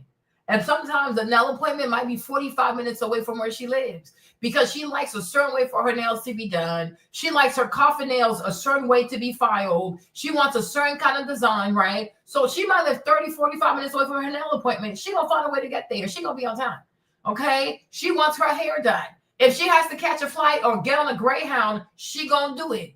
Like the lengths that Black women will go to for beauty, especially beauty that has like extensions or acrylics attached to it. Oh no, if she has to even go to Turkey for a BBL, she gonna find a way. Santo Domingo in the Dominican Republic, she gonna find a way to get there. Colombia, she gonna find a way to get there. Which goes to show you, if Black women truly cared about eating the right kind of food, it's not a problem. It's not a problem. Because I'm like, to me, it's a lot easier to find access to food than to look for a nail artist that does your nails a certain way. Look for a person to put your front lace a certain way. Look for somebody to give you these kinds of braids, right? They keep up with all types of beauty stuff. So my point is, even to go to Ulta, she gonna find a way to get to Ulta. She wants to go to Sephora, she gonna find a way to go to Sephora. These women do not play about their beauty services. So my thing is, if she really cared about eating healthy, the grocery store could be 2,000 miles away. She will go there if she really cared. She doesn't care because in her mind, she has told herself that Black men has no other choice. And this is why most Black women encourage each other to be fat. So that way you are really creating a monopoly, right? Because if most Black women are fat and he really wants to be with a Black woman, he's going to have to be with a fat woman. You see what I'm saying? And that's why most Black women do not like skinny Black women. Because she's messing up the monopoly. Does that make sense, you guys? Right? Yeah, they will definitely do it. They know how to find abortion clinics. They child police by, right? But this is why they need to encourage and motivate as many Black women and as young as possible to be obese. So that way, it's like a block. It's like a fat block. So no matter where he goes, all he sees are fat Black women, right? That's why most Black women tell other Black girls, yeah, be bad, be big, be fat, be this, be that. Because if we all look alike, if we're all super fat, if we all look like Humpty Dumpty, these men won't have a choice but to put up with our fat asses. And that's why I say no. If you are a young Black girl who is single, you need to be skinny as fuck. You don't want to be like these girls. Because you'll have the advantage. Why? Because most of them are fat. So you won't even have to work that hard because you'll stand out. Exactly. You will stand out. Like if you're a young Black girl right now, your leverage is being skinny. Your leverage, because most Black girls are fat. Don't be fat. So like you already win. That's going to give you extra points, right? When most Black girls want to go on a super date and once again, eat all the food, entree, appetizer, dessert, that they eat everything on the menu. No, you go for a smaller, more affordable day. Like, oh, look at her. We love a mindful queen. Okay? And you show up with a smoothie, right? And you ask for a small salad, sparkling water with a bit of lemon, and then you ask for some tea. You're standing apart. That's how you compete in the marketplace, right? And even your first date, you make sure Yeah, Norbit, yeah. You make sure to order a small salad. The first time you go on a big day, you start with a salad. You don't lead with the carbs. Don't touch the bread, for as tempting as it might be. Do not touch the bread. Because most of these black girls are eating up the bread like crazy. Don't do it. Don't do it, girl. It might be hard, girl, but don't do it, girl. Okay, we have a plan. We have a strategy, right? Gotta stay focused, right? Don't touch that damn bread. And before you get to the carbs, you always start with a salad. Be like a lady. Eat like a lady. Eat like a bird. Okay? Then you have a lot of protein, a little bit of carbs and things like that. And even that, do not finish your plate. That's why you should always eat at your house before you go out. Okay? Don't get too comfortable, right? Do what most black girls are not doing. Set yourself apart. Work on the brand, right? Work on the brand. And the brand is the mirror. The brand is, we don't eat too many calories over here. The brand is, my identity is not food. Okay? I exercise. I'm active. I drink my green smoothies, right? That is the brand, right? That's what you want to do. That is what you want to do. Okay, go somewhere with better food, better schools, better quality of life. I don't understand why that sounds so radical. You'll drop thousands on wigs, nails, lashes, takeout, liquor, and vacations. But the moment someone says move to a better area, suddenly it's oppression and you can't afford it. No, what you can't afford is to keep living in delusion. And what the culture can't afford is to keep pretending that the dysfunction is empowering. It is not working. Can we stop pretending like this is about self-love, like this is about beauty standards, and just the whole truth is hate nonsense? Because the facts, they just do not lie. According to the CDC, 56.9% of non-Hispanic Black women are obese. That is not curvy. That is not thick. That is not plus size and proud. That is a medical crisis, the highest obesity rate of any race and gender group in the country. Wow. For comparison, Hispanic women are 43.7%. White women are 39.8%, and Asian women are 17.2%. Let's run that back. Asian women living in the same country, same inflation, same food desert, same social media are at 17.2%, and Black women. But the thing about Asian people, y'all, Asian people, every time they have a meal, they start walking. They walk a lot. Asian people know they have a small body. They are really, I think Asian people are really aware that they have a small frame. So they're not meant for all that stuff. But Asian people, every time they eat something, they walk. And they also eat in cups. Like, like they have these little bowls, like their traditional bowls. So I feel like those bowls, because you eat in a bowl, it forces you to do portion control. You know what I'm saying? But Asian people are very mindful. Even though they eat rice, they eat a lot of rice. But it's like they eat in the bowl. And they always have vegetables with whatever they eat. Like if they have meat, they have vegetables. If they have rice, they have vegetables. If they have carbs, they have vegetables. And also, especially Koreans. Koreans do a lot of ferments like kimchi and stuff like that. So, and that also helps to break down the food in your gut. They're very smart people. Like this is what you call an intuitive eater. Yes, right? I feel like dessert, you can order dessert as long as you both eat the dessert. Does that make sense? Like if he orders dessert, you can eat it together, but even that don't go too crazy, right? But by yourself, don't order like I have dessert, you have dessert. That's too much. But if you order dessert for both of y'all to eat it, that's cool, right? Does that make sense? And even that too, don't finish it and don't, can I take it home? You better eat that shit. Where's that? Okay. The numbers are bad. It's really bad. Yeah, and I feel like also eating with chopsticks, it forces you to eat slow. So you're more mindful and you're probably fuller because you're eating with chopsticks instead of grabbing a spoon. Okay. So yeah, but I can see why Asian people are the smallest. They walk a lot. Are sitting at nearly 57%. This is not about lack of access. This is about a lack of accountability. And don't pull the, Black people in general card either, because Black men, same community, same struggles, are at 41.1%. Yes, that is still high, but nowhere near what is happening with Black women. So no, this is not a general race issue. This is a Black female culture issue. Yeah. We built a whole fake lifestyle around ignoring reality and calling it confidence. But the confidence is fake and the consequences are real. Yeah. Heart disease, diabetes, infertility, cancer. This is not about aesthetics. It is about survival. And to really drive that home, if you guys remember a few months ago when they unveiled that Black woman statue in Times Square, it was like this huge 12-foot statue of this big fat Black woman, and the internet exploded. People called it racist. They called it degrading. People said it was disrespectful to Black women. But let's be real. It wasn't offensive because it was inaccurate. It was offensive because it was painfully accurate. It wasn't a fantasy. It was a mirror, a brutal, unfiltered, larger-than-life reflection of the exact crisis that we're in.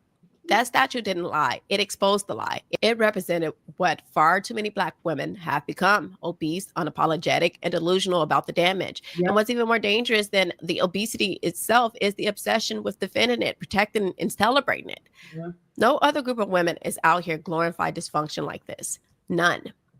And if you really think that doesn't affect how we're seen, how we're treated, how we raise our children, how we experience health, love, and family, then you're just in denial. You're a part of the problem. This is not a game. This is not hate. This is a wake-up call, because the behavior is disgusting. The logic is absolutely crazy. And quite frankly, the community is paying the price per usual. We got to do better, guys. All right, guys, if you've ever seen the movie Soul Food, this is like a staple in most Black homes, then you know exactly where I'm going with this. The whole movie centers around this family eating greasy, heavy, unhealthy food every Sunday. And then Big Mama, the matriarch of the family, she ends up needing to get her leg amputated because of diabetes. But she refuses the surgery and she dies. I'm sorry, spoiler alert. She dies. And what does the family do after she dies? They keep eating the same food that literally just killed her. They continued on with the tradition instead of learning from what just happened to their Big Mom. And this was the thing also, like the Nation of Islam. Like Nation of Islam used to tell Black people not to eat pork. You know, got cussed the fuck out. They got cussed the fuck out, right? Shiraza Ali also used to tell Black people not to eat pork. She used to tell Black women, don't feed your husband pork, don't feed your children pork. And guess what? She got cussed the hell out too. People just they get cussed out. Okay? Got cussed out. They don't want to change. They don't want to change. You see? And that right there is the sickness in our community. We see the damage, we live the consequences, and instead of changing, we defend the dysfunction, the food, the mindset, the lack of discipline, and now it's like we can't control it. It's generational addiction disguised as tradition, and it is destroying us. Tradition should be what heals us and not what kills us. Now, if you made it this far in the episode, thank you. I appreciate you more than you know. This episode is not about shaming Black women. It's about holding up a mirror, because correction is not hate. Accountability is not judgment. People aren't attacking you. Some of us actually care and want to see you do better. But this whole mindset that you can't tell me nothing, it is not helping. Not you, not your children, not your community. And it has to stop. I am Carmen JC. Make sure you hit the like and subscribe. No, because they people don't like her. But the thing is, when you listen to her, because they talk so bad about her, you guys, she a Taurus, right? And you can see where Queen Latifah got her style from. But when you listen to her, she is not lying. So the fact that she was doing this like before I was even born, right? And today it has reached a whole crescendo. You see this? This rebellion has been going on for decades. Just now, it truly has reached its breaking point. But she has a video where she's like, Black women should not be feeding their man pork and the children pork. Hold on. Let me see. Hold on. For our men. What she saying? To destroy our families. Because we don't know any better, or because we're too lazy, or because nobody has ever called on us to repent.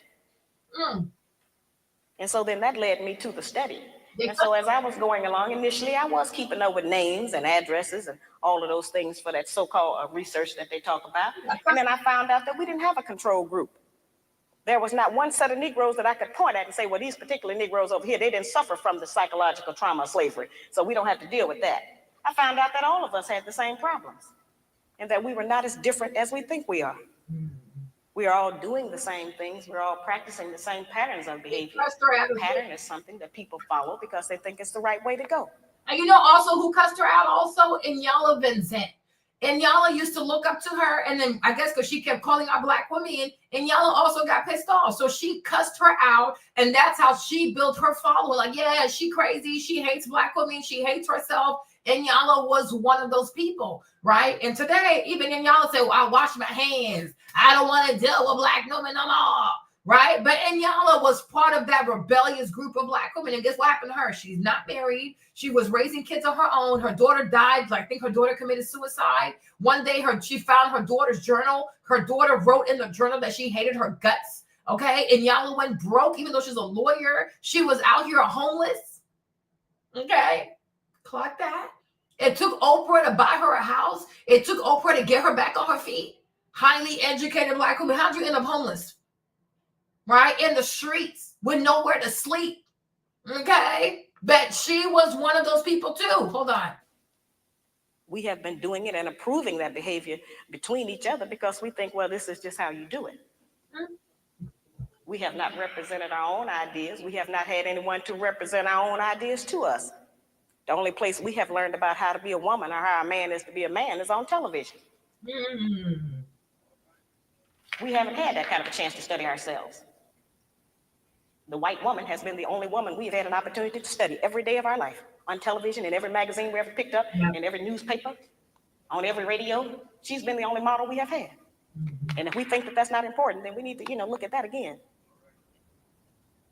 We have studied that, and we have made up and came up with requirements that the white people have set for us for our man. And if he cannot come up to those requirements, then we have decided that he is impotent and unable to be our man because he's disqualified, because he does not qualify by the standards that the white people have set up. We think a good, successful relationship is one where everything goes our way. The first time it stops going our way, then we got a serious problem. And we want our man to do everything we tell him to do, but we don't want to do anything he tells us to do. Isn't that crazy?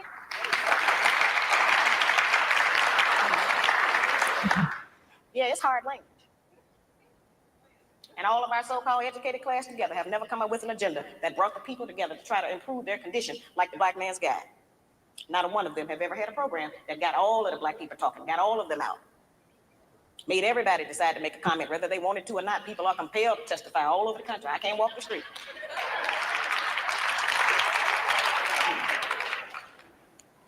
See, we've never been examined, as I said. In the breakdown of every relationship, each party in the relationship shares 1/2 the responsibility. That's 50% of the responsibility. So yes, the Black man is 50% responsible for the breakdown of our relationships. And we are the other 50% half responsible for the breakdown of our relationships. And I ask Black women, if you do not want to accept 50% of the responsibility, what percentage do you accept, and how does that behavior manifest? And I guarantee you it's already in my book. Because this lists the things that we do. We've just never seen it in print. We've never had it out front. We've never been busted. But now we have the equality we've been crying for. They're busted and so are we.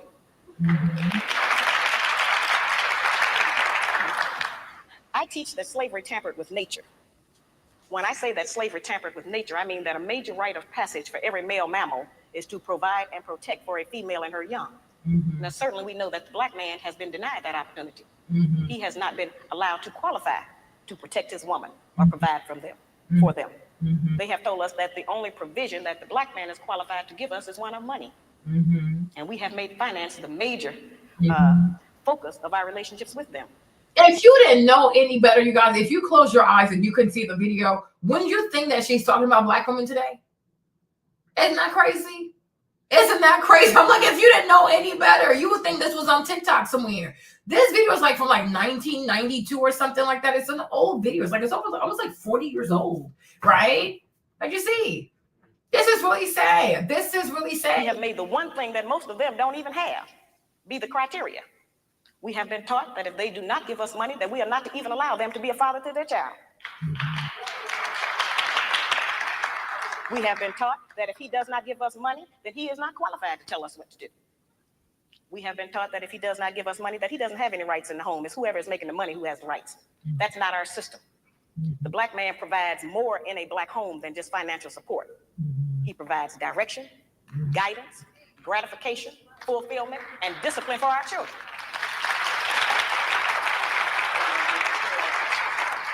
Those are the principles that are missing in our home today, which is why our children are savage in the streets. We see those children out there sometimes acting wild and uncivilized and disrespectful because they don't respect anyone, because we didn't teach them any respect. We didn't know how. And a lot of times we look at them and we say, yeah, they're out there doing this, and we act like that they dropped down out of the sky. But those are our children. We birthed them up out of our womb. They belong to us. And we are responsible for them. And for every child that's out there out of control, disrespectful, ignorant, and uneducated, they have a Black mother somewhere who failed to do her job and a Black father who failed to do his. It is not the responsibility. It is not the responsibility of the American government to raise our children. It is not the responsibility of the American government to support our women. And it certainly is not the responsibility of the American government to hold our man down. This book is to allow us to have a new chance to start all over and say, yes, this is what has happened. I didn't make myself like this. We don't get anything from ourselves. We pick it all up externally. And as we have picked up these bad habits, we can, decide that we are not going to do them. See, what has happened is that we have been turned, sisters, into kind of like Frankenstein. I think everybody remembers the Frankenstein monster. He had somebody's arms, somebody's legs. He even had somebody else's brain inside of his skull. Oh, he was functional, but he was not himself. And so, yes, we are functional. We have been taught that having a good job means that we are a total success. We have been taught that the solution to all the problems of the black people in America is to get a job with the white people. Money. That's just not the truth. That's not the truth. And that's certainly not saying that it is not important for us to have money for food, clothing, and shelter.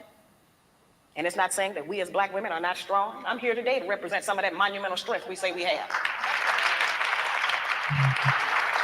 This does not mean that we are not strong. We don't have to put our man down in order to be strong. Exactly. I'm just saying that we have used our strength in the wrong direction. We've been using it against our man instead of for him. If we use the kind of strength and influence that we have in this society to support the black man, won't anybody be able to come against him? But every man is judged by his woman. And if his woman say he ain't nothing, then the whole world believes he ain't nothing. The actual fact is every man himself judge his own self by his woman. He can be out in the world being great and the whole world can be kneeling to him. And if he come home and she say, you ain't nothing, you ain't been nothing, then that's who he believes. And yes, we have insulted our man in front of our children. It wasn't intentional. We just been frustrated. We couldn't make you brothers do what we want you to do. We didn't have anybody else to tell sometimes. So we would say it over the children. He ain't no good. He make me sick. He's stupid. If he loved you, he would be here with you. When every man in here knows that his relationship with his children is predicated on his relationship with their mother. And if they are not getting along with us, they are not going to spend any time with the children. That's just how that is. And I talk to brothers around this country, and I have testimonies and tons of letters from brothers who write and tell me that my book made them to decide to try to be a man again and try to have a woman. Now, if you think that's not an important work, I got black men who write me and say, you have made me decide not to have another white woman. I'm gonna try to get back with the sisters and try them one more time.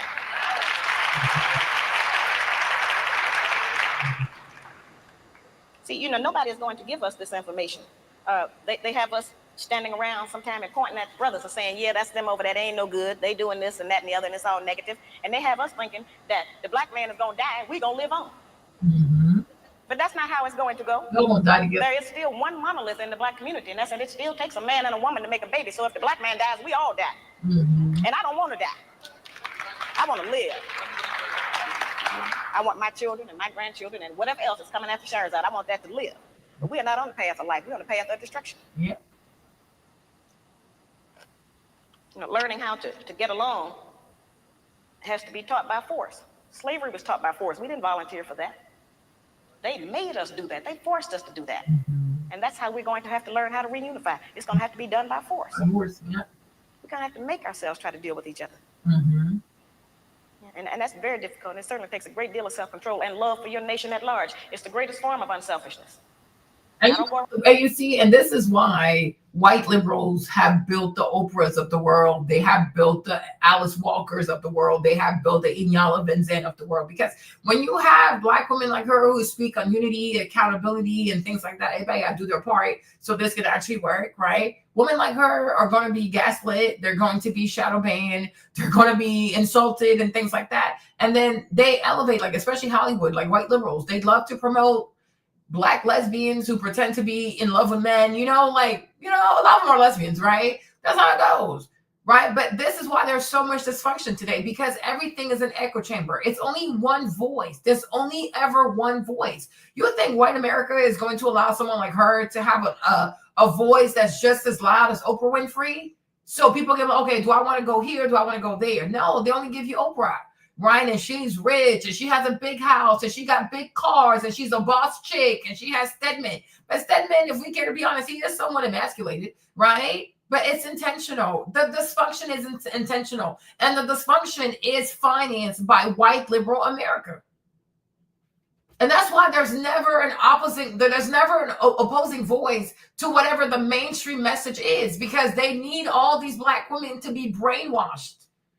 So that way they can keep the black community even more oppressed. The black community in America is as dysfunctional as it is because white liberals have put black women in charge of the black community. That's why it's so fucked up. That's why the kids are a hot ass mess, because men are not in charge. It's intentional. You know, because America is a racist country. So the white man has to be on top. You can't have two patriarchs of a different creed in one country. Like, it's not going to work. So the only way the white man doesn't feel threatened is if he has a weak opposition, and that's the black woman. She's weak. She's weak. And that's why she can't take all of this, right? Her children are failing. Her sons are in prison. She's overweight. She's poor. She waits for government assistance. She has to work for the federal government. She can't do it. She's overwhelmed because she's a weak opposition. I've always said that. I'm like, the reason why white people give so much power to black women because they're not afraid of black women. Why would a man be afraid of a woman?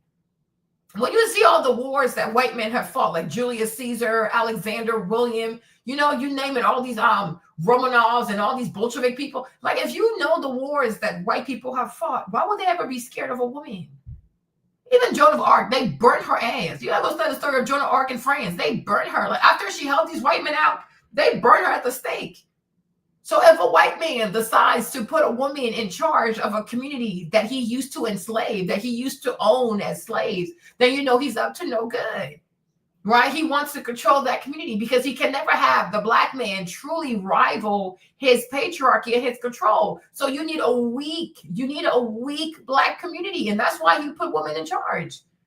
You have to hate a people to put women in charge of a people. I'm like, and especially if you're Christian, if you are a Christian, you should realize that it's a curse. It's a curse for a people to be led by women because the only time that women should be in leadership is all the men are dead.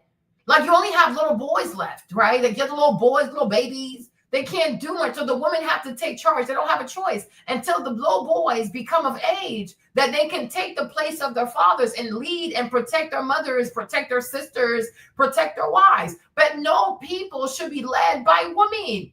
So it's an abomination. It's a curse. It is a curse. It's a fucked up curse. And that's why everything is so dysfunctional. All these kids, gangs, YNs, shooting up, shooting down, killing each other. I saw 2 black boys. They got life in prison. They're 14. I'm like, you're 14? I think one is 12. I'm like, he's 12. Life in prison at the age of 12. These women are overwhelmed. They don't know how to raise kids. They can't raise kids. They can't raise boys. They're failing. Black women suck at raising boys. They are horrible at raising boys. They make them weak. They raise them to be, a lot of black women raise boys to be gay. Most black American women, their sons are gay. They're not even like the masculine gay, like, no, like bottom gay. They raise bottoms. And they don't even see that that's a curse. Like, you're a mother, your son's going to have anal sex. Your son is going to be penetrated. Your son is going to be on the receiving end. And she's not even crying. She thinks it's cute because she's so demented. She's such an idiot. Right? Me, Marlene, if I knew that my son was going to be, like, you know, by another man, I would weep my eyes out. I would cry out to the Lord. What have I done to deserve this? Listen, my son is gay. Let him be the top, not the bottom. The bottom people are the ones most likely to have AIDS. And they think it's funny. They go buy them wigs. Oh, let him get his nails done. She doesn't even realize that she is throwing her son into a journey that most likely will lead to HIV. These women are batshit crazy. They're a batshit. They're so irresponsible. I feel like every time I see a black boy that has a single mom, I'm like, oh, I feel for you. She's going to ruin you. They ruin children. They ruin boys. So either she's going to make the boy gay and he's going to be a bottom, or she's going to raise that little boy out of resentment. And before you know it, he doesn't want to come home because he knows she hates him because she hates his dad. They don't know how to separate how they feel about the man versus how they feel about the child. They will punish the child. That's what they do. They're very mean. Most black women here are very mean. They're very mean to their children. They're mean to their sons. They're mean to their sons. They fail to sit down and truly, like, you know, draft a plan of success for their boys. How is he going to be successful? They don't care. They don't care. And then when he starts acting out, she'll be the first to call the police on him and get him arrested. They're a bunch of Karens. They're so mean. I'm like, you people are really mean over here, huh? They're very mean. Black American women are very mean. I see how they raised their sons. They've raised their sons to fail. It's intentional. They're like a bunch of witches. They've raised their sons to be failures. And they're a bit more careful with their daughters, unless the daughter's too pretty. The daughter is too pretty and she's too thin, she will make that girl her enemy. Very insecure people. It's a mental illness. I keep telling you this. It's a mental illness. I'm like, this like America, you see people here, you're like, these people need help. Need a lot of help. Because most women, especially me, like since I'm West African, but I'm saying like most African women, they want their sons to succeed, because most African women, they take a lot of pride in their sons. They take more pride in their sons than their daughters. They want their sons to be very successful. Like if she has to go sell fruits in the market for that boy to go to Europe, she'll do it. She sure will do it, because she will do anything for her son to be successful. Here, they don't care about their sons. They don't care. He can get arrested. He can get locked up. He can have bad grades. It's just not her concern. She hates him, but then she doesn't want to give up custody. Then why are you raising him? You hate him so much, let him go to his dad. She can't do that also. She has control issues. She has serious control issues, right? And other Black American women will say that, and nobody says, sis, you're hurting this boy. No, because she's also hurting her son. So nobody says to the other, what the fuck are we doing to these boys? Because one day they're going to be men. And then we all suffer. Most Black boys who are YNs are raised by a single Black American mother, right? That's it. They create bad products. The same way you'll have a white American woman create a mass shooter, a Black American woman who's single raising a child, she'll create a YN. It's inevitable. It's going to happen. If you can bet your life, single white mother overweight, she gonna raise a mass shooter. Black American woman single raising a boy, he gonna be a YN. If he does not become a YN because she has like her family, her mom, her dad, or whatever, they're really helping her to raise that boy. So she's not doing it by herself. So most likely he's being raised by his grandparents. But if it's her raising her, he gonna be a YN. If a white woman is raising a single boy, he gonna be a mass shooter. It never fails. It truly never fails. The vast majority of Black boys in prison were raised by single moms. And they still don't want to admit to themselves they can't do it. We do not create good products.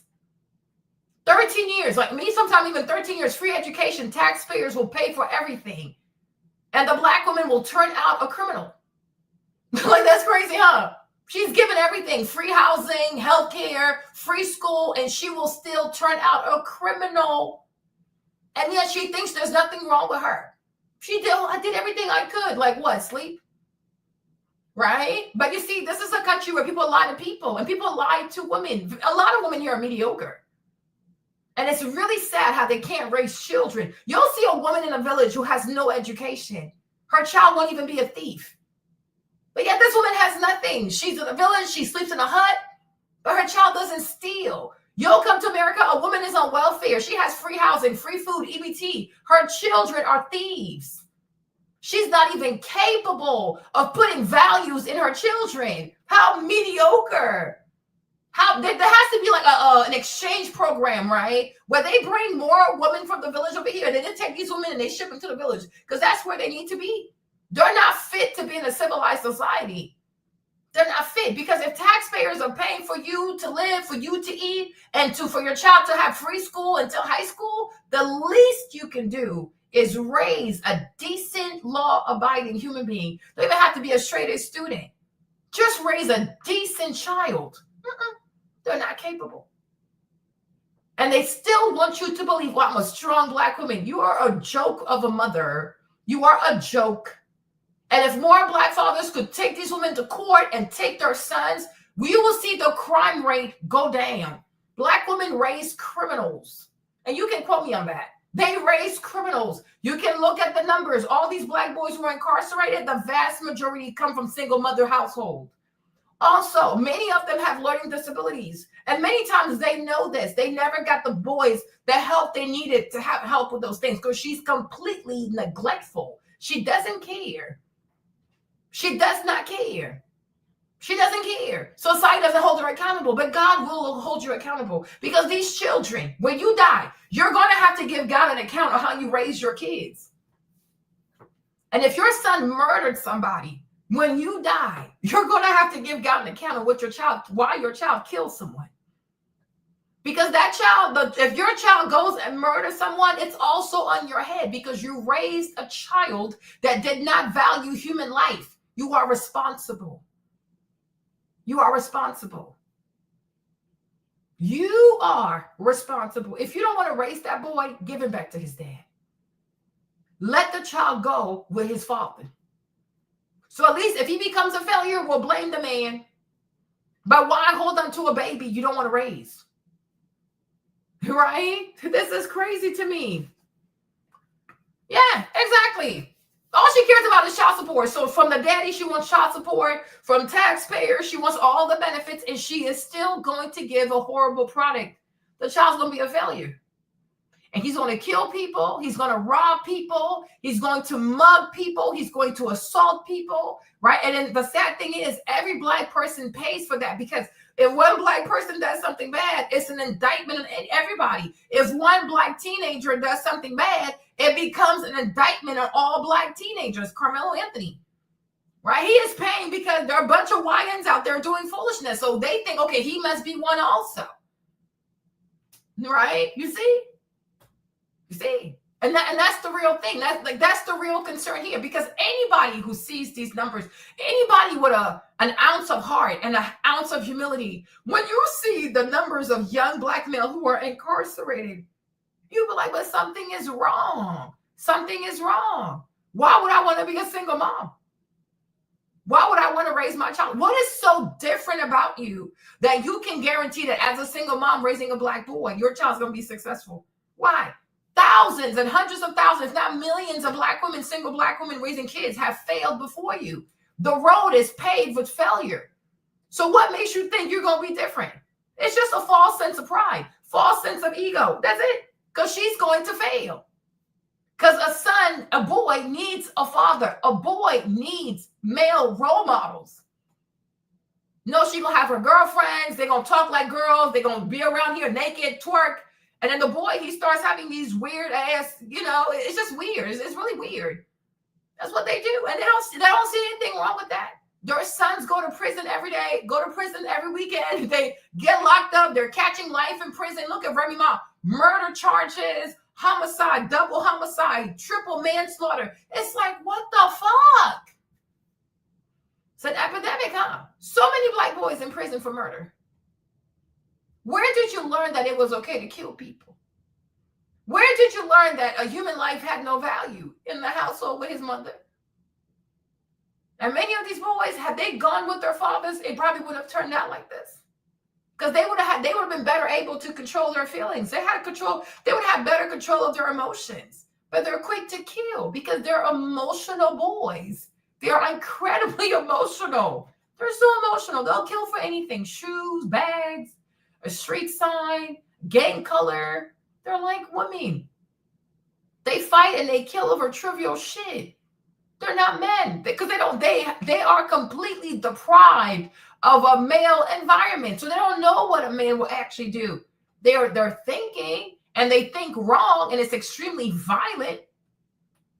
But this is what happens when boys don't have fathers, because mothers want child support checks. They're greedy. And their sons rot in prison. 15, 16, 17, 18, he will never come out. She doesn't care. She'll still get her hair done. She'll still get her lashes done. She'll still go to the club. I'm like, how do you live with yourself? How are you able to sleep at night when your baby boy is going to serve life in prison? He's going to go through manhood in prison. She don't give a fuck. They don't care. That's like me, right? I'm like, I tell you, I look at a lot of people sideways like, yeah, you're weird. Right? You are truly weird. You are very weird. You are seriously weird. You need help. Like, you're so deranged. Like, you're so off your shit. You don't even realize how deranged you are. Like, many Black women here are not maternal. They don't have a maternal fiber in them. They don't have a maternal bone in them. Because I couldn't even imagine. My son is not home at 11 o'clock, 10 o'clock at night. Oh, I'm outside looking for his ass. Are you crazy? Yeah, I will be outside looking for my son. God forbid you do something to someone or somebody does something to you. I even told Trey, if I can't trust you to make your bed the right way, you might even drive until you graduate high school. Because I'm not going to give you a car if you're not responsible. Because a car is a weapon. That's why they call it vehicular homicide. So if I can trust you with the small things, I ain't gonna trust you with a car because I know my child. And one thing about me, I love sleeping at night. My heart's not gonna be like, oh, where is he? I'm not doing that. It's a waste of my time. And if it is that you will not even drive until you go to college, then so be it. Who cares? Like, cars are not going anywhere, right? Because the job of a parent, especially the job of a mother, like you will have to be vigilant. You gotta watch over your kids. And every child God has given you, it is your responsibility to make sure everybody is successful. You gotta make sure that most Black women do not want to sacrifice for their children. They got to go get a BBL. They will die, leave children behind. They want to go work in the strip club. They are willing to risk their lives for some fast money. These women are crazy. They are truly crazy. Don't even know how their kids sleep at night. No, she's chasing money. Oh, she has to make YouTube videos. She got to show her body on social media. They're so immature. They're just so immature. They are incredibly immature. I'm like, damn. You go crazy. They don't take it seriously. It's like, but like these babies, God gave you those babies. You got to watch over these kids. And you got to be able to say, God, you gave me this child. I give the child right back to you. And I raised a decent human being. But there's no decency. These kids, I saw a thing yesterday in Atlanta. The kids went to the park, started shooting up at the park, you guys. They were shooting up at the park. Old people, crippled people, like wheelchair people, like just rowing, like, for their lives because these kids don't care. Today in DC, I don't know, a bunch of Black kids were out there shooting 140 bullets. People in a frenzy. Kids are scaring people. And where are the mothers? You think they're coming on TV apologizing? Looking for, no, they don't care. They do not care. They don't care. You know what I'm saying? They do not care. Most people are getting terrorized by Black boys. And the thing is, the reason why these kids are also doing this because they don't feel loved. It is not normal for a child to want to scare people. It's not normal for a child to want to grab a gun and start shooting up the place. It's a child. Why is your mind so dark like this? Because the baby doesn't feel loved. Baby doesn't feel. There's so many Black children here who do not feel loved. They don't feel like they were wanted. It's like nobody wants them. And they're not crazy. They're right. It's fucked up, huh? But they're right, though. They're not wanted because when your mom wants you, when your dad wants you, people lay things out for you. They have expectations for you. They have rules for you. They check your homework. They put you in activities, right? They spend time with you. They make your food. A child knows when he is wanted and he knows when he's not wanted. And so they act out. And then they do something so crazy. They get caught by the police. They go before the judge. They don't have the money for a good lawyer, so they will rot in prison. Babies born just to die in prison. And this is a repeating story for so many Black American children, especially Black American boys, born just to die in prison. And nobody cries for that. Nobody weeps for that. Nobody says, oh, that's some sick shit. That shit is so fucking demented. No. There's beautiful babies. But it's already set. You're going to go to prison because you have a mom who doesn't care. She doesn't care. And she would rather see you be fucked up in prison than to say, you know what, go be with your dad. Because God forbid your dad wins, right? Because that's the thing. Because if I send the baby to him, that means he won. He won what? If you have a child that's not a criminal, you also won. If you have a child who goes to college and does something with himself, you won. Everybody wins if the child does right, but she's immature. And then she surrounds herself with other Black women who are incredibly just as stupid. They're like a bunch of fouls. They're like their brains, they don't work right. It's crazy, huh? But think about, even in 2025 alone, how many Black babies, how many Black boys are born? And think about by the time we get to like 2045, how many of these babies are going to be in prison? They're born just to die in prison. This is the destiny of a lot of Black American boys. They're going to die in prison. They will never go to college. They will never work jobs. They're not going to have families. They're going to go to prison. because they are, unfortunately, they're cursed, I guess, to have very, very unserious mothers. And many of these women are narcissists. And she will never say, I failed you. No, she gonna blame him. Oh, if your dad had done this, if you had done that, if I had got more support, that is how it goes. People here are narcissists. Like they're truly and honestly malignant narcissists. People need help. People need some serious self-accountability. People need some serious self-awareness. And it's not normal for so many Black boys to be involved in all this violence like this. It's just not normal. Just not normal. So if you can't raise the boy, send him to his dad. And if the dad doesn't want him, put the boy in military school. She ain't gonna do it. She's not going to do it. And then she can have, and that is so crazy because, you know, I don't know, me, West African culture, I'll tell you this. West African culture, if your son kills people, you're shut. Ain't nobody fucking with your ass. Okay? If your children don't have good grades, nobody talking to you. Okay? If your children become a bunch of do-nothing people, they don't have much going on for themselves, nobody will talk to you. If your children end up in prison, they might even think you're a witch. You see, we don't celebrate bad mothers. We don't honor bad mothers. That's why most African women are on their shit to make sure their kids don't cause problems. They're very strict on their kids because she don't want to be called the witch. It's a very, very serious accusation to get called the witch. Because why are your children not successful? And then imagine for those who are part of like these polygamous marriages, there's even more competition. Because who wants to be the wife whose children are all number failures? Right here in Black American culture, if you're a woman and your children have failed, there's no punishment. You can still hang with other Black women. Most of the time, they'll make excuses for you. You can still come outside. Nobody shames you. Your son can be a murderer. Nobody said, hey, that's the mother of a murderer. Her son kills people. There's no shame. They're like, here, there's no shame. Right? African culture, if your son is a murderer, they will call you the mother of a murderer. Her son killed the people.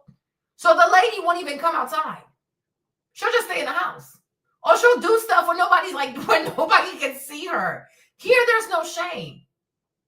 A woman can have 3 kids in prison, 4 kids in prison, a son in prison. It's like Remy Ma. Her son killed someone. She don't even feel bad about it.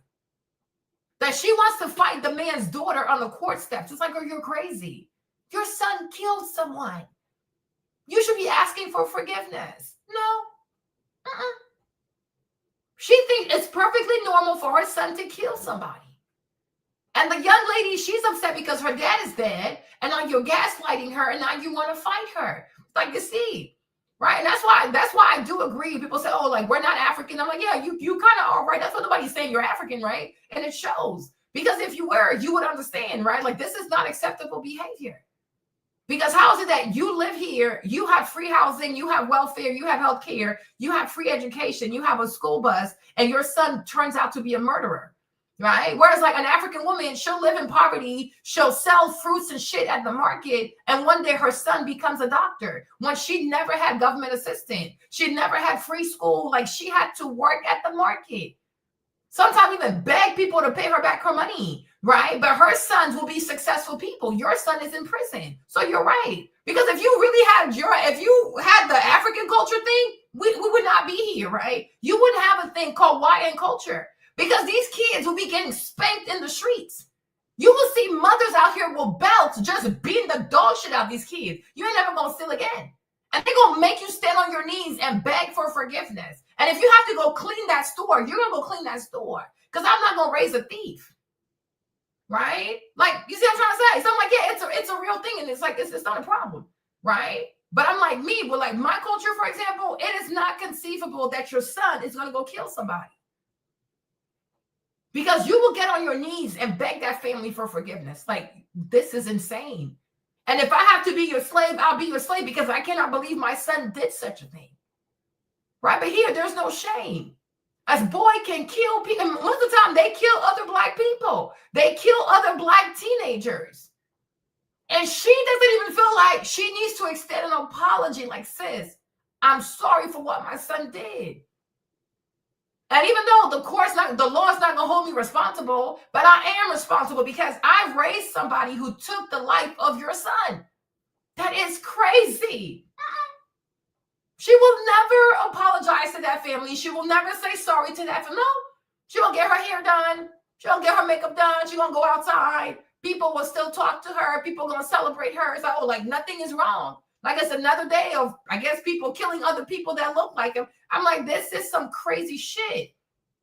This is truly some crazy shit. Because it's not normal. And it's getting worse. It truly is getting worse. Like these young people are getting younger and younger. And they're getting more violent and more violent. And they're killing so many people. They will shoot at the park. They'll shoot at the mall. They'll just shoot anywhere. They don't care. They don't care. And even with that too, they're not going to hold the mothers accountable. The moment you realize that you have a 13-year-old you can no longer control, you got to do something. You got to ask for help. And he has to go. If you can't do it, his daddy don't want to do it, you have no man in your family who wants to do it, you're going to have to put this baby in military school. Because he needs the kind of attention and direction you cannot give him. Let that child go. And yes, maybe you'll lose your free housing. Okay. But that's worth his life. His life is worth saving. No, she knows that in order to stay in this free apartment, the son has to be in that apartment. So she's not going to try to fix this. And to me, that really is witchcraft. It's very, very evil. It's very evil that as a parent, you see your son is headed for prison and you're not doing anything in your power to make sure that does not happen for him. The devil is after your son. The devil is planning how your child is going to go through manhood, being an elderly person. He's going to rot in prison. He's going to spend more time in prison than he has spent as a free human being. 18 years old, 20 years old, 50 to life. How? Nah. To me, it just does something to me because I'm like, part of being a parent, I don't care how poor you are. If you don't know something, you ask for help. If you don't know how to plan, you ask for help. But anybody that has a child, you got to say to yourself, my job is to make sure you succeed in life. And you don't have to be an astronaut for NASA. Like, it don't even have to be any of that. But you have to succeed. I want to see you get married. I want to see you have a family. I want to see you have a steady job. I want to see you be a good person. I don't want you to kill anybody. Because if your son or your child kills someone, not only they have to answer here on this life, but when they die, they will have to face God, and your baby's going to have to answer for murder before God, because whoever's life your child took over here, that child is waiting for your life. That person is waiting for your son in the afterlife. Taking a life is very serious. And we see in the Bible, when Cain killed Abel, God himself came to him and he was like, your brother's blood is crying out to me. Because when you get locked up, you are just paying your debt to society. You haven't answered to God yet. And then when you die, you have to meet, like you're going to have to see the person you killed in the afterlife. It's very serious. Murder is very, very serious. That you will be a single mom and you are fully aware that you're a single mom. Wake up on Sunday morning, take your son to church. No, they sleeping. Because they spend all night on TikTok. Or they spend all night on YouTube or Netflix, whatever the freak they're doing in these apartments, right? But when you don't have a father in the home, you're raising your son in the inner city, there's a lot of violence. You need to make sure your kids are in church every Sunday. Make sure they grow up in the Word of God. Make sure they understand how serious it is to take the life of a person. Do everything in your power. If you have to write letters to schools and things like that, outside of your state, outside of your city, to see if anybody will give your child a scholarship, it's worth a try.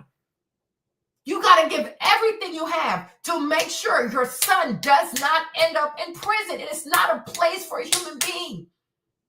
It's not a place for a human being. Remember your baby when he was born. Remember him as a baby. You cannot allow your child to go to prison. It is not a place for people. And you gotta say to yourself, my son will never end up in that place. It's a fucking zoo. It's not a place. 17 years old, 18 years old, your child's gonna get raped in there. Like you gotta, like people gotta think, but you know, people don't want to think.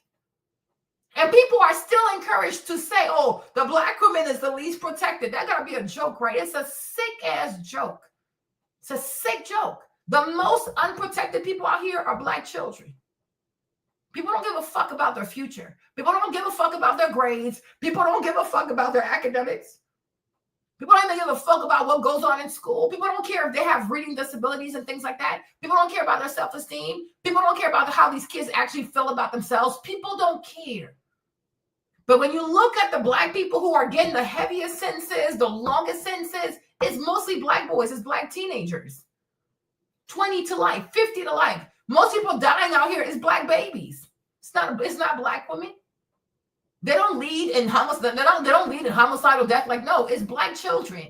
It's black children. They're the most likely to get killed because they're seriously vulnerable, and they're the most likely to go to prison for life. But how can a 12, 13-year-old get double life in prison? He's 12, he's 14. He killed 3 of his friends and he killed another girl. So he killed 4 people. A 12-year-old, 12 or 14, something. He's really small like that. How can you be 14 years old and you already know how to kill people? That is insane. That is really insane. That's really insane. That's really insane. I'm like, what the hell? What is this? That's just crazy. Hold on, you guys. Where's the beat? Advocating that people that hate each other stay together. That's not what I'm saying. That's different. Yeah, sick. We can't solve a problem or get to a solution about a problem that we refuse to acknowledge that we have. We don't have to be ashamed that we have a problem. We don't have to be ashamed to know that it is related to slavery, because all of our problems are related to slavery. And I know that seems to be some old hat issue, and everybody want me to stop talking about that. Nobody would tell the Japanese woman to forget about the fact that during World War II, the white man interned her family, took all of their personal possessions. Nobody would tell her to forget about that. Nobody would tell the Indian woman, forget about the fact that the white man came over here and took your country and put you and your babies out on the reservation. And nobody would dare to tell the Jewish woman to forget about the Holocaust, so why I gotta forget about slavery?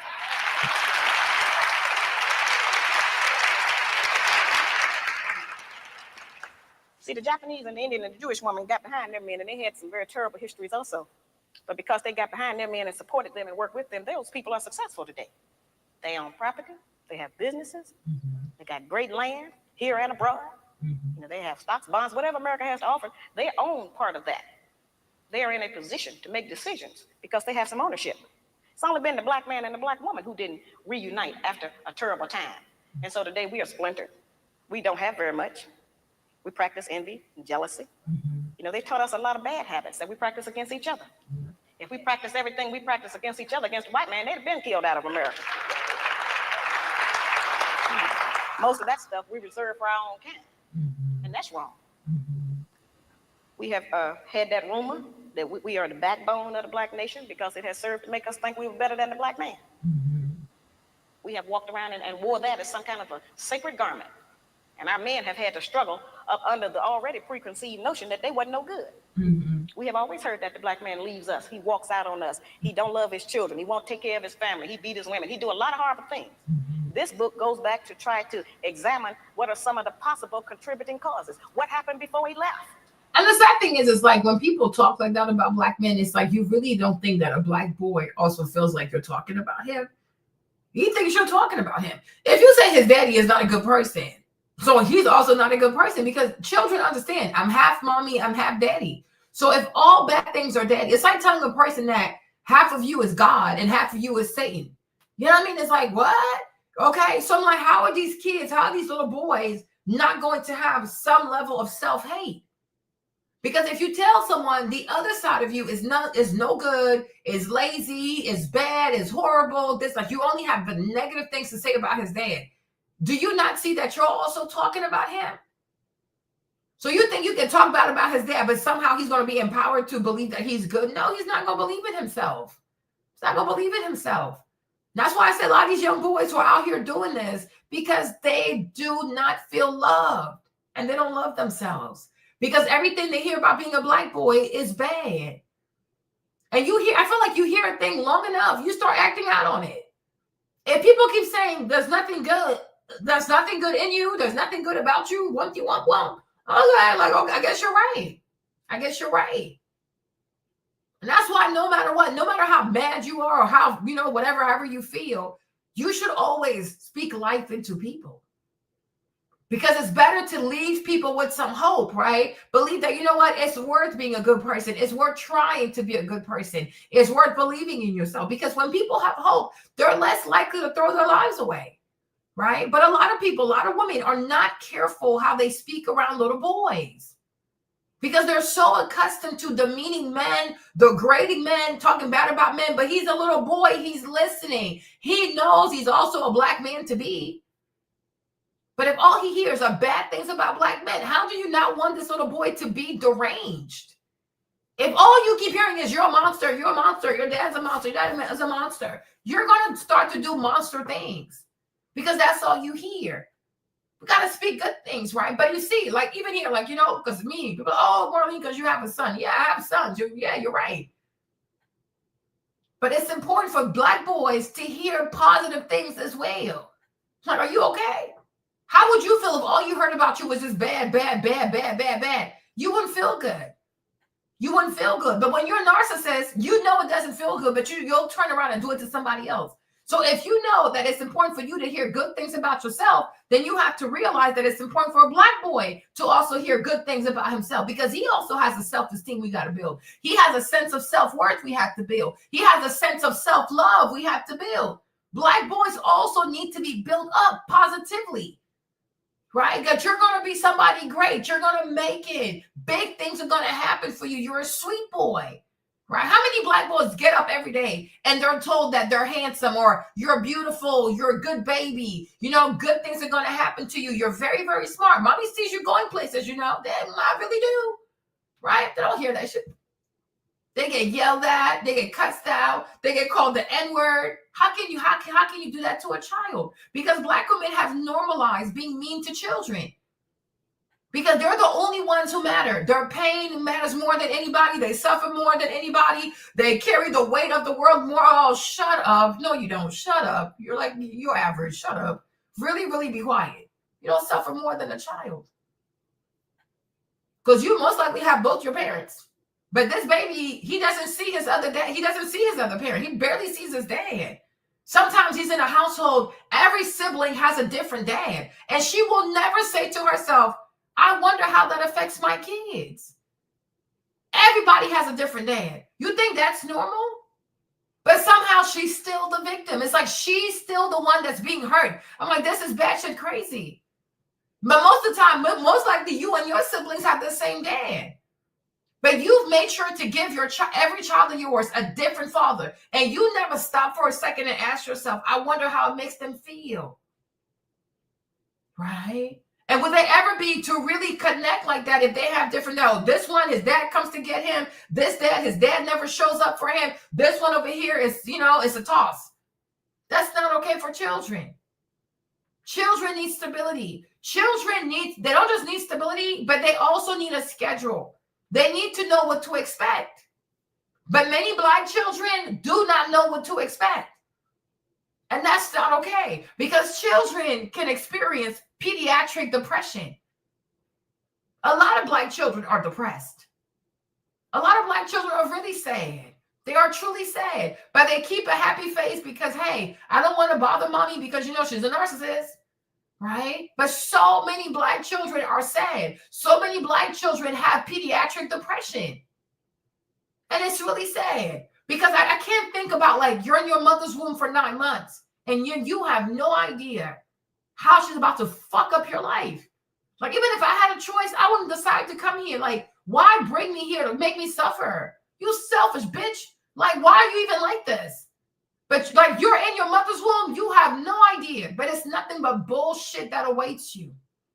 Nothing but callousness, narcissism, selfishness, nothing but some evil shit that awaits you. That is crazy. And I do hope that moving forward, a lot of black men decide to man up a bit more and take these women to court and take your sons. Take your sons. Fight in court. Take your sons and raise your son. Fight her. Fight as much as you have to. If you have to go broke fighting for custody of your sons, you need to do that. She'll get tired. She'll give you your baby. Do not let her raise your son because she ain't going to do a good job. She ain't going to do it. Fight for your son. He carries your last name. And also, if he's your firstborn, oh, you definitely need to fight for your son. Fight for your son. She can wait. When she has a daughter, she can have her daughter. Don't let her have your son. And like, in what culture do you even see most men comfortable leaving their firstborn, especially a first son, with a woman? Are you crazy? Go take your son. Take your son. And everything in school, any medical decision, your name needs to be on there. They got to call you too because you're the dad. You're not an afterthought. You need to fight. Go get custody of your son. If your son doesn't have good grades, you drag her to court. If your son, anything that happens in school, you drag her to court. Drag her to court. Take your son, raise your son. Fix your life, change your schedule, do what you have to do. You got to raise your son because he carries your last name. That is like, he is here to carry on your legacy. You can't leave your child with a woman. You can't do that. You got to go raise your son. You got to take your son, you got to raise your son. And she can see the child. It's not a problem. She can see the child. But when it comes to raising the son, who's going to wake up with the son, put the baby to bed, take him to school? You as a man, you need to raise your sons. Most black men have to fight to be responsible for raising their sons. Let her raise the daughters. If you know what I'm saying, that's on her. But you have to fight for your sons. You cannot allow your sons to be raised by these women. They will send your child to prison, or they'll send your child to the grave, or he'll just be like a bum. They don't care. But you as a man, you know what it takes for a man to be successful. So you have to fight to take your son and raise your son. You have to be a consistent figure in your son's life. If you have to walk to see your child, you walk to see your child. Got to take the bus, you take the bus. Okay? Even if you don't have money, go to court. Go to court. You never know. One day a lawyer might see you and have mercy on you. He might take your case. Right? Go on social media. Study as much as you can. And if you can't afford a lawyer, do your best. Do your best. You might even have a judge that has mercy on you. Because also you're the dad. And if you show up, if you keep showing up back to back that you want your son no matter what, they're gonna see that and it's gonna count for something. And one day she's gonna mess up and that baby's gonna be yours. And when you got custody, don't be mean to her. Don't do to her what she did to you. She confused. She need help. She need Jesus. Because it was never about being mean to her not seeing the son. It's a matter of principle. Like, that is my son. I'm a man. I'm going to raise my son. Because I don't want my son in prison. I don't want my son to shoot people. I don't want my son to harm people. I don't want my son not to have a sense of manhood. So I have to raise him. That's it. Don't be mean to her. Because the most important thing is for your son to be successful. That's it. Right? So if you have to walk to go to court, you walk to go to court. If you don't know much about the law, do your best. Ask ChatGPT, ask AI, do your best. Right? Do your best. But one day, she's going to slip up. You're going to have your child. That's it. That's that. But I think also too many men are comfortable with their sons being with a woman. Because you don't want to fix your life, change your life, and add structure to your life. But it's going to be good for you. You have to raise your son. It's going to be good for you. Because even you, it's going to help you in your manhood. Because that is your son. And iron sharpens iron. You need to mold that boy because he needs to be successful. And he has your last name. That is your son. Most of the time, he looks just like you. You need to make sure that baby becomes somebody. Because you don't want to have your name in prison. You don't want to have your junior in prison or in the morgue, do you? Okay, there you go. Everybody has to sacrifice for their children. Everybody has to. But the thing is, if you do a good job for the first 13 and 15 years, you won't have to worry about them, right? So in the early years, like in the formative years, you really got to fight for custody of your son. You got to. And 50-50 ain't going to do it. You need to fight to be primary guardian of your son. It is your son. That's it. No man should be okay or comfortable going to bed at night and then your son is being raised by a woman. Are you okay? Are you actually okay? right? And when you have custody of your son, it's going to motivate you harder. And matter of fact, God might actually start blessing you more because you fought for your son. You see, God fought for his son. God fought for his son. So just like God, you got to fight for your son. You brought him here, you take care of him. And you make sure he becomes a man that you're proud of. Make sure he becomes a man that you are proud to have carrying your last name. You got to fight for your son. You don't let your son be raised by a woman. You're crazy, right? You are really, and I'm saying, like, when more black men start doing this over here, where they're fighting to have custody of their sons and they want to raise their sons and they're actively raising their sons, more people going to start having more respect for black men in America. Because you cannot let a woman raise your son. Your child will end up in prison. He's going to end up dead, or most likely he'll be a homosexual. So you need to ask yourself, are you comfortable with that being the trajectory for your son? And if the answer is no, then you go to court and you fight for your son and you raise your son. And even her, she might try to fight you initially because you want to act tough, whatever. But long term, she's going to see, you know what? It's actually better. And she can see him whenever she wants to. It's not a problem. It's not tit for tat. It's not about being vindictive. No, she's the mom. She can see him wherever. But the problem is, he's the boy. He needs to be raised by a man. He needs to be raised by a man. And you got to tell her, you did a beautiful job carrying this baby. God bless you for that. But what this boy is called to be, you can't do it. Because it's not a woman's job to raise a man. Women can't raise men. Even in nature, women do not raise men. Little males are raised by males.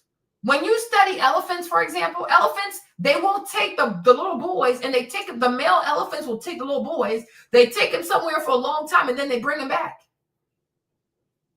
Right? So they understand. Most animal kingdom, most males understand that it's a male's job to raise the little boy.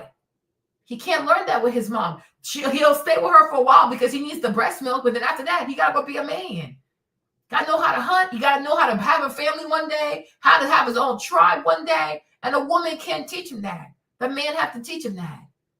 So she going to be okay. Like I said, don't do tit for tat. Don't be petty. Don't be mean to her. She was mean to you, but who cares? God's going to take her ass. Don't worry about it. Right? But you need to make sure that you have your son and that you raise your son in the way that he should grow, in the way that he needs to be a man. You got to raise your son.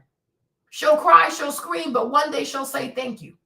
Because these women, they never see the bigger vision. They always see their feelings. So don't take heed to that kind of stuff also, right? When you're a man, you got to understand. When you're a man and you do stuff, a lot of people, especially these women, they're going to criticize you. They will criticize because they don't see the bigger vision. But you see the bigger vision, right?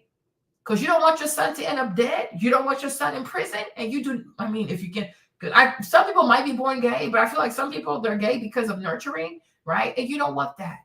Your son does not need to be around here doing his nails with these women, doing their hair. He doesn't need those kinds of activities. They need to go get themselves some daughters, okay? And you help your boy, even if he's gay. You can teach your boy to be a masculine gay man and to know what to look out for so he's not taken advantage of, because there are a lot of predators in this LGBTQ stuff. There are a lot of white men also who prey on young black boys who are homosexuals. And you don't want that for your son.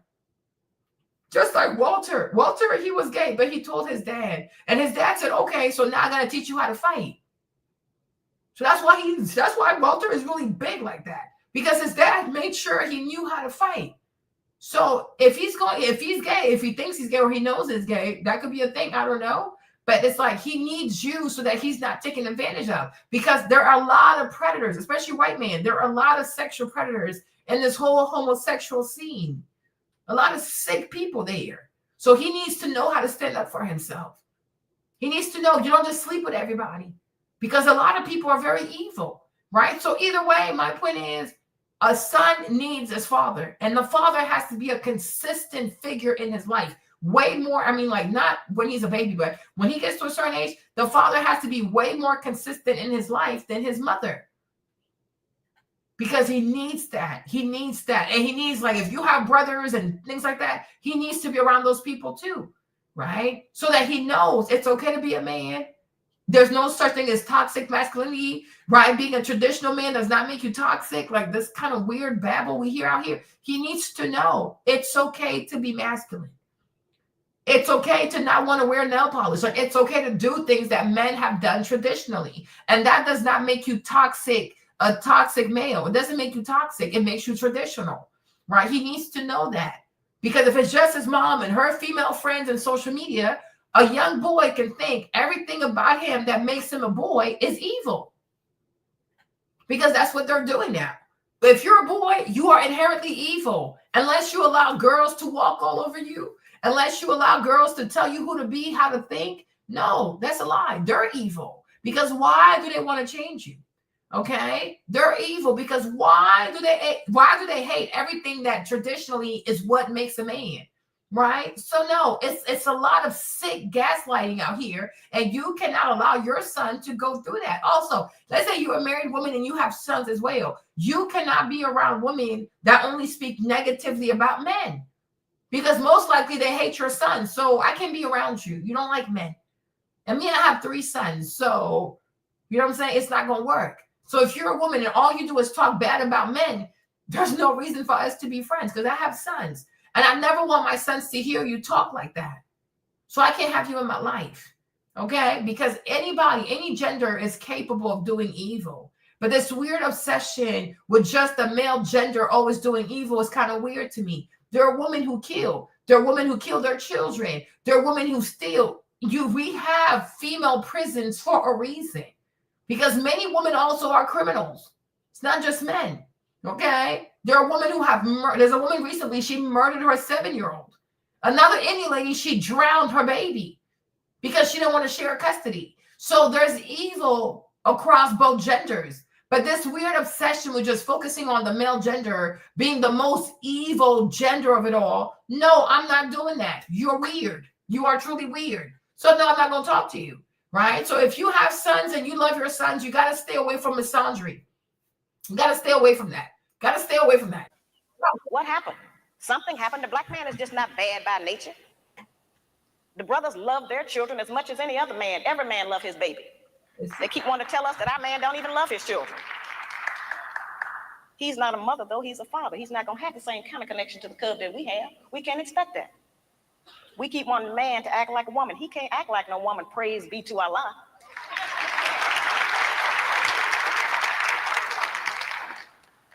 I wrote the book so that the brothers would understand what's going on, because most of what we charge them with is that he can't, quote, handle us. He can't handle me. They haven't known what they were handling.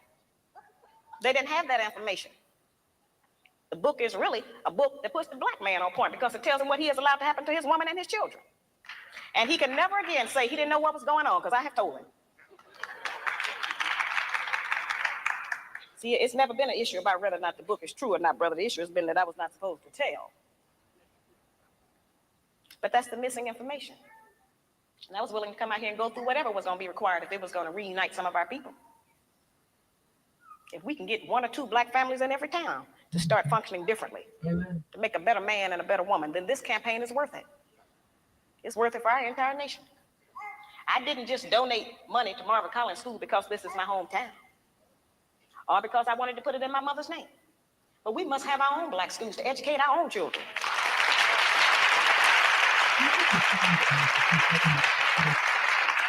We have to educate our own children. If it's in a closet, I would rather support them, have my own kind, trying to teach my own kind, than sending them out there into the white people's school and let them tell them all kind of nonsense that they want to.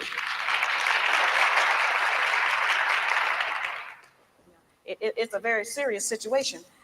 Let us take a look at what we as black women have produced while we were allegedly backboning the black nation. 1 in every 4 black males between the age of 20 and 29 is in prison on parole, been arrested, or had some bump with the law. Yeah. Over 50% of our prison population is black, male, growing, and female. We have more black men in prison than in college. 6 out of every 10 black men between the ages of 15 and 44 are unemployed, in jail, got some disease, homosexual, on drugs. 73% of all the black men in prison were raised by a single black woman in a home with no man. 80% of that 73% suffered child abuse in the home, victimized by the mother. Yeah. 1/3 of our children drop out of school before they graduate. Yeah. Over 60% of our households are headed by black women who are single, divorced, separated, or widowed. Mm-hmm. Mm-hmm. Yeah, we got a serious problem. Mm-hmm. And only God knows how many of our black babies we have killed through abortion. I don't think that's something I think that's something the black man will never understand, how we kill that life in our womb because we decide we don't feel like taking care of it. Mm-hmm. It's too much of a hassle. We change our mind about how we feel about the man. So we have been in a very, very powerful position. We can make heaven or hell for the man, and we can decide who's going to live and die. That is a great woman, I agree. But we are in a very prestigious position. We are the wives of the man who was the first man that God chose to be on the earth. That's a very great position. The most valued and the strongest man on the earth that everybody's trying to use for something. Yep. He's the most durable. He's the most persistent. He's the most determined. Black man is not wrong because he does not do what white America wants him to do. Exactly. And he's not wrong because he don't do what we want him to do. We don't know everything to do ourselves. Exactly. We're learning a lot of what we think that we're supposed to do through recommendation and chance. White woman. Passing information among each other. Sharing secrets that'll help us to trick him, to keep him confused. We do things in front of his face, and we have learned how to convince him that he didn't even see that happen.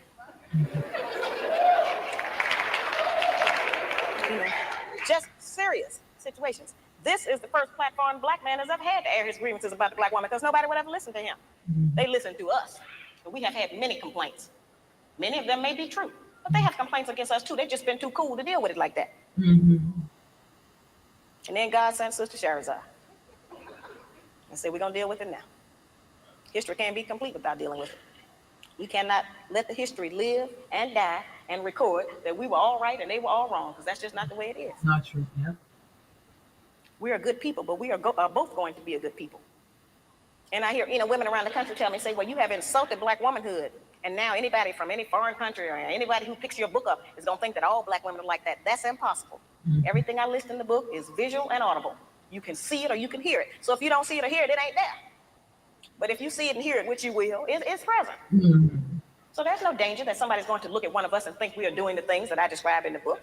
Because you can see if somebody's doing that or not. That's not difficult to be able to read a person on that. The book certainly does not give the black man any rights over us in a certain kind of a way, because no man can begin to try to get us together until he look at himself in the book. See, we represent problem number 2. They already know who problem number 1 is.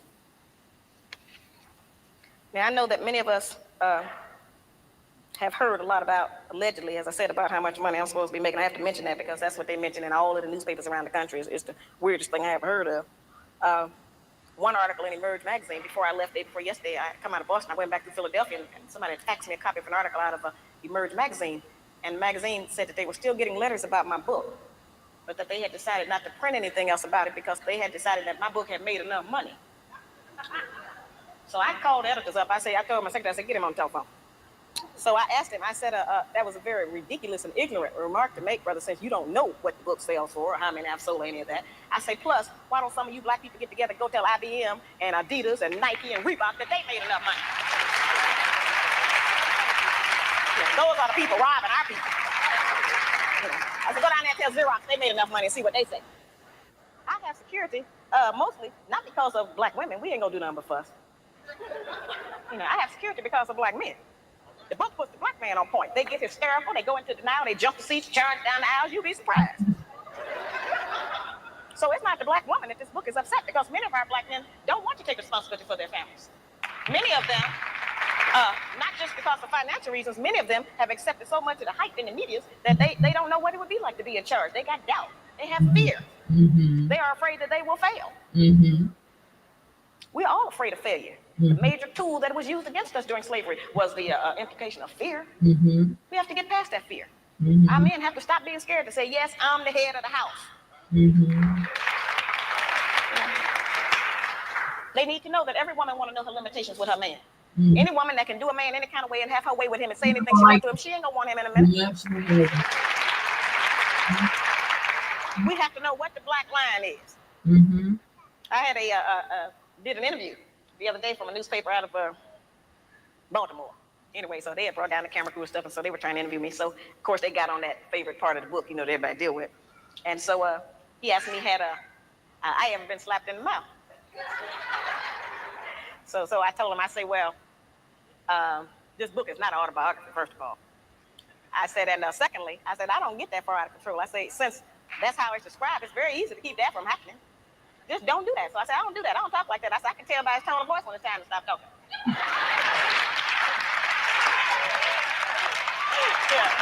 That's the most amazing thing, the amazing thing to me is how our people go around the country trying to pretend that we ain't fighting. And that I made that up, you know. But as I said, this book demonstrates that we are not as different as we like to think that we are. Mm-hmm. So what I'm going to go over real brief right now is what the attributes are of the good black woman. Since she's not on television, we may not recognize her. Mm-hmm. Okay. Now, the good black woman has 7 attributes, and then I'm going to explain to you how to utilize those in your day-to-day life. The good black woman has self-discipline, courteousness, cheerfulness, self-respect, intelligence, cleanliness, and love. Amen. Now, we've heard that terminology. You know, it's like one of those where they tell you, pull yourself up by your own bootstraps. What do that mean? Mm-hmm. You know, how can I make that functional in my day-to-day life to benefit me as a practice? Mm-hmm. Sounds like all theory. Where's the practice? What do I do? The good black woman has self-discipline. That's self-control. Let me make that real for you, sisters. We can start with our mouth. The good black woman can control her mouth. She don't have to say everything that comes up. Yep. It's okay if he get the last word sometime. Mm-hmm. You know, she don't cuss in public. Mm-hmm. And she works on not cussing in private. She don't tear a man down with her mouth because they can't out-argue us. Mm-hmm. Can't nobody out-argue us. I have charged that we nag our men too much. We keep our men's head tied up so much with our petty grievances about our personal relationship that he don't have time to think and plan for our future. Because he got to deal with what's going to happen with us every day. You know, it's real odd. When the black man come home, he almost have to do a wind test or stick his toe in the door. He don't know what's waiting. He don't know who is there today. He know it's a possibility that there's some kind of new monster that he didn't even know about yesterday. So, you know, we need to not make it like that. We need to not be so vicious with our mouth. You know, men are not petty like that. They're not going to out-argue us. And it has been proven that verbal abuse is just as harmful as physical abuse. Mm-hmm. So let's not use our mouth to do that to him. Mm-hmm. The good black woman is courteous. Amen. She says, thank you, baby. I appreciate you doing that. Mm-hmm. I appreciate every effort you make. Mm-hmm. Try harder. Mm-hmm. I'm going to work with you. Mm-hmm. Thank you. Mm-hmm. I know you did your best. Mm-hmm. Now that's a whole new language. Mm-hmm.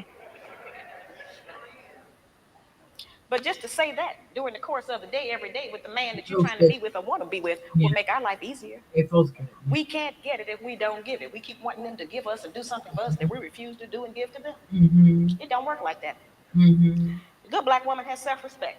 She don't have to go out naked just to get the attention of a man.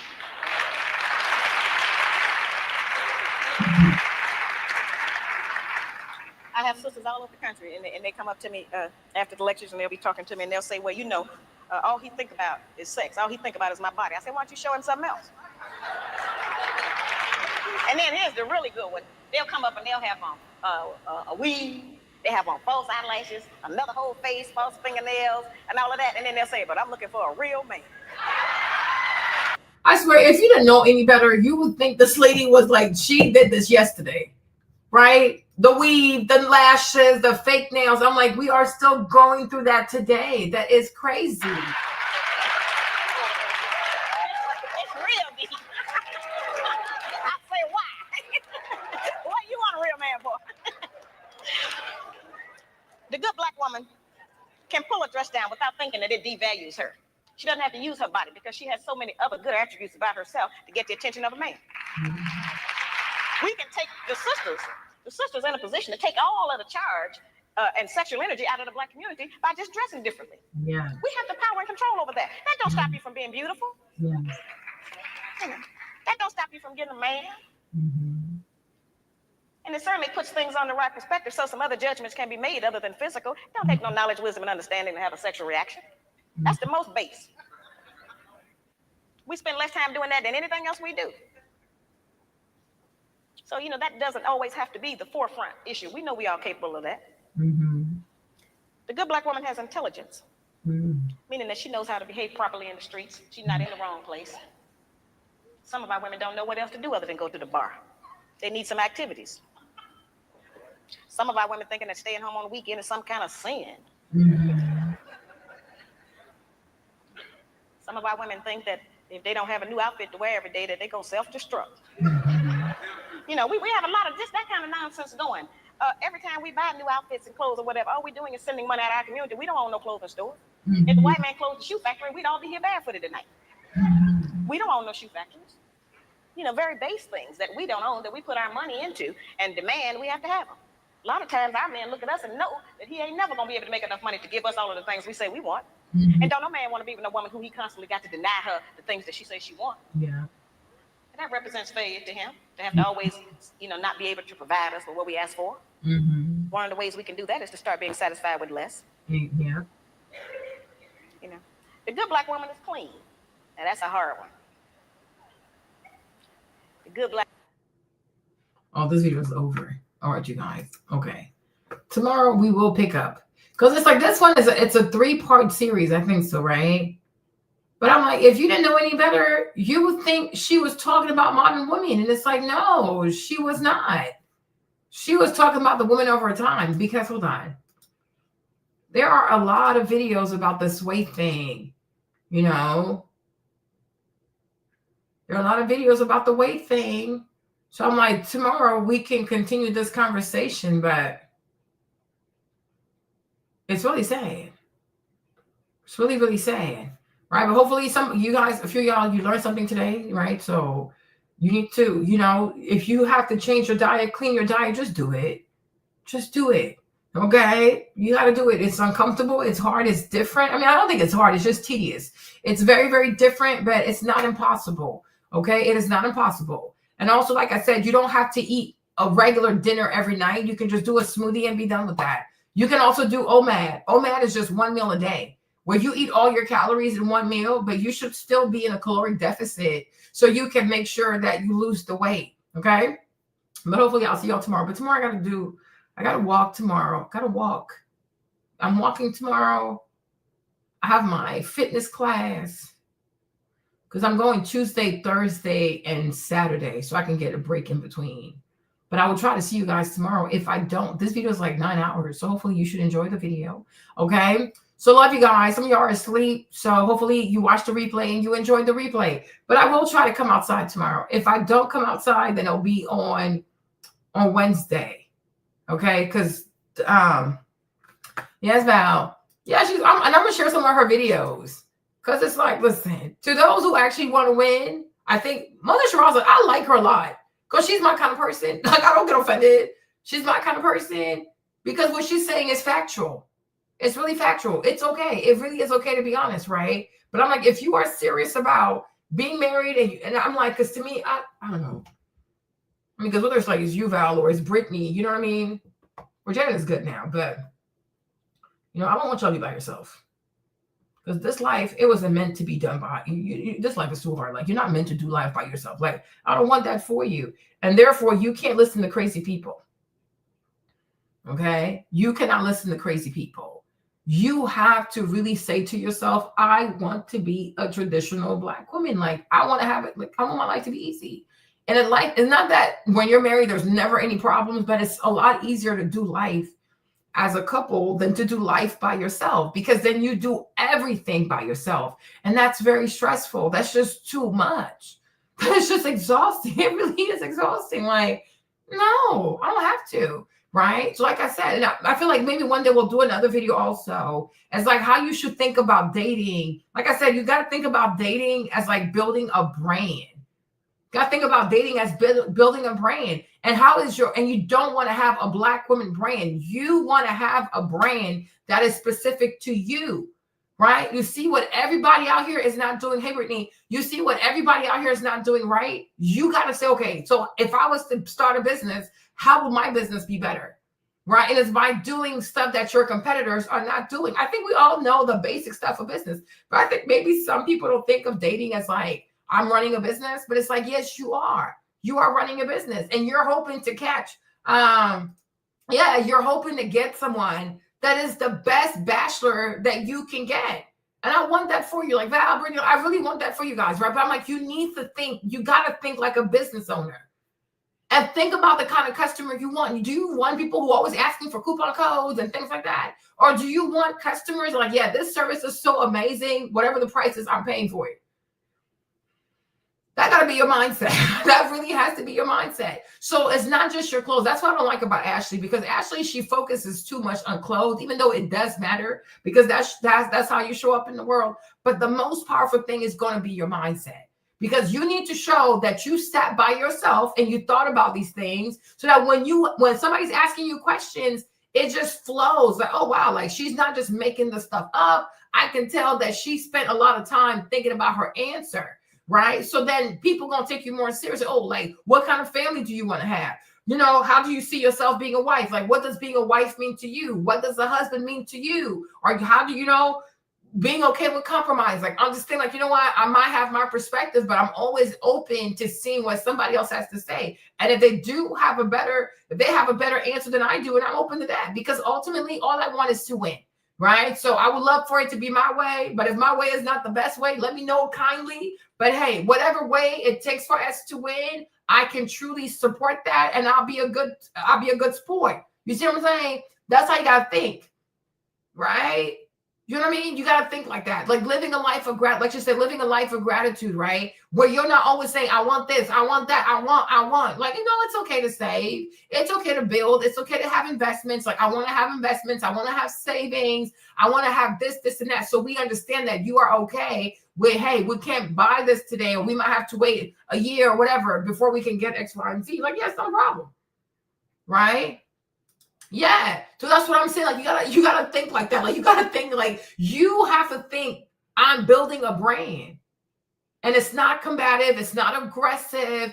Like, Mother Shiraza, she's right. A woman does not have to be naked to get the attention of men. Like, that's crazy.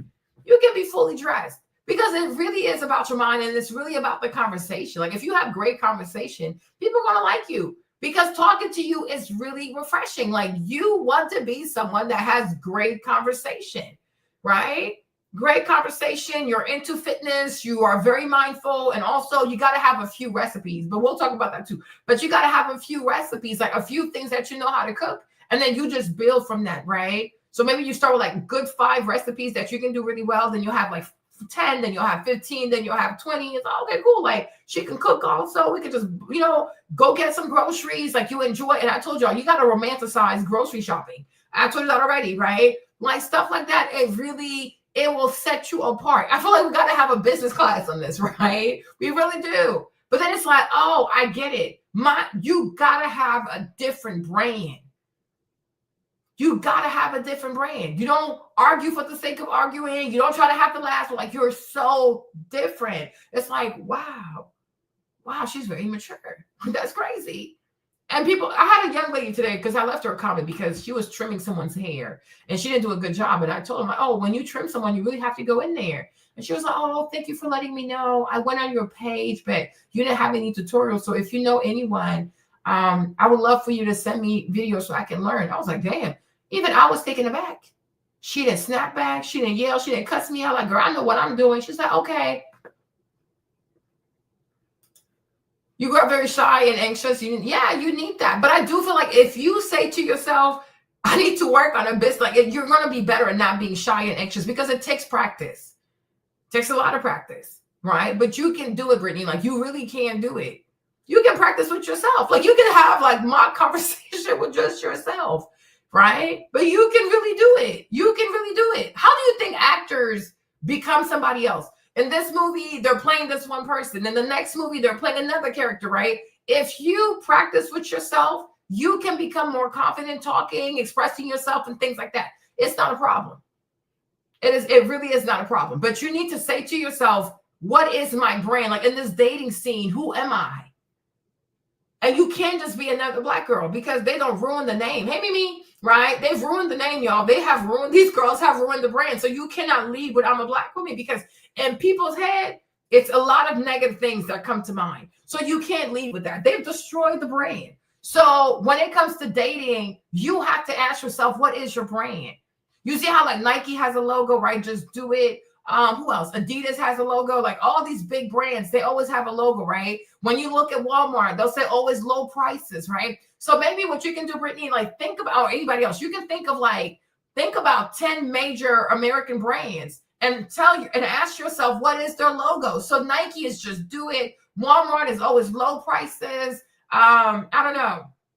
What's Best Buy? I don't know. Right. But think of like 10 different big major corporations. Right. And what is their slogan? What is like their title line? Like, what's their ethos? Right. Then you say to yourself, when people meet me, what they going to say?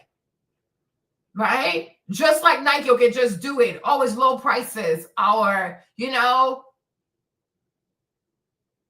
with Britney, it's always a great day. It's a sunny day. Like, you know, like, with Britney, you always get a sunny day, right? Like, think of something like that. And like, that's how you're like, that's what you represent. And this is what people need to say. Like, I met Britney and it was really a good day. It was really a sunny day. Like, I really had a good time, right? Gotta think like that. You know what I'm saying? So that means like, if with Britney it's always a sunny day, you got to be the kind of woman that does not complain. You're not a complainer. You're a problem solver. You encourage people. Hey, Stephanie, I missed you more. Steph, what the heck? What's up, Miss Haiti? Right? It's been so long. How's your day? Right? But it's like, I need you to think like that. So let's say with Britney, it's always a sunny day. But what's a sunny day? It's fun. It's refreshing. You have lemonade. You might have some watermelon. You know, it's a good day. So therefore, Britney cannot be somebody who complains. You get me right? Think like that. I'm telling you, start thinking like this. Like, start thinking like that, right? And then you're going to start to see, oh, I guess I can't do this anymore. I can't do that anymore. No, because you have a promise. And that's what people don't realize. There's a difference between having a business and having a brand. A business is just transactional. Like, oh, I sell this, I sell that.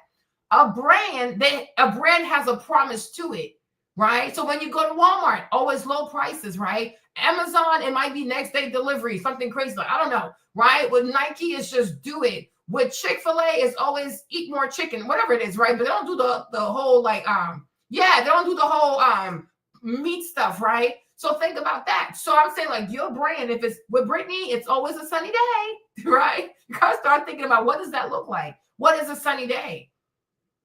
Right. And this is how these PR companies, like these marketing firms, this is how they deal with celebrities. Like every celebrity has some kind of like marketing brand identity, right? If you think of Sabrina Carpenter, you think of like that blue color thing that she likes to wear. You think of Beyonce, you think of bees, whatever, yellow, whatever. You think of this person, you think of that, right? I want you to be that. So I don't want you to lead in the dating game as a Black woman. Oh my God, do not do that.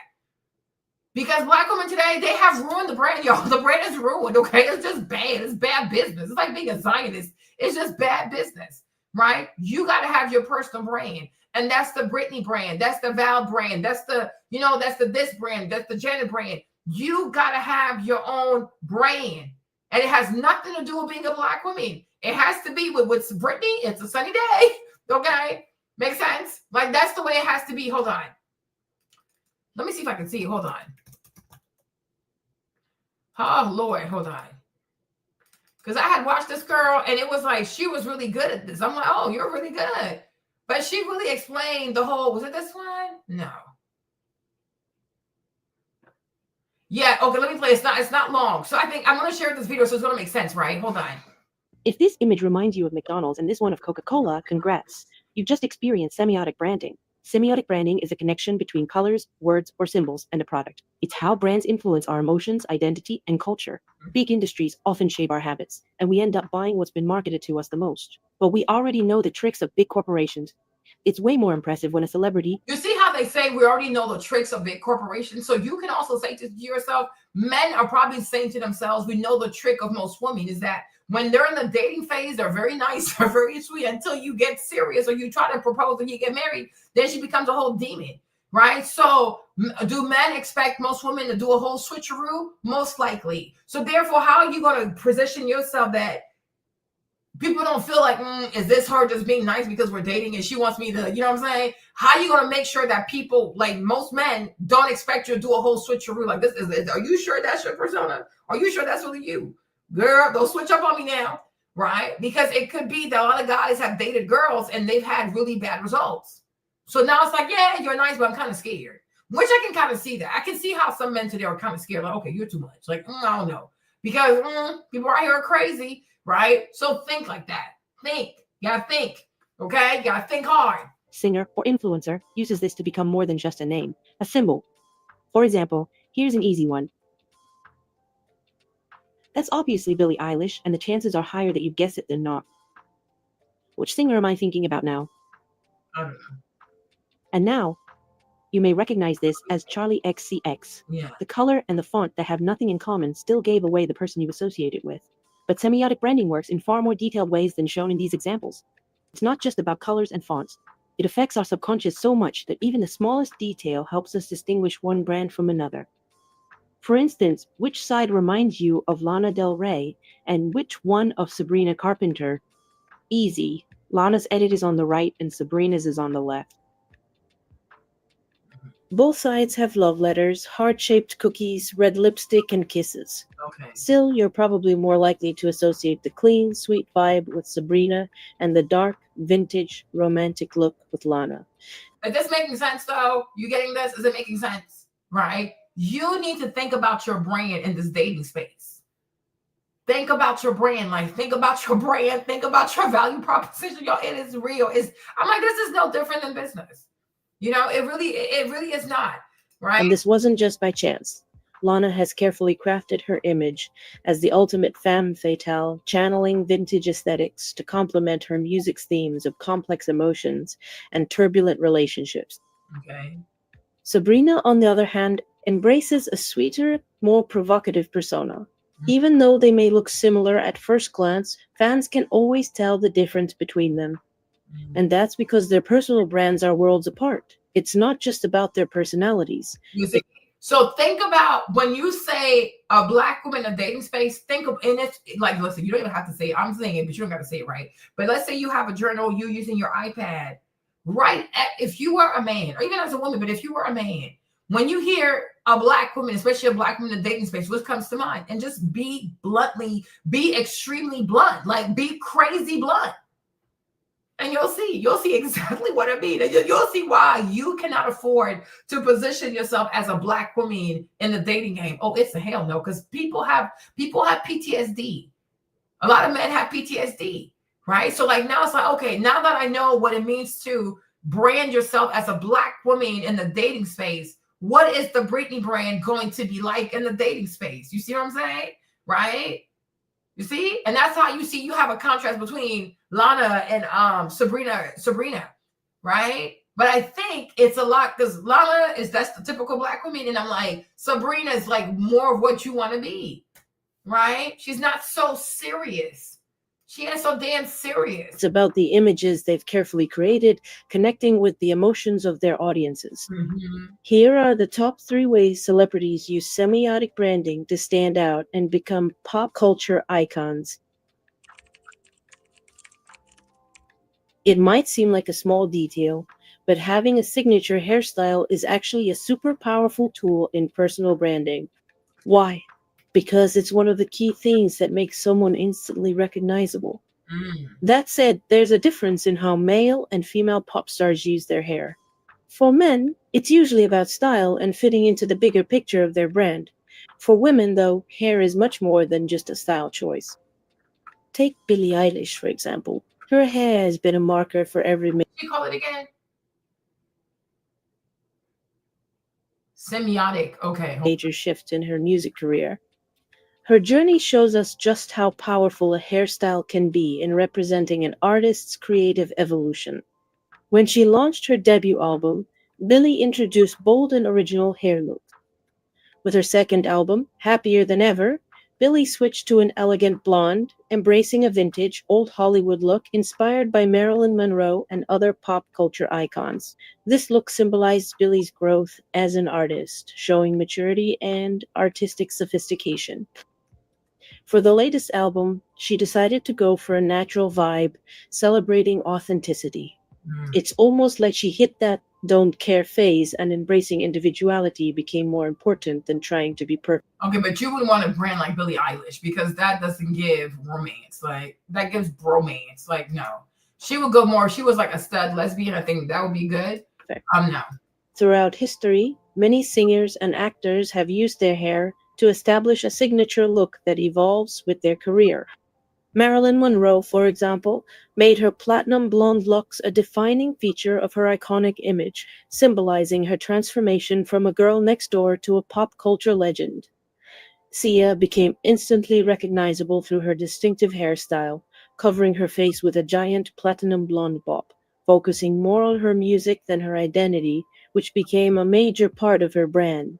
Amy Winehouse used her beehive hairstyle to blend vintage glamour with raw, edgy energy that resonates. See, so I'm like, and you see, like, even that too, this would apply to dating as well, because you got to think of a style that would, like, a hairstyle that would make you more, you know, desirable, which I think is what Ashley was trying to tell the girl. If you have an afro at the top and you got 4 locks at the bottom, right? Is that really, do you want to brand yourself that way? Because is that the kind of brand that affluent men are attracted to? So it's like, no. So you say you want affluent men, but you have a brand that gives, you need to attract regular people with dreadlocks, right? So hopefully you get that. But hairstyle is really big for celebrities, right? And it also should be big for you, because you want to have your hair a certain way that matches the kind of people you want to attract, right?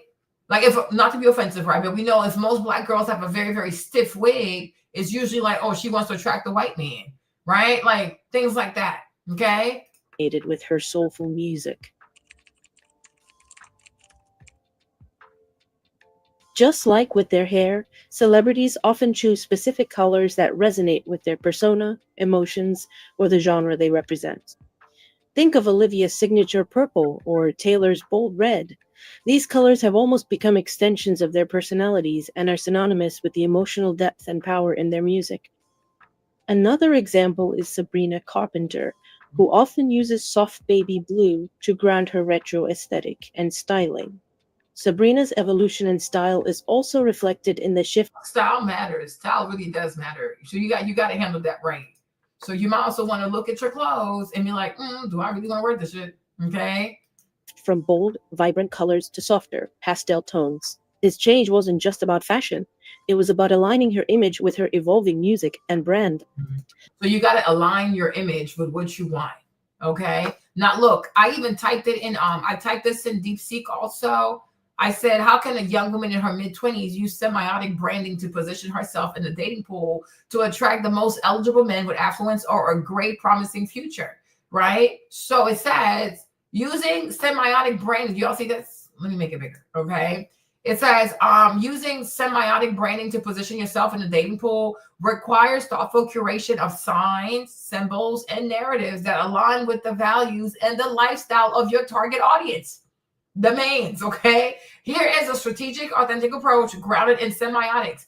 Define your core brand presence, okay? Authenticity first. Identify genuine interests, values, and strength, intellectual curiosity, philanthropy, creative pursuits. Affluent or promising partners seek substance, not performative personas, okay? Unique value proposition. It's like business, okay? What makes you distinct?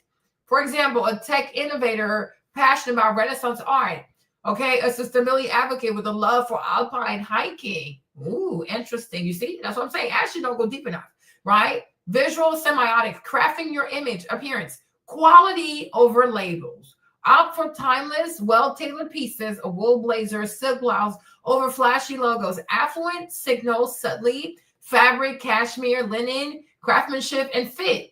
Okay, color psychology, navy, emerald, green, convey sophistication. Avoid overly trendy, fast fashion palettes. Setting props, context matters. So be in spaces, signaling refinement. You see the young lady, she told Ashley she goes to the bar. And it's like, no. You see, DeepSeek is saying art galleries, lectures, boutique, fitness studios. Avoid cliche luxe traps, champagne selfies. Yeah, that's ridiculous, okay? Meaningful objects. Carry a well-read book. Harari Sapiens, okay? Use quality leather journal or wear a vintage heirloom piece. Each tells a story. So you know what, ladies? I might have to do this tomorrow. I might have to redo this tomorrow, which means when you show up on the first date, like the lunch date, with your green smoothie, you should also bring a book. You should bring a book. Like, oh, I was just reading this book. You know what I'm saying? Oh, I was just, you know what I mean? Like, have a little book in your child. Because it's saying you got to carry a book. Okay, so let's carry a book. Let's carry a book. Okay. Behavioral semiotics, actions as signals. So social currency, curate experiences. I told y'all. I told you. It's about providing great customer service. I told y'all. Okay. Host intimate dinners discussing niche topics, fusion cuisine, impact investing, showcase cultural fluency, right? Networking, attend selective events, charity galas, industry panels. I told you, rich people, they have bigger things than going shopping. They're trying to make the world a better place. Okay. Where ambition and intellect converge. Communication style, language precision, use vocabulary reflecting depth. I'm researching climate tech startup versus I hate my job. Okay. Yeah, Ashley don't know her job. Ashley, I need to help Ashley do her job. Okay. Active listening. You see, and that's why I told you, don't eat a lot of you guys. I swear, I should be doing this for a living. This is why I told you, do not eat too much food. If you're ordering entree, appetizer, this, and that, dessert, you're so busy chewing the food, you don't even have time to listen. I told you, I said, you order some water, sparkling water with a bit of lemon in there. You ask for a salad with some salmon, and then you also ask for some tea. Because the less you have to eat, the less you have to chew, the more you can actually listen. I need to be doing this, okay? I really can do this. Right? You don't want to eat too much because you're here for the conversation. Okay? You are here for the conversation. You're here to converse. You're not here to masticate like a cow. Girl, no, you're not here for this. Okay? Like, let's do this. Okay? All right. So it says active listening, high potential partner, value emotional intelligence. So ask insightful questions. But guess what? You're not going to be capable of asking insightful questions if you're spending most of your time chewing, masticating, because your chewing is so loud, you can barely hear. Okay? So the least you have to eat, the least you have to chew, because you're drinking more than you're actually chewing, you can actually be engaged in the conversation. And so if you're engaged in the conversation, it's a lot easier for you to ask meaningful questions. Make sense? Okay, good. All right, so let's keep going, okay? Let's keep going. All right, what else?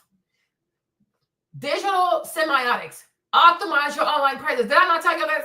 Did I not tell you this? You would think I did this before with AI, and I have not. I said to you, you got to clean up your social media, and your social media is going to have to show somebody who exercises, somebody who enjoys going outdoor. Like, you got to be a whole new person. You got to say bye-bye to the old. We don't want to see your page full of food. Girl trips are a no-no on your page. Delete all these people off your page, Sam. Okay? Delete all the girlfriend trips, girl trips off of your page. Because most men think that most women who go on girl trips are none but hoes. Okay? No. No. All right? So dating profile, photos, show diversity of intellect and passion, hiking in Machu Picchu, volunteering at a museum, avoid overly staged photos, right? Bio narrative, climate policy analyst, collecting modernist ceramics, planning my next trek in Bhutan. Okay, that's cute. You could go ahead. Social media, curate for substance, post about meaningful projects, thought-provoking books or cultural discoveries, avoid vapid materialism. Right? And you wonder why most Black girls that do Black girl luxuries don't usually, they're usually by themselves, or they have boyfriends that can't show. Okay, because the baby don't exist. Right? Because most men are not attracted to that. Most men don't want to see a woman who all she does all day is social media. Look what I bought. Look what I bought. Look what I bought. It is getting old. It's getting really old. Okay? Next, engagement. Hold on. Wait a minute. Engagement, right? Comment intelligently on articles about finance. Did I not tell you this? Did I not tell you this? Finance or innovation. Visible to mutual connections. So they say, like, find his mutuals. Make sure that you guys have mutuals on, make sure you have mutuals on social media. And if you find any post about finance or anything like innovation, right, you need to leave a comment so he can see that, oh, she actually cares. Okay. Go ahead, DeepSeek. You're pretty smart. Okay. Symbolic alignment, shared value. So status symbol reimagined, right? Knowledge as luxury. mention a recent masterclass course or obscure documentary which signals investment in growth. Ethical signifiers, right? Passion for sustainability, supporting B Corps, aligned with progressive affluence, right? Social proof, association, be photographed with respected mentors or a thought leadership event, not influencer parties. Well, okay? Avoid semiotic pitfall in authenticity, over signaling wealth, designer logos, bottle service pics, attract superficial partners, over engineering, don't lose spontaneity, humor, vulnerability, build genuine connection. Exclusivity does not mean elitism, okay? Signal discernment. I love a hole in the wall jazz bar without snobbery. Okay, key principle, attract through resonance. Affluent, promising men seek partners who enhance their vision of the future. Your brand should telegraph, I am multifaceted, grounded collaborators with ambition that complement yours. Did I not tell you that it is all about providing customer service? I could really do this for a living. I could really be a coach. I really could be. I just want to do it, right? Did I not tell you this? Because you think a man that's rich and going to take a backseat to a woman that don't have money? Make it make sense. So no, he's rich, so therefore he's going to lead, you're going to follow, right? That's how it goes. So you think about the Four Seasons, think about the Ritz-Carlton, think about all these like luxury hotels and these resort stuff.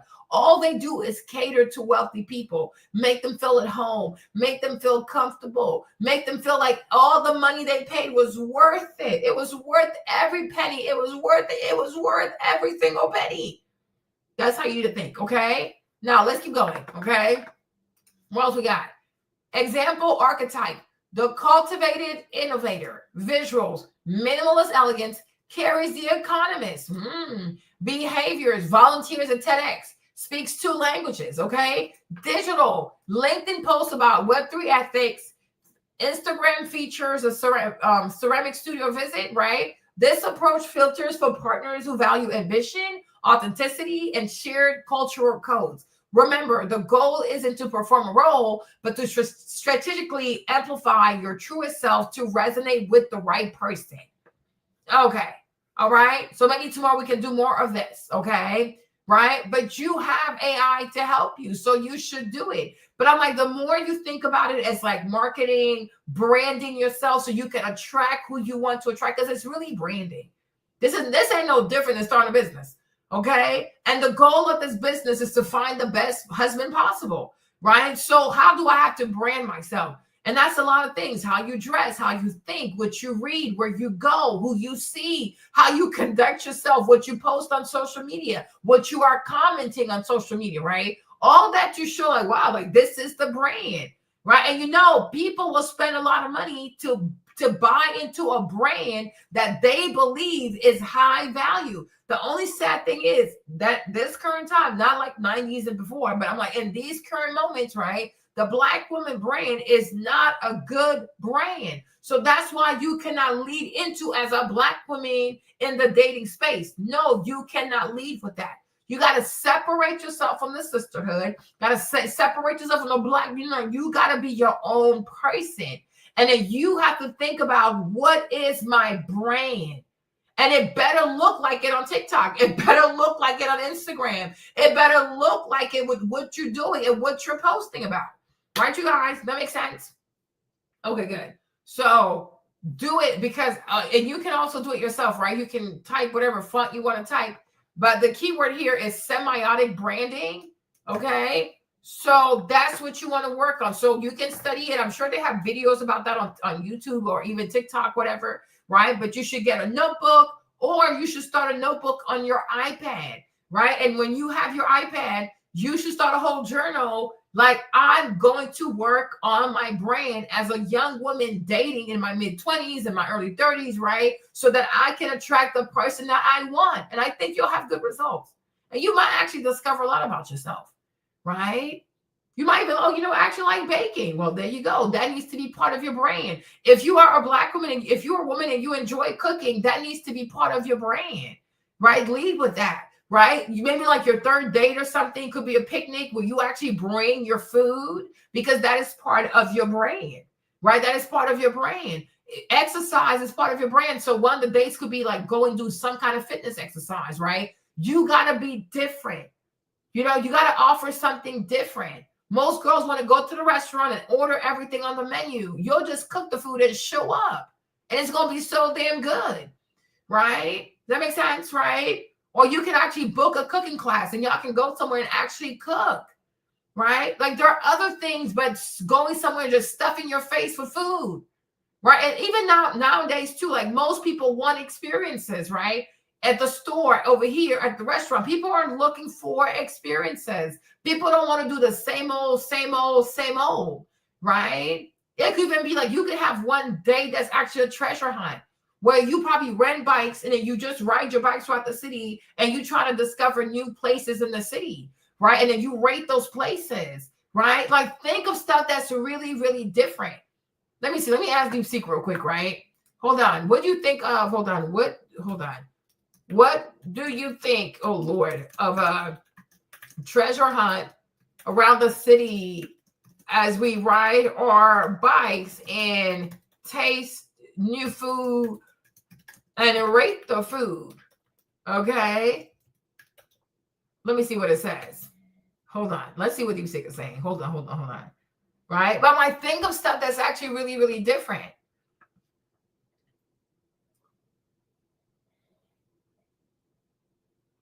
Oh, you see, it actually likes this. Okay, you see? So let's see. Oh, you see, you guys, I can really do this, y'all. I could really, really do this.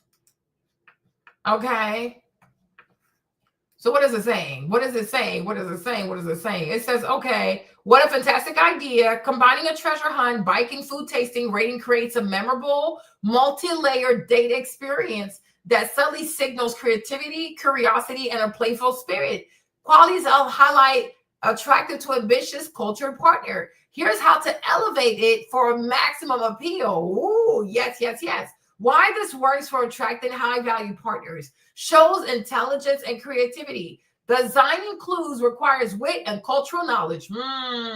Highlights shared values, adventure, exploration, and taste, literal and metaphorical. Reveals personality. Your food rating sparks conversation by preferences, passion, and discernment. Filters for compatibility. Only someone curious, energetic, and open-minded would enjoy this, right? How to design it like a semiotic pro. Please do tell. Okay. Themes and clues embedded in meaning. Avoid cliches. Skip obvious landmark. Instead, use love secrets like a mural by an underground artist, a historic bookstore, a family-run spy shop, right? So symbolic hits. Clue. Find where the city's heartbeat meets the sea. A waterfront jazz bar with live drums. Okay. Clue. Seek the gateway of two worlds. A bridge between historic and modern districts. Okay. Food stops, curate for taste signaling. Okay. So stop type. Cultural insight. So Filipino tour spot.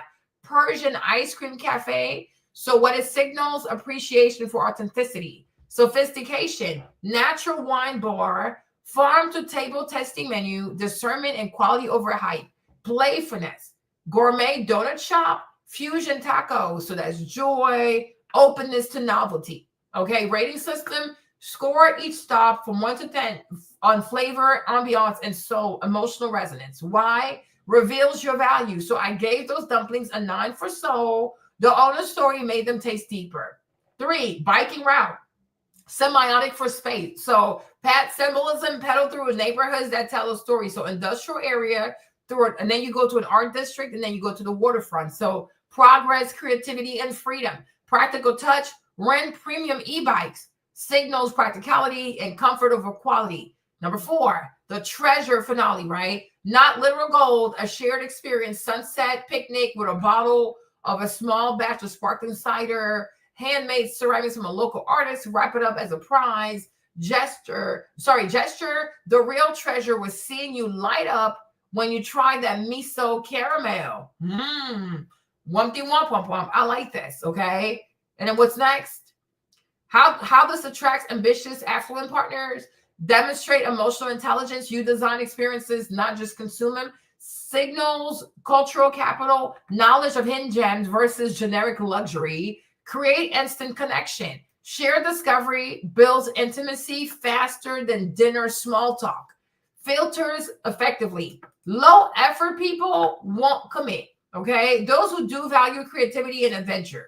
Okay. Pitfalls to avoid over complexity, 3 to 4 stop max. Clues challenging the solvable. Test run with a friend. Ignoring comfort, check bypass for safety. Dietary restrictions and the weather. Forgetting the vibe. It should always be playful over being competitive. Laugh at the wrong turns. Don't get mad. Subliminal message. Life with me is an adventure of the senses. Curated with intention, rich with discovery, and always surprising. This experience positions you as a dynamic storyteller and a connector of ideas, far more compelling to a high potential partner than someone who merely looks expensive. It's not just a date, it's a microcosm of how you approach life. Pro tip, after the date, send them a playful treasure hunt recap. Note with photos, your joint food ratings, and a smooth setup for date number 2. I like this. Okay. I like this, you guys. So you see, so think about that. So it's called semiotic branding, right? So work with AI and see how you can come up with something, right? Now, it might take you 30 days. It might even take you 6 months, but the sooner you start on this homework, the better it's going to be. Okay. The better it's going to be. But you got to have your own brand identity in this dating pool. So that means you can't just take every date. You can't just be on an app to be on an app.